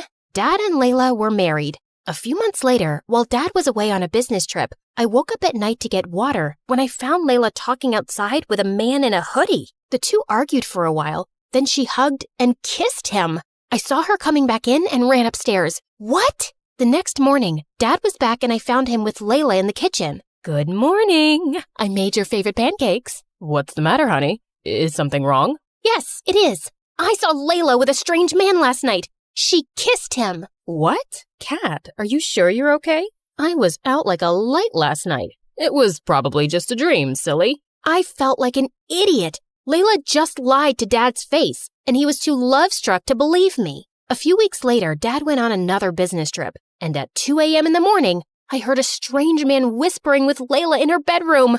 I was pissed. I grabbed my cell phone. This time, I'd get evidence. I crept towards their room. The door was closed, but I could hear the man's voice through the walls. I pressed record and sent the audio to Dad. The next morning when Dad returned, he and Layla confronted me. Are you spying on Layla? Dad, she's cheating on you. I sent you the evidence. I left the television on, Kat. That's what you heard. I love your dad. I'd never cheat on him. That wasn't the television. It was another man. I swear. She's a liar. I am so disappointed in you, Catherine. She's done nothing but be nice to you, and you've treated her horribly. You need to accept that Layla and I are together, and your lies won't change that. Dad grounded me for a week. After that, I didn't say a word about Layla's late-night excursions. If Dad wanted to be with a cheater, so be it. I focused on school and preparing for the next big debate competition, but I noticed that Gabe wasn't there. He wasn't my favorite person, but I started to worry when a few weeks passed and none of the teachers or students knew why he was absent. Then I remembered that Gabe worked at a local deli after school. One afternoon, I decided to stop by the deli. I saw Gabe at the counter looking like he hadn't slept in days. Gabe, are you okay? What are you doing here? I was just worried about you. I brought you the homework you missed from class. Why are you being nice to me? No one's ever nice to me. You might be my nemesis, but I still care. Suddenly, Gabe burst into tears. He told me about how his mom was sick and he was working day and night to pay for a special surgery she needed.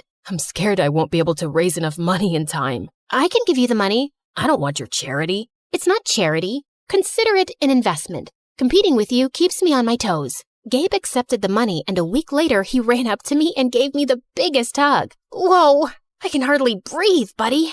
Mom's surgery was a success, and it's all thanks to you. Also, I'm sorry, Catherine. It's not true that you win everything because you're rich. You're just better than me, and I know that. Soon, Gabe and I started spending all our time together. We studied together every day, texted late into the night, and sent each other our favorite MSA videos. I was happy being at his place anyway because I wanted to avoid Dad and Layla as much as I could. One day as we were walking home, he was unusually quiet. What's wrong? You look like you swallowed a lemon. I don't know how to say this, but I was thinking, just contemplating if maybe you would consider or like to, Just spit it out, man. Do you want to go with me to the winter dance? Oh, I don't know. That might not be such a good idea. It's okay. I get it. You'd rather go with some rich, cool guy, not a poor nerd like me. No, I don't care how much money you have, and we're both nerds, duh. It's just that I'm a horrible dancer. I'd probably embarrass you. You'd never embarrass me, Catherine. You're perfect. Then Gabe kissed me, and it was so romantic. That weekend, Gabe came to pick me up in his mom's car for the dance. Gabe walked up to Dad to meet him, but Dad ignored him and pulled me to the side. Are you sure you want to go out with this boy? He drives that piece of junk, and it looks like he pulled out his suit from the trash. Dad, what is wrong with you? I like him. He's a sweet guy.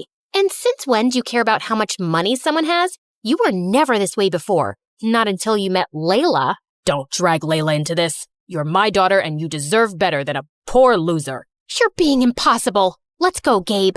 Gabe and I had a blast at the winter dance, and we officially started dating. I started inviting Gabe over to my house, and thankfully, Dad didn't create a fuss again. He even tried to be pleasant to Gabe, and I was sure he felt sorry for his behavior. One day, Gabe and I were studying a math test in the kitchen when Gabe excused himself to go to the restroom. He came back a few minutes later, and then Dad stormed into the room. You thief! What? What's going on? Honey, calm down. I saw him roaming through the house near my study, and now my wallet's gone. I know he took it. No, I didn't. I swear. Dad grabbed Gabe's backpack and tossed its contents onto the floor. Then he made Gabe turn out his pockets, which were empty. I know you stole my wallet. Where is it? Stop it. Leave him alone. Gabe ran out of the house terrified. I didn't speak to Dad or Layla for the rest of the night. The next morning, I tried apologizing to Gabe. We need to break up. Your father hates me. No, Gabe. We can make this work. No, we can't. You're a millionaire and I'm poor.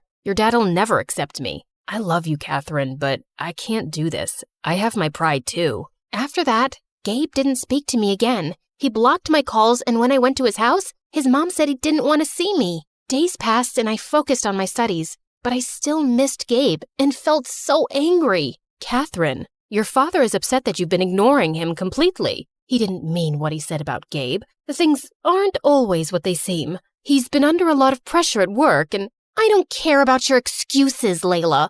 All I know is that my dad was amazing and we were happy till you came along, and now he's changed and everything's awful. A few weeks later, Dad and Layla had their anniversary, and Dad made dinner reservations for us at a fancy restaurant. I said I didn't want to go, but Dad looked upset, so I reluctantly agreed. I was getting ready and decided to wear my favorite diamond necklace, which was in Dad's safe. I went into Dad's office and opened his safe, and inside there were suitcases full of money, stacks of gold bars, and duffel bags full of diamond jewelry. But then my eyes wandered to the table, to Dad's lost wallet, and next to it were some newspaper clippings that made my blood run cold. They were all from unsolved bank robberies with pictures of the masked robber. I examined the photos, and one of them had a close-up of the robber's neck and the birthmark on it. It was just like my dad's. Dad? What's wrong, honey? I showed Dad the newspaper clippings. This is you? How could you do this? What? No, I don't understand. This can't be. I didn't. Then Dad fainted and hit his head. Layla called the ambulance and Dad was rushed to the hospital. I sat in the waiting room while Layla spoke to the doctors. Then she asked me to come into Dad's room. Layla and I have been keeping a secret from you. I have dissociative identity disorder, also known as a split personality. I struggled with it when I was younger, and I had it under control for years. I was his psychiatrist and fell in love with him. He was good for a while, but then his condition got worse. That was your dad in the hoodie outside the house that night. And he was the one you heard in the bedroom. He was supposed to be out of town getting treatment, but both times, he came home acting strange and saying things that didn't make sense. He didn't ever let me tell you because he didn't want you to worry. I have no memories of the robberies, Kat, I swear. I didn't know things had gotten that bad. I'm so sorry, honey. I hugged my dad and Layla. I felt so bad for Dad and for how I'd treated Layla. Dad was released from the hospital. The judge decided not to press charges for his crimes, but ordered him into therapy, and we returned all the stolen goods. Layla and I supported Dad through his treatment, and a few months later, the doctors released him from the psychiatric facility. And over this time, Layla and I grew closer. One day, when I got home from school, I opened the door to see Gabe and my father standing inside. Layla told me I chased your friend away, and I've apologized for how I treated him. I'm sorry for the pain I've caused you both. I would never stand in the way of your happiness, Kat. Thank you, Dad. Gabe rushed over to me and kissed me. And from then on, he never let me go.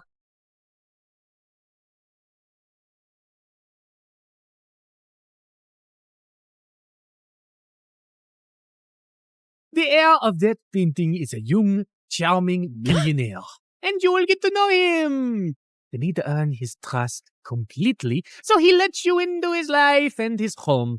Then, when the time is right, you will steal the painting from a high-security vault inside his house and bring it back to me.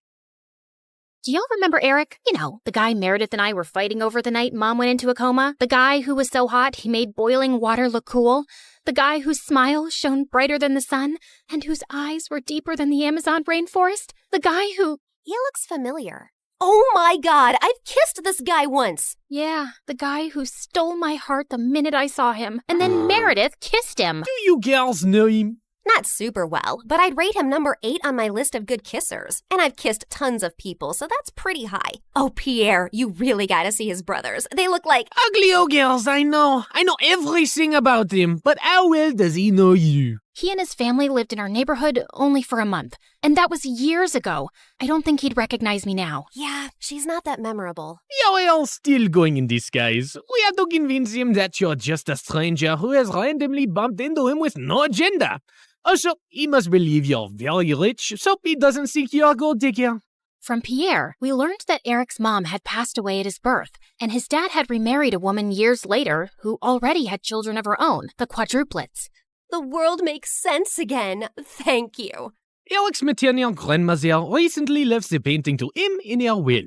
His father is a big business tycoon, so they always have security at the mansion. But the painting is even harder to access. The only way you'll make it in and out of there is if you're welcomed into their home. I couldn't believe that of all the millionaires in the world, I had to pretend to like Eric, make him fall for me, and then rob him blind. And how was he even better looking now? Over the next few days, I took on the identity of Christina Delafore, a wealthy socialite with a law degree who lived in a beautiful apartment in a posh area and wore only designer brands. Wow, this Givenchy coat is stunning. It's Givenchy, you moron. Okay, geez. Also, Pierre, can't someone do a background check on me and easily find out that I did not graduate from Harvard and that I don't have parents who made a fortune out of selling toilets in India and now live there? If anyone runs a check, they'll find all this information to be accurate. I've made sure of it, and no one is interested in the law or toilets. So they won't ask you many questions. Now, show me how to walk in heels like a rich lady. Fine.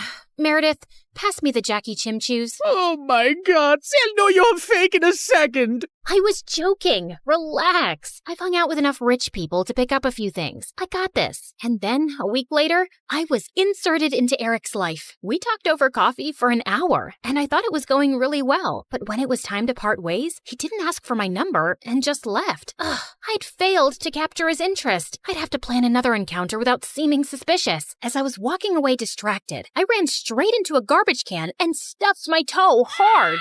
Son of a biscuit! Holy mother of fudge! I was still hopping around when I crashed into a woman pushing a stroller, and a doll went flying out of her hand onto the road. Just then, a car ran over the doll and turned it into a pancake.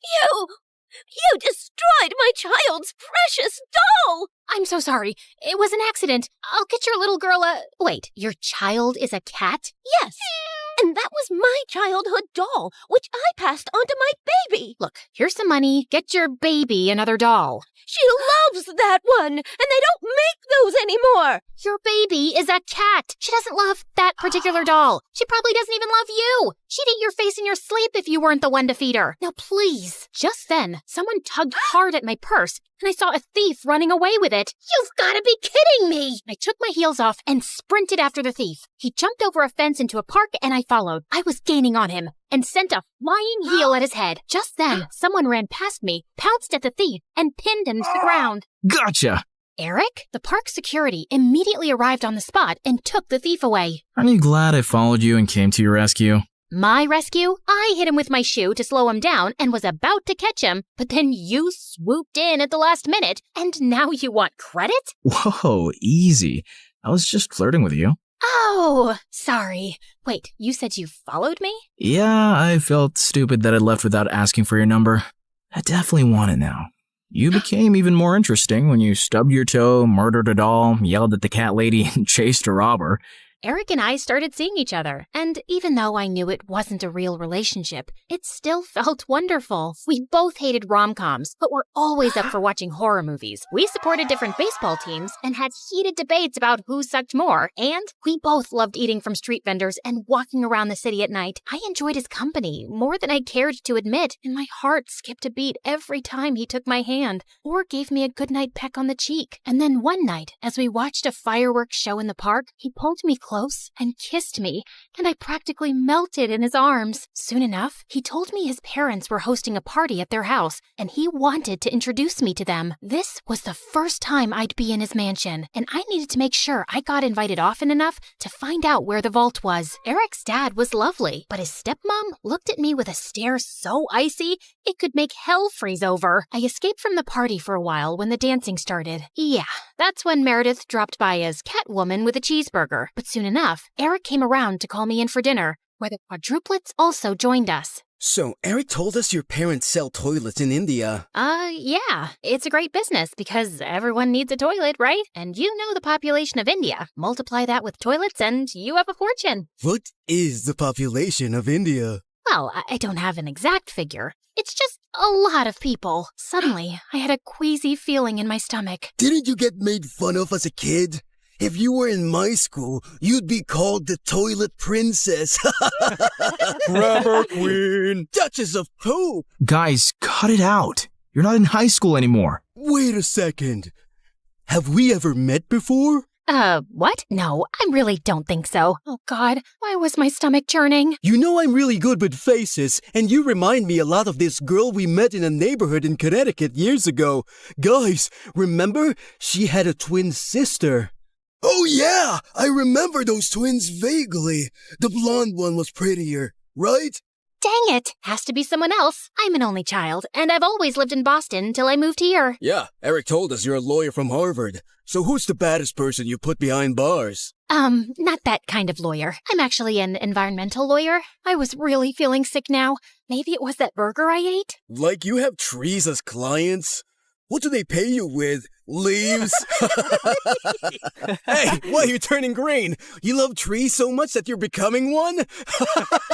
You guys stop. You're not even that funny. No, look at her. She's green. I think I'm gonna hurl. Eric called the doctor immediately, who said I had food poisoning. He gave me some medicines, and Eric insisted I stay over for the night in one of their guest rooms. I fell asleep immediately and woke up a few hours later feeling thirsty. As I made my way down to the kitchen, I realized I had the perfect opportunity to try finding the vault. Just then, I heard some low voices from some room, and I slowly crept up to find Eric's stepmom talking to one of the bodyguards in the library. Were you able to figure out how to unlock the vault? There's no way. I've tried everything for weeks. I'll have to use a tiny explosive device to destroy the lock. The vault is all the way up in the attic. No one will hear a thing. But we have to steal a painting the day after tomorrow while your husband and Eric are away on business. Are you ready for this? And then he pulled Eric's stepmom into his arms. I can't wait to run away with you, James. I'm so tired of seeing you secretly, and I am completely ready. As the two locked lips, I turned around and tiptoed away as fast as I could. Okay, so the vault was in the attic, the lock could only be destroyed with an explosive device, and I couldn't let Eric's cheating stepmom and traitorous bodyguard run away with it. The next morning, when Eric came to check on me, I decided to tell him the truth for once. Eric, I have something really difficult to tell you. I got up last night to get some water, and I heard your stepmom and this bodyguard James talking. They were talking late at night? Yeah. Do you have some vault in this house with some painting inside? How do you know that? That's what they were talking about, breaking in and stealing the painting. They're planning to do it the day after tomorrow, and your stepmom said something about running away with James. I saw them kiss. I'm so sorry. I wish I hadn't. No, I'm glad you did. This is gonna be a huge blow for Dad. But it would have been much worse if we'd found out everything afterwards. Thank you for telling me. And please, keep all this to yourself. I know I can trust you. Eric kissed me gently before walking away, and 2 days later, when the bodyguard and Eric's stepmom were about to escape with the painting, police officers immediately arrested them. This is fantastic. They might link the museum robbery to the bodyguard and stepmom too, and assume the painting is now safe. So it'll be easier for you to steal. Good job, mon chéri. I knew you was a smart twin. After Pierre left, I sank into my armchair, but then I noticed Meredith staring at me. What? You should be happy, but you don't look happy. What's up? Nothing. I just can't wait for this job to be over. You can steal the painting soon, right? You know exactly what to do, and Eric trusts you. By the way, have you two kissed? I've been dating him for 2 months. Of course we've kissed. We text every day and you never mentioned it. I didn't know I had to. So, how is it? It's fine. It's whatever. It's like kissing anyone. My memory's a bit fuzzy, but you know I've kissed him. You never let me forget. And I definitely wouldn't call it a whatever kind of kiss. Yeah, okay. It's nice. It's good. Nice? Good? Oh, wow. Don't make me jealous with all the passion. Okay, you want to know what kissing Eric is like? It's like flying through space, like a meteor that explodes into 1,000 stars, and then jumping into really cold water that makes you feel alive all over, and then feeling warm and tingly down to your toes, like having hot chocolate next to a fireplace on a snowy winter night. So, I'm guessing it's better than kissing the pillow you used to practice on? I did not. Shut up! You're in love with him, aren't you? I was about to snap at her again, but then I just sighed. Yes, I am. The night of the heist arrived, and I felt sick to my stomach, but I just wanted to get it over with. Eric's dad was away, and Eric was holding an important shareholders' dinner, with which most of the household staff was busy. I'd volunteered to host the dinner with him, and got ready to leave before their meeting started. Thanks for your help tonight. You're the best. Oh, it was nothing. Don't thank me. So, I'll see you tomorrow at our coffee shop? It's a date. As Eric walked away, my heart felt like it was breaking into a million pieces. This was the last time I'd ever see him again. I gulped down my tears, and instead of leaving, I sneaked up unnoticed to the attic. Inside, I found a heavy metal door to a vault. I took out the tiny explosive device Pierre had given me, placed it on the lock, and activated it. In a few seconds, there was a tiny pop and a sizzling sound. Then, I heard the lock click open. I walked into a tiny, dark vault and found the painting under a glass case. Praying to every god that no alarms would go off, I lifted the case carefully, put the painting in my bag, and started sprinting down the stairs. But just as I'd reached the second floor landing, one of the Ninja Turtles blocked my way. What are you doing? Hey, bro! You know when I stayed over a few weeks ago? I dropped a necklace and I was looking for that guest room and I got lost. But it's fine. I'll just get new earrings. See you later. He suddenly grabbed my bag and pulled out the painting. Do you think I'm a moron? A moron? You? No way! Sorry, which one are you? Michelangelo. Okay, no one has time for that. Now listen, Mike, you're definitely the smartest of your brothers, and just a tiny bit better looking than all of them too. We're identical. That's what they want you to believe, but I know you're better. I think you and I can strike a deal, okay? I'll sell this painting, and you and I can go halvesies on it. Just give me an account number and I'll wire the money to you. No, you're not leaving with it. Okay, look, dude, I'm doing this for your mom. I have to sell this painting so I can pay for her bail and get her a really good lawyer. Don't you want that? No, my mom's in jail because she did something wrong, and she abandoned us all. She shouldn't have stolen Eric's painting. What do you care about Eric? Don't you hate Eric? He's so good looking and smart and perfect and gets all the ladies. It makes you guys look even worse than you really are. You should want to hurt him. So let me take the painting. That'll really hurt him. Eric's the best brother in the world, and I love him.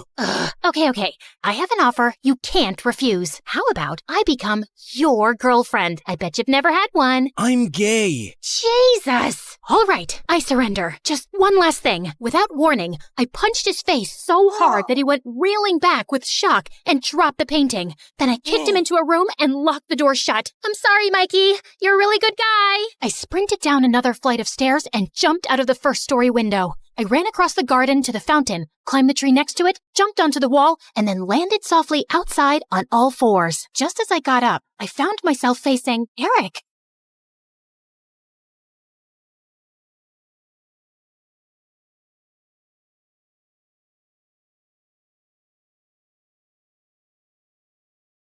Hi, my name is Ashley, and I live next to the worst family on earth. They're the biggest snobs ever. They drive around in the fanciest cars and clothes and look down on everyone else. And they have a son named Jack, who's an absolute troll. But before I continue, please like and subscribe. If you do, you might see a shooting star tonight. When I was 6, I was playing with my favorite doll, and Jack ran up to me, snatched it out of my hands, and threw it into the street. A car ran over it and smashed it into pieces. Another day at school, Jack stole a bunch of cookies out of the cookie jar and blamed it on me. Ashley took the cookies. No, I didn't. She hid them in her desk. The teacher opened my desk and found a cookie inside. I got in huge trouble, and after school, I saw Jack on the playground stuffing his face with the stolen cookies. When Jack wasn't terrorizing me, his parents were trying to get my family kicked out of the neighborhood. Our house was the smallest on the block, and even I had to admit, it was a really ugly green. And my parents were a little weird sometimes. My dad loved to sunbathe on the front lawn, and every morning, my mom made this strange sound to call all the stray cats in the neighborhood to feed them. She'd also sing to the birds and make birdhouses all day. Our house looked like a zoo, and the neighbors hated it. Their yard is unacceptable. It looks like an overgrown swamp. Their house gives me a migraine every time I look at it. Mommy, my eyes hurt. You have to do something, officer. And can someone please tell that man to put a shirt on? Jack's parents threw fancy parties every week, but me and my family were never invited. We only lived in the neighborhood because we inherited the house from my grandfather, who used to be a famous investigative reporter. I wanted to grow up and be just like my grandfather. When I was 12, I joined the school newspaper, and when my teacher's cat, Mr. Whiskers, went missing, it took me less than 2 days to find him on the roof of the school auditorium. Though I suspected Jack had something to do with it. In high school, Jack was the richest and most popular kid. I, on the other hand, only had one friend, my cousin Bethany. Bethany moved into town a week before we started 10th grade. But Bethany was obsessed with being popular and would do anything to get Jack and his rich friends to like her. Jack's friend Sadie was the ringleader of the rich kids, and she made Jack look like a saint. Bethany adored Sadie. She'd carry Sadie and her minions' books, do their homework, and follow them around. She'd even let them copy her answers during tests. They'd smile in Bethany's face and laugh at her behind her back. Why do you let them treat you like that? They're just joking around. Those girls aren't your friends, Bethany. They're jerks. Bethany never listened. She wanted to be popular so bad she couldn't see the truth. One day, my mother dragged me out of bed at 5 a.m. on a Saturday morning to volunteer at a soup kitchen. It's important to give back to those less fortunate. But do we have to do it so early? As I was serving food, I looked up to see a familiar face. Jack? Ashley? What are you doing here? Jack's face turned white, and he just ran out of the soup kitchen. The next day, I saw Jack at school in science class. The teacher partnered us up for a big project, and we met in the library after school. Why were you getting soup at the soup kitchen? Did you fall on your head or something? Why would I ever go to a place like that? You don't have to lie to me. I'm not lying. I'm just trying to help. No one asked you for help.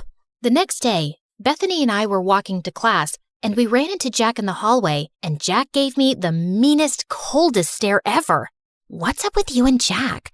I saw you two whispering in the library. Are you guys dating? Is it a secret romance? Oh, Jack's so cute and so rich. I'm so mad you didn't tell me. Jack and I aren't dating. Then what's going on? Can you keep a secret? Of course.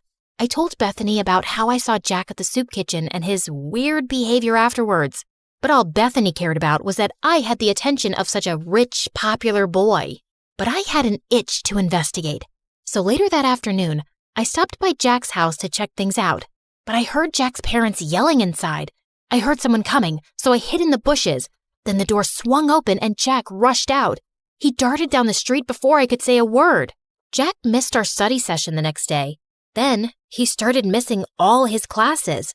I started to worry, so I called and texted him, but he didn't answer. A few weeks later, I went by his house again, but when I knocked on the door, a strange woman answered. There was another family living in Jack's house. The wheels in my head started spinning. I started asking around to see if anyone knew what happened to Jack. Sadie said Jack and his family were vacationing in the south of France? Or was it the Hamptons or Tahiti? It was probably all three. Jack is so lucky. I wish I was rich. There was even talk about why he'd moved. Jack's dad bought a new mansion that's twice the size of the old one. Twice the size? He's richer than I thought. The explanation seemed reasonable, so I let it go. During summer break, I was heading home one day after running some errands when I saw a boy in an oversized hoodie playing guitar on the sidewalk. He played a sad song that was so beautiful, it made my heart sink. When the song ended, some people dropped money in the can beside him.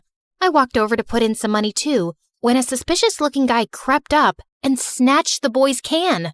Then the thief ran toward me. Without thinking, I stuck my foot out and tripped him.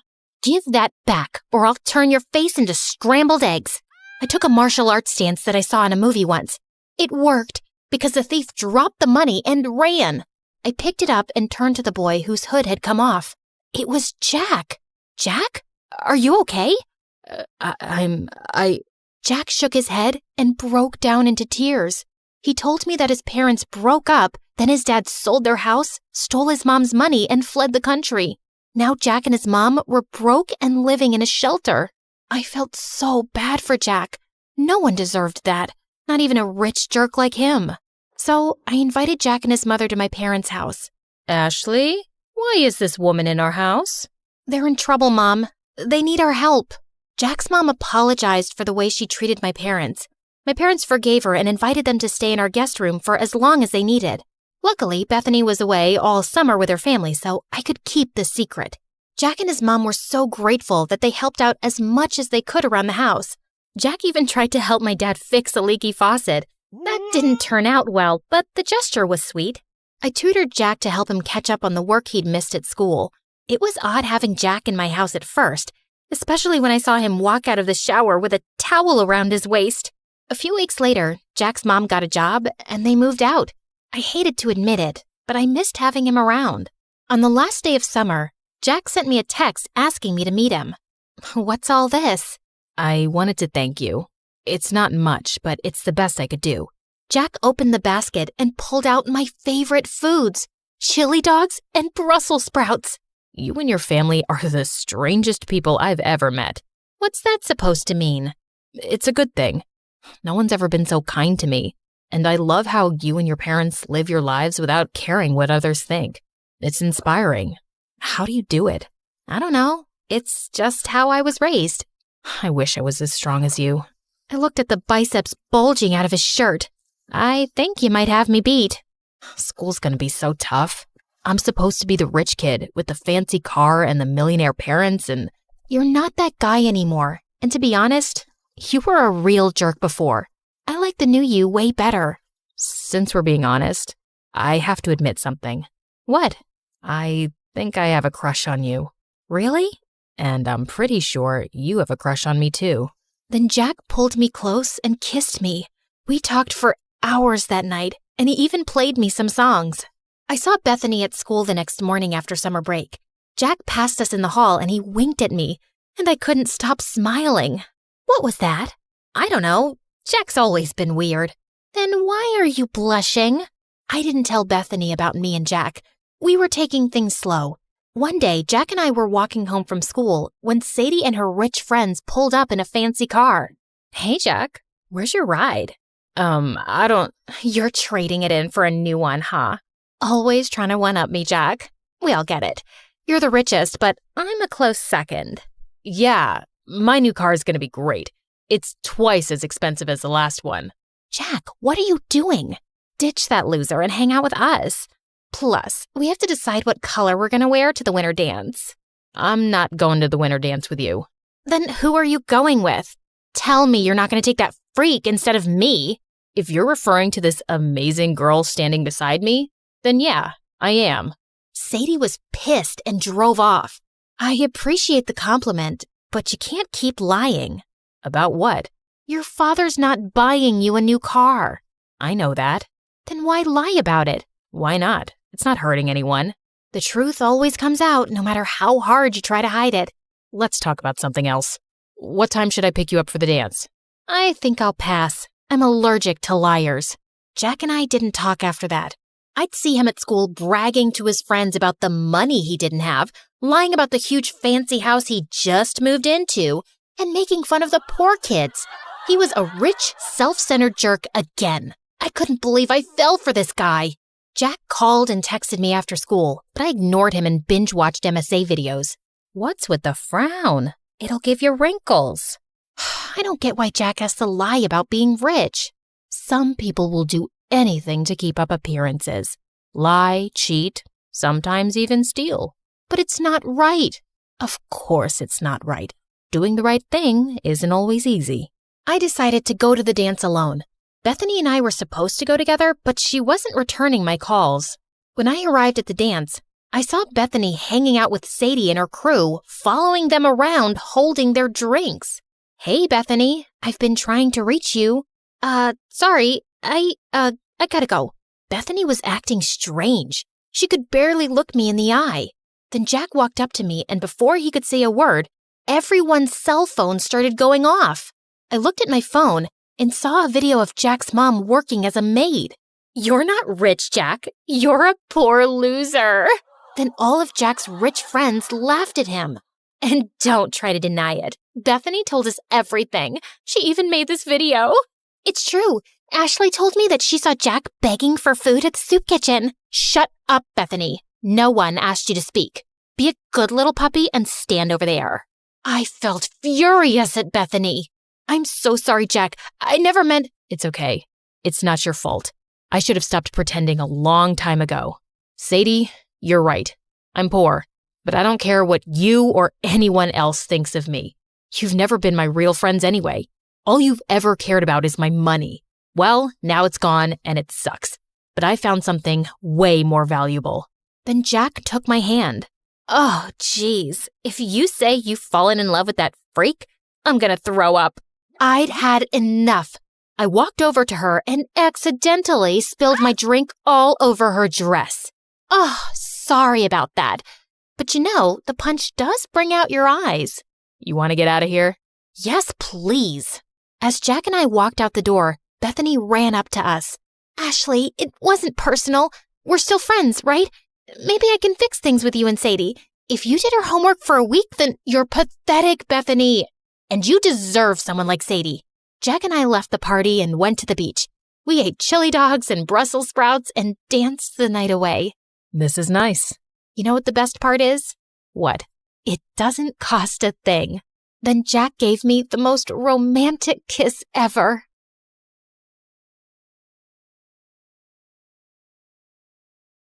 Lots of little kids say they want to be an astronaut when they grow up, but I was one of the only ones who actually did it. Hi everyone, I'm Marisol from Dallas. Please like and subscribe. Okay, so I wasn't technically an astronaut yet, but I was getting close. I've gone to space camp every summer since I was little. While the other kids were doing basic algebra, I was solving complex calculus equations just like the engineers at NASA. My heroes were Valentina Tereshkova and Sally Ride, two of the first women to go to space. I wanted to follow in her footsteps and inspire other girls one day. My parents thought I was strange for only eating freeze-dried space food, but I didn't care. Maybe I wasn't an astronaut yet, but no one could say I wasn't living the lifestyle. I had to hide the food, though, because my little brother was always chasing our cat around the house and squirting her with space ketchup. Rodrigo, that only works when there's no gravity. My dad didn't approve of my dream to go to space. He wanted me to aim for somewhere more practical, like a courthouse or a hospital. But being a lawyer or a doctor just wasn't my dream. One day at school, I saw some students gathering around the bulletin board. I pushed through to see what they were looking at. It was a flyer for Space Cadet Tryouts? My heart leapt into my throat. This was exactly the opportunity I'd been searching for. The tryouts were this weekend at the Space Center in Houston. Now I just had to convince my dad to let me go. Absolutely not. It's out of the question. But Dad, an opportunity like this might only come along once in a lifetime. You need to focus on your studies. I have straight A's. You have chores to do. So if I get all my chores done before the weekend, you'll let me go? I could tell my dad was trying to think of another reason to say no, but I didn't give him a chance. Thanks, Dad. I mowed the lawn, trimmed the hedges, and vacuumed and scrubbed the floors faster than I ever had before. The house was spotless. But every time I told Dad I was finished, he just gave me a longer list of chores. Oh, so annoying. If he thought I was going to let a little housework stand in my way, he was sorely mistaken. Finally, I'd finished everything. My dad looked up from his newspaper and handed me another piece of paper. Dad, come on. I've done everything you've asked. This is getting ridiculous. Look at what you're holding. It was a bus ticket to Houston. This doesn't mean I approve, but a deal's a deal. Oh, thank you, thank you, thank you. That Saturday, as the bus approached the Space Center, I watched the launch pad come into view on the horizon. It was incredible. A piece of history right in front of my eyes. And there was Mission Control. Once we got inside, I got into my uniform and glanced around at the other cadets. There were about 100 of us. Most of them were boys. They looked tough, disciplined, almost like soldiers. But I was tough too, in my own way. I made my way towards one of the girls. Hey, is it okay if I sit here? Go for it. I'm Marisol, Jessa. This place is so cool. I can't believe I'm really here. No offense, but I'm not here to make friends. Sorry, I won't bug you anymore. Just then, an intimidating-looking officer approached, and a hushed silence fell on the cadets. My name is Commander McLean. I'll be your training officer. Out of everyone in this room, only 10 will make the cut for Phase 2 of training. If you fail, you'll be leaving at noon. That made me a little nervous. It would be so embarrassing if I came all this way just to leave before lunchtime. Of the 10 who make the cut, only 1 will be chosen for the mission. Here at NASA, we only take the best of the best. And before I knew it, we were completing an obstacle course. A lot of the cadets had an advantage over me because they were taller and stronger. But I was smarter. I noticed on the climbing wall that the ropes were frayed. Most of the cadets grabbed the ropes to scale the wall, but I used the handholds instead. While I climbed, I glanced back to see the ropes break, and a bunch of cadets crashed to the mat below. A boy was climbing right beside me, and he winked at me. Who did he think he was? If he thought that was going to distract me, he was wrong. I hit the ground running. The other cadets were coming up fast. Whoa, Jessa was way ahead of the rest of us. I pushed myself as hard as I could, and I finished right behind her. Congratulations. You just made it to Phase 2. I stopped myself from jumping and cheering loudly, but on the inside, I was throwing a party. I glanced around to check out who else made it to Phase 2. Some really tall and athletic cadets were still here, which wasn't surprising, and the boy who had winked at me. I was so excited and really wanted to chat with Jessa, or someone anyway. Here I was, in a room with 9 other people who shared my passion for space exploration. But maybe Jessa was right. They were my competitors, and I needed to be serious if I was going to be the top performer. Forget about everyone else and just focus on training Marisol. After lunch, the same boy winked at me again. I could feel myself blushing, but I was annoyed. I'm not here to make friends. Okay. Our next training exercises made the obstacle course look like a piece of cake. We had to master all kinds of skills, like working the life support systems, orbital mechanics, and space medicine. Thankfully, all my time practicing calculus equations gave me a huge leg up here. The next exercise was the one I'd been most excited to try. Zero gravity training. We floated around the chamber like it was a sea without water. It was amazing. Be aware, your bodies are not yet used to the effects of zero-G. Most of you will get space motion sickness. Sure enough, when I looked over at the boy who'd winked at me, his face turned green and he threw up. I didn't mean to, but it made me laugh. I caught the boy's eye and he grinned at me. Jessa was floating around like this was just another walk in the park to her. She was the only one who didn't get sick. During our next break, I decided to explore the Starship Gallery. There were a bunch of spacecraft and even a real moon rock on display. I thought I was alone, but then I noticed the boy checking out the lunar module. It's incredible, isn't it? I'm Nick. It really is. I'm Marisol. It's so wild to actually be here. I've been dreaming of this since I was 2. My bedroom is covered in planets and stars and model rockets. I'm embarrassing myself, aren't I? Your room sounds a lot like mine. I've been obsessed with space ever since my dad brought me my first telescope when I was little. I think he regrets it because all he talks about now is me becoming a lawyer or a doctor. He probably worries about you. This is a dangerous job. It's not that. He doesn't believe it's a realistic dream. Not for most people, maybe. But he didn't see how impressive you were in training earlier. It's nice to talk to someone who cares about space like I do. I felt Nick's fingertips touch mine. It gave me butterflies. Surrounded by all the spacecraft, in the dark with the little starlights on the wall, it was almost like we were really in space. Nick leaned in to kiss me, but at the last second I turned my head. I'm sorry. I really do want to, but I can't. This is my dream. I can't afford to get distracted. No, I totally get it. I was glad he took it so well. He really did seem like a great guy. Under different circumstances, I would have kissed him in a heartbeat. But this wasn't the time or place. You know this means I'm going to do my best to beat you, right? I'd expect nothing less. Our break was over. Now it was time for something super cool. The space flight simulator. It was awesome at first. It was so realistic that it was easy to forget we were on the ground. But then an emergency alarm started to beep. Mission Control, we have a problem. There was an explosion in the service module. It ruptured oxygen tank number 2. I redirected power to our primary oxygen tank, but then a second alarm started beeping. Red lights were flashing everywhere. There's a line ruptured in your primary oxygen tank. You're losing oxygen fast. I did my best not to panic. My hands were shaking. Wow, this was intense. All the cadets were scrambling to figure out how to solve the problem. Remember, only one of you will be chosen for the mission, but this is a group exercise. If you can't work together as a team, you won't survive. Jessa and I locked eyes. Marisol, can you calculate how much oxygen we have left? On it. Nick, I need you to shut down all non-critical systems to conserve energy. Copy that. At our current rate, we'll run out of oxygen in 10 hours. That's not enough time to complete our mission. I'm going to try and bring us in for an emergency landing. All of us got to work, nervous and sweating, but we were in sync. It's too rocky. There's no safe place to land. You got this, Jessa. We believe in you. Even though it was just a simulator, I had to admit it was scary. What if this happened on a real mission? That's what you're preparing for, Marisol. So if it does, you'll be ready. Suddenly, the emergency signals were silent. We all looked around at each other, breathless. Congratulations, cadets. You've just successfully executed an emergency landing. All of us cheered. I even gave Nick a hug. We really pulled together and overcame the odds. It made me stop seeing the other cadets as my competition. They were good people who wanted the same thing I did. And when one of us succeeded, we all did. Later, I was hanging out in the observation area overlooking the launch pad. The sun was setting outside, and it cast a beautiful glow on the shuttle. Mind if I join you? Of course not. I'm sorry if I was rude earlier. The truth is, I was afraid if I opened up, it would make me vulnerable.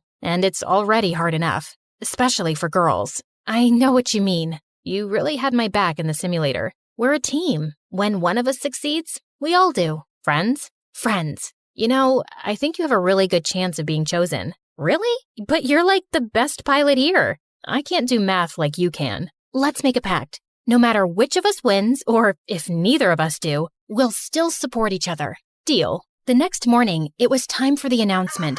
We gathered around and waited for Commander McLean. I think everyone was too nervous to chat. Finally, the commander approached. All of you did good work here. I want everyone to walk out those doors with their heads held high. But as I said, there can only be one. I tried so hard to keep it together, but I was dying to know who was chosen. Cadet Jessa, congratulations. You're our top performer, and you'll be joining our crew for our next mission. I felt all the wind go out of my sails. Don't get me wrong, I was happy for Jessa, but I'd wanted this all my life. I had gotten so close, and now it was out of reach. Still, I told Jessa I'd support her, and I meant it. I gave her a big hug, and we promised to keep in touch. Nick and I exchanged numbers too. When I got home, I looked around my room. Maybe it was time to grow up. I took down my space stuff and put it in a box. Then I decided to take one last look through my telescope. Orion and the Big Dipper were shimmering in the sky. It was so hard to say goodbye. What are you doing? You were right.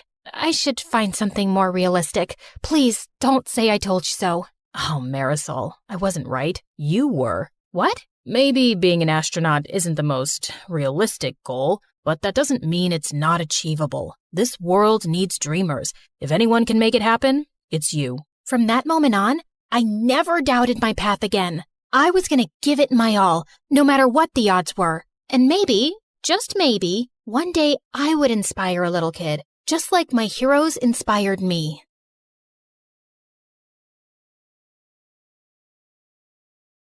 Hi, I'm Leah from Indiana. Before I continue, please hit like and subscribe. Since I was a baby, I was meant to be a dancer. I could dance before I could even walk. I would do the cha-cha while cleaning my room, and bust a move while brushing my teeth, and of course, I was shaking it all the way to and from school. People smiled and laughed when they saw me, but I never cared. When I was 10, I would watch my friends head off to dance class after school. It would tear me up inside to see them living my dream. I came home one day as my mom was finishing her makeup. Mom, can I please go to dance class? All my friends are going. You're not going. You have no idea how much that class costs. There was no other parent to ask at that time. Just me and Mom and whoever she was dating that week. But Mommy, please. I swear, I'll do your laundry and chores, and when I make money from ballet, you'll get makeup from Sephora. I'll take you shopping, whatever you want. Pretty please. This means everything in the world to me.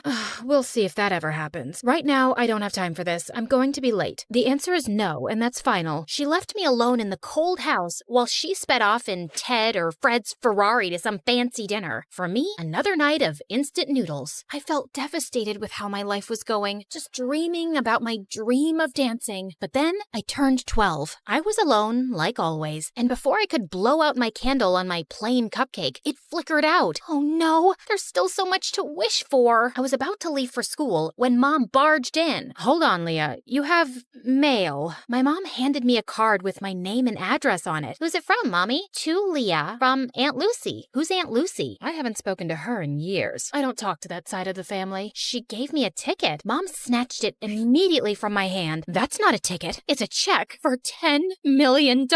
My mom went crazy. It was like she stepped into a Louis Vuitton fever dream. I didn't even know she was that loaded.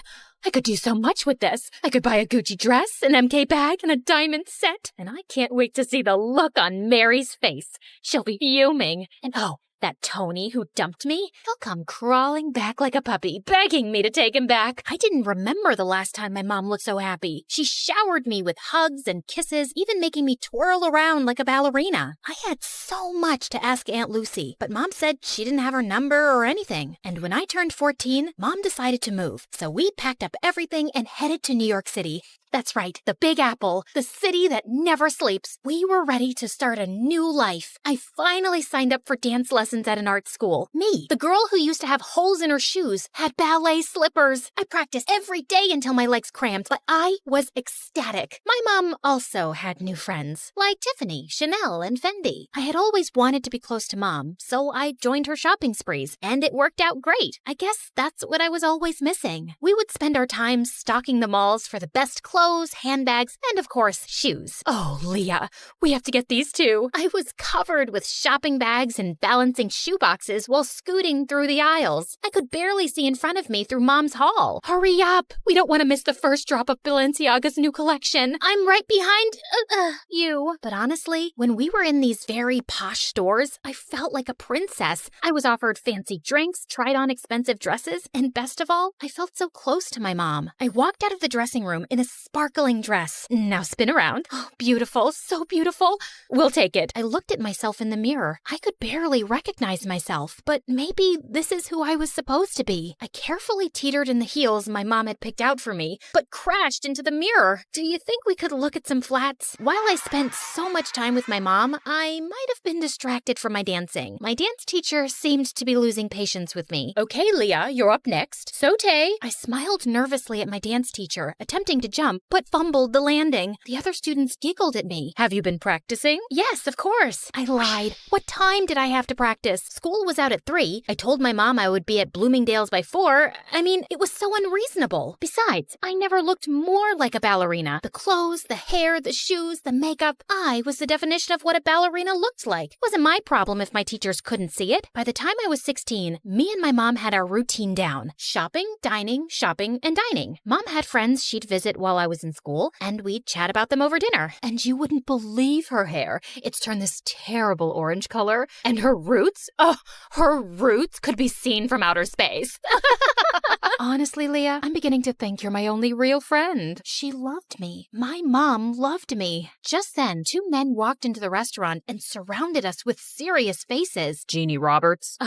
Yes? What is your problem? They flashed their badges at us. It was the police. You have to come with us. Excuse me? I am not done with my dinner. I want to speak to your manager. Jeannie Roberts, we need to talk to you about your tax evasion. This is ridiculous. You don't have the right person. You're gonna ruin my blouse. Mom, what's going on? Leah, I will call you as soon as I can. Can you let up a little? This is silk. The police dragged my mom out of the restaurant. I didn't know what else to do, so I ran back to our apartment. I paced and cried, staring at my phone. My mom was arrested. What on earth could I do? Finally, at midnight, the doorbell rang, and it was Mom. Mom, what's going on? Listen, I have to be quick. You need to get help. Otherwise, they'll put me away for good. They said tax evasion, but you haven't done anything. We have the money. Tell the police we have millions of dollars. We don't, Leah. It's gone. My stomach dropped. I need you to get me out of this trouble. I need you to go see Aunt Lucy and ask for the money. They have people watching me. They'll pounce on me if I try to leave the city. But you said you didn't know anything about her. Yeah, I just remembered her address.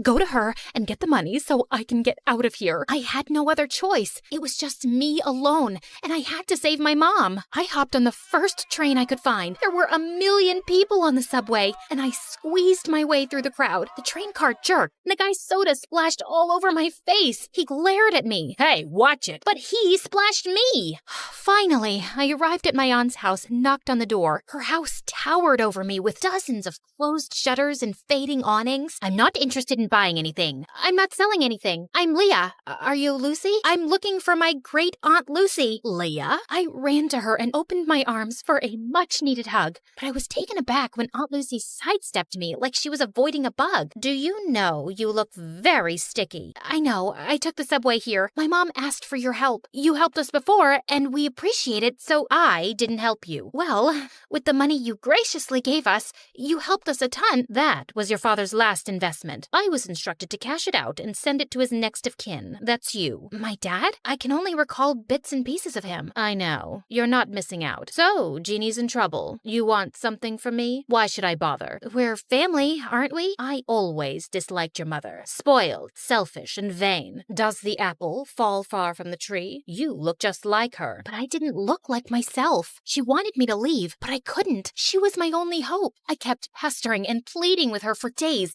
buzzing around her like a pesky fly. Finally, after what felt like forever, she talked to me. This used to be a hotel, you know. I took care of everything, and I was great at it. But it's hard for a person my age to manage everything around here. There's too much space and too many stairs. I have a few guests coming over, but I don't have much staff. I would like to see how useful you can be. Whatever you need, I can do it. I needed to win her over to save my mom, so I got to work by cleaning out the fireplace. Large chunks of ash rained down on me, covering the floor in a thick blanket of gray. Ugh, oh my God, what a mess. Leave this and go wash your face. And when I scrubbed the windows, one of the panes cracked and a large piece of glass fell. I caught the glass right before it hit the floor. Oh no. I heard some guests coming, so I quickly shoved the glass under the bedspread. A large older man entered the room and plopped down on the bed. The glass made a large crunching noise and the man screamed. New sheets. You must need new bed sheets. I scampered out of the room and caught Aunt Lucy giving me the death stare. On the way to get new bed sheets, I bumped into a flower vase and knocked water everywhere. I sprinted off into the hall and grabbed the mop to clean, and then thud, the rest of the guests slipped and fell. Oops,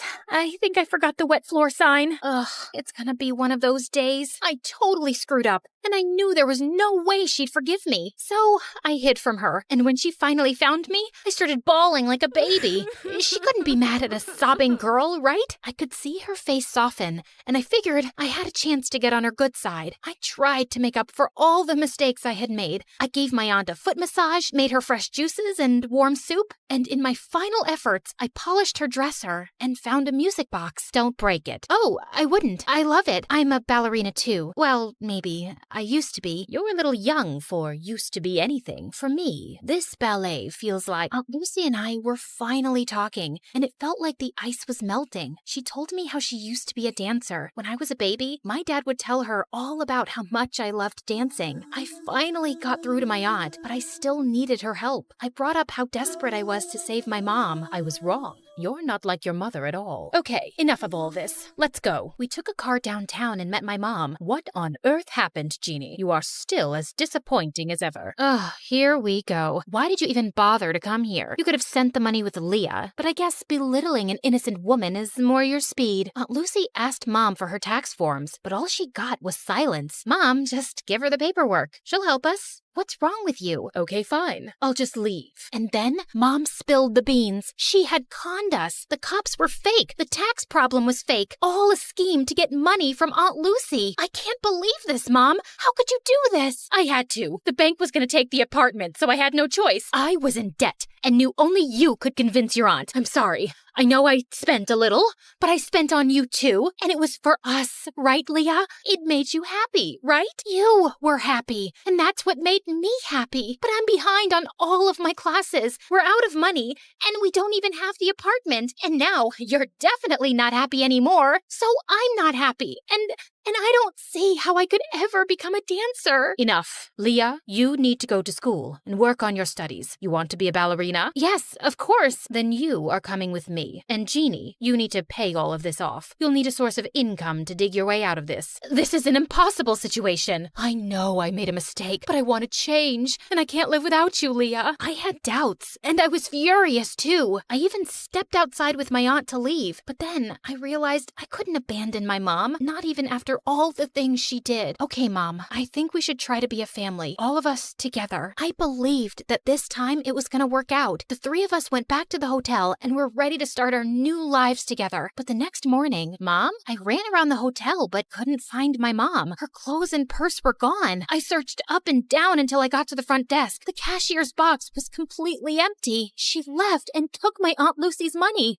I was devastated. I brought her here, and it all happened because of me. What should I do? I had brought on enough trouble, and I had to earn and return every penny back to my aunt. Leah, are you leaving too?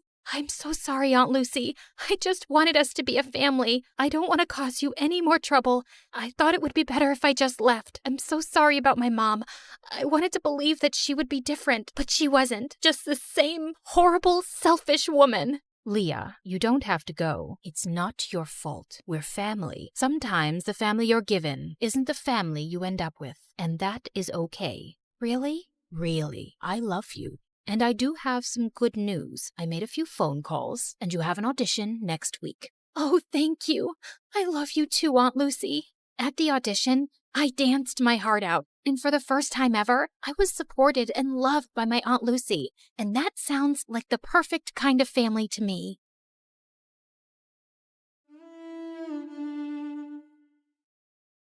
Just as I got up, I found myself facing Eric. What are you doing here? Isn't the meeting going on? Nope, that's just what I told you. I sent everyone home and was now waiting for you to steal the painting and run away with it. What? After the painting was stolen from the museum, the FBI contacted me to help them catch the guy they suspected was after it. Does the name Pierre Soufflé ring a bell? Nope, never heard of him. What a dumb name. They told me he would probably strike again. I really didn't suspect you until one of my brothers said something about you looking like a girl we once met in Connecticut, who had a twin. I just couldn't shake that off, and wondered if you were hiding something.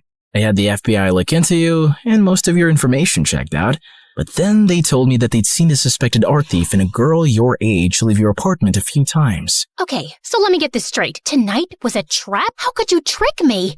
Hello? Should I get a mirror for you? You've been tricking me from the very start. That's different. Only if different means exactly the same. You'd really send me to jail? You'd really walk away with that painting? Eric, I have to do this. I don't have a choice. It's to protect everyone I love from Pierre. And I'm guessing that list doesn't include me, does it? As we stared breathlessly at each other, suddenly Pierre's van stopped beside us. Good Lord, get a room! And before I knew it, his men had grabbed both me and Eric and put some rags on our faces, and I instantly drifted into unconsciousness. When we came about, Eric and I found ourselves tied to chairs on some boat. Ah, the sleeping beauties are awake just in time for me to say goodbye. You're not getting away with this. Oh, yes, I am. It's not like you were smart enough to call the police to your house when you caught Claire. Yeah, that's her real name. You didn't call the police? What was your plan then? My guess is he was just going to take the painting from you and give you a chance to run away. I think he even gave his own security men the night off. Why would you do that, Eric? Because he wasn't going to send the girl he loves to prison. Duh. Eric sat there poker-faced as I glanced at him. Pierre, you got what you wanted. Now keep your end of the deal. Pay up and let us go. Your sister double-crossed me first, which landed you in this mess, remember?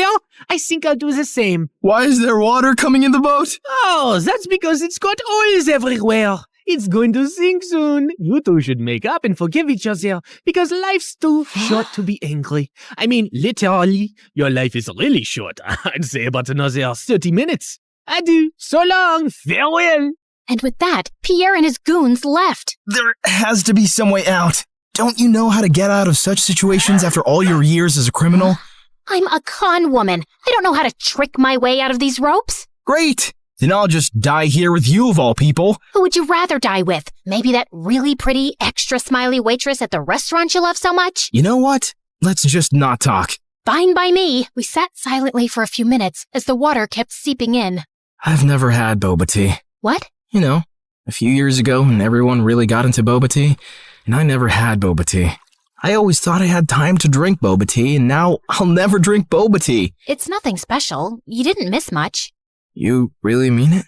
Nah, it's amazing. Who is stopping you from trying boba tea? No one? Oh, you're the worst. Let's go back to not talking. As we sat there in silence again, I slipped my fingers through Eric's. Eric, I'm so sorry for getting you into this. I really wish I'd never crossed your path. He pushed my hand away. For the first time today, I agree with you. Just then, the door burst open, and Meredith came running in. Thank God, Em. I knew you'd come for me. You could have told me too. I would have panicked less. Hi, Eric. Remember me? We kissed once. We'll talk more later. Gotta go now. Meredith cut through our ropes quickly, and we splashed through the water, climbed onto the paddle boat outside, and rowed back to shore. I had a feeling Pierre was up to no good. I followed his van to Eric's house and saw him take you two and bring you here. I had to wait for him to leave before I could rescue you, and that jerk left without giving us a dime. We have to get that painting back. He can't get away with it. What is so special about that stupid painting? Why is it for $10 million? Apparently, it's worth much more. My grandmother bought it at some auction a few years ago, but I don't think she ever knew its real worth. The FBI told me that painting has hidden codes all over it. Sensitive government secrets and coordinates of underground facilities, and Pierre wants to sell those secrets to the highest bidder. Jeez. Trust stupid men to make everything so complicated. Who put codes in a painting? Who wants them now? What is wrong with everybody? All I ever wanted from life was to go to Bora Bora, and now we have no money. If you girls know anything about where he's going, help me catch him. I'll tell the FBI you were helping me all along, and you'll go scot-free. Free but poor? Should I offer you a reward for helping me get back a painting you stole from me? That would be polite, yeah. Meredith, do you have any idea where Pierre's going? Yeah. I've bugged everything that man owns. His phone, his coat, his shoes, that painting. I know where he's going. Oh, by the way, Mom wants us to come home. She says she has something important to tell us. And yeah, her memory is back, and she's very angry we made her marry Arthur. What? More about that later. Eric immediately got in touch with his FBI contacts, who picked us up from our spot and followed Meredith's trackers on Pierre. He was headed for a train at the Grand Central Station, and seconds before he was about to get onto his ride, he was surrounded by officers. Don't manhandle me, you orangutans! My outfit costs more than your yearly salary! I lose the day I ever laid eyes on you two! I'll make sure I take you down with me! I'm taking all your coats, Pierre. They fit me perfectly, you tiny mafia boss. Get used to an orange jumpsuit, because you'll be wearing that for a long time. As the FBI officers took him away, I turned to Eric with a worried face. He'll give them information against us. You've helped recover a really important painting and capture a criminal the FBI has been trying to nail for ages. I promise, I won't let you get into any trouble. Thank you. We stood there in awkward silence. Okay, this is super uncomfortable. Do you guys need privacy to talk or something? I'll grab us some hot dogs. Do you want relish or mustard or... No, actually, I think we're done here. I have to go. Good luck and goodbye, Claire. Goodbye, Eric. Meredith and I took the next flight to Connecticut to see Mom back at her old house, and I was really happy to see her with her memory back. And then, Mom shocked us with her whole story. Many years ago, I was a government scientist in Russia, working on top secret technology, and our team later wanted to sell it to an enemy country. I refused to do that and destroyed the technology, and after that I had to go on the run because I knew those traitors would come after me. I had a boyfriend, and he recently found out I was pregnant, so I never told him about you girls and just escaped. I settled in America and took on the identity of a helpless mom living in the suburbs. Before I left Russia, I set up this laptop as a way to communicate with my father, who sent me a little money every few months to get by. I was even afraid of working in any place for too long, as being part of any system by which I could be tracked down. Whoa! Mom, that's insane and so cool! I'm sorry we never had much, but I was glad you grew up independent and resourceful. When I finally recovered my memory a week ago, I was able to access the laptop and get in touch with my father. He hadn't heard from me in so long, he thought I wasn't even alive anymore. He told me that the traitors working on the project are all behind bars now. It's safe for me to go home. So we're going to Russia? Man, it's so cold there. I always wanted to go to... Bora Bora, I know. That's all you said growing up. We'll visit Russia to see my family, and then we'll go anywhere you girls want. Mom, we're kinda poor, especially since you've left Arthur too. Oh, but my family isn't poor at all. I come from old money. We've been rich forever. There is a God out there. Thank you. Claire, we're finally going to Bora Bora. Yeah, it's everything we ever wanted. I tried to be as excited about the trip as Mom and Meredith, but my heart felt heavy. I wish things had ended with Eric on a better note. On the bright side, I got to meet Freddie, and I was so pleased when he introduced me to his lovely girlfriend. I'm so happy for you, Freddie, and I don't know if I can ever thank you for everything. You're amazing. I know. Just don't forget about me and come to visit, okay? On the day of our flight to Russia, we just reached the airport when Mom and Meredith turned to me with strange smiles on their faces. What's going on? Here's your ticket. That's a ticket for New York. Why, are we going there? No, Mom and I are going to Russia, then Bora Bora. You're going to New York. What? Why would I do that? Come on, Claire. You've been so mopey lately. I can't stand your face anymore. Just go talk to Eric, okay? You're in love with him. And even though he's way out of your league, he loves you too. And that's something you shouldn't give up on so easily. Pretty sure he hates me now. Claire, go meet him once. You'll regret not trying. And in case it doesn't work out, you know where to find us, love. Go get him, loser. Mom and Meredith hugged me, and I felt tears flowing down my face fast as I turned away. Suddenly, I got the wind knocked out of me as Meredith gave me a bear hug. I can't say this with you looking at me directly, so don't turn around, okay? I love you more than anyone in the world, sis. You're my BFF and my soulmate and my better half, so you better not stay away too long because of some stupid boy. No one's ever coming between us, Em. I love you too, and I'll see you soon. As I walked out onto the New York airport, I was feeling so nervous about visiting Eric that I accidentally bumped into a man's luggage cart and went down with the suitcases. Are you blind? You blind idiot? It was an accident, sir. You don't have to be so rude. You don't have to be so blind, you blind idiot. You're so obnoxious. I grabbed the bagel the man was holding, threw it on the floor, and started jumping on it. As I continued jumping and he kept yelling, I suddenly found Eric by my side. I'm sorry, sir. She hasn't taken her meds today. So sorry. Jeez, what's with your temper? He started it, and what are you doing here? You texted me that you were coming and wanted me to pick you up. You said it was an emergency? Oh, I'm guessing that was Meredith. Yep, but I did come to New York just to see you, Eric. So I might as well say my piece now, which I've been rehearsing on the plane, and I've forgotten every single word. Dang it. Okay, I'll just spit it out. Look, I'm really sorry about the tricking and the lying and stealing and hitting your brother and endangering your life. The one thing that wasn't part of this assignment was falling for you, but I just couldn't help it right from the start. In fact, you made me fall for you years ago, and I often wondered what had happened to you. I really wish we'd met again under different circumstances, and I know I don't deserve another chance, but here I am, asking for one anyway. Well, they say third time's the charm. They do say that, whoever they are. Just as Eric pulled me closer, we suddenly found ourselves surrounded by federal agents. Did you set me up? I swear I didn't. Ma'am, there's no need to panic. We got notified about your arrival in New York when you checked in for your flight. We've also apprehended your sister before she could leave for Russia. We've been looking for you girls for a long time, actually, but you always managed to get away. Now we have a deal for you. Come work for us and help us nail some con artists, and you'll have a clean slate.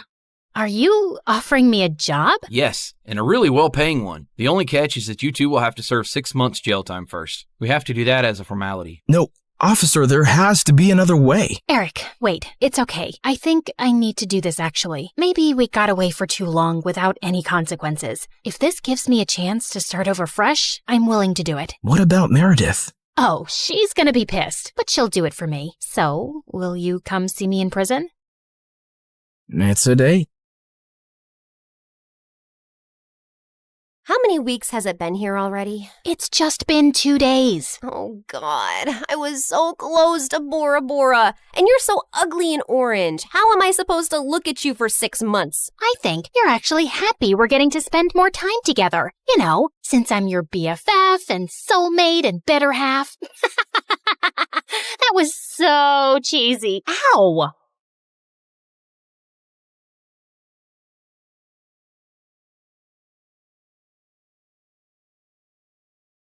You've heard of a rags to riches story, but how about a riches to rags one? Like and subscribe to hear my reverse Cinderella story. Hi, MSA Nation. My name is Patricia, but since we're friends, you can call me Trisha, but not Patty. I hate Patty. Growing up, I was extremely rich, like next level rich, like Oprah meets Rihanna meets King Charles rich. It was all thanks to my mom, who the world knew as Cheryl. She was the most impressive person I knew. She and her best friend, whose name I won't mention for reasons that will soon become clear, were business tycoons who got a ton of investors and created a huge mega corporation right out of college. Ever heard of Amazon? Their business was kind of like that. Let's call it BFF Enterprises. It employed thousands of people all across the country, and Mom and her friend reaped the rewards of their extraordinary efforts. I aspired to have a BFF like Mom's. As a VIP daughter of a VIP, I was enrolled in etiquette classes immediately. By the time I was 5, I was practically Julie Andrews. You know, the queen from the Princess Diaries, only smaller. I was treated like a princess, with people attending my every need. When I showed an interest in art, I was gifted all of the finest art supplies and was even able to practice by creating portraits of some of the coolest celebrities. I can neither confirm nor deny that those were the celebrities who I painted. Yeah, my life was pretty much perfect until someone ruined everything. One day, there was a huge commotion next door at Mom's best friend's house. All of a sudden, the door swung open and I was shocked to see Mom's bestie in handcuffs. It turned out she who must not be named, that's what I called her, had been stealing a ton of money from their company. Because of that, their business went under and thousands of people lost their jobs. To make matters worse, an angry former employee was convinced that Mom must be to blame too. He put together a whole manifesto and brought Mom to court. Fortunately, Mom was declared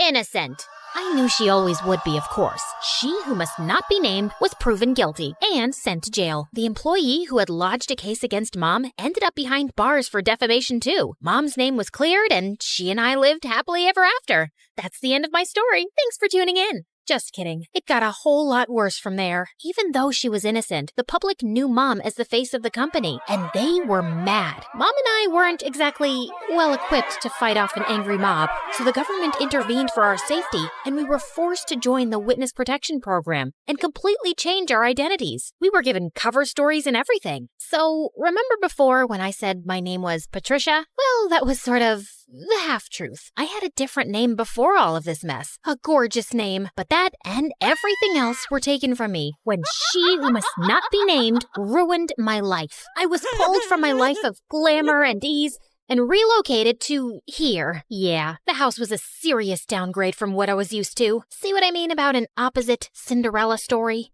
I know this is different from what we're used to. At least we still have each other. One day, we'll live in a big mansion again. I hoped she was right. In the meantime, Mom set up security cameras everywhere. She was afraid someone would somehow find out who we were and try to break in and steal whatever valuables we had left. That fall, I started up at my new school. I thought it would be a breeze. I'd never had any problems making friends before in my fancy school back when I had money, but here, everyone was staring at me as I walked in. I felt like a total fish out of water. What, are you like from Gossip Girl or something? It got worse in the classroom. May I use the washroom?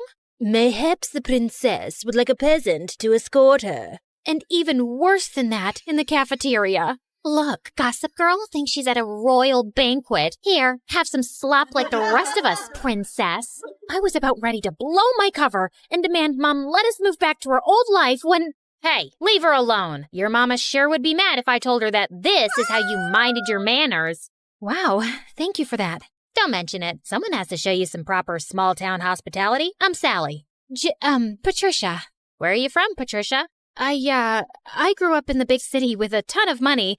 My paternal grandparents invented trail mix, but my dad walked out on me and my mom and took all of our riches with him. Oh my goodness. I'm so sorry to hear that. We used to have more money too, but, well, it's complicated. It's hard, what with being one of 6 kids. Hey, if you'll let me, I would love to help you learn the ropes of a small-town life on a budget. Under Sally's wing, I started to really get the hang of my new life. She taught me all the tips and tricks to finding the best deals while thrift shopping. $5, final offer. The art of sandwich making. The more cold cuts, the better. Even how to use a lawnmower. She was a hoot. While all the other neighborhood kids were riding bikes, Sally would show up places driving her dad's lawnmower. And you don't need a license for this? Nope. Weirdly, though, I never actually saw Sally's dad, but more on that later. Sally encouraged my painting, even if it meant using unconventional canvases. She was the most thoughtful friend I ever had. In turn, I taught Sally all about how to host a proper high tea and even how to ballroom dance. Sally was a total girly girl at heart, and I could tell she appreciated feeling like a princess for once. Over time, Sally and I became inseparable, and we especially loved taking her lawnmower out for joyrides. Hey, instead of zooming around town, why don't you put that machine to good use and mow my lawn? I'll throw you $20. $30. Final offer. The haggling skills Sally taught me were really coming in handy, and that's how Sally and I started earning some extra cash. In the beginning, we had a handful of customers, mostly our friends' parents, who paid us to mow their lawns and rake their leaves. But then, Sally had a fabulous idea. Trisha, you're such an excellent artist. We should offer painting services too. You can even do customized designs. Oh my gosh, Sally, you're a genius! We showed up to the hardware store, excited to get all the materials we'd need to expand our business, but were shocked when we saw the prices. We were in over our heads. I went home, defeated, but then I thought of someone who just might have some good advice. Janessa, the apple certainly doesn't fall far from the tree. I'd be happy to jumpstart this business for you too. We'll finally have a new way to make money. But first, I want to see your business plan. With Mom's guidance and funding, S&T's Landscaping was born, and with her savvy advertising, our client base expanded quickly. Plus, I was having a blast customizing people's houses with my art. With Sally by my side, I was starting to finally feel at home in this small town. There was just one weird thing. Sally never invited me to her house. She always made excuses why we should meet at my place instead. Oh shoot, I totally forgot. My crazy Uncle Louie's at my house this week. He always brings all 17 of his pet chickens. We should probably just hang out at your house. I fell for it when she told me about Aunt Linda and her 6 boa constrictors, but 17 pet chickens? Yeah, right. One day, curiosity got the better of me. When Sally told me she was heading home after school, I pretended I was going to my place, but I followed her instead. What could she possibly be hiding? I followed Sally to the outskirts of town, the bad neighborhood. Whoa, Sally lives here? The trailer barely looked big enough to hold a twin bed. How could Sally and her 5 siblings and her parents even fit in there? Just then, I lost my balance and fell to the ground with a huge thud. Trisha? Sally, I can explain. I thought Sally was gonna start screaming at me, but instead, she started crying. I'm sorry I never showed you my home. It's just, well, I was embarrassed of this ugly trailer. My dad used to have an excellent job, and we had a big house and a big yard, but Dad lost his job a few years ago and ended up in jail. Ugh, if it wasn't for BFF Enterprises, we would never be in this mess. He was just trying to stand up to their evil owners, and instead Cheryl hired her cronies to make it look like Dad was lying and put him away. It felt like my stomach had dropped out of my butt. Sally's dad was the angry former employee who'd made a case against Mom. Thank goodness Sally had no idea who Mom and I actually were, thanks to our aliases and dye jobs. But why was she blaming Mom when it was really her dad who put us in this mess? I knew I shouldn't say anything or risk Sally getting suspicious, so I ran home before I put my foot in my mouth. Trisha, wait! Was it something I said? I avoided Sally the rest of the week, which wasn't easy. I felt so conflicted. Sally was my best friend, but she hated my mom and blamed her for her dad being in jail. So, I decided to get Mom's advice. I need to talk to you. Sally's dad is your angry former employee who ended up in jail. Oh, come on now, Trisha. What a strange joke. Why was Mom calling me Trisha? At home, she always called me by my real name.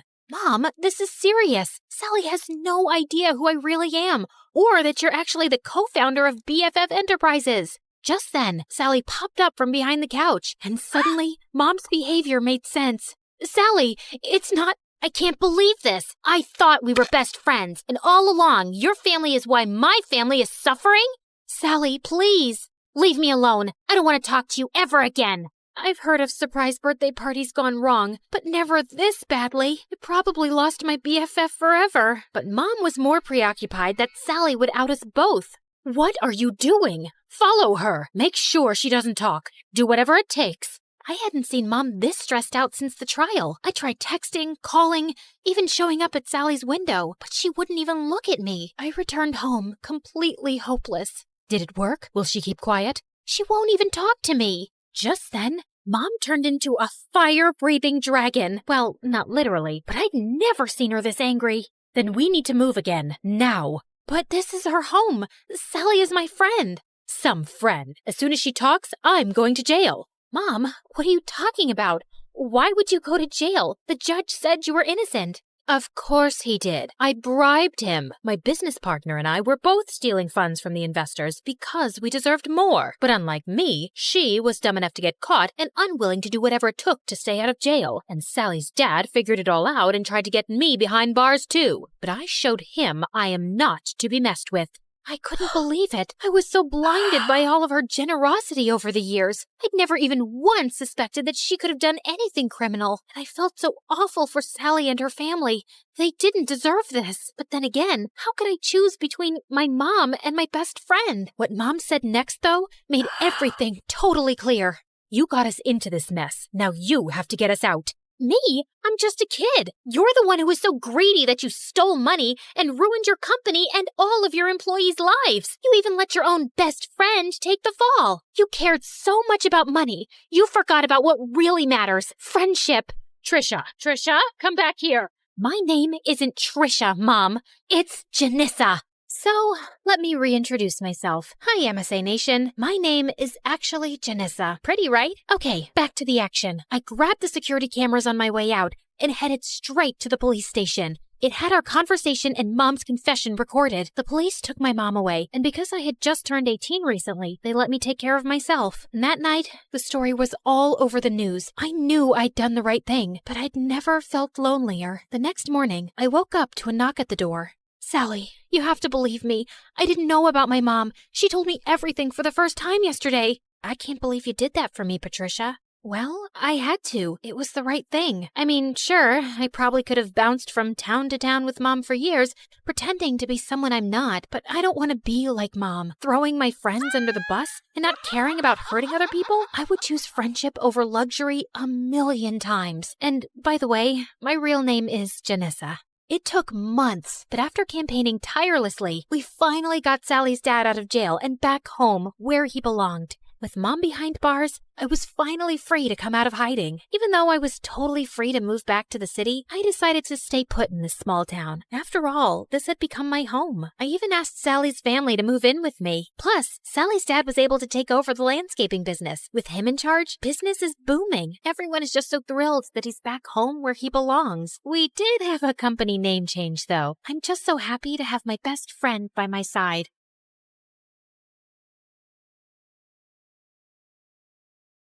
Little Natalie's tummy couldn't stop growling. She had been hungry the whole afternoon, but it was evening now and her mom wasn't home yet. Those rich people should stop making my mom work so much. I wish we'd never moved from France. Mom didn't have to work so hard there like she does here. As she walked outside, she heard loud music coming from the biggest mansion in the whole countryside from afar. Her tummy told her to go there, and she found out there was a large party happening in the garden. Natalie started drooling when she saw the huge feast. She tried to sneak in, but a group of women blocked her. Where do you think you're going, little girl? I'm hungry. Can I have some meat, please? And a glass of juice, too? Just look at her dirty clothes and hands. Disgusting.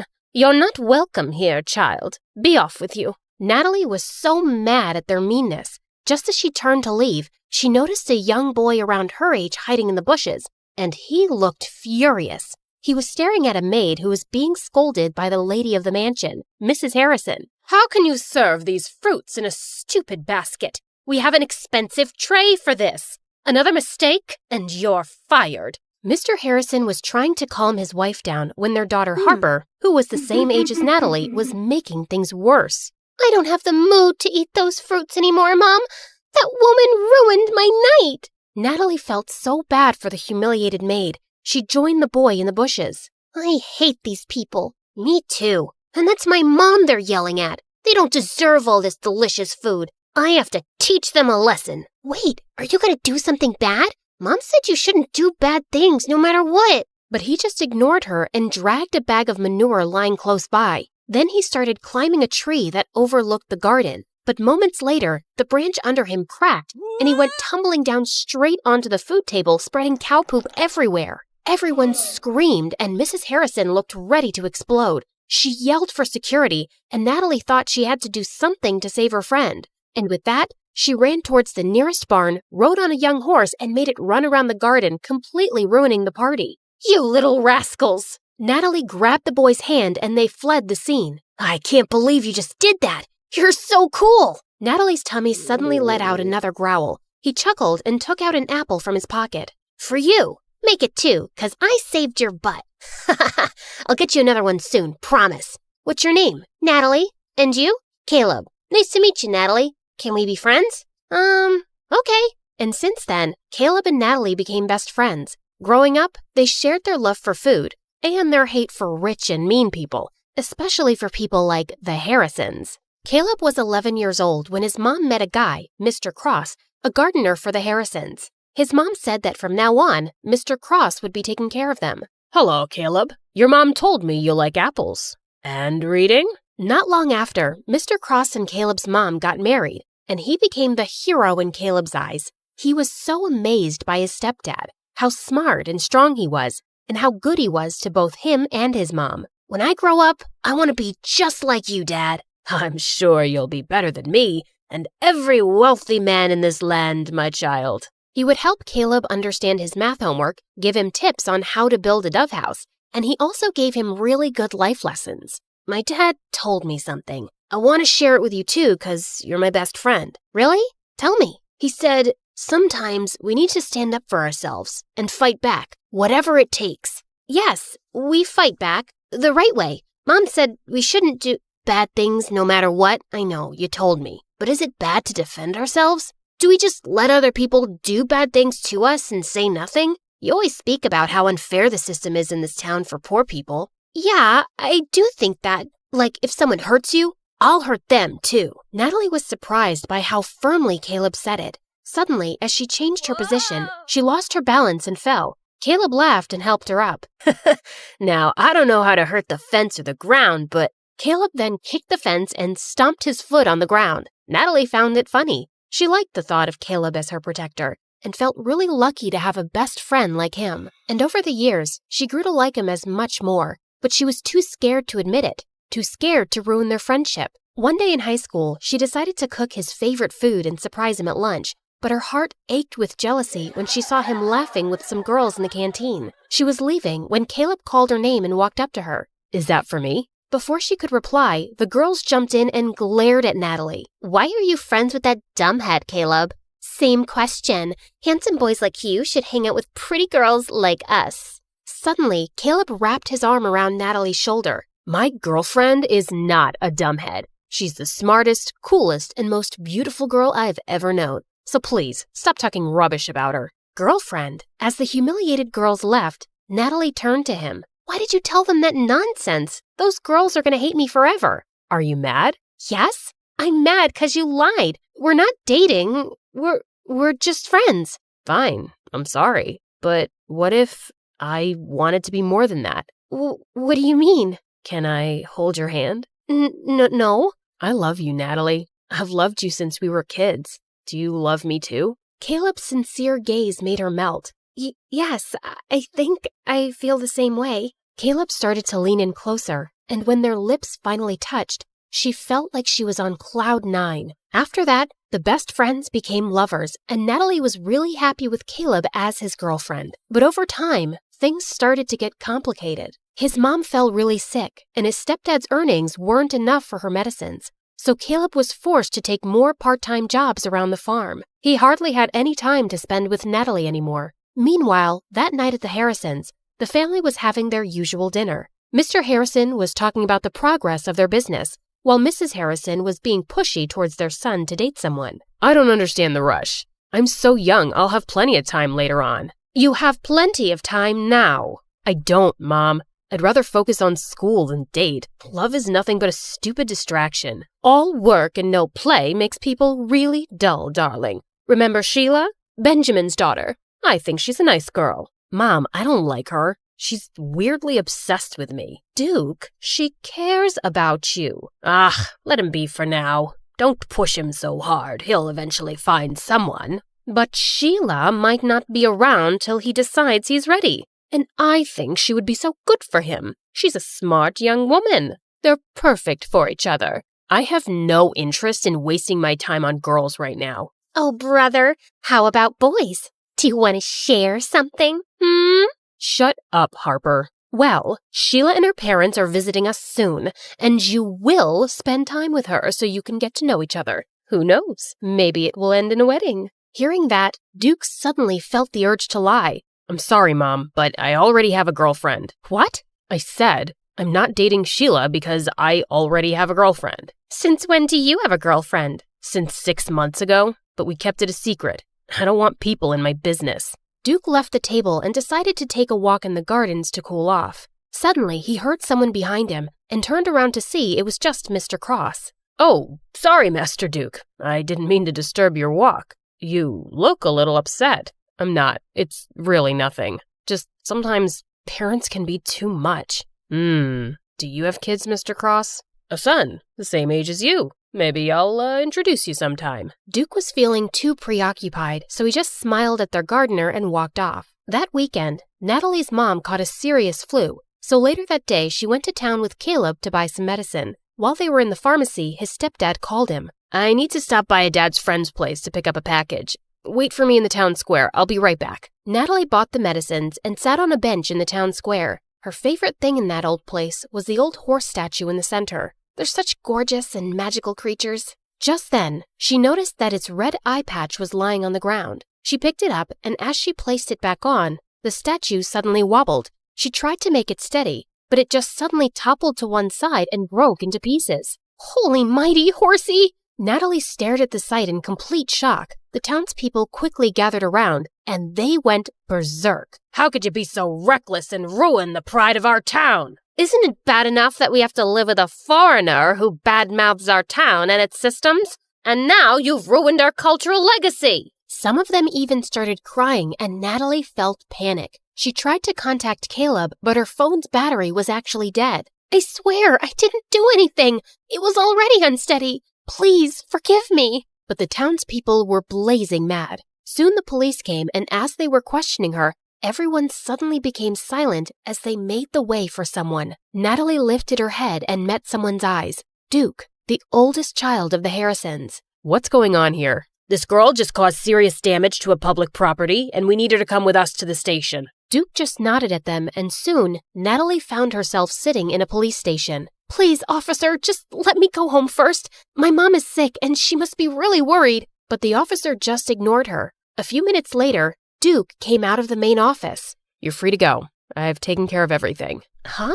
What do you mean? I paid $50,000 for the fine and damages, so you won't go to prison. What? Why are you doing this? You don't even know me. Because I need you. What? What do you mean? Duke then dragged her outside the station to talk. Listen, I need you to work for me as my fake girlfriend for a month, and I'm going to pay you for it. I'm sorry, but can you repeat what you just said? I'm not sure if I heard it right. I think you did. You don't look like you have any hearing problems. Is that how you joke? Because it's super lame. Even hyenas won't laugh at it. Do I look like a clown to you? How can you offer me a ridiculous job when you don't even know if I have a boyfriend or not? Look, I don't care whether you're single or whatever. I'm not interested. I just need you to pretend to be my girlfriend and convince everyone that we're in love, especially my family. But why would you need a fake girlfriend anyway? You can just have a real one. Just choose any girl but me. You rich people are used to getting whatever you want anyway. I asked you to be my fake girlfriend, not to become an interviewer.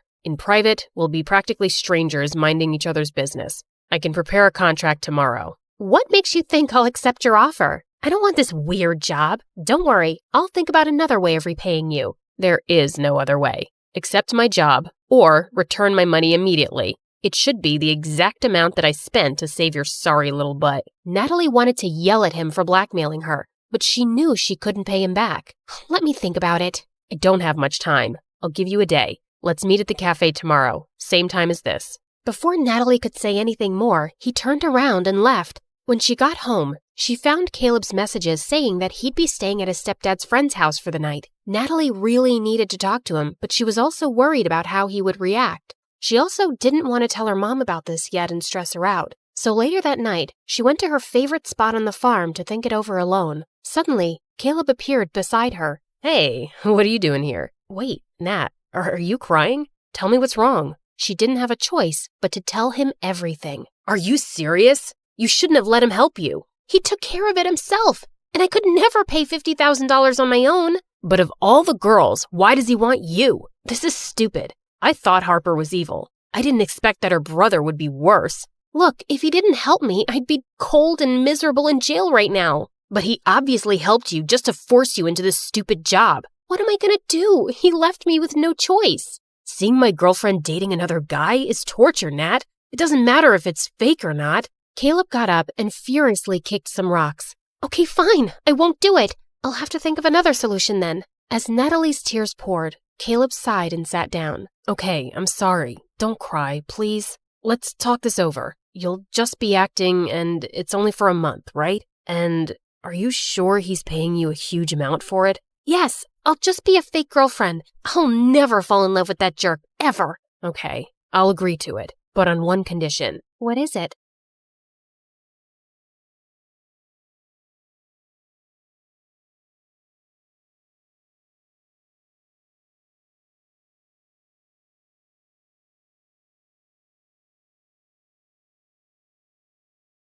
I can see the clouds of danger swirling around her. She has a curse, and to protect her, you must follow these rules. She must never open a closed door, and always eat in the eastern room of the house. She must wear mismatched shoes, and never address a stranger first. But fear not, I also predict happiness for her. On her 16th birthday, the first boy she sees will be her one true love. Hey guys, it's T from Oregon. A little weird, yeah, but it's all thanks to this fortune teller who said I should have a name starting with T. I mean, why not Tina, Tyler, or Talia? Anyway, don't forget to like and subscribe if you want to know my crazy story and ramblings. You guessed it right. My parents were believers in superstitions and horoscopes, and that's the short of it. But Mom was the worst. Like once I asked her to buy me a toy, and it said on her horoscope that she shouldn't invest that day. No toys. It's a sign. I didn't understand it at the time, but when I was 5 years old and I was at my aunt's house playing with her cat, I opened the back door, and suddenly an enormous box full of dishes and glasses came crashing down in front of me. It slightly hurt the cat, and an icy chill ran down my spine. My mom was totally right. She knows best. My parents immediately took me to the fortune teller for more advice, but they couldn't find her anywhere. She was gone. So they removed all the doors in our house and told me to stay inside. But Mom, what fun am I gonna have inside? Oh, honey, I'll play with you. My parents did their best to make me happy. We would play The Floor is Lava and build blanket forts, play hide and seek, and play makeup games. But growing up, when I tried to ask anything about the prophecy, Mom reminded me about my safety. A part of me also believed it, especially when I dreamed about my one true love and all the trips we would take together. I had a map full of pins with my ideal destinations, and I knew all the capitals of the world by heart. He will open all the doors for me and greet every stranger first. Only 2,017 days left. The summer I turned 13, many good things happened at once. I got a new phone for my birthday, and a new next-door neighbor moved in. I spied on him from my window, and he was super dreamy.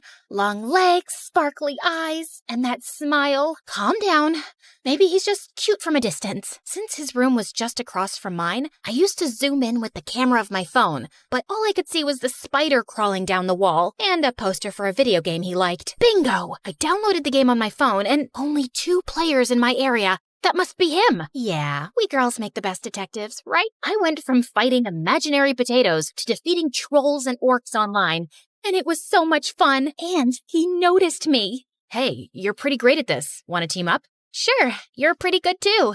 Thank you. I saw from your profile that you're local. There's a gathering of players this weekend. Want to come? All those new people? What if I slipped and talked to someone by mistake? Sorry, I can't. You see, Can I tell him the truth? What if he thinks I'm a weirdo or a liar? But I was a weirdo. I asked him for his number and started texting him. Shh, I hit up his Insta and Facebook, but we all do that, right? And soon, I poured my heart out and told him everything. Wow, that must be tough. Are you sure the fortune teller was right? I never met her, but my parents are absolutely convinced she was, and I want to trust that they know what's best for me. I don't know if there's a fate worse than staying locked in all the time. When I went to bed that night, Sebastian's words kept ringing in my ears. I dreamed that I was going to school and traveling everywhere. So when I woke up, the disappointment was too much. I think you're right, but now I need to convince my parents too. And so, my campaign for free tea began. I stuck my forehead closer to the radiator to fake a high fever, but I just got a red forehead for my trouble. Then, I turned on the water tap in the kitchen to flood the floors and send my parents outside. But my mom just got out the mop, and I ended up having to help her clean. I wrote letters pretending to be a long-lost cousin needing help, and even snuck out at night. But I was caught by the traps my dad had set up. Nothing worked. Oh dear, she's gotten to the rebellious age, right? Nothing I do seems to work. And just then, there was a tap-tap sound. Someone was knocking at my window? Could it be burglars? Should I scream now? I got my hair straightener and my perfume spray. Hi, it's Sebastian. Hi. I'm T.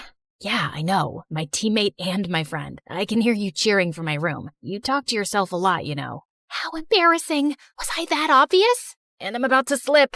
I opened the window and he climbed in. I was too nervous. I had a boy in my room, and he smelled so good. I thought boys were all smelly, but he smelled like rainbow cake with sprinkles. My brain short-circuited, and I could only look at him like a fish. I apologize for scaring you. I've tried to visit you before, but your parents always sent me away. RT is very frail. She can't have visitors. I'm here to help you. Is there something your parents believe in more than a curse? No, they're obsessed with it. And just to make extra sure, my mom checks the horoscopes too. The horoscope. That was the answer. Sebastian printed a free daily horoscope and put it every morning under our front door. Then we set out to make its predictions true. On the first day, I had him hide out of the window with the water hose. Look, this horoscope says it'll rain with a clear sky. And look outside. It's raining, but the sun is also shining. The next day, he put a super smelly fish under the hood of our car. And the day after, he threw a ball at our window, which landed in my mom's soup. All of it was predicted by the horoscope. This went on for a few months, and Sebastian even asked some of his friends to set up predictions for my mom. She believed in it so much, she wouldn't leave the house without checking it. It's time to make our move. Look, Mom, it says that girls named after a drink will have good fortune all year. I'm sure this counteracts the fortune teller's warning. This horoscope is never wrong. I really want to go to school. I'm not sure. But T's all grown up now. She knows she must not open any doors, right? Yes, of course, Dad. I finally enrolled in school. The evening before my first day, I was super nervous. Am I doing the right thing? What if the fortune teller was right? What if something terrible happens? I tried a million outfits, and Sebastian stood at his window giving the outfits votes with a paddle like in a fashion competition. It doesn't count if you give me all tens. My first day was fantastic. I asked Sebastian not to tell anyone about my curse because I knew no one would believe me. He agreed and didn't laugh when I opened my backpack, and instead of books, all of the good luck charms my mom had stashed in it fell out. Here, you can read mine. I still had to eat alone in the supply closet because it was the room to the east, and I became a pro at never opening doors. If one was about to close, I'd just throw my books at it to stop it. At once, I couldn't get out of the bathroom because no one was there to open the door for me. And fortunately, Sebastian came to my rescue. Oh, thank you. I was about to climb into the cubicle. You can't really believe this rule about the door, T. There's no such thing as a curse. What if there is? I'm not so sure I can risk it. Or, I don't want to put anyone else at risk. As my 16th birthday approached, I eagerly anticipated meeting my one true love. But I like Sebastian. He's kind and funny, and he wants to travel too. I just needed to make sure I gave fate a little help. Again. So the morning of my birthday, I stared at Sebastian's window, waiting for him to appear, but the blinds never came up. Maybe they're broken. I waited outside his house for him to step out. Come on, T. You'll be late for school. I hoped that he just got out super early and I had missed him, but when I got to school, the first person I saw was the janitor. No, the fortune teller said boy, and he's a man. I still have a chance, so I kept my eyes closed and started inching toward my class. Hey, watch out. OMG, it's Francis. He was the hottest guy in school. He was tall, had the best hair, and was in a band. All the girls in school wanted to date him, but he'd never gone out with anyone. Aren't you the girl who always eats alone in the supply room? Yeah, I know it's weird, but... No, I dig it. Make your own rules, you know? What's your name? T. Wow, that's a cool name. Unique. See you around. He smiled at me, and suddenly, everything was really warm. Oh no, maybe I'm sick. Wait, no, that's what happens when you blush. Does it mean he is my one true love? What about Sebastian? I called Sebastian. Why aren't you at school? I got food poisoning and I'm sick at home. Sorry, I didn't get to wish you a happy birthday in person. I was super disappointed, but the fortune teller was very clear. The first boy I saw on my 16th birthday was Francis, not Sebastian. It's not like he ever confessed. Maybe he doesn't even like me. Suddenly, Francis was everywhere. Wow, you decorated this supply closet like a restaurant. I'm participating in a door opening competition. Let me help you. Oh, this is your house? Wow, what a coincidence. I was cursed, but I wasn't stupid.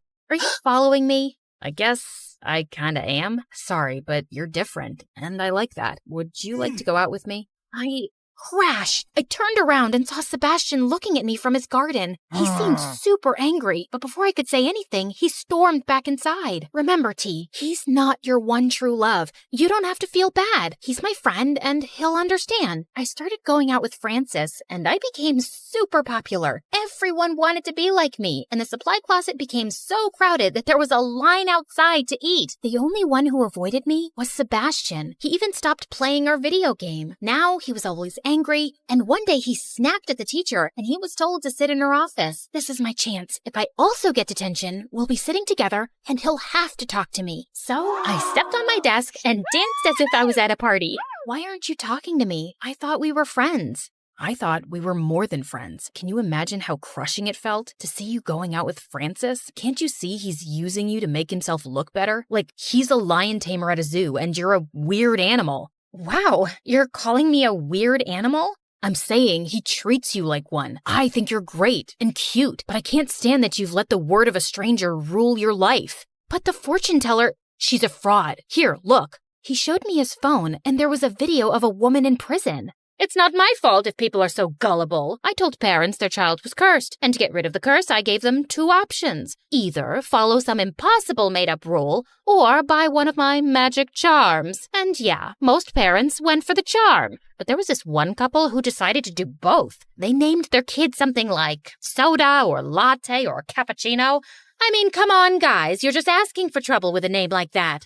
I was so shocked, I almost dropped the phone, but Sebastian had left the room and closed the door behind him. I was trapped. Open the door. Nothing will happen. Trust me. This was the hardest thing I'd ever done in my life, but Sebastian is on the other side, and I trust him more than I trust anyone else. I closed my eyes, pushed, and I fell on the other side, right into Sebastian's arms. You caught me. I will always catch you. Everything was good so far, and I looked into Sebastian's eyes, but Francis appeared, ruining the moment. Hey, I made a "My Girlfriend is Cursed" t-shirt. Wait, what's going on here? What are you doing with him? I finally see reason. I'm not cursed. What? So you're like normal now? As normal and boring as it gets. Let's break up, okay? Not even a teeny tiny curse? Bye, Francis. I had done the right thing with Francis, but I still had to talk with my parents. I ran straight home and showed them the video, but they wouldn't believe it was her, especially my mom. I love you guys, and you can believe what you want, but I can no longer follow your rules. I want to be free, and I don't want to believe in some silly superstition. I tried to convince them, but I knew it wasn't easy for them to change. But at least they understood that they wouldn't control me anymore. I went to school, I ate in the cafeteria, and I opened every closed door there was. Now, I have 18 ways to open doors. And yes, my parents get mad when I do it with my foot. And of course, I took Sebastian's face and kissed him in front of everyone. Because you should always follow what your heart tells you. The heart is always right.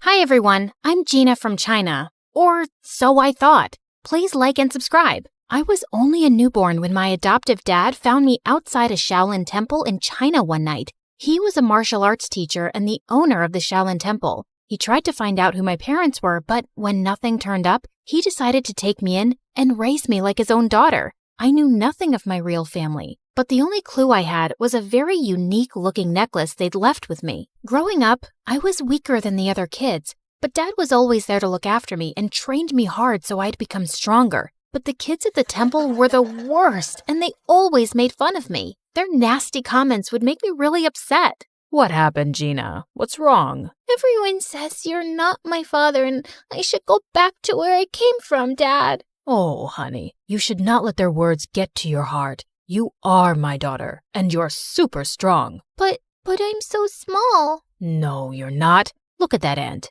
It may seem small, but see how she's lifting a sugar cube? The same way, your strength should come from your mind and not your body alone. Dad's words always encouraged me, and I started focusing on myself. By the time I turned 8, I had a sudden growth spurt, and suddenly I was taller than most kids my age. With time, even my martial arts skills improved a lot, and I started winning many competitions. But the kids at the temple would feel jealous and try to mess with me all the time. This went on until I was 17, and then one day, something weird happened. I was in the market when I crashed into someone, and all my groceries fell to the floor. Hey, watch where you're going and say sorry. But he just ran off into the alley, and I went after him and pinned him down. Oh God, stop! Are you gonna kill me? What were you trying to do, huh? He told me his name was Drake, and he was a super famous singer from the US. And now he was running away from some crazy fans who were chasing him. I left my hotel in disguise to take a walk around the city, but my fans somehow recognized me. I'm totally lost. Please, help me get back. I decided to help him, but he didn't even know the name of his hotel. What? But you have your phone, right? Call someone. I left it at the hotel. Gosh, he was such a handful. Take me with you. What? I can't do that. No outsiders were allowed inside the temple, but this guy kept begging me, and I decided to sneak him in. You have to stay all quiet in here, okay? Ugh. I sneaked in my share of the food, and he ate like he was starving for days and didn't leave any for me. That's it. You're gonna have to leave tomorrow morning, or you're saying all this because you have no idea how popular I am. Otherwise, you'd have never wanted to let me go, baby girl. Huh? Who did he think he was? Suddenly, he grabbed my phone and started showing me all these pictures of himself online, and that's when I noticed something very strange. A woman in one of those photos was wearing the exact same necklace as mine, and she looked so much like me. Who is she? You want to know her and not me? Ah, fine. She's a family friend, but why? Could I really have some connection with this lady? But what were the chances? The next day, I woke up to loud noises in the temple and saw Drake was being taken by his security people. Turns out, one of the girls from the temple knew him and reported it to his managers. I didn't even get to say goodbye. But ever since that day, I kept wondering about who my real parents were and why they left me. And my dad could tell soon that something was bothering me. Gina, it seems like you're lost, my dear. What's the matter? I told Dad everything that was going on in my mind, and he had the best advice. If it bothers you so much, you should go out there and seek the truth for yourself, my love. But Dad, how can I leave you and go all by myself? I raised you to be strong and independent. I know you're going to be just fine. Oh, Dad. A few weeks later, when I reached the US, I tracked down Jake's place and went over, but his security people wouldn't let me in. But I know him well. Oh, yeah. All the crazy fangirls know him well and try to break in all the time. You see that line over there? That's why we're hiring personal bodyguards for him. Yeah, that's exactly why I'm here, to be his bodyguard. Nice try, but it's male bodyguards only. Now off you go, little girl. I couldn't give up like that. Only Drake could lead me to that woman, and I had to find a way to get to him. So I bought some makeup and wigs from a nearby shop and disguised myself as a guy. Later, when I went to audition for the job, everyone was fascinated by my smooth martial arts skills, and they hired me in an instant. They even gave me a room to stay at Drake's mansion. On my very first day, Drake's manager told me that he was running late for a photo shoot and asked me to go wake him up. But when I reached his room, I saw a girl trying to click pictures of him while he was asleep. You, get away from him. I pulled the sheets from under their butts and they both fell to the floor. What? Are you nuts? You broke my butt. Before she could record more, I took her phone and threw it out the window and she jumped onto me. You jerk! That was my brand new iPhone. Seconds later, Drake separated us and told me that she was his girlfriend. Then why was she clicking your pictures like that? Turns out, Drake's girlfriend, Blythe, was a social media star, and all she did was post pictures with Drake for popularity. She stuck to him like chewing gum and wouldn't give me any time to be alone with him. Even when we'd step out, she'd join us and give me death stares. Why do you keep following me all the time? Ma'am, I'm Drake Sir's bodyguard, and it's my job to protect him. That's enough, Blythe. He's just doing his job, so cut it. But she wouldn't miss a chance to mess with me. There was a fan signing event for Drake soon, and Blythe was live streaming when she tried to make me fall and humiliate me in front of Drake and the crowd. But I moved aside just in time, and she ended up bumping into one of the fans and falling face flat. Ah, are you blind, moron? Can't you see? When the fans saw her rude behavior, they got real mad, and Blythe ran out of there to save her butt. But some of the anti-fans started throwing rotten eggs and tomatoes at Drake. I ran towards him and shielded him from all the nasty stuff and took him inside safely. When all the chaos was over, I realized I smelled gross, and I immediately ran to the washroom. But the moment I started washing my clothes, I heard a loud scream and Blythe came running towards me. You moron! I knew it!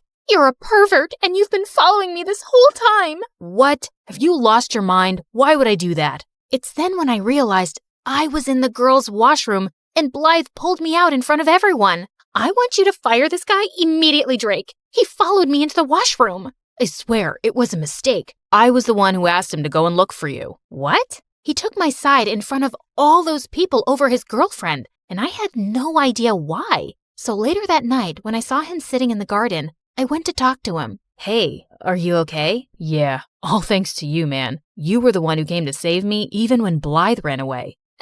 That's just my job. He then signaled me to sit down, and I did as he asked. Why did you take my side today? 'Cause I knew Blythe was lying. I've known her ever since we were kids, and I know when she doesn't like anyone, she makes a huge fuss about it. But still, she's your girlfriend. Sometimes, I wish she wasn't. I always saw her as a friend, but one day, she asked me out. I said no, but my mom and Blythe's mom are best friends, and Mom said I couldn't break Blythe's heart. But you should have told your mom you didn't love Blythe. I did, but she didn't listen. Like she never listens to me about wanting to quit music for a while. But I thought you loved creating music. I do love music, but I just want to do it at my own pace. But my mom keeps pushing me into advertisements and other projects all the time. Then you should tell her to stop. If you don't like something, you don't have to do it, Drake.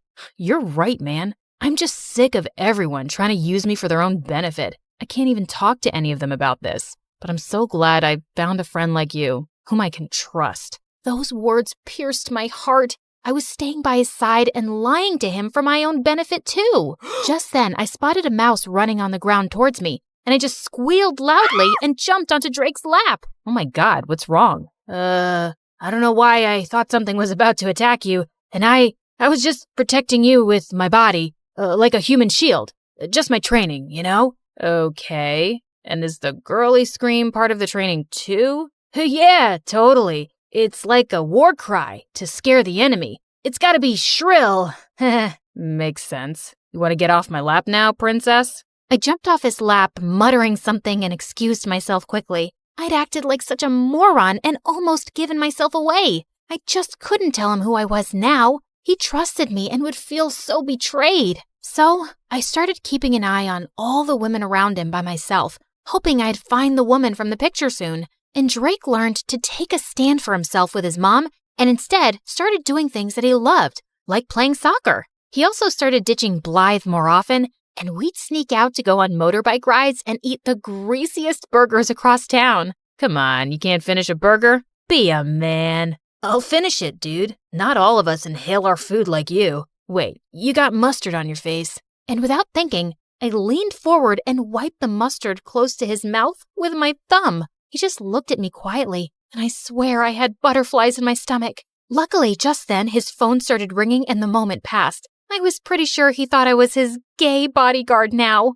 A few days later, Blythe followed us to the match and offered to take everyone out for drinks. I quickly sneaked into the shower room first so no one would know my real identity. But just as I was done taking off my makeup and wig, I turned around and saw Drake standing there, and I let out a loud scream. Suddenly, I could hear some footsteps approaching, and Drake pulled me into one of the shower stalls. What the? Stay quiet, or someone's gonna see you. He was so close to me, and my heart was racing. But seeing how Drake didn't look shocked one bit, I could tell he already knew who I was. How long have you known? Almost since the start. What do you think I am, an idiot? Why didn't you say something then? I wanted to see what you were really up to, or how long you'd keep up the act. It's been fun, liar. Drake, I'm sorry. I never wanted to lie to you. I was just trying to find the woman with the same necklace as mine. Huh? What necklace? I told him everything, and when I noticed that the person outside had left, I stepped out to show him the necklace. But I was shocked to see that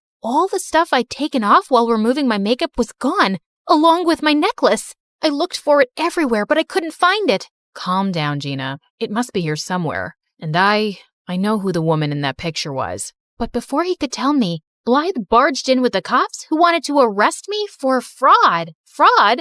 That's a lie. Oh, come on. You pretended to be a guy and stole expensive things, including my mom's necklace. I've called her. She'll be here any minute, officers, and you can ask her. But arrest that fraud first. Your mom's necklace? What are you talking about? I didn't steal it. It's mine. Gina's right. She didn't steal anything and she didn't lie to anyone. I knew who she was all along. And Blythe, I'm breaking up with you. Blythe looked ready to explode. But just then, Blythe's mom entered and took the necklace from her hand. Where did you get this from? It's mine. She turned to me, and that's when I saw she was the same lady from the picture, and she was wearing the same necklace. I told her everything about myself, and at first she looked stunned, but then she broke into tears. Oh, honey, my daughter, I can't believe it's you. You're alive. She then told me how she got pregnant before marriage, but her super rich family was against her giving birth here and ruining their reputation, so she fled to China. Soon after I gave birth to you, my parents found me, and the doctors told me you had passed away because you were too weak. But now I know. They lied to me. So you didn't abandon me? Ugh, stop with your act. She's a liar, Mom, and this necklace must be a fake. Blythe, I know it's a lot to take in, but it's not a lie. She's indeed your sister. I can tell just by looking at her. Ugh! Blythe stormed out of there in anger, and the lady turned towards me. I'm so sorry that you had to live like this for all these years, but I'm so glad that you found your way to me. Please, give me a chance to make up for all these years. I can't do that. What? All my life? I wanted to know the truth about who I was, and now that I've discovered it, my heart is at peace. But this isn't where I belong.